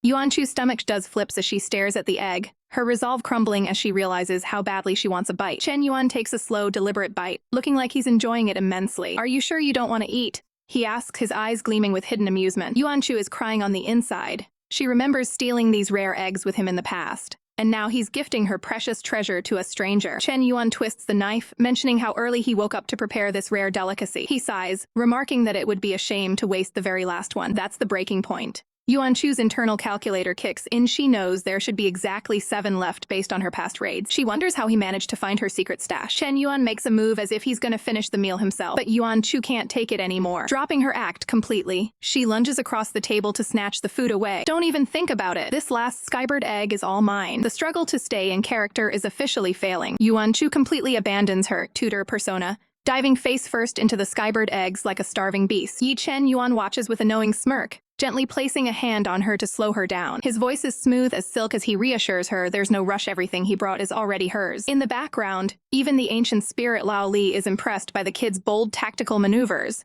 though he quickly deflates into a pout, feeling like a forgotten relic while these youngsters play their games. As Yuan Chu continues her frantic feast, she feels a heavy, unblinking gaze fixed on her. She snaps, demanding to know why he's staring, but she isn't prepared for the answer. With total confidence, Ye Chen Yuan drops a bombshell. Because you are pretty. Yuan Chu's brain short-circuits instantly. Internally, she's screaming how dare this bratty disciple flirt with his own master like this? The tension only spikes when he reaches out to tenderly wipe a stray crumb from her face, casually mentioning he has a dozen more eggs waiting for her. It's too much. Yuan Chu ends up hacking and cuffing in sheer embarrassment. Desperate to shatter the suffocating atmosphere, she hides behind her teacup. Realizing things are getting way too awkward, she pivots the conversation, demanding to know his real reason for visiting. He admits he wants to take her somewhere private. Yuan Chu slams her cup down with a definitive no. She's not falling for any more of his traps. However, Ye Chen Yuan turns serious, explaining he sensed a spiritual anomaly within the academy. He proposes a secret expedition under the cover of night. Yuan Chu's eyes sparkle. She can never resist a good mystery. But she catches herself, squinting with suspicion. She questions if he's just trying to lure her to a remote location to do his thing. Ye Chen Yuan doesn't back down. He leans in dangerously close, whispering that if he truly wanted to do his thing,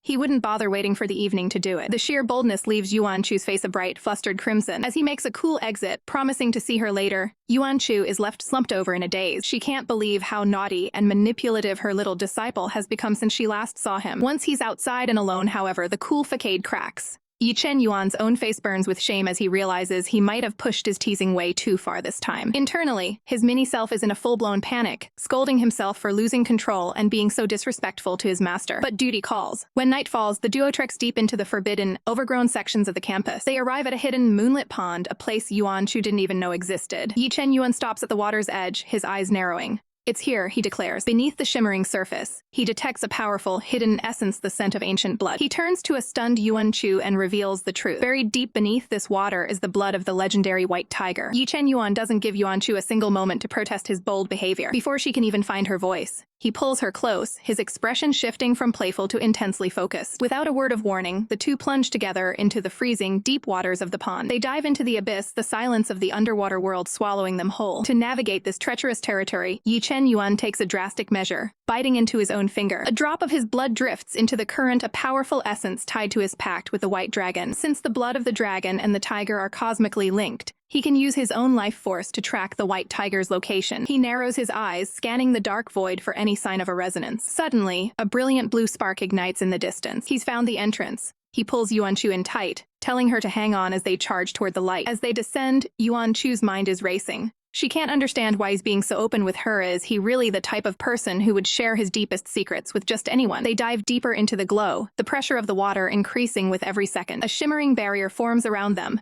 protecting them from the crushing depths as they reach the sea. But the way forward is blocked. Ye Chen Yuan warns her that a demonic Medusa is guarding the entrance, and he plans to use the dragon tongue to force it into a slumber. He gives her one critical instruction: do not touch its tentacles, no matter what. The creature looms ahead, a massive, translucent nightmare pulsating with an eerie blue light. Yuan Chu watches with bated breath as they approach the monstrosity. The passage they need is tucked directly beneath the creature's deadly mask. She realizes with a jolt of fear that this Medusa is at least a stage 6 beast, the equivalent of a primal powerhouse. She panics internally. Underwater, their movements are restricted, making this beast an almost impossible opponent. Ye Chen Yuan remains unfazed, beginning a complex incantation that ripples through the water. Ancient symbols flare to life, casting a spell of deep sleep over the guardian. Yuan Chu watches as the Medusa's movements slow, its bioluminescence dimming as it falls into a supernatural trance. With the beast neutralized, Ye Chen Yuan gives the signal to proceed. Yuan Chu takes the lead, carefully swimming through the narrow gap between the sleeping tentacles. Every movement is calculated as she maneuvers past the stinging limbs. She presses her back against the cold stone of the passage,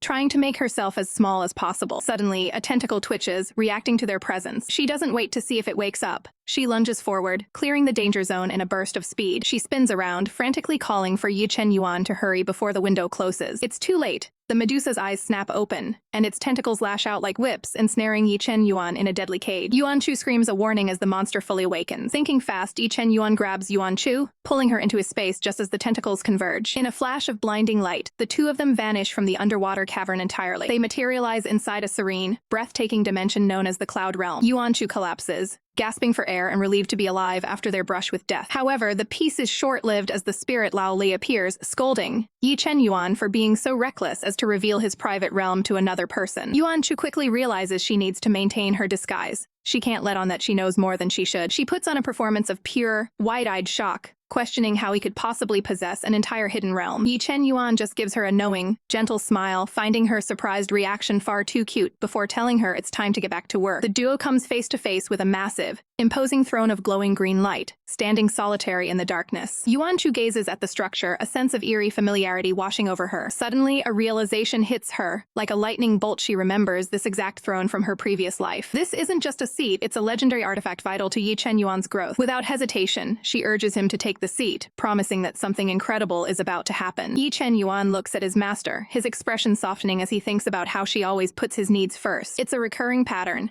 She finds a once-in-a-lifetime opportunity and immediately pushes it onto him, leaving him both grateful and conflicted. Still, he remains cautious, attempting to transfer the throne into his secret cloud realm to secure it before they proceed. The spirit loudly manifests, his eyes wide as he identifies the material. The throne is carved entirely from rare Kunlun ice. He explains its true purpose. It allows a cultivator to focus their ki to its absolute limit, while suppressing the emotions and desires that lead to the demonic path. Ye Chen Yuan's gaze sharpens. He remembers the sect head's warning that his master might one day stray from her path. Could this throne be the key to preventing her from falling into darkness? He stares at the artifact, weighing the possibilities. However, his attempt to store the throne fails, leaving Yuan Chu confused. The cloud castle cannot absorb it, he mutters, realizing the artifact is more complex than he thought. Laoli confirms that since this is an inheritance, Ye Chen Yuan has no choice but to sit upon it to claim its power. Ye Chen Yuan senses lingering memory remnants on the ice, knowing he must dispel them to take control. He warns Yuan Chu to stay alert and use the realm for safety if anything goes wrong. She gives him a determined look, assuring him she'll be careful since they are alone. Ye Chen Yuan finally takes his place on the throne, his posture regal and focused. He closes his eyes, entering a deep state of meditation. The green light intensifies, pulsing with ancient energy. In a flash of brilliance, he vanishes into the inheritance, leaving Yuan Chu to keep watch. She settles onto the floor, prepared for a long wait. Half an hour passes, and the silence begins to weigh on her. Restlessness kicks in. She's bored and physically itchy from the anticipation. Her eyes drift back to the throne, wondering if she should investigate it further. As she approaches, she can't help but feel the sting of old memories. In her past life, she felt the world was fundamentally unfair, a sentiment that haunts her still. She recalls how, in her previous timeline, Ye Chen Yuan was always steps ahead of her. It felt as though the world chose him for greatness, while she was left to scavenge for his leftovers. She questions if she ever truly earned anything on her own merit. While he gained everything he desired, she was often stuck with things she never wanted. The memory of the throne in her past life is dark. She recalls a moment when her inner evil broke out, and she was forcibly tied to this very seat. In that memory, she screamed at a younger, colder Ye Chen Yuan, calling him a bastard for restraining her. But the past, Ye Chen Yuan remained unfazed, calmly tending a fire and offering to free her only if she had the courage to face him. It infuriated her that even as she declared herself his final boss,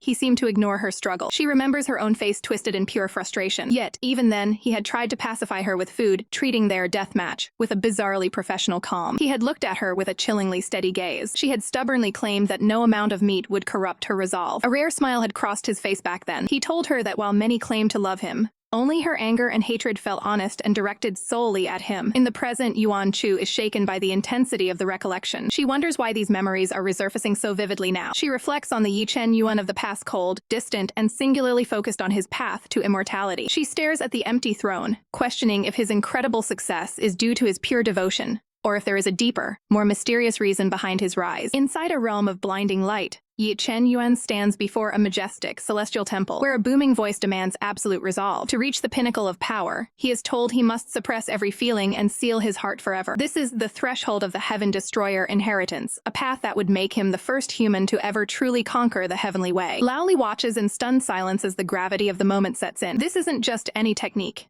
It's a legendary power said to have been used by Pangu himself to sunder the heavens and earth, capable of eradicating anything in existence. Sensing the danger behind such a gift, Laoli frantically asks what the ultimate price for this power will be. The ancient spirit guiding the inheritance reveals the truth. By mastering this godly technique, Chen Yuan will hold the entire world in the palm of his hand. It's an offer no sane cultivator could refuse. Chen Yuan admits that he naturally craves this strength. It's everything he's ever fought for. But as he looks at the throne, a sharp, stabbing pain throb in his chest, stopping him cold. A haunting sense of déjà vu washes over him, as if he has already lost something irreplaceable by making this exact choice in another life. The golden spirit grows impatient, arguing that becoming the strongest is the sole purpose of cultivation. To finish the great path, Chen Yuan is told he must discard all emotions and worldly desires sooner or later. But Chen Yuan's gaze hardens as he gives his final answer. He refuses. He asks the senior to simply clear the lingering memories and grant him the throne, but he will not take the soul-chilling inheritance. Lao Li and the spirit are absolutely floored by his defiance. Lao Li screams that he's a madman for throwing away a guaranteed chance at transcendence. He pleads with Chen Yuan to reconsider, reminding him that this is an unparalleled opportunity to ensure his growth never falters. The golden figure asks one last time if he is truly certain about this. The spirit warns that while his royal blood is strong, most of his ancestors perished under the holy smite of the heavens. Mastering the Heaven Destroyer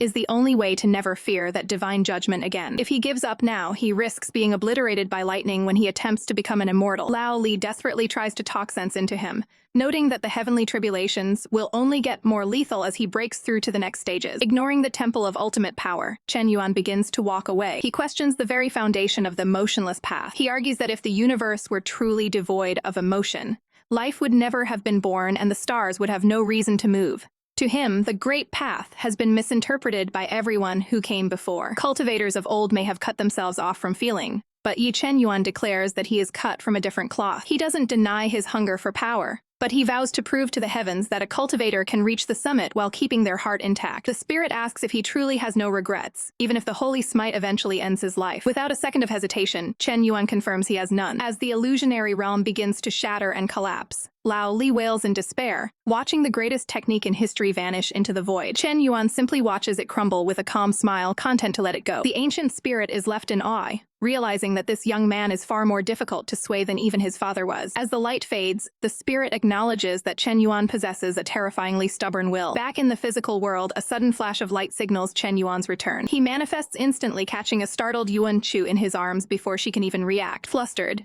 Yuan Chu tries to play it cool, stammering that she was just checking out the throne and wasn't doing anything suspicious. She's caught off guard by the intensity of his grip, asking what's gotten into him. Chen Yuan ignores the questions, simply stating that he feels incredibly lucky to have her by his side. The emotional weight of his choice hits Yuan Chu, and she breaks into a mix of relief and dramatic tears. She jokingly calls for someone to stop him, overwhelmed by the sudden display of loyalty from her disciple. Meanwhile, Lao Li is left sulking in the background, fully aware that Chen Yuan just traded godhood for the sake of his master. Exasperated by their bond, the spirit grumpily tells them both to just let go already. The air thickens as Ye Chen Yuan stands amidst a swirling vortex of energy, his senses on high alert. He catches a scent that chills him to the bone, the overwhelming stench of beast blood. Alongside Yuan Chu, he ventures deeper into the desolate, snow-dusted landscape, the gravity of their mission weighing heavy. Chen Yuan stops, his eyes narrowing as he senses the presence of a legendary beast nearby. While the danger is real, Yuan Chu can't help her excitement, her eyes sparkling at the prospect of a legendary treasure hunt. Watching from the sidelines, Lao Li remains skeptical, unconvinced that this brat has the strength to handle what's coming. He silently prepares a soul prison, a failsafe just in case Yuan Chu's impulsive nature puts them in jeopardy. Suddenly, the path opens up to a clearing dominated by towering pillars of light. Trapped within this celestial cage is a massive white tiger, its majestic form battered and broken. The beast is in a sorry state, its fur matted with fresh blood and its eyes clouded with pain. Lao Li's eyes widen as he recognizes the prison. It's a legendary vessel crafted from the heart of winter itself. The icy fence pulses with ancient power, designed to suppress even the mightiest of creatures. Yuan Chu gasps, realizing the tiger is on the brink of death, its life force fading fast. Before they can act, the ground begins to tremble violently, a sinister vibration echoing through the cavern. Yuan Chu looks around in confusion, sensing a shift in the very atmosphere of the realm. Chen Yuan's face hardens. He recognizes this dark energy the demonic Medusa is approaching. Yuan Chu realizes the stakes have doubled. As the beast's throne disappears, the realm's protective barriers are failing. Time is running out as the white tiger's blood continues to stain the ice. Close your eyes, Chen Yuan commands, his voice cutting through the chaos. He moves with decisive speed, grabbing Yuan Chu to prepare her for a high-stakes spiritual maneuver. He begins the ritual, a complex seal glowing between them. He explains that this is a pact of life, a soul-binding contract exclusive to legendary beasts. Yuan Chu is stunned when he tells her she must be the one to pact with the tiger, while he holds off the approaching Medusa. No. She starts to protest, reaching out as he prepares to dive into the fray. But he is already gone, leaving only a trail of spiritual smoke behind. Chen Yuan trusts her implicitly. He knows that despite her status, her special inner constitution makes her the only one capable of this feat. He knows the tiger is weakened, making it the perfect window for Yuan Chu to strike a deal. Once the pact is sealed, the tiger will recover through her blood, and she will gain a guardian of immense power. Yuan Chu stands alone, trembling slightly as she faces the dying mountain of fur and claws. She looks at the magnificent creature, its breathing shallow and labored. Steeling her resolve, she reminds herself of how far they've come. She cannot let Chen Yuan's efforts go to waste. She pricks her finger, offering a drop of her essence to initiate the ritual. A massive magical circle erupts beneath her, bathing the cavern in a brilliant, ethereal light. Deep within the spiritual plane, the white tiger's consciousness roars, Who goes there? Yuan Chu doesn't flinch, meeting the beast's gaze with newfound intensity. She lays it out plainly. If the tiger refuses her, it will rot in this icy cage forever. But the tiger is arrogant, snarling that it would rather die than pact with a small fry like her. Yuan Chu is frustrated. Why was it so easy for Chen Yuan to pact with a dragon?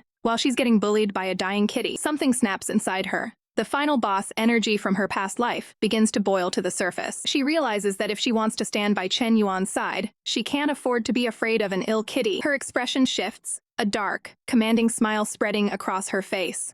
You will agree even if you don't want to. The white tiger recoils, shocked by the sudden, overwhelming pressure radiating from this weak human. Yuan Chu stands tall, her aura becoming cold and authoritative. Her eyes glow with a piercing red light as she delivers her final ultimatum. Filthy tiger, you are mine. Once the pact is sealed, you will be my mount. Ye Chen Yuan leaps through the frozen air, his focus sharp as a razor's edge. He knows that every second he spends holding back the enemy is a second his master needs to secure the beast. Inside his mind, the spirit Lao Li is losing his patience. He questions why Ye Chen Yuan would give such a massive opportunity to Yuan Chu, instead of letting his own white dragon devour the tiger's power to evolve. He warns that even a dying legendary beast might be more than Yuan Chu can handle. Lao Li's concern is heavy, but Ye Chen Yuan doesn't hesitate for a moment as he maneuvers through the icy terrain. To keep the approaching Medusa at bay, he unleashes a blinding, piercing light, a radiant explosion of energy. His eyes burn with a cold intensity. He will protect his master's path at any cost. Lao Li can only sigh in chibi-style frustration as his logical advice is completely ignored by the devoted disciple. Meanwhile, within the soul space, Yuan Chu is locked in a fierce psychological and spiritual struggle against the white tiger. The beast roars with ancient defiance, declaring that its legendary pride will never be sullied by a mere human shrimp. Yuan Chu grit her teeth, realizing this tug-of-war is wasting too much time while Ye Chen Yuan is risking everything outside. Suddenly, a wicked, mischievous idea begins to take shape. She stands tall, looking down on the blue-flamed spirit and mocking its outdated sense of self-importance. She begins a massive bluff, claiming that in the modern world,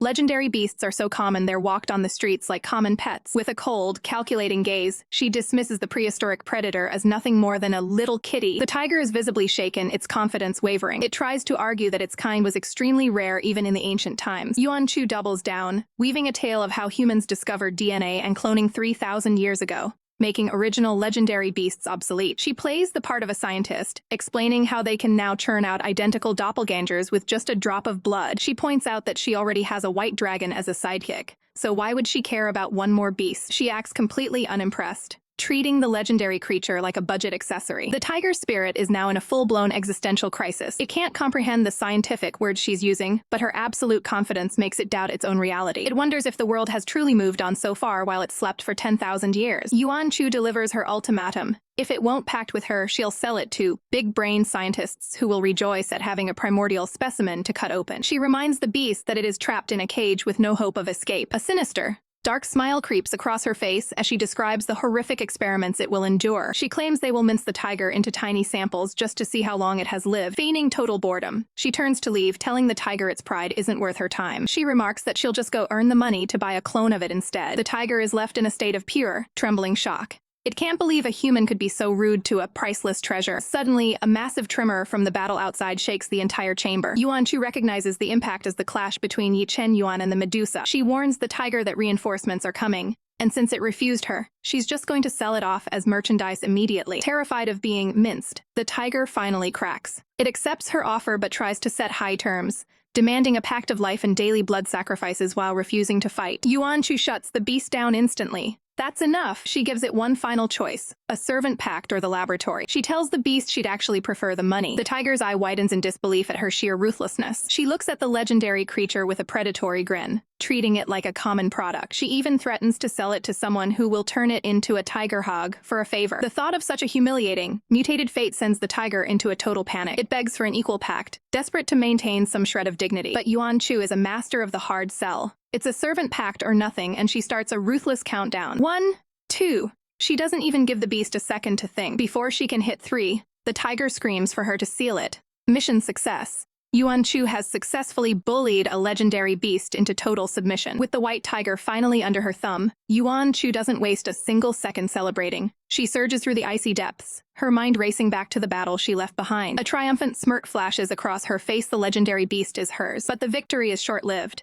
Her focus shifts instantly to her disciple, Ye Chen Yuan. She needs to reach him before the Medusa finishes what it started. Suddenly, a crimson trail drifts through the freezing water. Yuan Chu freezes, her eyes widening in horror as she recognizes the scent. This is blood and it's his. The realization hits her like a physical blow. Ye Chen Yuan is severely injured. This doesn't make sense. The Medusa alone shouldn't have been able to push him this far. Yuan Chu's analytical mind kicks into high gear. Someone else has joined the fray, someone far more dangerous. She quickly activates an invisible talisman, masking her presence as she wonders why her disciple didn't retreat into the safety of the Cloud Castle. A blinding pillar of energy cuts through the darkness, signaling a clash of titanic proportions. Standing atop the massive, glowing Medusa is a woman radiating cold authority. She looks down in disdain, demanding to know the identity of the brat who dared to cross her. She's baffled. How could a mere early-stage intermediate cultivator have the audacity to steal the silent lotus throne right out from under her? Battered and bloodied, Ye Chen Yuan doesn't flinch. He glares at the newcomer, telling her to shut her mouth. Despite his wounds, his spirit is unbroken. He's ready to fight until his last breath. The woman is internally shaken. She's never seen a cultivator of his level withstand her attacks, let alone match the power of her Medusa. She realizes she's facing a literal monster and decides he cannot be allowed to live. As she prepares to end him, her eyes narrow. She senses a disturbance. She isn't alone with the boy anymore, he has allies. Yuan Chu strikes from the shadows like a bolt of lightning, catching the woman off guard. Demonic Medusa! The woman screams, commanding her beast to shield her. A violent shockwave ripples through the water as the two powers collide. The woman's face contorts with rage as she realizes Yuan Chu actually managed to damage her strongest servant. The enemy has had enough. She channels her energy into a lethal array of projectiles, screaming for them to die. Yuan Chu's heart sinks. She used too much of her soul energy during the psychological warfare with the white tiger, and now, she's a sitting duck. For a split second, she truly believes this is the end, but she isn't the one who takes the hit. With a muffled grunt of pain, Ye Chen Yuan throws himself in front of her, absorbing the full force of the strike. Seeing her disciple battered and bleeding for her sake causes Yuan Chu's protective instincts to explode into pure fury. How dare this woman lay a finger on her, Little Yuan? She prepares to unleash every ounce of power she has left to wipe them both out. Before she can go nuclear, a firm hand catches her. It's Ye Chen Yuan. He's still conscious, and he has a plan. The woman sees them retreating and mocks their attempt to flee. She doesn't notice the terrifying glow in Ye Chen Yuan's eyes. In a massive display of tactical brilliance, he releases the trump card he's been holding, the tribulation lightning he stored during his last breakthrough. Yuan Chu watches in awe as the stored celestial energy erupts, engulfing the enemy in a devastating electrical storm. Under the cover of the chaos, Ye Chen Yuan grabs Yuan Chu and swims for their lives, but they aren't safe yet. The woman has marked them with a tracking aura that will lead her straight to them, no matter where they hide. Lao Li's voice rings out, providing the solution, the one mind muscle. Its unique properties can repel any tracking aura. Ye Chen Yuan, blood still trickling from his mouth, gives a determined nod. They dive toward the seafloor, slipping inside the protective shell of the muscle just as the enemy's tracking signal vanishes. The woman lands on the seed moments later, her prey gone. The aura is dead. Frustrated and humiliated, she realizes she can't find them alone. She decides to report this to the principal and launch a full-scale investigation. Inside the silent sanctuary of the shell, the adrenaline fades. Ye Chen Yuan collapses against Yuan Chu, his body finally giving out. Yuan Chu looks down at him, her heart heavy with guilt and affection. He took a blow he knew would break him, just to keep her safe. This dumb kid, she whispers, her eyes softening. She gently adjusts him, preparing to use her medical skills to heal the wounds he suffered for her sake. Ye Chen Yuan lies motionless, his body riddled with needles from the previous clash. Yuan Chu stares down at him, her heart heavy with the realization that she should have done more to prevent this. With a steady hand, she begins the delicate surgical process of removing the needles one by one. She whispers for him to endure just a bit longer, her resolve hardening as she works. The final needle is extracted, clattering to the floor alongside the dark residue of his injuries. Yuan Chu lets out a shaky breath, finally relieved that the external threats to his meridians have been removed. A faint groan escapes Ye Chen Yuan's lips as his eyes flutter open. He struggles to sit up, leaning heavily against Yuan Chu for support. His face is pale, his strength nearly depleted from the ordeal. Without warning, his body gives out again, collapsing back into her arms. Panic flares in Yuan Chu's eyes as she begs him not to lose consciousness now. She realizes the situation is critical. The blood loss is too severe for him to recover on his own. To save him, she produces the 100-flower spirit liquid, a legendary healing tonic. She desperately tries to pour the liquid into his mouth, but he is too weak to swallow. Frustration sets in. She risked her life to steal this from the Thousand Sandblade sect, and cannot let a single drop go to waste. Yuan Chu closes her eyes, steeling herself for the only medical option left to save his life. Ye Chen Yuan remains unresponsive, his life hanging by a thread. Mentally, Yuan Chu reminds herself that this is a strictly professional emergency procedure. She leans in, using a direct mouth-to-mouth transfer to ensure the medicine reaches his system. Nearby, a spirit witness watches the scene unfold in absolute disbelief. Suddenly, Ye Chen Yuan's hand flexes, clutching at the fabric of the bedding as the medicine takes effect. His eyes snap snap open, clear and alert for the first time since the battle. He stares directly at Yuan Chu, catching her mid-administration. Startled, Yuan Chu recoils as Ye Chen Yuan suddenly surges with unexpected energy. She frantically tells him to stay down, as his internal wounds haven't fully closed yet. Ye Chen Yuan ignores the medical advice, fixated on the physical contact they just shared. Yuan Chu tries to explain the technical necessity of the liquid transfer, but her explanation falls on deaf ears. Driven by a strange intensity, Ye Chen Yuan insists on returning the energy he just received. Yuan Chu is pinned back, her eyes wide as she tries to process his sudden shift in behavior. He leans in close, his focus entirely on her as his strength returns. His gaze is piercing, filled with a newfound determination that unnerves her. A confident, almost triumphant smile plays on his lips as he recovers. The sheer shock of the moment sends Yuan Chu's mind into a tailspin. She stands there, stunned and completely out of her element. Panic sets in as she realizes she might have inadvertently crossed a line during the emergency. She worries that if he realizes the girl he has a crush on is actually his own master,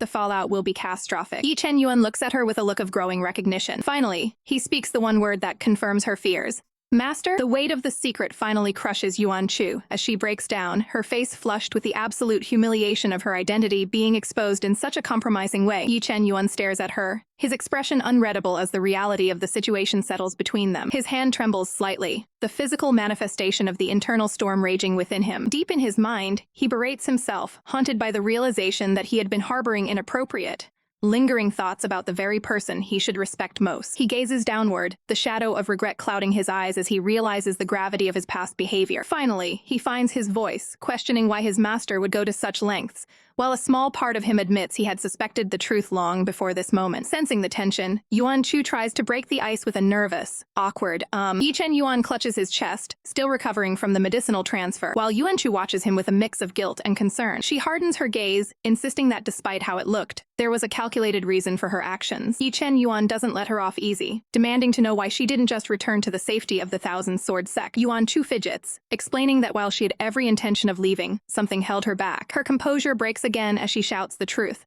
She simply couldn't bring herself to leave him behind. She explains the crushing weight of her worry, knowing he was living a dangerous lie as the fake grandson of the emperor. With tears in her eyes, she reminds him that he is her student, and she couldn't bear the thought of a life where he was gone. Confused, Ye Chen Yuan asks how she managed to secure a fake identity as someone's cousin. Yuan Chu mentions Mu Qinghan, noting that his righteous and heroic nature made him the perfect cover. She explains that she successfully snuck into the inner circles simply because Mu Qinghan was too much of a nice guy to suspect her. Ye Chen Yuan's expression darkens as he listens. He turns the question back on himself, asking why she didn't stop him when he was being so incredibly rude to her earlier. Yuan Chu freezes, a cold sweat breaking out as she realizes she has no good answer for that. The silence stretches, heavy and suffocating. Ye Chen Yuan grips his sleeve tight, overwhelmed by a strange, unidentifiable feeling in his chest. Unable to handle the emotional pressure, Yuan Chu begins rolling around in a full-blown tantrum, screaming that she has no clue why things turned out this way. Ye Chen Yuan stands tall, his resolve hardening as he looks at his frantic master. He decides then and there that if his personal turmoil is causing her this much distress, he will keep his feelings locked away forever. Seeing his withdrawal, Yuan Chu grabs his sleeve, desperately pleading that she didn't mean to upset him. She stands before him, a small figure against his tall frame, desperate to mend the bond. In a wild attempt to make things right, she swears that when he's older, she'll find him the most beautiful bride imaginable to make up for everything. Ye Chen Yuan looks at her, his eyes softening with a hidden pain, admitting that his previous behavior was only because he had recognized her as his master from the very start. Relieved, Yuan Chu promises that she'll finally head back to the sect tomorrow to set things right. But to her absolute shock, Ye Chen Yuan flatly refuses. He tells her to stay exactly as she is, maintaining her current appearance. He leans in, assuring her that now that the truth is out, things will change. His face is partially shadowed as he vows that he will never treat her with such disrespect again. Finding a loophole to stay, Yuan Chu cheers up instantly, happy to remain by his side. Ye Chen Yuan then asks for the most basic piece of information he's missing. What is her current alias? Yuan Chu realizes with a start that they were almost separated without even a proper introduction. She proudly reveals her current name, Mu Qingji. Ye Chen Yuan's reaction is immediate and stern, telling her she must change it at once, because she cannot share a last name with the Mu family. Yuan Chu can only blink in total confusion, wondering why the name suddenly matters so much. Ye Chen Yuan's expression turns dead serious as he warns Yuan Chu that the name, Mu, isn't something to be trifled with in this empire. Using it loosely is like painting a massive target on her back for every enemy in the region. He cautions her that the Mu family members aren't nearly as innocent as they appear, and she needs to keep her distance from them at all costs. Yuan Chu is caught completely off guard, realizing the noble Mu family she's been associating with is far more dangerous than she anticipated. Ye Chen Yuan reminds her of their recent high-stakes heist stealing the Silent Lotus throne, from the Academy's underwater ice cage. Now is the time for absolute discretion, not drawing attention. Convinced, Yuan Chu agrees to drop the alias, but wonders what new name she should adopt. With a subtle, knowing smile, Ye Chen Yuan suggests she take the name Yi. Yuan Chu hesitates, worried that taking her own disciple's surname might undermine her authority as his master. Ye Chen Yuan quickly smooths over her concerns, explaining that in this empire, Yi is a perfectly common name used by both legendary heroes and everyday citizens. It's the ultimate low-profile cover to keep her under the radar. Yuan Chu considers the logic and decides there's no harm in it. She officially accepts the new identity. As they walk, Ye Chen Yuan can't help but coof to hide his inner satisfaction at the arrangement. Meanwhile, Yuan Chu finds the whole situation with Little Yuan and his servant pact with the white tiger absolutely hilarious. They move through the lush landscape, the atmosphere light for a brief moment. She notes that the tiger seems exactly the same as it was before its long slumber. She finds it ironic that such a powerful creature would enter a servant pact, wondering if it will eventually grow bored of serving her so well. Yuan Chu laughs it off, while Ye Chen Yuan looks on, thinking about how his master's head is always filled with the strangest ideas. And he knows that being her servant is a unique position that only he truly understands, looking at her with a mix of exasperation and focus. "Master, let's go," he says, leading the way. They trek through the dense forest toward the academy. Yuan Chu's anxiety returns as she wonders if the person they fought during the heist will recognize their faces. Ye Chen Yuan reassures her. He masked his cue perfectly during the chaotic brawl, making them impossible to track. If anyone tries to investigate, they still have the old man as a backup plan. Finally feeling at ease, Yuan Chu relaxes. But her relief is short-lived. A sharp voice cuts through the air. "You too!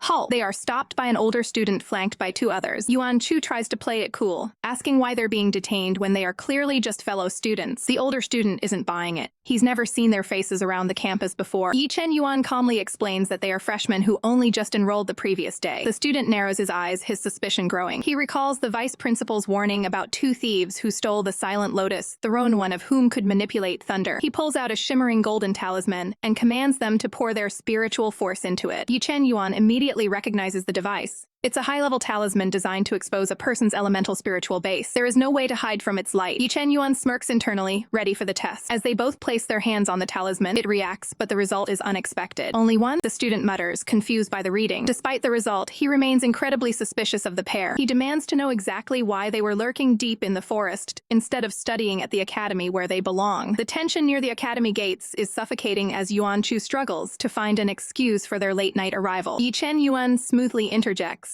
claiming they were simply practicing specialized techniques and lost track of the time. The senior student isn't buying it, skeptically demanding to know what kind of technique requires a man and woman to be alone for so long. To sell the lie, Ye Chen Yuan takes a bold step, pulling Yuan Chu into a sudden, protective embrace. He leans in with a piercing gaze, challenging the senior to figure out the nature of their private practice for himself. The bluff works perfectly, leaving the interrogator completely flustered and red-faced. The senior grumbles about the lack of restraint in today's youth, while Ye Chen Yuan maintains his polite, composed facade. He promises they'll keep their training strictly indoors from now on to avoid further scandal. Annoyed and wanting to end the awkward encounter, the senior finally waves them off. Once they're out of earshot, Ye Chen Yuan explains that the dramatic act was a necessary evil to bypass the questioning. He looks down at her, his expression unreadable as he asks if she hates him for the sudden physical contact. Yuan Chu, clearly rattled but desperate to hide it, brushes it off by complaining about her growling stomach. Ye Chen Yuan just smiles, falling back into his role as the dutiful disciple. But their reprieve is short-lived. A group of academy officials suddenly intercepts them, zeroing in on Ye Chen Yuan by name. He steps forward without hesitation, calmly confirming his identity. Yuan Chu watches in shock, her mind racing as she tries to understand the sudden escalation. The officials reveal that a priceless treasure has been stolen from the academy, and Ye Chen Yuan is a prime suspect who must undergo immediate interrogation. Ye Chen Yuan doesn't resist the authorities, but he firmly requests a moment to speak with his companion. He turns to Yuan Chu, addressing her by her alias King Ji, and informs her that he'll be detained for a few days. He presses a ring into her hand, revealing it's packed with food so she won't go hungry in his absence. Yuan Chu is gripped by worry, wondering if their secret expedition has finally been exposed. Ye Chen Yuan ignores the guard's impatient glares, his focus entirely on her safety as he tells her to take care of herself. Internally, he's simmering with possessiveness, hating that she's using a name given by another man, but he channels that energy into a final warning. He leans in close, his voice low and stern, forbidding her from speaking to any other men with ulterior motives. As he's led away, Yuan Chu is left stunned by his audacity. She can't believe her own disciple is trying to give her orders, wondering if he's finally entered a rebellious phase. Her internal rant is cut short by a sneering voice. A jealous female student approaches, mocking Yuan Chu now that her protector is gone. The bully makes no secret of her disdain, calling Yuan Chu an eyesore for no reason other than her presence. She demands that Yuan Chu discard her name and submit to a lesson, threatening to beat her every time they cross paths. Yuan Chu looks on with total indifference, finding the schoolyard bullying utterly boring. This lack of reaction only infuriates the girl further, as she screams at being ignored. Just as the bully prepares to strike, a surge of elemental ice energy freezes the air. A powerful gust of wind sweeps through the clearing as a new player enters the fray. A top-tier student named Mu Qinghan intervenes, sternly reprimanding the bully for her behavior. Yuan Chu quickly shifts gears, realizing she needs to maintain her weak maiden persona to avoid drawing unwanted attention. Mu Qinghan turns to Yuan Chu with a gentle, protective gaze, checking to see if she's unharmed. The bully is livid, reminding Mu Qinghan that their families have an arranged marriage agreement. However, a younger student nearby scoffs, pointing out that a mere verbal agreement holds no weight in the academy. The bully, backed into a corner, can only glare in frustration. She wears a dark smirk, convinced that Mu Qinghan is being played for a fool. She points an accusing finger at Yuan Chu, labeling her a vixen who was flirting just moments ago. Yuan Chu is mentally exhausted by the relentless, cliché drama of the situation. Deciding she's had enough of the games, she prepares to settle the matter once and for all. With a look of feigned innocence, she drops a bombshell that leaves the crowd speechless. "He is my fiancé." The fiancé bombshell has the entire crowd reeling. The onlookers can't believe a girl King Ji's age already has a partner, while the venomous Miss Su sneers, labeling her a fickle opportunist for clinging to Mu Qinghan while being promised to another. Mu Qinghan has heard enough. He snaps at the crowd to end the petty drama, his voice cutting through the insults like a blade. He firmly pushes King Ji away, telling her to leave and mind her own business before the situation spirals further. As King Ji retreats, heavy footsteps approach. Miss Su can't help but let out a mocking giggle, savoring the girl's public embarrassment. However, even her own allies turn on her, reminding her that she isn't officially a member of the Mu family yet, and should step back for her own good. The scene shifts to the Academy's disciplinary office, where the atmosphere is thick with tension. A student official presents her findings to the elder, reporting that the recent interrogations yielded absolutely nothing suspicious. Relieved, the elder decides to compensate the detained students for the trouble and send them on their way. But just as the case seems closed, a cold voice rings out. "Hold on." The vice principal sweeps into the room, her presence suffocating. She argues that mere questioning and gentle torture are far from enough to wash away the suspicion of theft. In the corner, Ye Chen Yuan's heart skips a beat. The man he fought during his underwater escape is present, but Chen Yuan remains outwardly composed. He knows his key was perfectly concealed during that encounter. There's no way the man could truly recognize him. The elder is baffled by the vice principal's sudden interference, questioning why she's personally involving herself in a student matter. He tries to defend the students, insisting they shouldn't overdo the interrogation of their own academy members. The vice principal ignores his plea and proposes a terrifying solution: soul excavation. The room goes cold. The students know the risks one small error during a soul search could leave a person's mind shattered forever. One student protests, his voice trembling with frustration. He's already been wrongly detained. Now they want to risk his sanity? The vice principal's eyes narrow with icy accusation. She demands to know if he's the one who stole the Silent Lotus throne. The student is stunned by the wild accusation, desperate to defend his innocence against such a leap in logic. The elder tries to intervene, but the vice principal is unyielding. She reveals a dark secret. The Lotus throne wasn't just a treasure. It was a seal for an ice cage holding a powerful spiritual beast. This is no longer a simple theft. It's a matter of global security, and she refuses to let anyone leave without a total mental purge. The student official can only watch in horror as the vice principal prepares to strike. Despite the student's desperate pleas for her to stop, she shows no mercy. He screams, begging her to stay away, but his resistance is futile. The vice principal slams her hand onto his head, unleashing a blinding surge of spiritual energy. She isn't just looking for the theft. She's peeling back every layer of his life story, leaving his mind completely exposed and vulnerable. Watching the carnage,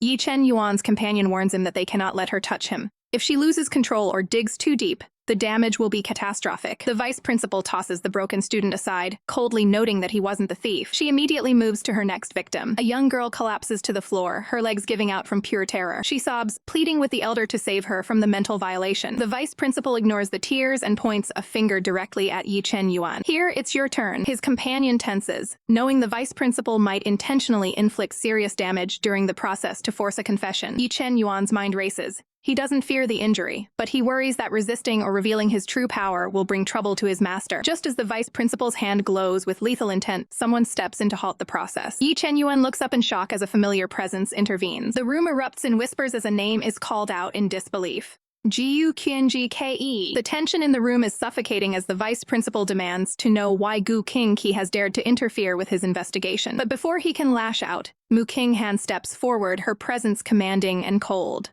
She addresses the vice principal as uncle, reminding him that while the lost vessel is precious, the well-being of the students and the academy's reputation are far more important. The vice principal's face contorts with suppressed rage, his authority openly challenged. Mu Qinghan doesn't flinch. She points out that the loss was due to his own servant's failure, and that unleashing his anger on innocent students is unjustifiable. She warns him to cease this immediately before the principal returns. Her gaze sharpens, delivering a final, chilling ultimatum.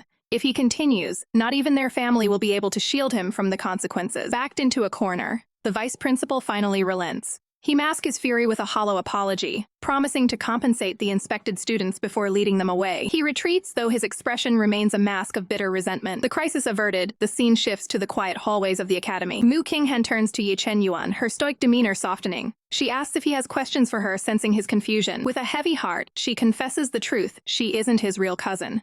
The deception wasn't malicious, but a necessary shroud for her true identity. She looks him in the eye, insisting that despite the lie, her feelings of care and loyalty toward him over the years have been entirely genuine. Ye Chen Yuan is stunned but takes the news in stride, admitting he was merely surprised to learn of her distinguished noble birth. Watching from the sidelines, Yuan Chu finds the situation highly suspicious.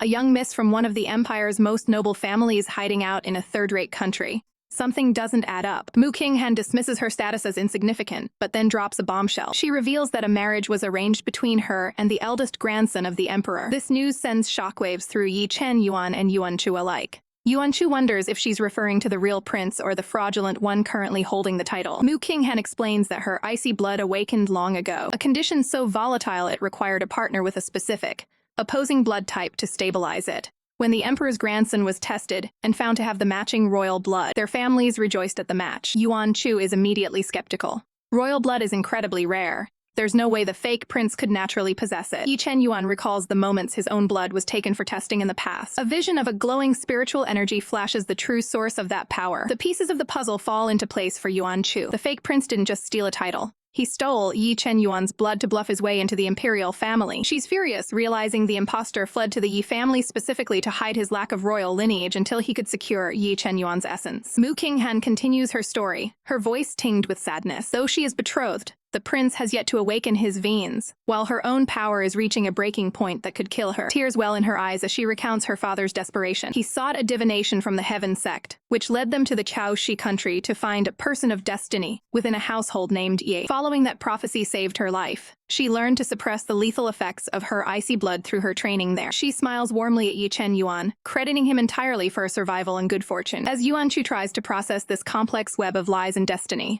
she realizes that one falsehood inevitably leads to 1,000 more. Looking at the clear sky, she decides it's time for a fresh start. Since Mu Qinghan's fiancé dislikes her current alias, she'll simply change it. She expresses her gratitude to Mu Qinghan, acknowledging how much her intervention helped turn the tide in their favor. The surrounding students watch the exchange with mixed emotions. One student grumbles about being outperformed by someone he considers a peasant. Yuan Chu, still maintaining her disguise, politely excuses herself. She claims she needs to check on her fiancé, Ye Chen Yuan, who was summoned by the academy. To her surprise, the other students insist on joining her. They claim they have unfinished business at the academy and want to offer their help. While the others are eager, one student remains hilariously suspicious of the group's motives. Yuan Chu is internally panicked, worried about what state she'll find Little Yuan, and after the vice principal's interrogation, she maintains her polite facade, thanking them and promising to treat them to drinks later. They approach the academy building, the quiet windows hiding the drama within. Suddenly, they spot Ye Chen Yuan and Mu Qinghan together in the courtyard. Yuan Chu's heart skips a beat as she watches the interaction. One of the accompanying students gasps, sensing a massive social scandal brewing between the two. But the focus remains on Mu Qinghan,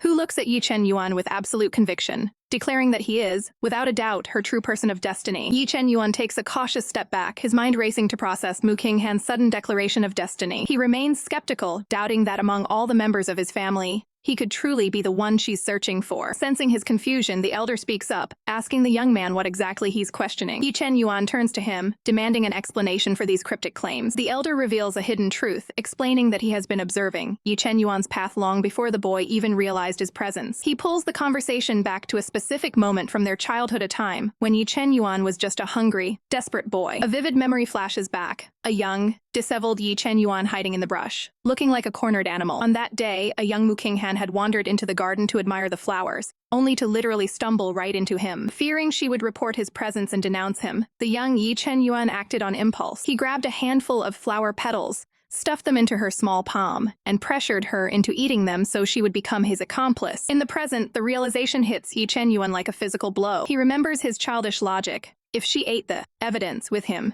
she wouldn't be able to snitch without getting herself in trouble too. He cringes at the memory, thinking back on those desperate, dark times of his youth. But a more technical question arises: could those simple flowers really have had the power to suppress the lethal icy veins in her body? The elder clarifies the miracle. It wasn't just the flowers. Ye Chen Yuan's hands were bleeding heavily at the time, and the girl, moved by pity, swallowed petals that were soaked in his blood. Because Ye Chen Yuan possesses the primal veins, the density and purity of the royal blood coursing through him is off the charts. By pure accident, his blood acted as a life-saving catalyst, suppressing her condition and effectively saving her life years ago. The pieces finally fall into place for Ye Chen Yuan. The elder sighs, disgusted by the fake prince's scheme. That pretender is using YC's stolen blood to maintain the facade of a royal lineage and secure an arranged marriage through deception. He warns that it would be a tragedy for a pure maiden like Mu King Han to be tethered to such a fraudulent villain. Ye Chen Yuan's expression hardens. He knows he cannot let this injustice stand. Meanwhile, behind a nearby wall, a hand grips the stone tightly. Yuan Chu, currently disguised as Gu King Qi, is caught red-handed eavesdropping alongside her companion. She breaks into a cold sweat, whispering that spying on such a serious conversation is definitely crossing a line. Her companion isn't as concerned, teasing her that her fiancé is about to be snatched away and she's just standing there. Mu King Han stands nearby, her gaze fixed and calculating, hoping for some consideration in this mess. Suddenly, the elder senses the intruders and unleashes a wave of spiritual energy to reveal them. He catches the group of eavesdroppers in the act, his power illuminating the hallway. Realizing the gravity of the situation, the elder decides to postpone the technical discussion for a more private setting. The group of spies panics, scurrying away as fast as their legs can carry them. As the dust settles outside the hall, Ye Chen Yuan turns his full attention back to Mu King Han. He speaks with total conviction. She cannot marry the fake prince. He knows that if she marries the imposter, his diluted, stolen blood won't be enough to save her, and she will eventually succumb to her illness. Mu King Han looks down, her silhouette framed by the light of the corridor. She looks up at him, her voice trembling as she asks why he is so adamant about stopping the wedding. Ye Chen Yuan reflects on their history. She helped his family immensely in the past, and he feels a deep, professional responsibility to guide her toward survival. She presses him further, asking who she is supposed to marry if not the prince. Ye Chen Yuan explains the biological necessity. She needs a partner with a pure, yang blood type to balance her icy veins. But it doesn't have to be the man currently claiming the throne. Mu King Han takes a bold step forward, reaching out to touch his arm. She admits she can feel the resonance. Ye Chen Yuan himself is the pure yang source she needs. Watching from the shadows, Yuan Chu's eyes widen in shock. She realizes she underestimated Mu King Han's assertiveness. The #1 goddess isn't just passive, she's proactive when it comes to her survival. But the moment of observation is cut short when Ye Chen Yuan's sharp senses kick in. Who goes there? He bellows. Yuan Chu freezes, the color draining from her face as she realizes she's been spotted. Ye Chen Yuan steps out, demanding that the lurkers show themselves immediately. Yuan Chu realizes the game is up, there's no escaping this confrontation. As she steps into the light, Ye Chen Yuan stares at his master in her Gu King Qi disguise, his voice dripping with suspicion as he asks what on earth she is doing there. Caught red-handed, Yuan Chu's attempt at eavesdropping on her own disciple ends in a total disaster as she and Mu King Han are spotted. Internally, Yuan Chu is screaming, lamenting her absolutely miserable luck as the secret mission goes south. The elder doesn't hold back, demanding to know why a noble lady like her is lurking in the shadows. Yuan Chu's heart sinks. She realizes everyone still believes the lie that Little Yuan is her fiancé. And this web of deception is getting way too tangled. Mu King Han is visibly rattled, recalling how Ye Chen Yuan didn't even seem to know Gu Qi's name during the opening ceremony. She confronts him instantly, accusing him of being a philanderer who hooks up with other women while being engaged to another. The elder piles on, claiming it's a blessing they found out now before King Qi's happiness was ruined forever. Yuan Chu is in a full-blown panic. She realizes Ye Chen Yuan is reaching the age of romance and worries her presence is sabotaging his future. Desperate to fix her mistake, she realizes she's single-handedly wrecking his love life. Ye Chen Yuan's gaze turns sharp and suspicious. He wonders just how close his master has gotten to these people during her undercover stint. With a cold, commanding tone, he reaches out and tells her, "Come here." But Mu King Han steps in, refusing to let him take her away without a proper explanation for his behavior. The air turns frigid as Ye Chen Yuan and Mu King Han lock eyes in a tense standoff. Yuan Chu is terrified. She can't let his potential first love be ruined by her own lies. Suddenly, the sound of approaching footsteps breaks the tension. A new girl enters the fray, confused by the gathering and asking who these strangers are. The elder continues his lecture, scolding Yuan Chu for her lack of decorum and reminding her she's a daughter of a noble family. He warns her that her actions might upset the eldest grandson, her supposed real fiancé. The word engaged hits like a thunderclap, leaving both Ye Chen Yuan and the newcomer completely stunned. That's enough, Yuan Chu finally snaps, unable to take the pressure. She realizes the weight of her deception has become too much to carry. She turns to Mukinghan, admitting she's been lying the entire time. In a desperate bid to clear Ye Chen Yuan's name, she claims she only said he was her fiancé because she liked him, but insists that he and Mukinghan are actually the perfect match. She begs them not to get the wrong idea, pushing them together while trying to backpedal out of the situation. Realizing the atmosphere has turned incredibly toxic, she decides it's time to bolt. She turns tail and sprints away as fast as her legs can carry her. The elder shouts after her, but she doesn't look back. Yuan Chu thinks she's finally cleared the air,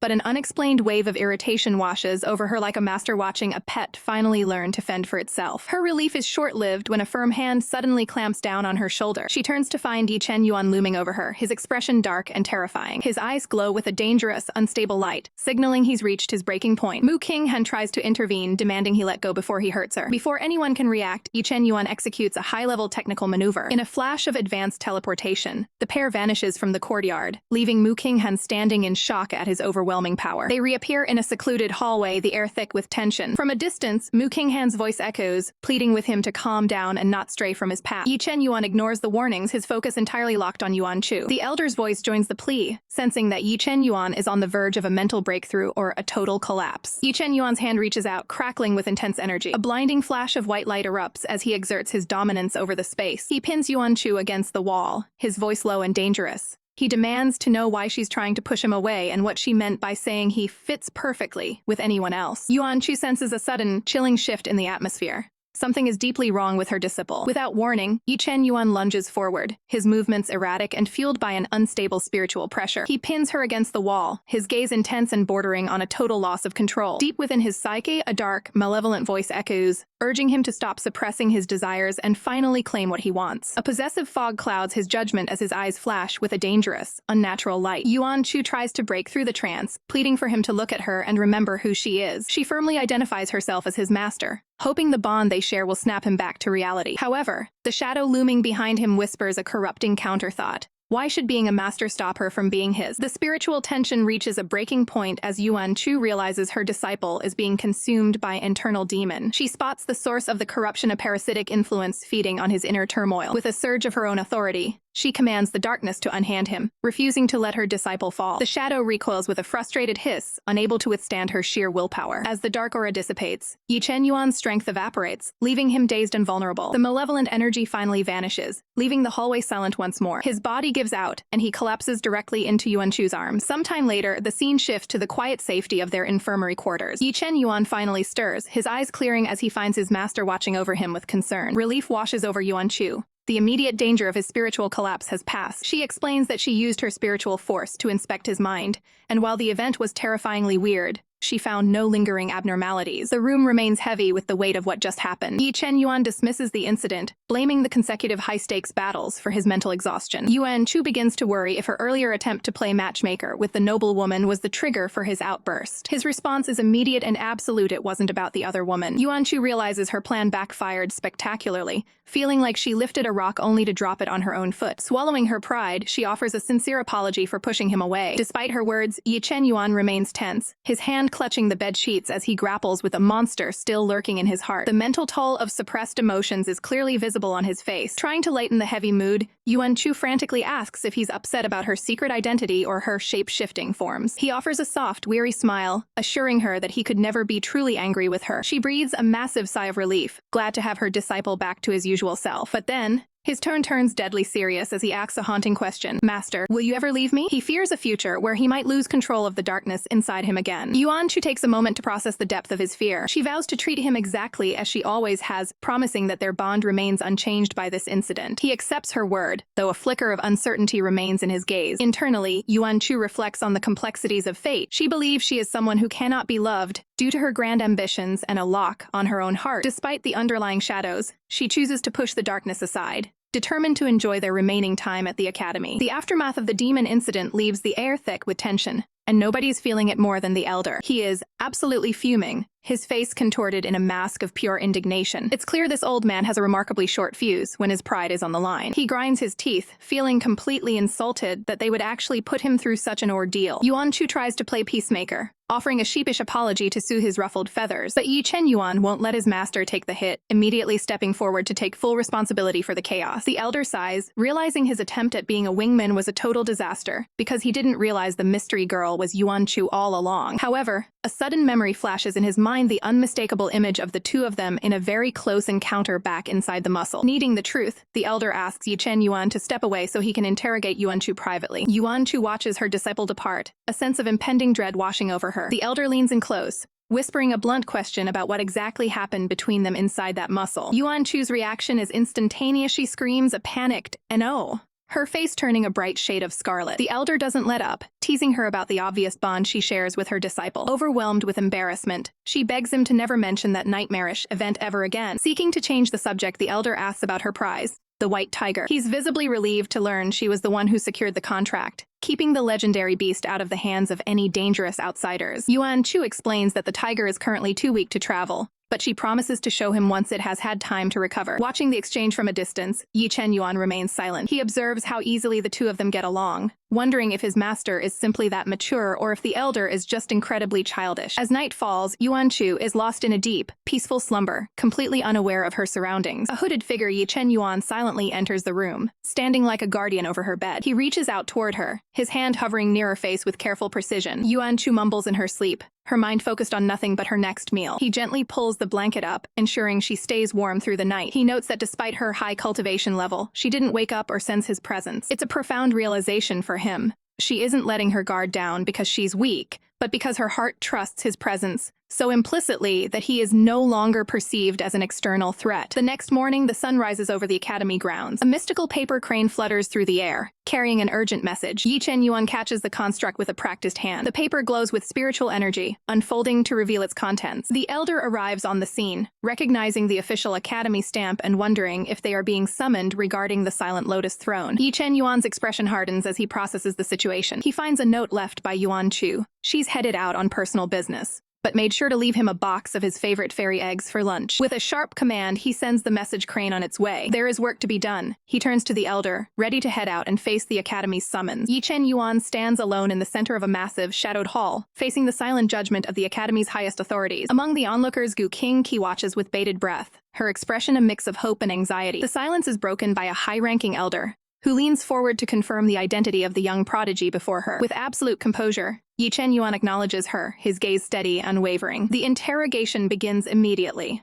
The elder reveals that Gu Qingqi reported his use of advanced teleportation, a feat impossible for someone at his current cultivation level, unless they were hiding their true strength. Thinking fast, Chen Yuan crafts a perfect cover story, claiming he mastered a specific trick only out of desperation during a life-threatening crisis. The venerable watches from the side, inwardly praising the boy's wit. A blend of truth and lies is the best way to keep these suspicious masters at bay. Satisfied for now, the elder pivots to the real reason for this summons. They see immense potential in him and want to offer an unprecedented opportunity. She drops a bombshell, asking if he is willing to become the personal apprentice of the second elder. The offer catches Chen Yuan off guard, his eyes widening as he processes the gravity of the proposal. The second elder is a powerhouse, a woman whose cultivation rivals the vice principal herself, making this a shortcut to ultimate prestige. This isn't just a random offer, it's a calculated move. Gu Qingqi is the second elder's legacy heir, and the council views this as a fateful pairing. The second elder maintains a stern, professional aura, waiting for his response. The venerable whispers the truth to Chen Yuan. This was all Gu Qingqi's idea. She wants him by her side so they can train together as equals. He teases the boy, noting that the young lady is clearly serious about her professional admiration for him. The venerable urges him to accept, reminding him that a formal apprenticeship ritual in the empire is a rare and coveted honor. Despite the pressure, Chen Yuan's hand tightens. His loyalty remains elsewhere. The venerable continues his pitch, noting that the second elder even resembles a respected senior from his own past. To him, having such a talented and composed team would be a treat for the academy's reputation. The lead elder demands a final answer. To the shock of everyone in the room, Ye Chen Yuan bows deeply and politely declines, stating he has no intention of becoming an apprentice. The second elder's face hardens, and Gu Qingqi looks as though her world is collapsing. She pleads with him to reconsider, explaining that this is the only way to become a true insider of the sect. She argues that he is wasting his vast talent by refusing the best training facilities available. Chen Yuan doesn't flinch, He takes a firm step back, distancing himself from the offer and the girl. He declares that he will hone his skills through his own merits and enter the main sect on his own terms when the time is right. Gu Qingqi is stunned, especially when she hears the cold, formal tone he uses. He thanks her for her previous assistance, but makes his boundaries crystal clear. Since they share no blood relation, he informs her that he will no longer address her as cousin,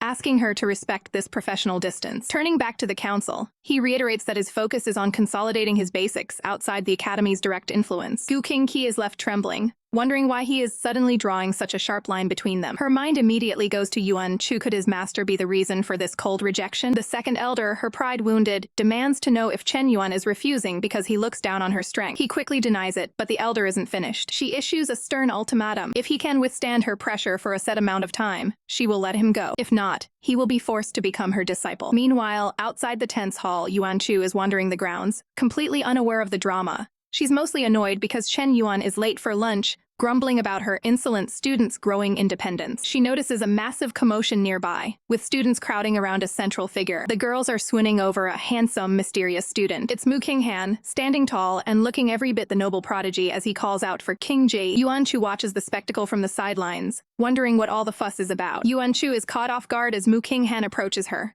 asking if she was looking for him. He confirms the meeting, requesting that she follow him immediately. As they walk, Yuan Chu notices something is off. The usual guards and protectors are nowhere to be found, leaving her wondering what he's planning. Passing through a garden of vibrant roses, the atmosphere shifts. Once they are alone, Yuan Chu addresses him as King Ji, sensing the weight of the moment. Mu Qinghan wastes no time, dropping a heavy question. Who exactly is Ye Chen Yuan to you? The bluntness of the question sends Yuan Chu into a mental tailspin, wondering why this kid is suddenly so interested in her disciple. After a brief, awkward pause to compose herself, she decides on a firm answer. She looks him in the eye and declares that Ye Chen Yuan is her most important family, pleading with Mu Qinghan not to cause him any trouble. Mu Qinghan offers a soft, mysterious smile in response. He leans in close, his presence becoming more intense as he prepares to share a secret. Yuan Chu flinches back, completely caught by surprise. He then asks if she has any idea what his family actually does for a living. Yuan Chu admits she's in the dark, though she's long suspected he comes from a legendary lineage, given how the academy's teachers treat him with such uncharacteristic respect. Mu Qinghan begins to explain his family's 1,000-year history and empire of commerce that dominates the auction business across the continent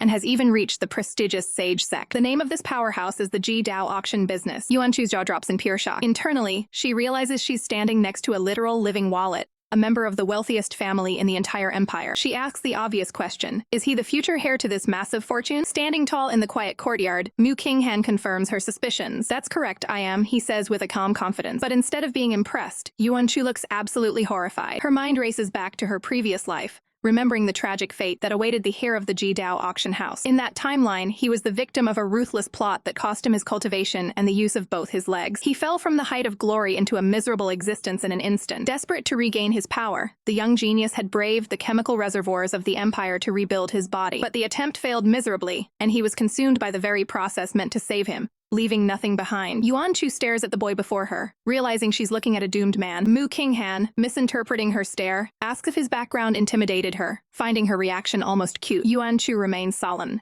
She knows he is currently playing the part of a carefree master, completely unaware of the tragedy lurking in his future. She quickly cooks up a plan. If she acts as his savior now and helps him survive the coming storm, he will become a powerful ally Ye Chen Yuan can rely on in the future. Mu Qinghan notices her intense expression and asks what she's thinking. Yuan Chu snaps into a serious, commanding tone, telling him to listen carefully because she's only going to say this once. Mu Qinghan is taken aback by her sudden shift in authority. She pulls out a special jade pendant and hands it to him, promising that if he ever finds himself in danger, he just needs to crush it and she will come to his rescue. Her gaze is piercingly serious as she delivers the ultimatum. Mu Qinghan is skeptical, mentioning he'll talk to his father, but he can't help but point out the flaw in her plan. He holds up the jade, noting that since she has no cultivation base, he doesn't understand how she could possibly salve him. Yuan Chu brushes off his doubts, telling him to stop worrying about her and focus on warning his parents about the impending danger. With the warning delivered, they begin to walk back together. As they move through the academy's grand hallways, they are being watched. From behind a pillar, Gu Qingqi glares at them, her face twisted with a mix of heartbreak and growing resentment. Resentment is brewing in the shadows of the academy. Gu Qingqi's eyes burn with jealousy as she watches Yuan Chu's influence grow among the elite. Her advisor, Uncle Gi, steps in to calm the storm, though his words carry a hidden edge. He reminds her that while the academy levels the playing field for students, Yuan Chu remains a mere commoner in the eyes of the true high-ranking families. Gu Qingqi grits her teeth, unable to stand the sight of a commoner effortlessly interacting with the world's most powerful heirs. Her frustration boils over as she admits she would have eliminated the girl herself by now if it wasn't for the Academy's strict prohibition on killing. Sensing her desperation, Uncle Gi leans in with a sinister alternative: the upcoming Mystic Realm training. So what? Gukinki asks, not yet seeing the opportunity in a standard school event. Uncle Gay explains that the Academy's safety measures are useless if a student is sent to a zone beyond their level. He suggests there are ways to make someone disappear without ever drawing a blade. Every student must partake in the training, and they are divided into zones based on the rank of the banner they carry. Uncle Gay's plan is simple but deadly. If they secretly swap Yuan Chu's low-rank banner for a high-rank one, she will be teleported into a lethal environment. Gu Qingqi's eyes widen as the brilliance of the trap finally sin. Without them ever having to lift a finger, the monsters of the high-rank realm will do their dirty work for them. Gu Qingqi hesitates, wondering if such a high-level swap is actually feasible. Uncle Guy reveals the final piece of the puzzle. The second Elder Gu's close ally is the one in charge of distributing the banners. Finally, a chance to get even. Gu Qingqi's face lights up with a cold, triumphant smile. Meanwhile, at the training grounds, the atmosphere is thick with concentrated power. A sudden shockwave cuts through the air as a high-stakes pressure test intensifies. Ye Chen Yuan remains unshaken, his feet planted firmly against the second elder's relentless onslaught. His eyes remain sharp and analytical, tracking every shift in the elder's spiritual energy. The second elder is internally stunned. This young student has withstood 2 of her heavy strikes with ease, despite his seemingly lower cultivation base. Deciding to end the trial, she stops holding back, her hand glowing with a chilling, radiant light. She unleashes the silent shining water, a high-level technique designed to overwhelm even the most stubborn resolve. Onlookers watch in horror, certain that this massive surge of energy will be too much for a student to handle. Give up, the elder commands, confident that her power has finally cornered him. But Ye Chen Yuan simply smiles, the challenge only serving to fuel his focus. In a flash of blinding movement, he navigates through the frozen shards of the attack with expert precision. The elder gasps as he completely vanishes from her line of sight, moving faster than her eyes can track. Before she can react, he closes the distance, neutralizing her advantage with a decisive tactical maneuver. She freezes in place, the realization of her tactical defeat settling in. "You have lost, second elder," he declares with calm, professional authority. Flustered by the sudden turn of events, she demands he release his hold on the spot. Ye Chen Yuan steps back politely, offering a respectful bow, and thanking her for the lesson while maintaining a strictly professional demeanor. Seeing his incredible potential, the second elder's frustration quickly turns into a desire to mentor such a talent. As he prepares to depart, she calls out, urging him to reconsider his future. She asks if he truly intends to reject a master of her status and experience. Ye Chen Yuan doesn't hesitate. He states firmly that he already has a master. The elder persists, arguing that a cultivator of his caliber could benefit from having multiple mentors to guide him. Ye Chen Yuan's gaze turns ice cold as he delivers his final answer. He has one master, and he will never acknowledge another as long as he lives. The starlit sky over the academy grounds sets a tranquil scene, but inside, the tension of the day's trials is finally beginning to fade. Ye Chen Yuan steps into the room, his presence as calm and steady as the night outside. Yuan Chu is found in her usual state of relaxed chaos, lounging on the bed and absent-mindedly playing with her hair. The moment she spots him, her face lights up with a radiant smile as she welcomes her prized disciple back from his confrontation. She gazes at him with genuine warmth, apologizing for making him wait while the fallout of the trial settled. Ever the enthusiast for life's simple pleasures, she suggests they celebrate with some roasted eggs under the starlight. Chen Yuan offers a gentle smile, more than happy to follow his master's lead. He takes her hand, guiding her through the quiet evening with a sense of unwavering loyalty and care. High above, the full moon illuminates their path, casting a silver glow over the silent forest as they find a spot to rest. Yuan Chu admits that her greatest joys are remarkably simple: eating, sleeping, and living a life of ease. Chen Yuan leans in, his curiosity piqued, wondering if there's anything else on that list. She pauses, her hand brushing against the cool grass as she reflects on the life she's built. Sitting by the warmth of a small campfire, she adds the final piece to her happiness: having a truly great disciple. Chen Yuan watches her, his expression filled with a quiet, intense devotion that goes beyond mere duty. Yuan Chu teases him, wondering if he treats her with the respect due to a master or if he's actually just raising a difficult kid. The young disciple remains focused on his technical task, carefully tending to the cooking with the same precision he uses in combat. Yuan Chu stubbornly insists that she never wants to grow up, preferring to be cherished and protected. Chen Yuan looks at her thoughtfully, asking the deeper question: why is she so determined to stay exactly as she is? Her expression turns serious as she explains a harsh truth. No matter the world, women often face a path filled with immense hardship. She looks up at the vast, uncaring expanse of the stars, her voice dropping to a whisper. She believes every woman starts with a little princess, in her heart a core of innocence and hope. But as the world demands they grow up and face reality, that inner light often vanishes without anyone ever noticing. Catching herself getting too sentimental, she tries to laugh it off, joking that she's starting to sound like an old woman. But the fear is real to her. Growing up means facing a world of pain she'd rather avoid forever. Chen Yuan doesn't offer empty words. Instead, he offers her a spoonful of the food he's prepared with care. He makes a solemn vow to use every bit of his power to protect her peace and her spirit. His gaze is unwavering under the night sky as he promises never to let that little princess in her heart disappear. The sheer sincerity of his commitment catches Yuan Chu completely off guard, her heart skipping a beat in surprise. He tells her not to fear the passing of time, promising to stay by her side and grow old together. He vows that no matter what changes the world demands, he will ensure she can always remain her true self. Overwhelmed by the emotional weight of his loyalty, Yuan Chu lets out a startled cry and suddenly bolts. She flees into the darkness, shouting for him to stay put while she tries to process his words. Chen Yuan is left standing by the fire, completely baffled by her sudden, frantic retreat. Hidden away in the shadows, Yuan Chu clutches her chest, her face flushed with heat. She struggles to understand why her heart is racing so uncontrollably after such a simple, honest conversation. She scolds herself, feeling embarrassed that a master would have to run away from her own disciple's sincerity. Chen Yuan eventually catches up, calmly mentioning the spirit wine they had planned to enjoy earlier. He presents the main course, her favorite, dove meat, acting as if the emotional outburst never happened. Yuan Chu stares at the meal, trying her best to regain her usual appetite and composure. Chen Yuan offers a look of pure, innocent confusion, wondering what has her so shaken. But the damage is done. Her heart thumps again just by looking at his honest, dedicated face. Meanwhile, far across the academy, the second elder feels a sudden chill, sensing that someone somewhere is definitely talking about her. Deep within the shadows of a grand estate, a sinister plot is brewing under the cover of night. A cup of spirit tea is offered, but it does little to calm the rising tension between two high-ranking ladies. Gu Qingqi listens as a hot-headed young miss vents her frustrations, desperate to eliminate a rival who has somehow caught the eye of those she desires. The girl is fuming, calling her target's actions ruthless and unfair. Gu Qingqi tries to play the voice of reason, suggesting the girl is simply being overprotected by her kin. Behind her calm eyes, however, Gu Qingqi is calculating her next move. The young miss agrees to follow her lead, sensing a trap is about to be set. Gu Qingqi leans in, her expression shifting as she reveals a much more efficient way to deal with their problem. She warns that if the target is truly skilled at manipulation, she'll just find new protectors once she enters the realm. To prevent this, they need a location far more dangerous, where fewer people can interfere. Gu Qingqi suggests the master rank mystic realm, a place teeming with mature,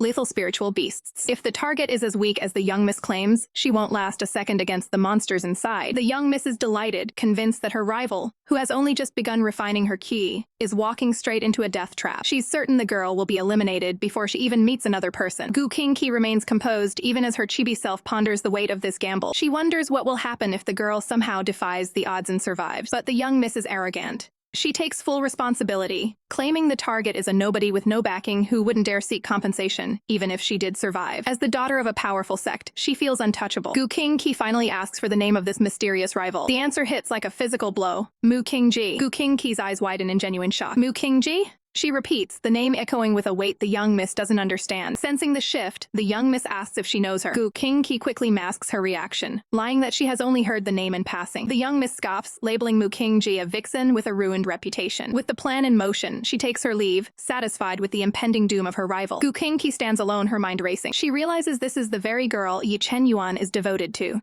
She briefly considers warning him to earn a favor, but the lure of the trap is too strong. Meanwhile, Yuan Chu holds her entry token, unaware of the target on her back. She and Ye Chen Yuan approach the massive academy gates, ready for the trial. Yuan Chu is already complaining, calling the low-rank mystic realm stingy for only opening for a mere 10 days. She's in full spoiled master mode, much to Ye Chen Yuan's quiet amusement. As they walk with the second elder, Ye Chen Yuan remains vigilant, knowing the academy is full of wary eyes. He stops his master, his expression turning serious. He warns her that the landing locations inside the realm are completely random. He begs her to stay put once she arrives so he can find her immediately. Yuan Chu gives a dismissive fine, though she's secretly touched by his concern. She decides to give her cute disciple a chance to show off his protective skills. The crowd of cultivators gathers before the grand portal. Students from all over wait with bated breath as the energy begins to surge. An official steps forward, declaring the mystic realm officially open. Swirling clouds of spiritual energy begin to manifest. A massive, glowing gateway tears through the air, signaling the start of the trial. The second elder marvels at the sheer wealth and power of the academy required to maintain such a portal. Ye Chen Yuan gives Yuan Chu one final, stern warning. Focus only on her own safety and ignore everyone else. Yuan Chu rolls her eyes, annoyed by his constant nagging. She thinks he's acting like a worried old man before she's even set foot inside. The moment of truth arrives as they step toward the shimmering gate. A hand reaches out as the teleportation magic takes hold. In a flash of blinding light,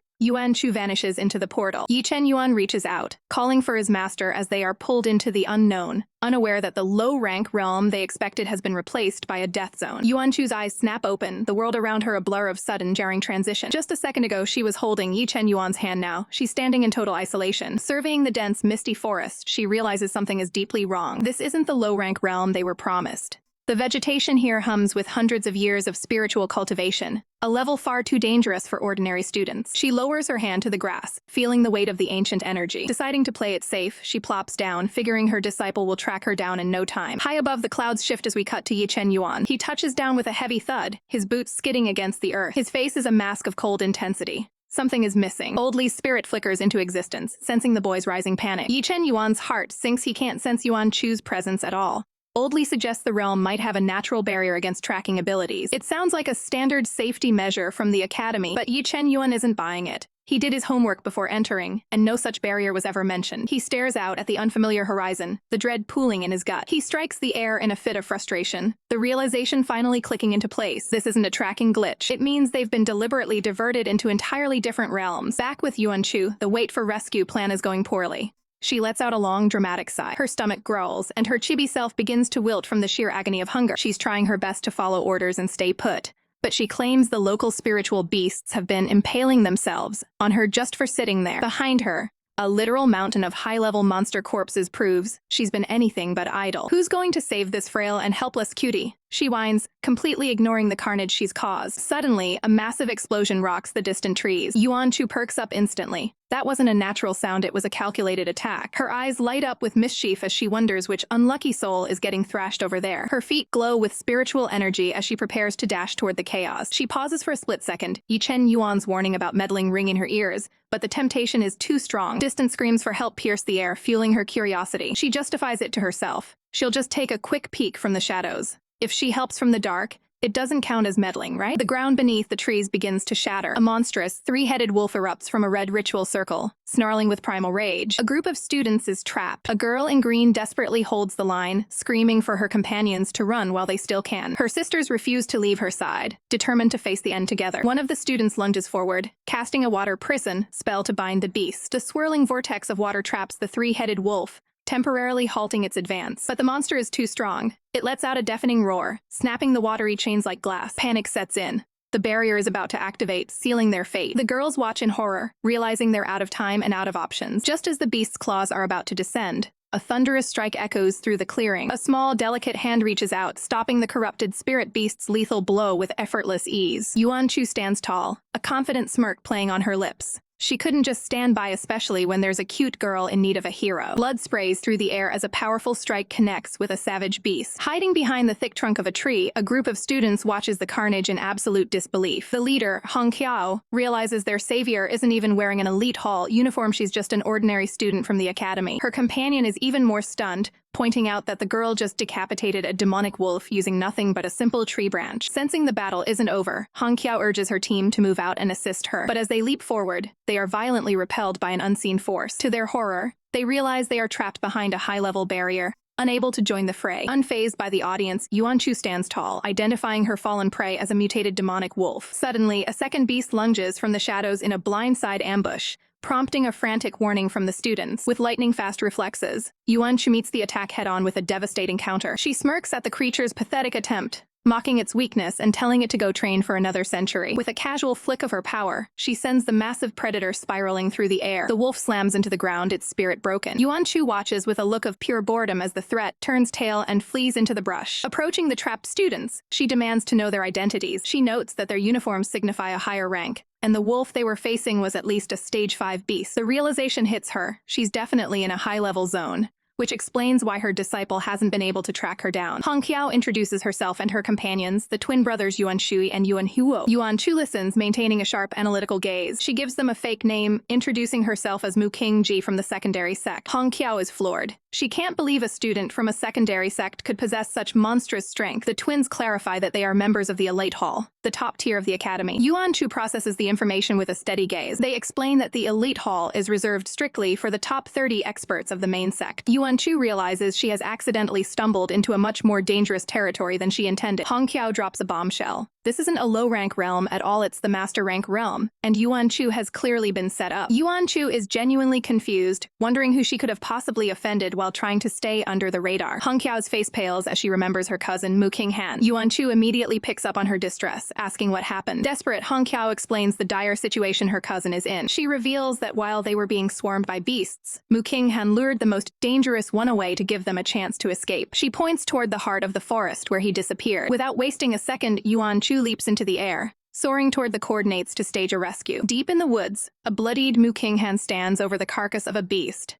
his breathing heavy as he realizes he needs to find shelter to recover from his wounds. Suddenly, a sharp gust of dark energy cuts through the clearing. He senses a presence and whips around, bracing for another fight. Who's there? He demands, his voice strained. A mysterious figure draped in a dark cloak emerges from the mist, mockingly praising him for surviving a solo encounter with a demonic wolf. Mu Qinghan glares at the intruder, demanding to know their objective. The cloaked figure raises a hand, igniting a sinister flame as they deliver a chilling ultimatum. They aren't here to talk, they're here to ruin him. Yuan Chu is racing through the forest, her mind focused on one goal: reaching Mu Qinghan before it's too late. She knows he's vital for her future plans, but more than that, she can't stand of a kind genius being snuffed out. Her eyes scan the terrain, filled with a desperate hope that she isn't too late. Suddenly, she spots a grim trail, fresh human blood stains splattered across the grass. She drops to a crouch, her heart sinking as she realizes a demonic wolf is likely stalking the area. She prays he uses the jade she gave him. If he crushes it, she can lock onto his position instantly. The scene shifts to a brutal confrontation. Shards of jagged ice fly through the air as a battle reaches its breaking point. Mu Qinghan is on his knees, coughing up blood, his strength fading fast. Looming over him is a sadistic cloaked figure, mocking the hair of the Ji Dao auction house.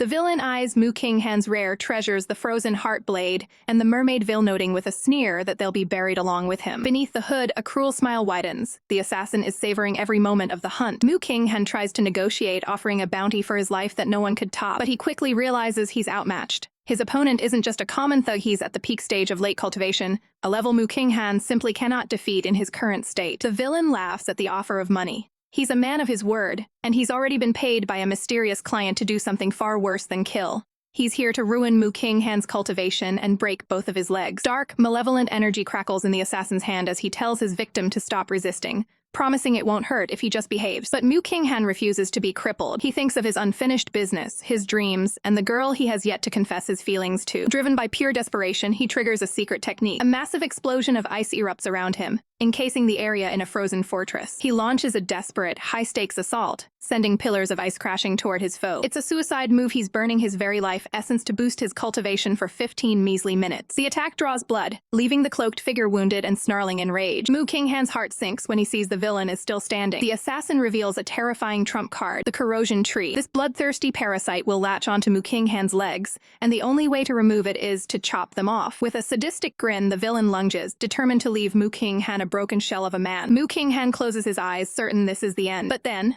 the sound of a sudden impact. A hand reaches out, catching the villain's strike mid-air. Yuan Chu has arrived. She stands protectively in front of Mu Qinghan, her presence a sudden beacon of hope. With a sharp, stinging counterattack, she sends the assassin recoiling in pain. The cloaked figure screams, demanding to know who interrupted his work. But Yuan Chu doesn't waste words, her eyes flashing with a promise of death. As she leaps into a combat stance, Mu Qinghan watches in absolute shock. He knew her as someone who had only recently refined her ki, but the aura she's projecting now is impossible. She's radiating the power of the middle stage of late cultivation. Standing tall and ready for war, Yuan Chu is no longer just a student. She is the hunter. The battle takes a desperate turn as the assassin, blood dripping from his lips, snarls in frustration. Refusing to back down, the cloaked figure channels his remaining energy, surging into a colossal, monstrous form. He looms over the clearing, brandishing a massive scythe while cursing Yuan Chu as an insolent fool. His eyes burn with pure malice, screaming his intent to end her life right then and there. From the sidelines, a wounded Mu Qinghan watches in horror, shouting a desperate warning as the shadowy energy flares. But Yuan Chu isn't intimidated. With a defiant glare, she mocks the assassin, asking if he really thought he was the only one capable of a growth technique. In a blinding flash of power, Yuan Chu's spiritual pressure explodes as she manifests her own giant form, dwarfing the surrounding forest. The assassin's bravado instantly vanishes, replaced by sheer terror as he stares up at the female King Kong that now towers over him. Yuan Chu's voice booms with authority, promising to return his aggression twice as painfully. She doesn't give him a second to breathe.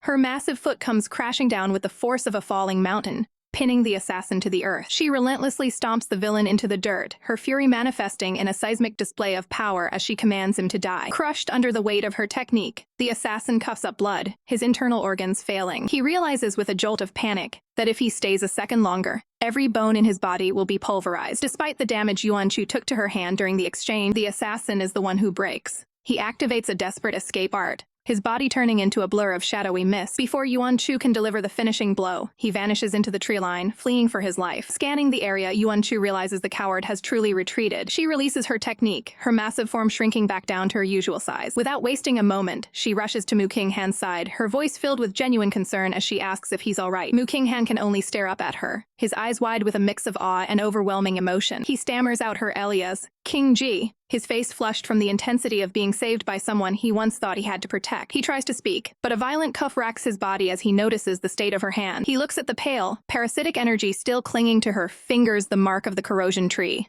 Guilt washes over him as he wonders if she'll be permanently crippled just because she stepped in to save him. Yuan Chu quickly tries to calm him down, telling him not to overthink it, and that they can figure out a solution slowly. She reassures him that the mark is stabilized and won't spread or hurt anyone else. But Mu Qinghan snaps, his worry overriding his usual composure. He tells her he's not afraid of the danger to himself, he's terrified of what might happen to her. Yuan Chu pauses, seeing the raw self-blame in his eyes. She gives him a bright, reassuring smile, promising him that as long as she's around, nobody will bully him again, and urges him to focus on his own recovery. Mu Qinghan's heart races, his chest tightening with an intense, confusing surge of gratitude and admiration. He feels completely overwhelmed by her kindness. To show his thanks, he pulls out a high-level treasure, a rank 6 rejuvenation pill. Yuan Chu's eyes nearly pop out of her head at the sight of such a rare medical grade. Ever the pragmatist, she tells the rich boy to put it away, insisting his injuries aren't severe enough to waste a rank 6 pill and suggesting a rank 5 instead. But Mu Qinghan is insistent, holding out more medicine, determined to give his savior the very best. Seeing his resolve, Yuan Chu finally relents, telling him to start his healing meditation while she stands guard to cover him. As Mu Qinghan settles into a meditative state to circulate his essence, he finds it impossible to focus. His heart continues to pound like a drum against his ribs,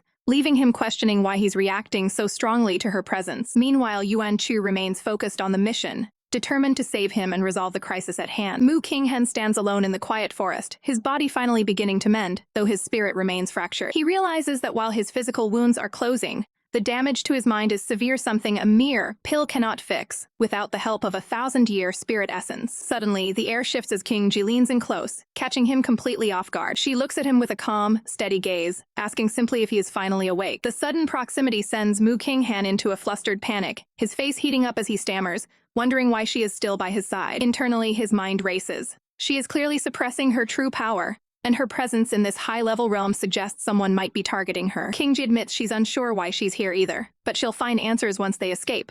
For now, her only focus is his recovery. As he nervously fumbles, she notices his hesitation and points to the jade slip he carries. Her tone turns stern, reminding him that she told him to crush that jade the moment he sensed danger. He waited far too long. Mu Qinghan looks away, filled with a silent guilt. He never intended to involve her in his battles, especially since he underestimated her strength. King Ji sighs, realizing her act of being a low-level cultivator was a bit too convincing. She decides to drop the facade, revealing that she is actually at the middle stage of the nascent soul realm, merely pretending to be weaker to maintain a low profile. The revelation hits Mu Qinghan like a physical blow. He can barely process that she is a nascent soul master. He takes a step back, the massive gap in their power making him feel utterly unworthy. He wonders if he should wait until he's stronger to stand beside her, or if he'll ever catch up at all. Sensing his sudden shift in mood, a confused King Ji asks why he looks so upset if his wounds are healed. Caught in the heat of the moment, Mu Qinghan loses his composure and blurts out a direct confession. He has fallen for her. An agonizing heavy silence follows. Inside, King Ji is screaming. She needs to shut this down immediately before things get even more complicated. She quickly pivots, telling him that as her cousin, he deserves to know the truth she's been hiding. She puts on a serious face, claiming that because she is still technically a child, she cannot possibly comprehend the romantic feelings he's describing. Mu Qinghan is floored. How can a nascent soul powerhouse be a child? She explains that her mother used a forbidden, flawless secret technique to induce labor, meaning her cultivation soared while her actual age remained incredibly low. Mu Qinghan can only stare in disbelief. He asks the one question that matters. How old is she right now? King Ji warns him to prepare himself, as she is about to reveal her true form. With a sudden, violent burst of spiritual energy, her adult body vanishes, replaced by the small, petite frame of a young girl. She stands there in her true state, declaring that she is indeed just a little girl. Mu Qinghan is devastated, his romantic hopes shattering as he realizes she isn't even close to marriageable age. To seal the deal, she looks up at him with wide, innocent eyes, lying through her teeth that she's only 6 years old. With the romantic tension thoroughly neutralized, they begin to walk, and she clarifies that Ye Chen Yuan is actually her disciple. She reaches out, gently grabbing his sleeve and suggesting that they maintain a professional, familial bond as cousins. Softened by her small appearance, Mu Qinghan kneels, promising to look after her and asking for her real name. She gives him a bright, mischievous smile and finally reveals her identity, Yuan Chu. Ye Chen Yuan stands amidst the aftermath of a brutal struggle, blood staining his face as he focuses intently on his next move. Li Lao notes the sudden drop in atmospheric pressure now that Yuan Chu has departed, looking down at the remains of a foe sliced clean in half. The sight is grim, leaving even the seasoned master momentarily stunned. Suddenly, Li Lao senses flare as he detects two powerful intermediate-level enemies closing in fast. He urgently warns Xiao Yuan to hide as the heavy thud of footsteps echoes through the brush. Two masked assassins, a blonde man and a pink-haired woman, scour the area, sensing a lingering presence they can't quite pin down. From the shadows, Ye Chen Yuan watches them with predator-like focus, while Li Lao realizes with a start that these killers are likely hunting the boy himself. The assassins activate a tracking talisman, but the aura they were following has completely vanished. The blonde assassin assumes their target must have perished, while his partner scoffs, dismissing that Ye Chen Yuan they're looking for is far too weak to be their true mark. They discuss their master's ruthless orders to eliminate every potential candidate, fueled by anxiety over the impending rebirth of the Lone Sword, a legendary godly vessel. Their mission is to find anyone possessing high-density royal blood, completely unaware that their primary target is watching their every move from the canopy. Realizing they cannot risk staying at the academy any longer, they decide to retreat and report back once the Mystic Realm opens. Once they vanish, Li Lao chides the boy for his high-profile behavior. But Chen Yuan remains defiant. He never intended to hide, believing that a bold presence is its own form of protection. He leaps down from his perch, his mind already calculating his next move. Li Lao explains the gravity of the situation. The lone sword they mentioned is the Empire's strongest offensive weapon, once used by the founder to conquer half the land. It has remained sealed for generations, awaiting an owner who can satisfy its requirements. Only one person in recent history ever located it, the Crown Prince. But while the sword acknowledged the prince's blood, it refused to accept him as a master, forcing him to leave it behind. The weight of the revelation is heavy, that Crown Prince is Ye Chen Yuan's biological father. Knowing the assassins are hunting his bloodline, Chen Yuan decides to turn the tables, planning to stalk them until he can strike a decisive blow. Since they've infiltrated the academy illegally, he knows their deaths will be overlooked by the authorities. Li Lao looks at the boy, sensing a chilling transformation in his aura. To the old master, it's clear that the once gentle disciple has become truly vicious. Meanwhile, far from the tension of the hunt, Yuan Chu is enduring a much different kind of struggle. She pleads for a gentle hand as Mu Qinghan attempts to assist with her hair. The clumsy grooming session proves to be more painful than she anticipated,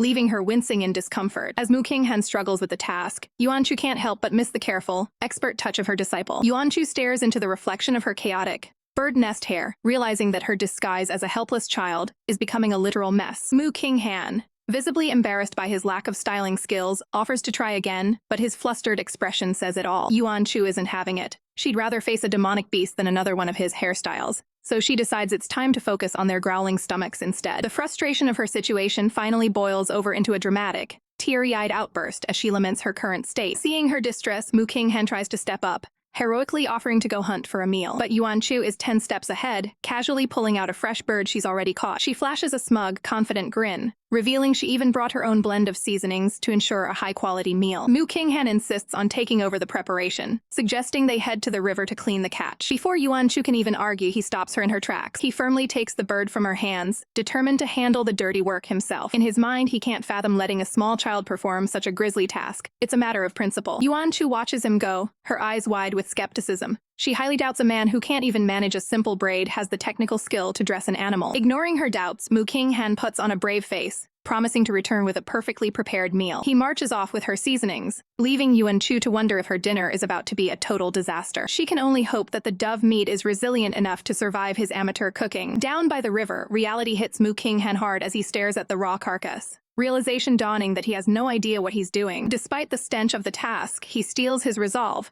desperate to prove he can be a reliable and capable companion during their time in the master-rank mystic realm. He even drifts into a daydream, imagining a future where a grown-up Yuan Chu chooses him because of his supposed reliability. His mental image of a happy, grateful Yuan Chu fuels his determination to finish the job. As night falls and the moon rises over the forest, the technical challenge of the campfire begins. Mu Qinghan meticulously roasts the meat over the flames, recalling bits of advice he's heard about heat control and seasoning. He looks down at his handiwork with a blush, convinced that his entire future happiness hinges on this single meal. Back at camp, a starving Yuan Chu is practically vibrating with anticipation as the aroma finally reaches her. Mu Qinghan proudly presents the roasted bird on a stick, hoping his effort paid off. Yuan Chu inspects the charred exterior, giving him the benefit of the doubt since it's his first attempt at culinary survival. Mu Qinghan, looking hopeful, promises that if she likes it, he'll take over the cooking duties every single day. Yuan Chu takes a massive, hopeful bite. The reaction is instantaneous. Her entire world turns gray as the horrific taste paralyzes her senses. Mu Qinghan panics, watching her freeze up, while Yuan Chu struggles to process the culinary nightmare she just swallowed. To save his feelings, she forces a strained smile, claiming the flavor simply reminded her of her family's strict teachings. Confused, Mu Qinghan asks what her family could have possibly said to evoke such a reaction. Yuan Chu spins a tale about her elders warning her not to waste time on trifles, like eating and sleeping, using the bad meal as an excuse to swear off food entirely. Mu Qinghan is horrified, worried that his cooking was so traumatic it broke her spirit. Yuan Chu doubles down, insisting she's just a genius who is transcending the need for sustenance, though her inner self is screaming. Mu Qinghan tries to talk her out of it, noting that a child shouldn't rely solely on medicinal pills for energy. Yuan Chu brushes him off with a tough guy act, telling him she's far more resilient than she looks and ordering him to go wash the soot off his face. He reluctantly agrees, leaving her alone for a moment of peace. As soon as he's gone, Yuan Chu's facade crumbles into a heavy sigh of relief. She looks down at the food and realizes the technical disaster. He roasted the bird without removing the internal organs. Tears stream down her face as she realizes that while others might try, nobody can match the legendary skill of her disciple, Ye Chen Yuan. The moon hangs heavy over the mystic realm, a silent witness to a night of blood and secrets. Amidst the jagged rocks and the remains of his fallen foes, Ye Chen Yuan stands tall, the undisputed victor of a lethal ambush. As he calmly cleans his hands, his thoughts aren't on the lives he just took, but on the master he left behind. He can't help but worry will people try to bully her while he's not there to protect her. Li Lao manifests, clearly exhausted by the boy's overprotectiveness, and assures him that the little girl is more than capable of handling herself. Chen Yuan shoots back a sharp look. Li Lao said the exact same thing last time, and look how that turned out. Li Lao just waves it off, pointing out that it's only 10 days, surely nothing catastrophic can happen in such a short window. Turning his focus back to the grim reality of the hunt, Chen Yuan ponders the weight of the confession he just extracted. He flashes back to the interrogation, where he held cold steel to an assassin's throat, demanding to know who sent them. The truth is chilling. These men are agents of the Emperor's eldest grandson. They've been scouring the lands for anyone with royal blood, desperate to find the legendary lone sword and the power it holds. Trembling in fear, the assassin revealed their desperate plan. They intended to bypass the academy entirely to infiltrate the realm and eliminate Chen Yuan once and for all. Begging for mercy, the man swore he had no more secrets to give. Chen Yuan offers a polite, terrifyingly calm smile and thanks him for the information. Then, in a single, decisive stroke of crimson light, he ensures the assassin will never speak again. He knows the man wasn't lying. Chen Yuan recalls ancient records, describing a forbidden process, grafting the royal blood of another onto oneself to steal their destiny. It seems the eldest grandson is willing to commit any atrocity to claim the throne. Li Lao is disgusted, noting how truly ruthless the imperial family's power struggles have become. Chen Yuan's gaze turns icy. He is no longer just a target. He is a hunter. He is determined to meet this eldest grandson and settle the score personally. Looking up at the moon, he counts the minutes. In 10 days, he'll be back by his master's side, and they will face this coming storm together. Meanwhile, in the high-tier master rank realm, Mu Qinghan drops a bombshell that shatters Yuan Chu's composure. He explains the harsh reality of temporal dilation. 1 day in the outside world is equal to 50 days in this specific realm. Yuan Chu is floored. She frantically asks about the low-rank realm, where Chen Yuan is currently hunting. Qinghan confirms her fears the low-rank realm operates on normal time. Only this elite zone is accelerated. This means they must wait out 500 grueling days inside this realm just for 10 days to pass for Chen Yuan. The gravity of the situation hits Yuan Chu like a physical blow. She begins to panic. If little Yuan finds out she spent nearly 2 years of realm time alone with another man, his jealousy will be legendary. He's going to be absolutely infuriated. She trembles at the thought of the lecture and the clinginess awaiting her upon their reunion. Qinghan watches her, completely oblivious to the domestic crisis he's just ignited. Suddenly, Yuan Chu's instincts flare. Someone is approaching. In a swift poof of smoke, she uses an illusion to revert to her older, more mature disguise, maintaining her professional cover. King Han, however, is devastated by a very different tragedy. The intricate braids he spent hours perfecting have vanished with her transformation. A group of female disciples rushes into the clearing, crying out in relief at the sight of King Han. They turn to Yuan Chu with stars in their eyes, thanking her for saving their elite member and marveling at her incredible strength. Yuan Chu maintains her cool exterior, claiming King Han is simply her cousin, and that helping him was a matter of family duty. The lead disciple beams, delighted that their group can now travel together in safety. But as the girls celebrate, a dejected King Han sulks in the background, his spirit crushed by the loss of his hairstyling masterpiece. Under the cover of a quiet, starry night, the group settles around a flickering campfire to recover from their journey. King Han watches over his cousin, his expression heavy with unspoken thoughts. He stirs as Yuan Chu shifts in her sleep, mumbling about snacks. Despite her adult form, her childish sleep-talking brings a rare, gentle smile to his face, reminding him that she's still just a kid at heart. But the peace is short-lived.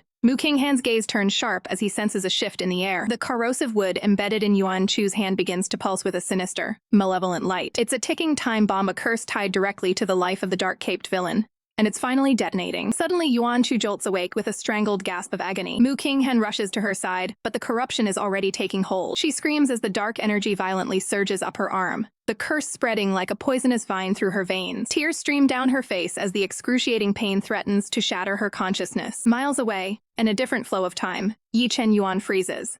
A cold dread washes over him as he senses his master's distress. He looks toward the horizon, his heart racing. This feeling, what is going on? Li Lao tries to talk him down, arguing that only 10 days have passed, and he's simply being overprotective. But Chen Yuan knows better. The bond they share doesn't lie. He knows something terrible has happened to her. He ignores the old man's teasing, his focus narrowing. He can only pray that these 10 days pass instantly, and that his master can hold on until he reaches her side. Back in the realm, Yuan Chu is being devoured by the spiritual corruption, clutching her arm as smoke rises from the wound. The other disciples look on, paralyzed by shock and concern. Desperate to save her, King Han pulls her close, demanding to know how he can help stop the suffering. Through the haze of pain, Yuan Chu whispers a terrifying realization. She hears music. King Han and the others hear nothing but the wind, realizing this is a mental, sonic attack targeting her very soul. One of the disciples remembers King Han's specialized sonic cultivation and suggests he use it to counter the enemy's frequency. He must use a specific movement designed to appease the mind and cancel out the harmful vibrations. Without hesitation, King Han manifests a glowing musical jade, ready to wage a war of sound. He channels his entire spirit into the melody,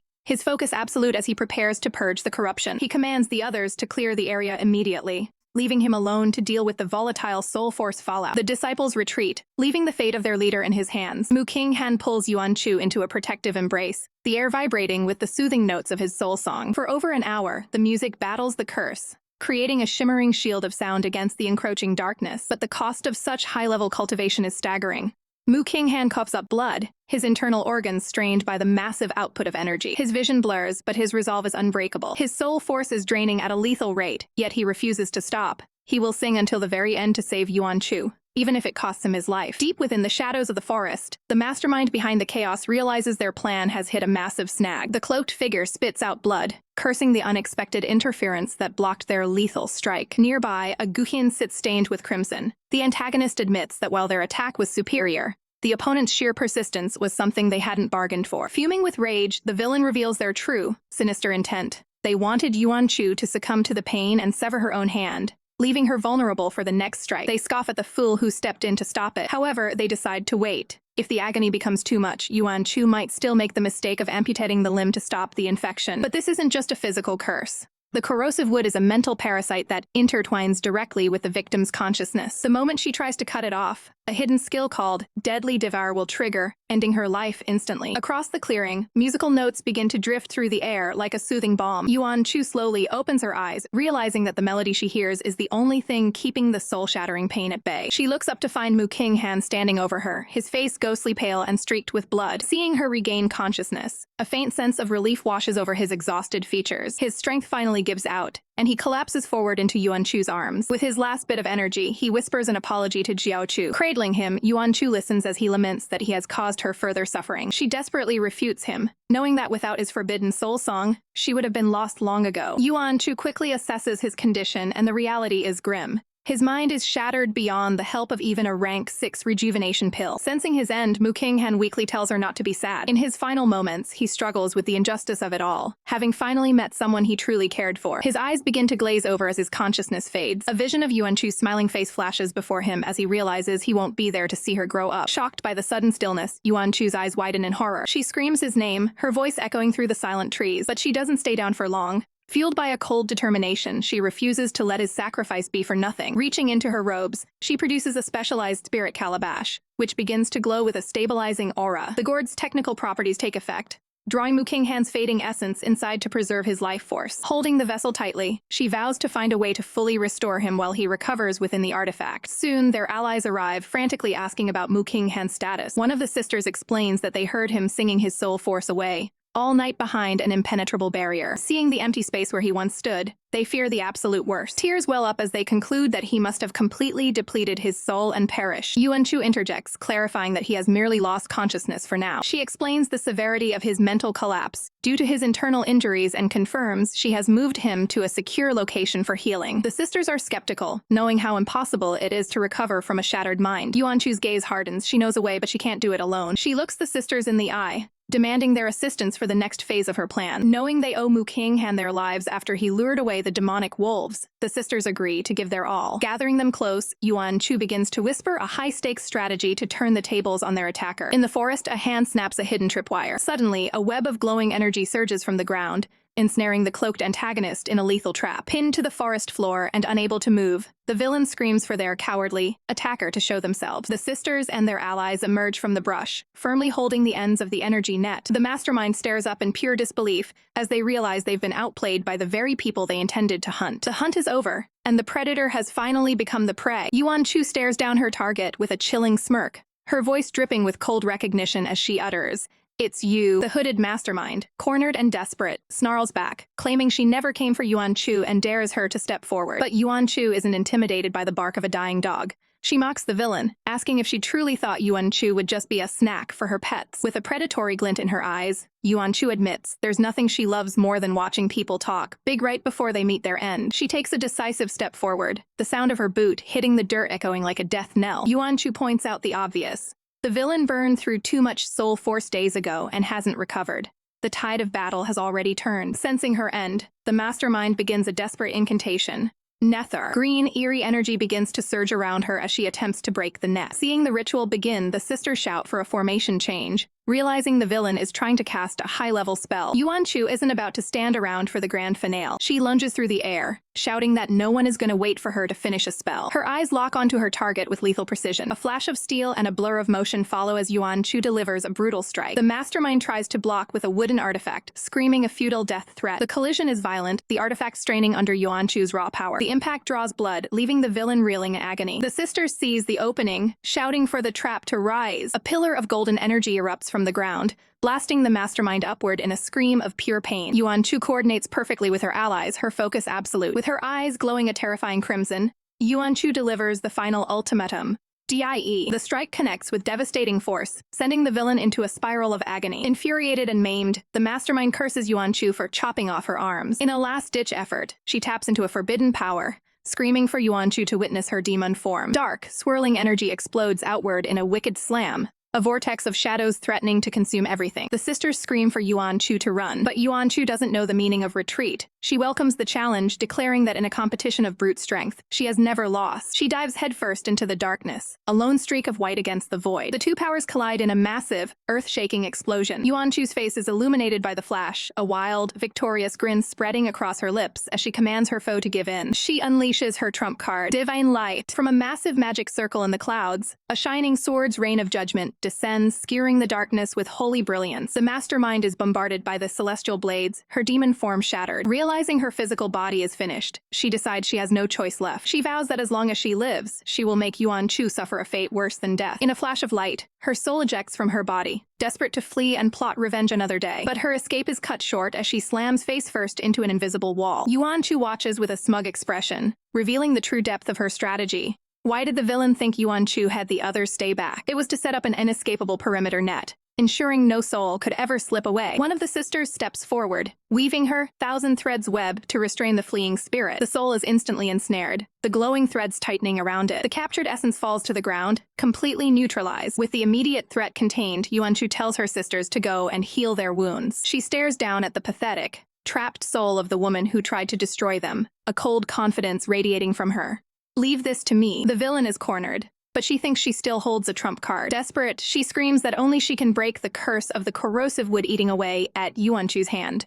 She warns that even if the hand is severed, the rot will just sprout again. Yuan Chu isn't moved. She admits she might have shown mercy for the sake of her hand, but the mastermind made a fatal mistake. She didn't know when to stop. The temperature drops as Yuan Chu's gaze turns icy. Because of this woman's schemes, Mu Qinghan's mind has completely collapsed. Did the villain really think a simple heal would be enough to earn her freedom? Terrified by the sudden shift in atmosphere, the mastermind recoils, sensing a darkness she didn't expect from a supposed hero. Yuan Chu just lets out a chilling, confident smirk. Deep within the subconscious void, Mu Qinghan's soul drifts aimlessly, shattered and fading. His eyes are closed, his spirit on the verge of extinguishing. Sensing her end, the mastermind tries one last lie, claiming she carries a priceless treasure capable of mending a broken mind. Yuan Chu's response is bone-chilling. "Who said I was going to kill you?" Ancient seals begin to glow with an ominous light as the perimeter net tightens. Yuan Chu reveals her true ruthless intent. She isn't going to execute the villain. She's going to consume her. A torrent of red energy erupts, physically shredding the mastermind's nascent soul. The villain screams in agony as her very essence is siphoned away. Horrified, she realizes Yuan Chu is using forbidden techniques. This isn't the power of a righteous cultivator, this is the path of a demon. Yuan Chu stands at the center of a massive ritual circle she spent 2 days preparing just for this moment. She knew the villain was bluffing about a miracle drug.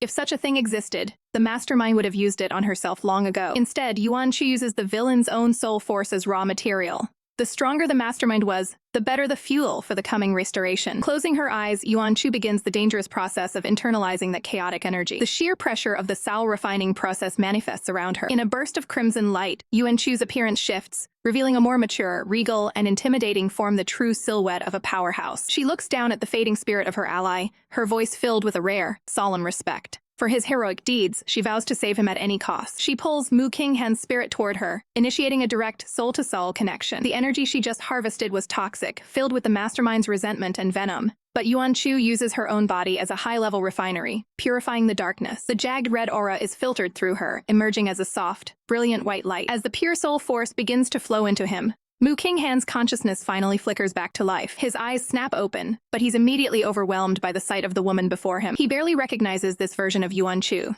The power she's radiating is immense, her presence commanding and ethereal. He feels a massive surge of energy being funneled directly into his core, realizing she is performing a high-risk soul transfer to mend his shattered mind. His spirit trembles under the weight of the restoration. Sensing his confusion and resistance, Yuan Chu barks a sharp command. "Don't move." She maintains a strict, professional focus, ensuring every drop of the purified essence stabilizes his mental state. Dazed and recovering, Mu Qinghan is struck by the intensity of the bond they now share. He reflects on his journey, realizing that despite his regrets, he doesn't regret the path that led him here to save her. The transfer reaches its peak, their silhouettes merging in a glow of restorative light, as the last of the mastermind's purified energy is integrated into his soul. Mu Qinghan is left breathless, his face flushing from the sheer intensity of the spiritual connection. Finally, the light fades and the ritual is complete. Yuan Chu, back to her usual demeanor, checks on his status, asking how he feels. Mu Qinghan is completely rattled, his mind racing as he tries to process the level of intimacy required for such a technique. He can feel it, his soul force, which was once depleted, is now completely refilled and stronger than ever. Yuan Chu gives him a knowing look, telling him it's good to see him awake,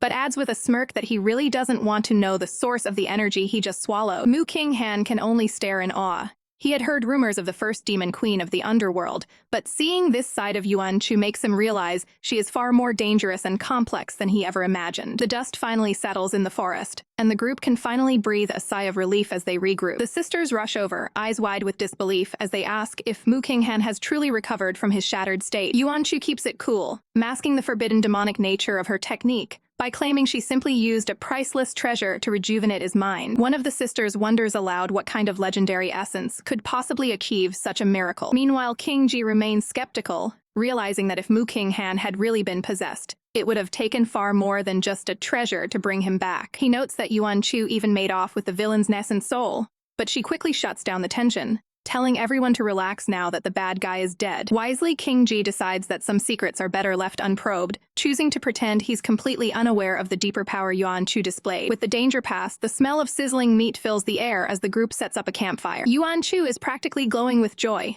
ecstatic to finally eat a real meal after being stuck in this place for so long. The sisters are baffled, asking if she isn't supposed to be practicing grain avoidance like other high-level cultivators. Even King Ji is stunned, demanding to know how she got so powerful if she's still eating like a normal person. Yuan Chu just laughs it off, handing him a skewer because eating alone is never any fun. But her mind drifts back to the solemn vow she made to Mu Qinghan during the heat of battle. Just then, Mu Qinghan approaches, insisting she make more food since he isn't interested in fasting either. He offers a gentle smile, noting that King Ji is still young and shouldn't rely solely on cultivation pills for nutrition. Delighted by the support, Yuan Chu dives back into her meal with zero regrets. However, one of the sisters looks on with a sweat drop, vividly remembering that Mu Qinghan's previous attempts at cooking were absolutely stomach-turning. Determined to improve, Mu Qinghan declares he'll study the culinary arts under Yuan Hu from now on. As the group gathers around the warm glow of the fire, the atmosphere finally feels peaceful. Yuan Chu takes a moment to explain the technicalities of the soul-inducing technique she used to stabilize the group. The younger disciples look on with envy, wishing such a powerful boost had happened to them too. This earns King Ji a sharp flick to the forehead from his sister, who calls him a complete idiot. Her expression turns somber as she reminds him that out of everyone they knew, he is the only survivor. Everyone else perished in the struggle. Realizing the weight of her words, King Ji humbles himself, promising to behave and focus entirely on his cultivation. Looking ahead, the sisters agree to keep Mu Qinghan's transformation a secret to protect him. With over 400 days left in the mystic realm, they realize they have plenty of time to grow stronger. Yuan Chu's eyes sparkle, with a different kind of greed. She plans to spend that time raiding the realm for every piece of loot she can find to refill her supplies. Mu Qinghan watches her, his gaze intense as he offers to find her whatever she desires. Yuan Chu is lost in her own world, dreaming of more delicious skewers. But Mu Qinghan's focus shifts to her hand, noticing the lingering mark of the curse. Yuan Chu quickly hides it, insisting the pain is endurable as long as no one triggers it, but her brave face doesn't fool him. He stares at her with a heavy heart, vowing that he must find a way to permanently erase that curse once they escape this realm. High above, the clouds drift lazily as time passes. 10 days later, outside the realm, a hand snaps a branch in frustration as the entrance finally begins to shimmer. It's Ye Chen, and he's clearly losing his patience, wondering how his master is faring inside. Around him, other cultivators chatter excitedly about the riches and treasures hidden within the little mystic realm. One girl gushes about how cool it would be to enter, noting that just one day outside equals 50 days inside. The sound of wood splintering echoes again as Ye Chen's grip tightens. Someone asks if he's alright, but he doesn't answer. His eyes burn with a dark intensity as he calculates the time flow, realizing his master has been alone in there for an eternity in realm time. A dark, jealous aura begins to radiate from him, his patience completely evaporated. No, wait. King Ji stammers, her face pale as she realizes the terrifying scale of the temporal distortion they are facing. She explains that the time flow in these mystic realms is governed by their rank, and the difference is staggering. Looking at a visibly fuming Ye Chen, she reveals the grim reality. While only one day passes in the outside world, 50 days pass for those trapped inside. Ye Chen's patience has officially reached its breaking point, a vein throbbing on his forehead as his internal clock counts the hundreds of days his master has been gone. His companions try to talk him down, asking why he's overreacting when someone of Yuan Chu's caliber isn't in any real danger. Ye Chen doesn't deny her strength, but his eyes darken as he admits he's just flat out pissed off at the separation. He stands alone, staring into the distance with a singular, obsessive focus on his master's return. Meanwhile, inside the realm, Yuan Chu has found a distraction. She spots a group of elite students locked in a desperate struggle against the guardian of a rare snow lotus. Peeking through the foliage, her group performs a quick tactical head count, noting that out of the 30 students who entered,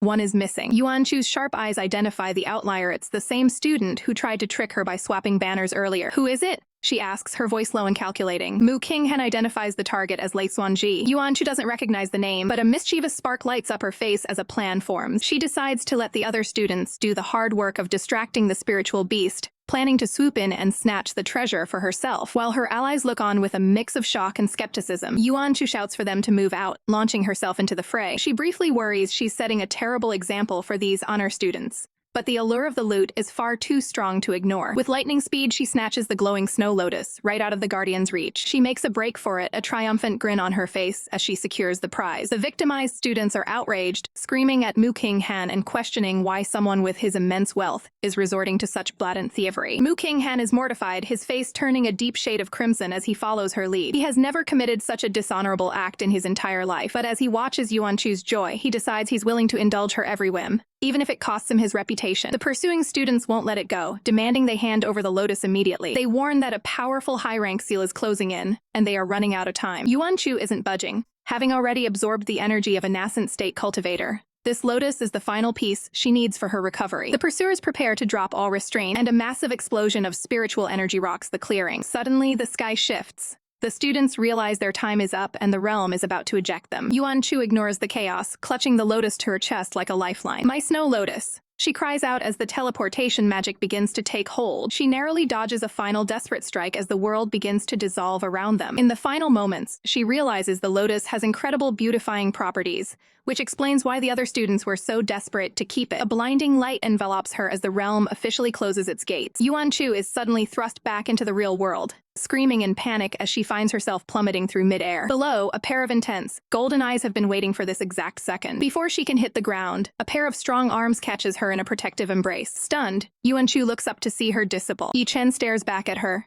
his voice a low, heavy rumble as he finally confirms her safety. "Master?" After the chaos of the realm, Yuan Chu knows she's a marked woman, urgently asking Mu King Han to cover for her for just a moment. She focuses her spiritual energy, the air around her shimmering as she begins a physical transformation. To avoid a direct confrontation with those she just robbed, she shifts into Yuan Chu 3.0. A completely new identity to ensure her pursuers think she's already dead. Nearby, the elite students are in a frenzy, screaming into the void about where that bitch disappeared to. Lai Sanjay stands amidst the confusion, his face a mask of disbelief as the realization of their loss sinks in. He narrows his eyes, scanning the crowd for any sign of the thief. It's hard to believe that while only 10 days passed in the outside world, 500 days of internal time vanished in the blink of an eye. The confusion turns to suspicion as students realize they don't recognize the person they were chasing. "It's right," one exclaims, realizing the math doesn't add up. There were supposed to be exactly 30 students from the elite hall inside. They decide to drag the elders into this, demanding to know how an outsider bypassed their security to steal their treasures. The crowd agrees, fuming that their hard-earned loot was snatched from under their noses. Watching from the shadows, Yuan Chu can't help but smirk.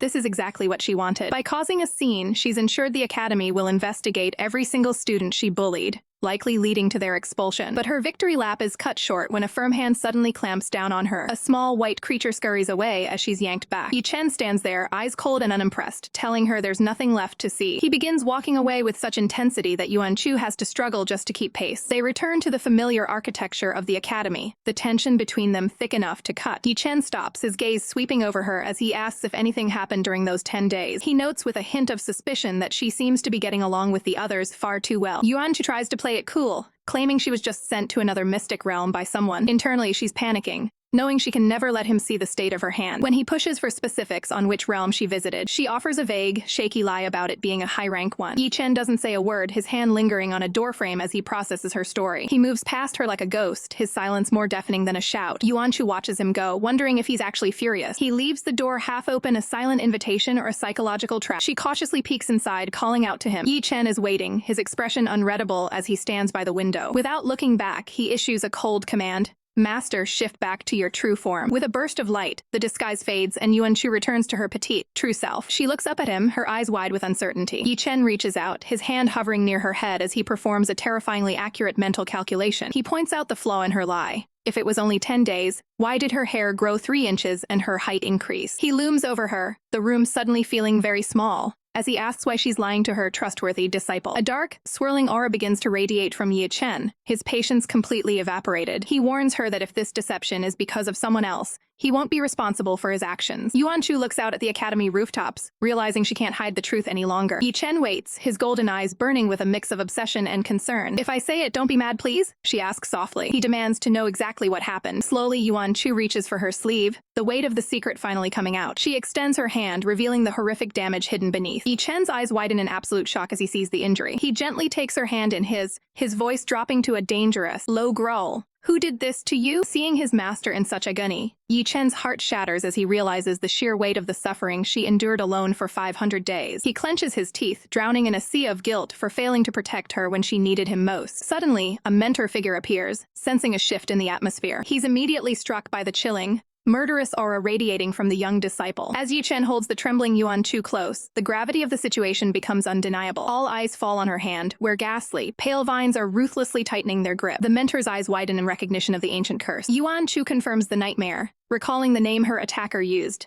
the blood-sucking wither bark. The mentor is visibly shaken, his face pale with dread. He explains that this isn't just a plant. It's a parasitic demon that burrows deep into a living host, growing slowly as it consumes them from within. It was supposed to be extinct, wiped out ages ago by the Flower King. Ye Chen doesn't care about history, he demands to know how to stop it, no matter the cost. The mentor's expression turns grim as he reveals the plant's two terrifying traits. First, it binds itself directly to the victim's soul. Second, it possesses a demonic skill known as desperate backlash. If the host fails to control its growth, it will completely overwrite their body.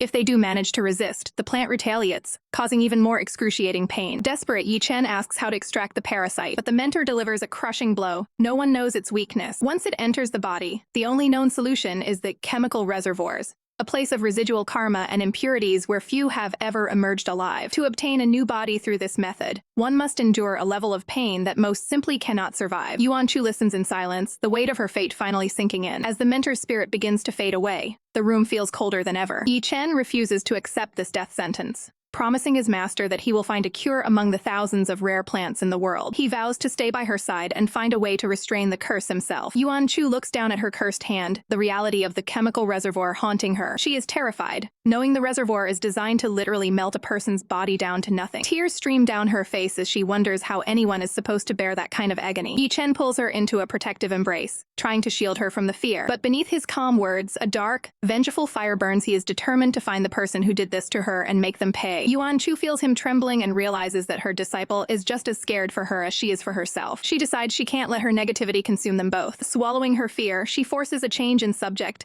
telling him how much she missed him while she was away. Ye Chen is caught off guard by her sudden shift in tone. She begins to ramble about the terrible food in the mystic realm, trying to inject some normalcy back into the moment. She even jokes about how much weight she lost during the ordeal. Ye Chen softens, promising that he will help her gain every bit of it back. For a brief moment, the shadow of the curse retreats as Yuan Chu gives him a bright, genuine smile, calling him the best. Yuan Chu dives into her meal with a wide-eyed, joyful enthusiasm that masks the heavy burden she carries. For a brief moment, the only thing that matters is the flavor on her tongue as she declares the food to be the absolute best. However, the atmosphere shifts when Ye Chen stares at her with a gaze full of concern, asking the one question she wants to avoid. Does it still hurt? Yuan Chu offers a breezy, casual response, claiming she's already used to the sensation, but her eyes betray a deeper wariness. Ye Chen isn't backing down, pressing her to explain exactly how she received such a devastating injury. The question hits like a physical blow, causing Yuan Chu to stammer as she searches for an excuse. Internally, she's panicking. She can't possibly admit she was injured while saving Mu Qinghan. If Ye Chen finds out, his protective nature will drive him to pick a fight with the man, potentially ruining all the effort she put into earning Mu Qinghan's favor for her future plans. Seeing Ye Chen's suspicious gaze lingering on her, he calls out to her again, sensing her hesitation. Desperate to change the subject, Yuan Chu suddenly shrieks in pain,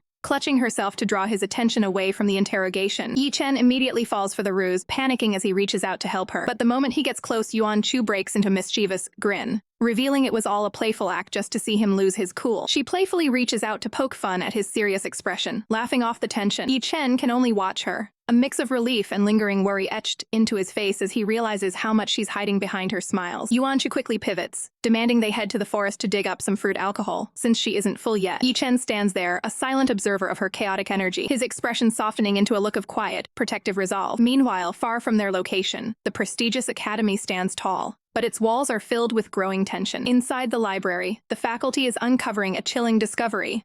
There was an extra person in the mystic realm. The elite court is supposed to be a controlled environment for 30 students, and an extra body means a serious breach of security. The interrogation of the students reveals a terrifying truth. A mysterious girl was seen with Mu Qinghan's group, yet no one can identify her. The situation turns grim as they confirm that someone has died, and the group remains baffled by the stranger's presence. As the faculty members exchange looks of dread, they realize the mystic realm once thought to be impenetrable is now permeable to outsiders. Determined to contain the disaster, a leader slams her hand onto the table, ordering a total news blackout and an immediate interrogation of every elite student. They must find out how an assassin managed to slip through their defenses to target Mu Qinghan. Outside the meeting, Gu is paralyzed by fear as she realizes her scheme of exchanging the entrance tokens has been exposed. Her mind races with the implications of the investigation, and she's haunted by the possibility that the girl she tried to eliminate might still be alive. When a companion asks what's wrong, Gu's facade crumbles. She frantically explains that the token switch has been discovered and the entire disciplinary office is under lockdown. Her friend is horrified, questioning if their target actually survived the ordeal. Gu can only shake her head. She's locked out of the information loop and the walls are closing in. She knows it's only a matter of time before they pinpoint her as the mastermind. Her friend tries to offer a way out, suggesting she'll drop out of school to protect them, but Gu is already thinking 10 steps ahead.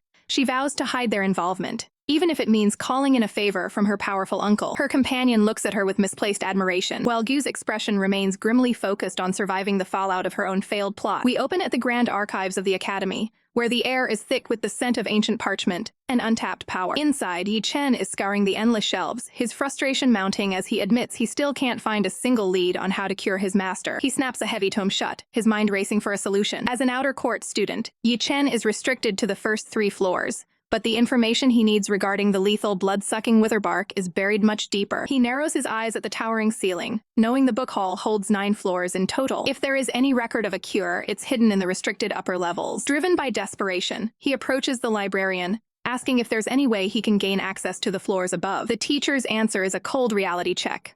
Only inner court students reach the 8th floor, while the 9th is reserved strictly for the elite. Ye Chen absorbs the weight of these restrictions, his gaze hardening. He asks point-blank for the fastest path to inner court status, determined to bypass any obstacle. The librarian explains there are only 2 ways: an invitation from Professor Zhao, or passing the grueling inner court exam. Suddenly, a calm voice cuts through the tension, commanding the librarian to let him up. Ye Chen spins around in surprise. It's Mu Qinghan, the elite student Yuan Chu saved. He steps forward, coolly stating that he will take Ye Chen with him. When the librarian begins to protest the breach of protocol, Mu Qinghan shuts it down instantly, declaring he will take full responsibility for the decision. Ye Chen offers a respectful bow, grateful for the unexpected assist. But Mu Qinghan has his own motives. He studies Ye Chen, realizing this is the disciple who grew up by Yuan Chu's side. He figures it's the perfect opportunity to build a bridge with the boy. As they walk through the restricted section, Mu Qinghan pulls a book and casually asks if Ye Chen is searching for a cure for Jiao Chu's injured hand. The use of his master's nickname hits Ye Chen like a physical blow. He demands to know how this stranger knows her name. His suspicion turns to pure hostility as he realizes this man might be the reason for his master's suffering. Mu Qinghan doesn't hide from the truth. He looks down in shame and offers a sincere apology. He confesses that the witherbark was meant for him,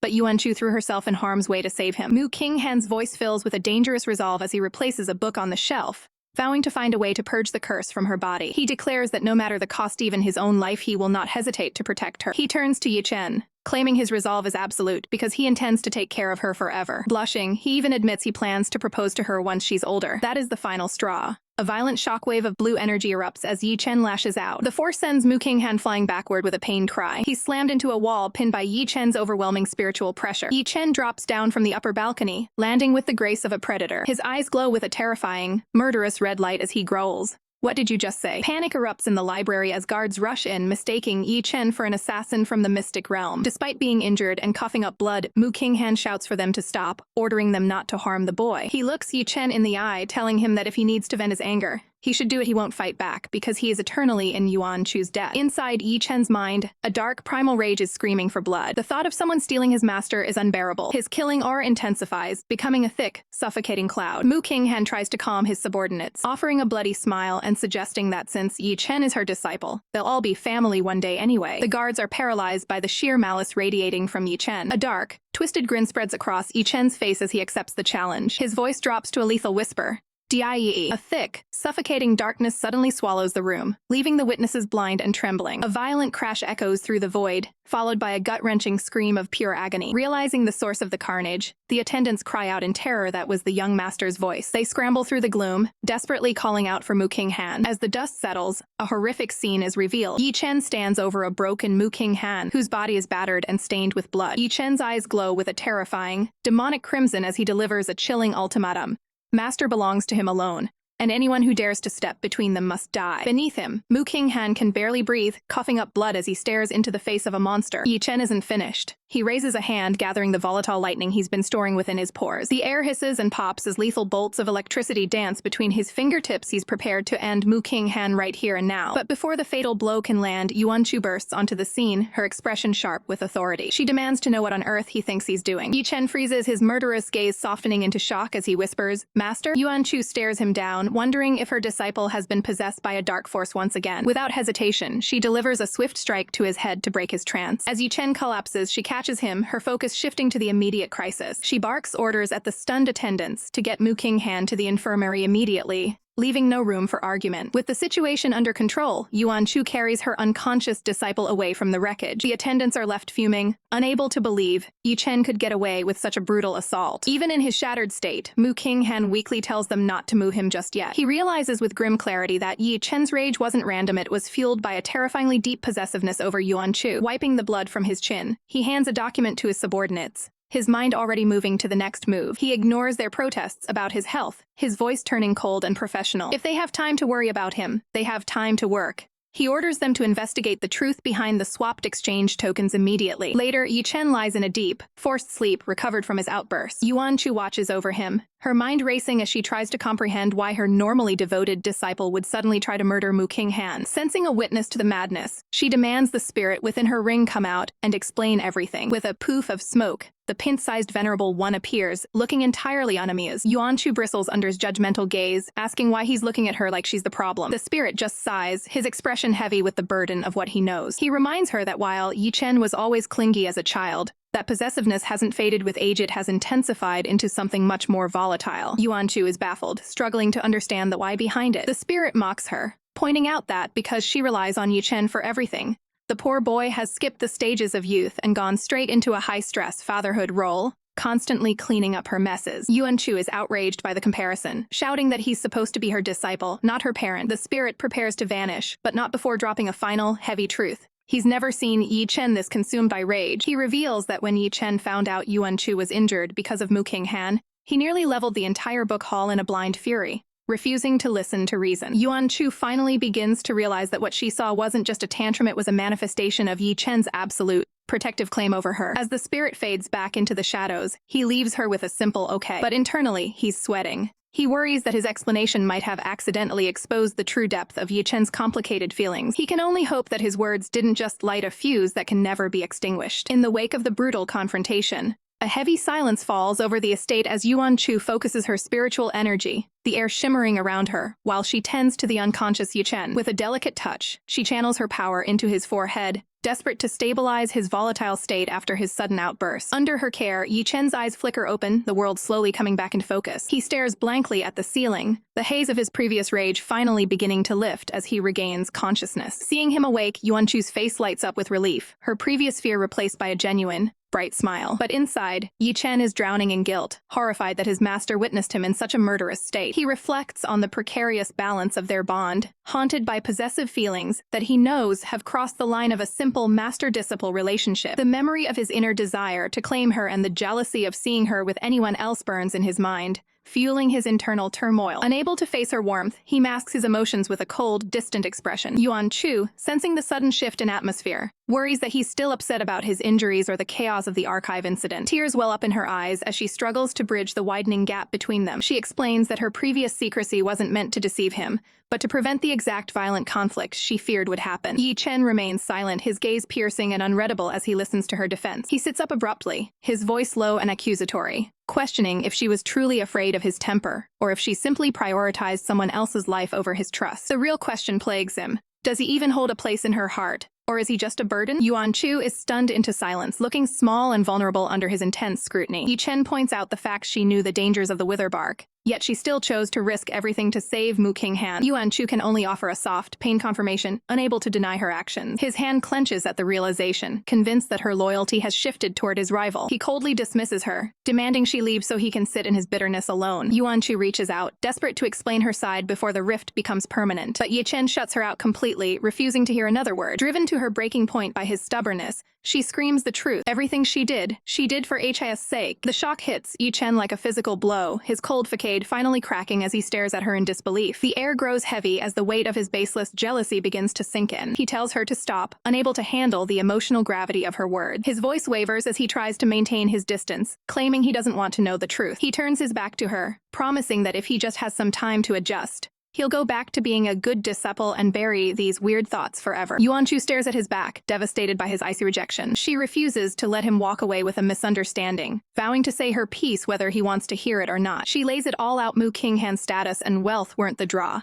It was a calculated move to repay a debt and secure an ally. Tears stream down her face as she admits her primary goal was to gain Mu's support to help Ye Chen confront the fake emperor's grandson. Ye Chen is frozen, the magnitude of her selfless planning leaving him speechless. She confesses her own feelings of powerlessness, admitting she only wanted to ensure he wasn't isolated and vulnerable against their enemies. Overwhelmed by emotion, she laments that she's a failure of a master who only ever gets into trouble and makes a mess for him to clean up. In a final fit of heartbreak, she tells him to go find a master who won't be a burden if he's so unhappy with her. She flees the room in a state of total emotional collapse, leaving a heavy silence in her wake. The ring spirit peeks out from the shadows, witnessing the absolute disaster of the conversation. Ye Chen is struck with immediate, soul-crushing regret, realizing he should never have doubted the person who cares for him most. The spirit asks where she went, sensing the urgency of the situation. It points toward the exit, urging Ye Chen to go after her before it's too late. Without a second thought, Ye Chen grabs his gear, ready to chase her down and apologize. The ring spirit panics as it's left behind, screaming about the dangers of being exposed outside the Sky Pearl for too long. It's left alone and frustrated, cursing the bad kids and their endless, heart-wrenching drama. Yuan Chu sulks by the roots of a massive tree, her heart heavy with frustration. She only wanted to help Ye Chen by securing a future ally against the fake prince, but her plan blew up in her face. Her strategy was purely tactical: save the talented Mu Qinghan so he would owe them a massive debt of gratitude later. She even hoped her newly acquired technique could protect them from the deadly wither bark, but her disciples saw things differently. Instead of understanding, Ye Chen lashed out. Yuan Chu's shock turns to pure indignation as she realizes he didn't just attack their potential ally, he refused to listen to her explanation entirely. Fuming, she declares their bond officially severed, calling him a total traitor. Meanwhile, a desperate Ye Chen sprints through the forest, calling out for the master he just drove away in a fit of pique. The weight of his own jealousy now crushes him. He realizes how foolish he was to think she had fallen for Mu Qinghan during their long months in the mystic realm. He curses his own stupidity, feeling like an absolute idiot for doubting her intentions. How could he be so blind? He knows Master is far too dense to even understand the concept of romance, let alone fall for a stranger. He pushes his body to the limit, his feet pounding the dirt as he regrets every cold word he threw at her. He searches frantically, terrified that she might have already fled back to the celestial mountain to escape him. Little does he know, Yuan Chu is watching from the shadows of the brush, still stinging from his earlier behavior. She huddles in the leaves, determined to give him the cold shoulder, until she eventually cools down. Watching him panic brings her a small, petty sense of satisfaction. She wants to see him sweat for a while. Ye Chen stops, his voice trembling with genuine fear as he asks the empty air if she really doesn't want him anymore. Yuan Chu remains hidden, stubbornly refusing to accept an apology while she's still this annoyed. But Ye Chen is at his breaking point. The 3 days he spent non-stop in the book hall have finally taken a severe toll on his physical health. Despite the sudden dizziness, he refuses to stop. He's convinced she's just ahead, waiting for him to make things right. He stumbles blindly through the thicket, his vision blurring. Seeing his deteriorating state, Yuan Chu's resolve begins to crumble. She wonders if she's taking the silent treatment too far, realizing he was only acting out of a misplaced sense of protection for her. She scolds herself for acting like a child when she should be the mature adult in this relationship. But then she remembers his arrogance and hardens her heart once more. She won't be soft-hearted this time. Suddenly, Ye Chen's strength fails entirely, and he collapses to the ground with a pained groan. Yuan Chu steps out from hiding, confused and worried.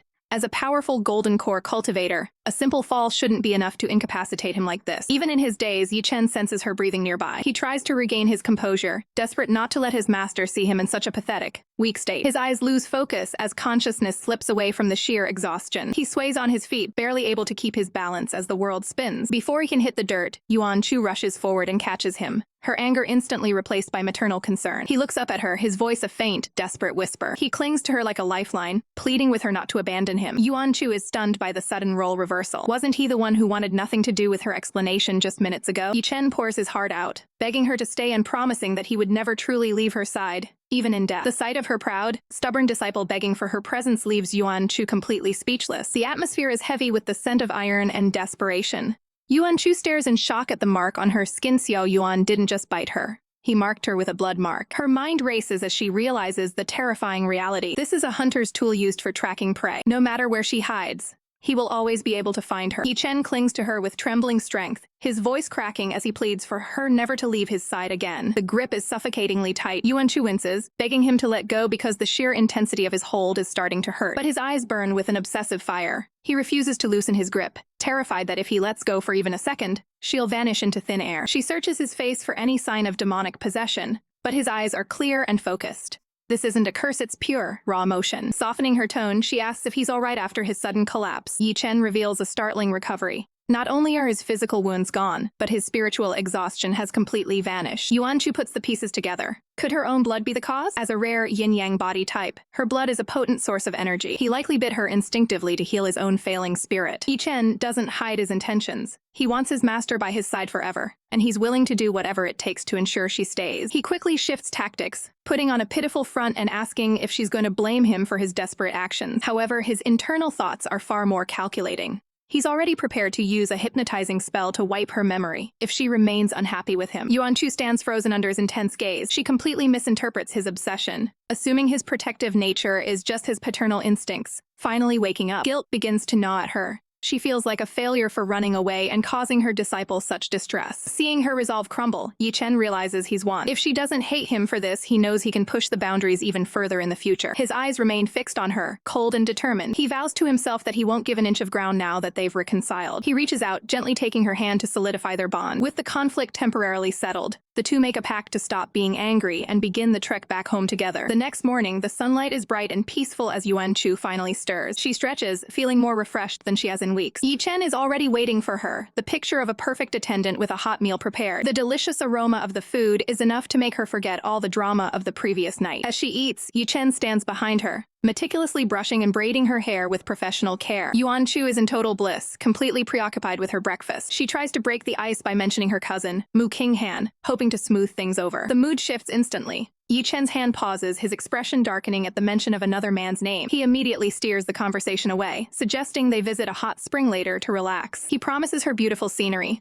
desperate to keep her focus entirely on him. Yuan Chu doesn't take the bait. She insists they should go and apologize to Mu Qinghan for the fight. Ye Chen completely ignores the suggestion, pretending he didn't hear a single word about his rival. She persists, worried that Mu Qinghan's influential parents might retaliate against them. Ye Chen scoffs at the idea, claiming that Mu Qinghan already told him not to worry about the confrontation. He's secretly pleased, interpreting her worry as concern for his own safety. Yuan Chu looks back at the chaos of the past few days, sighing at how complicated things have become. As he finishes the braid, she asks him for one final promise: that he won't fight Mu Qinghan anymore. He looks her in the eye and gives his word, though his intensity remains unchanged. Yuan Chu turns back to her food, mentioning the upcoming investigation into the tokens. Ye Chen's sharp gaze suddenly locks onto something. He reaches forward, his attention caught by something unexpected on her hand. Yuan Chu awakens to a shock. The agonizing pain in her hand has vanished, and the parasitic wither bark is nowhere to be seen. Panic sets in as she frantically calls for elderly, terrified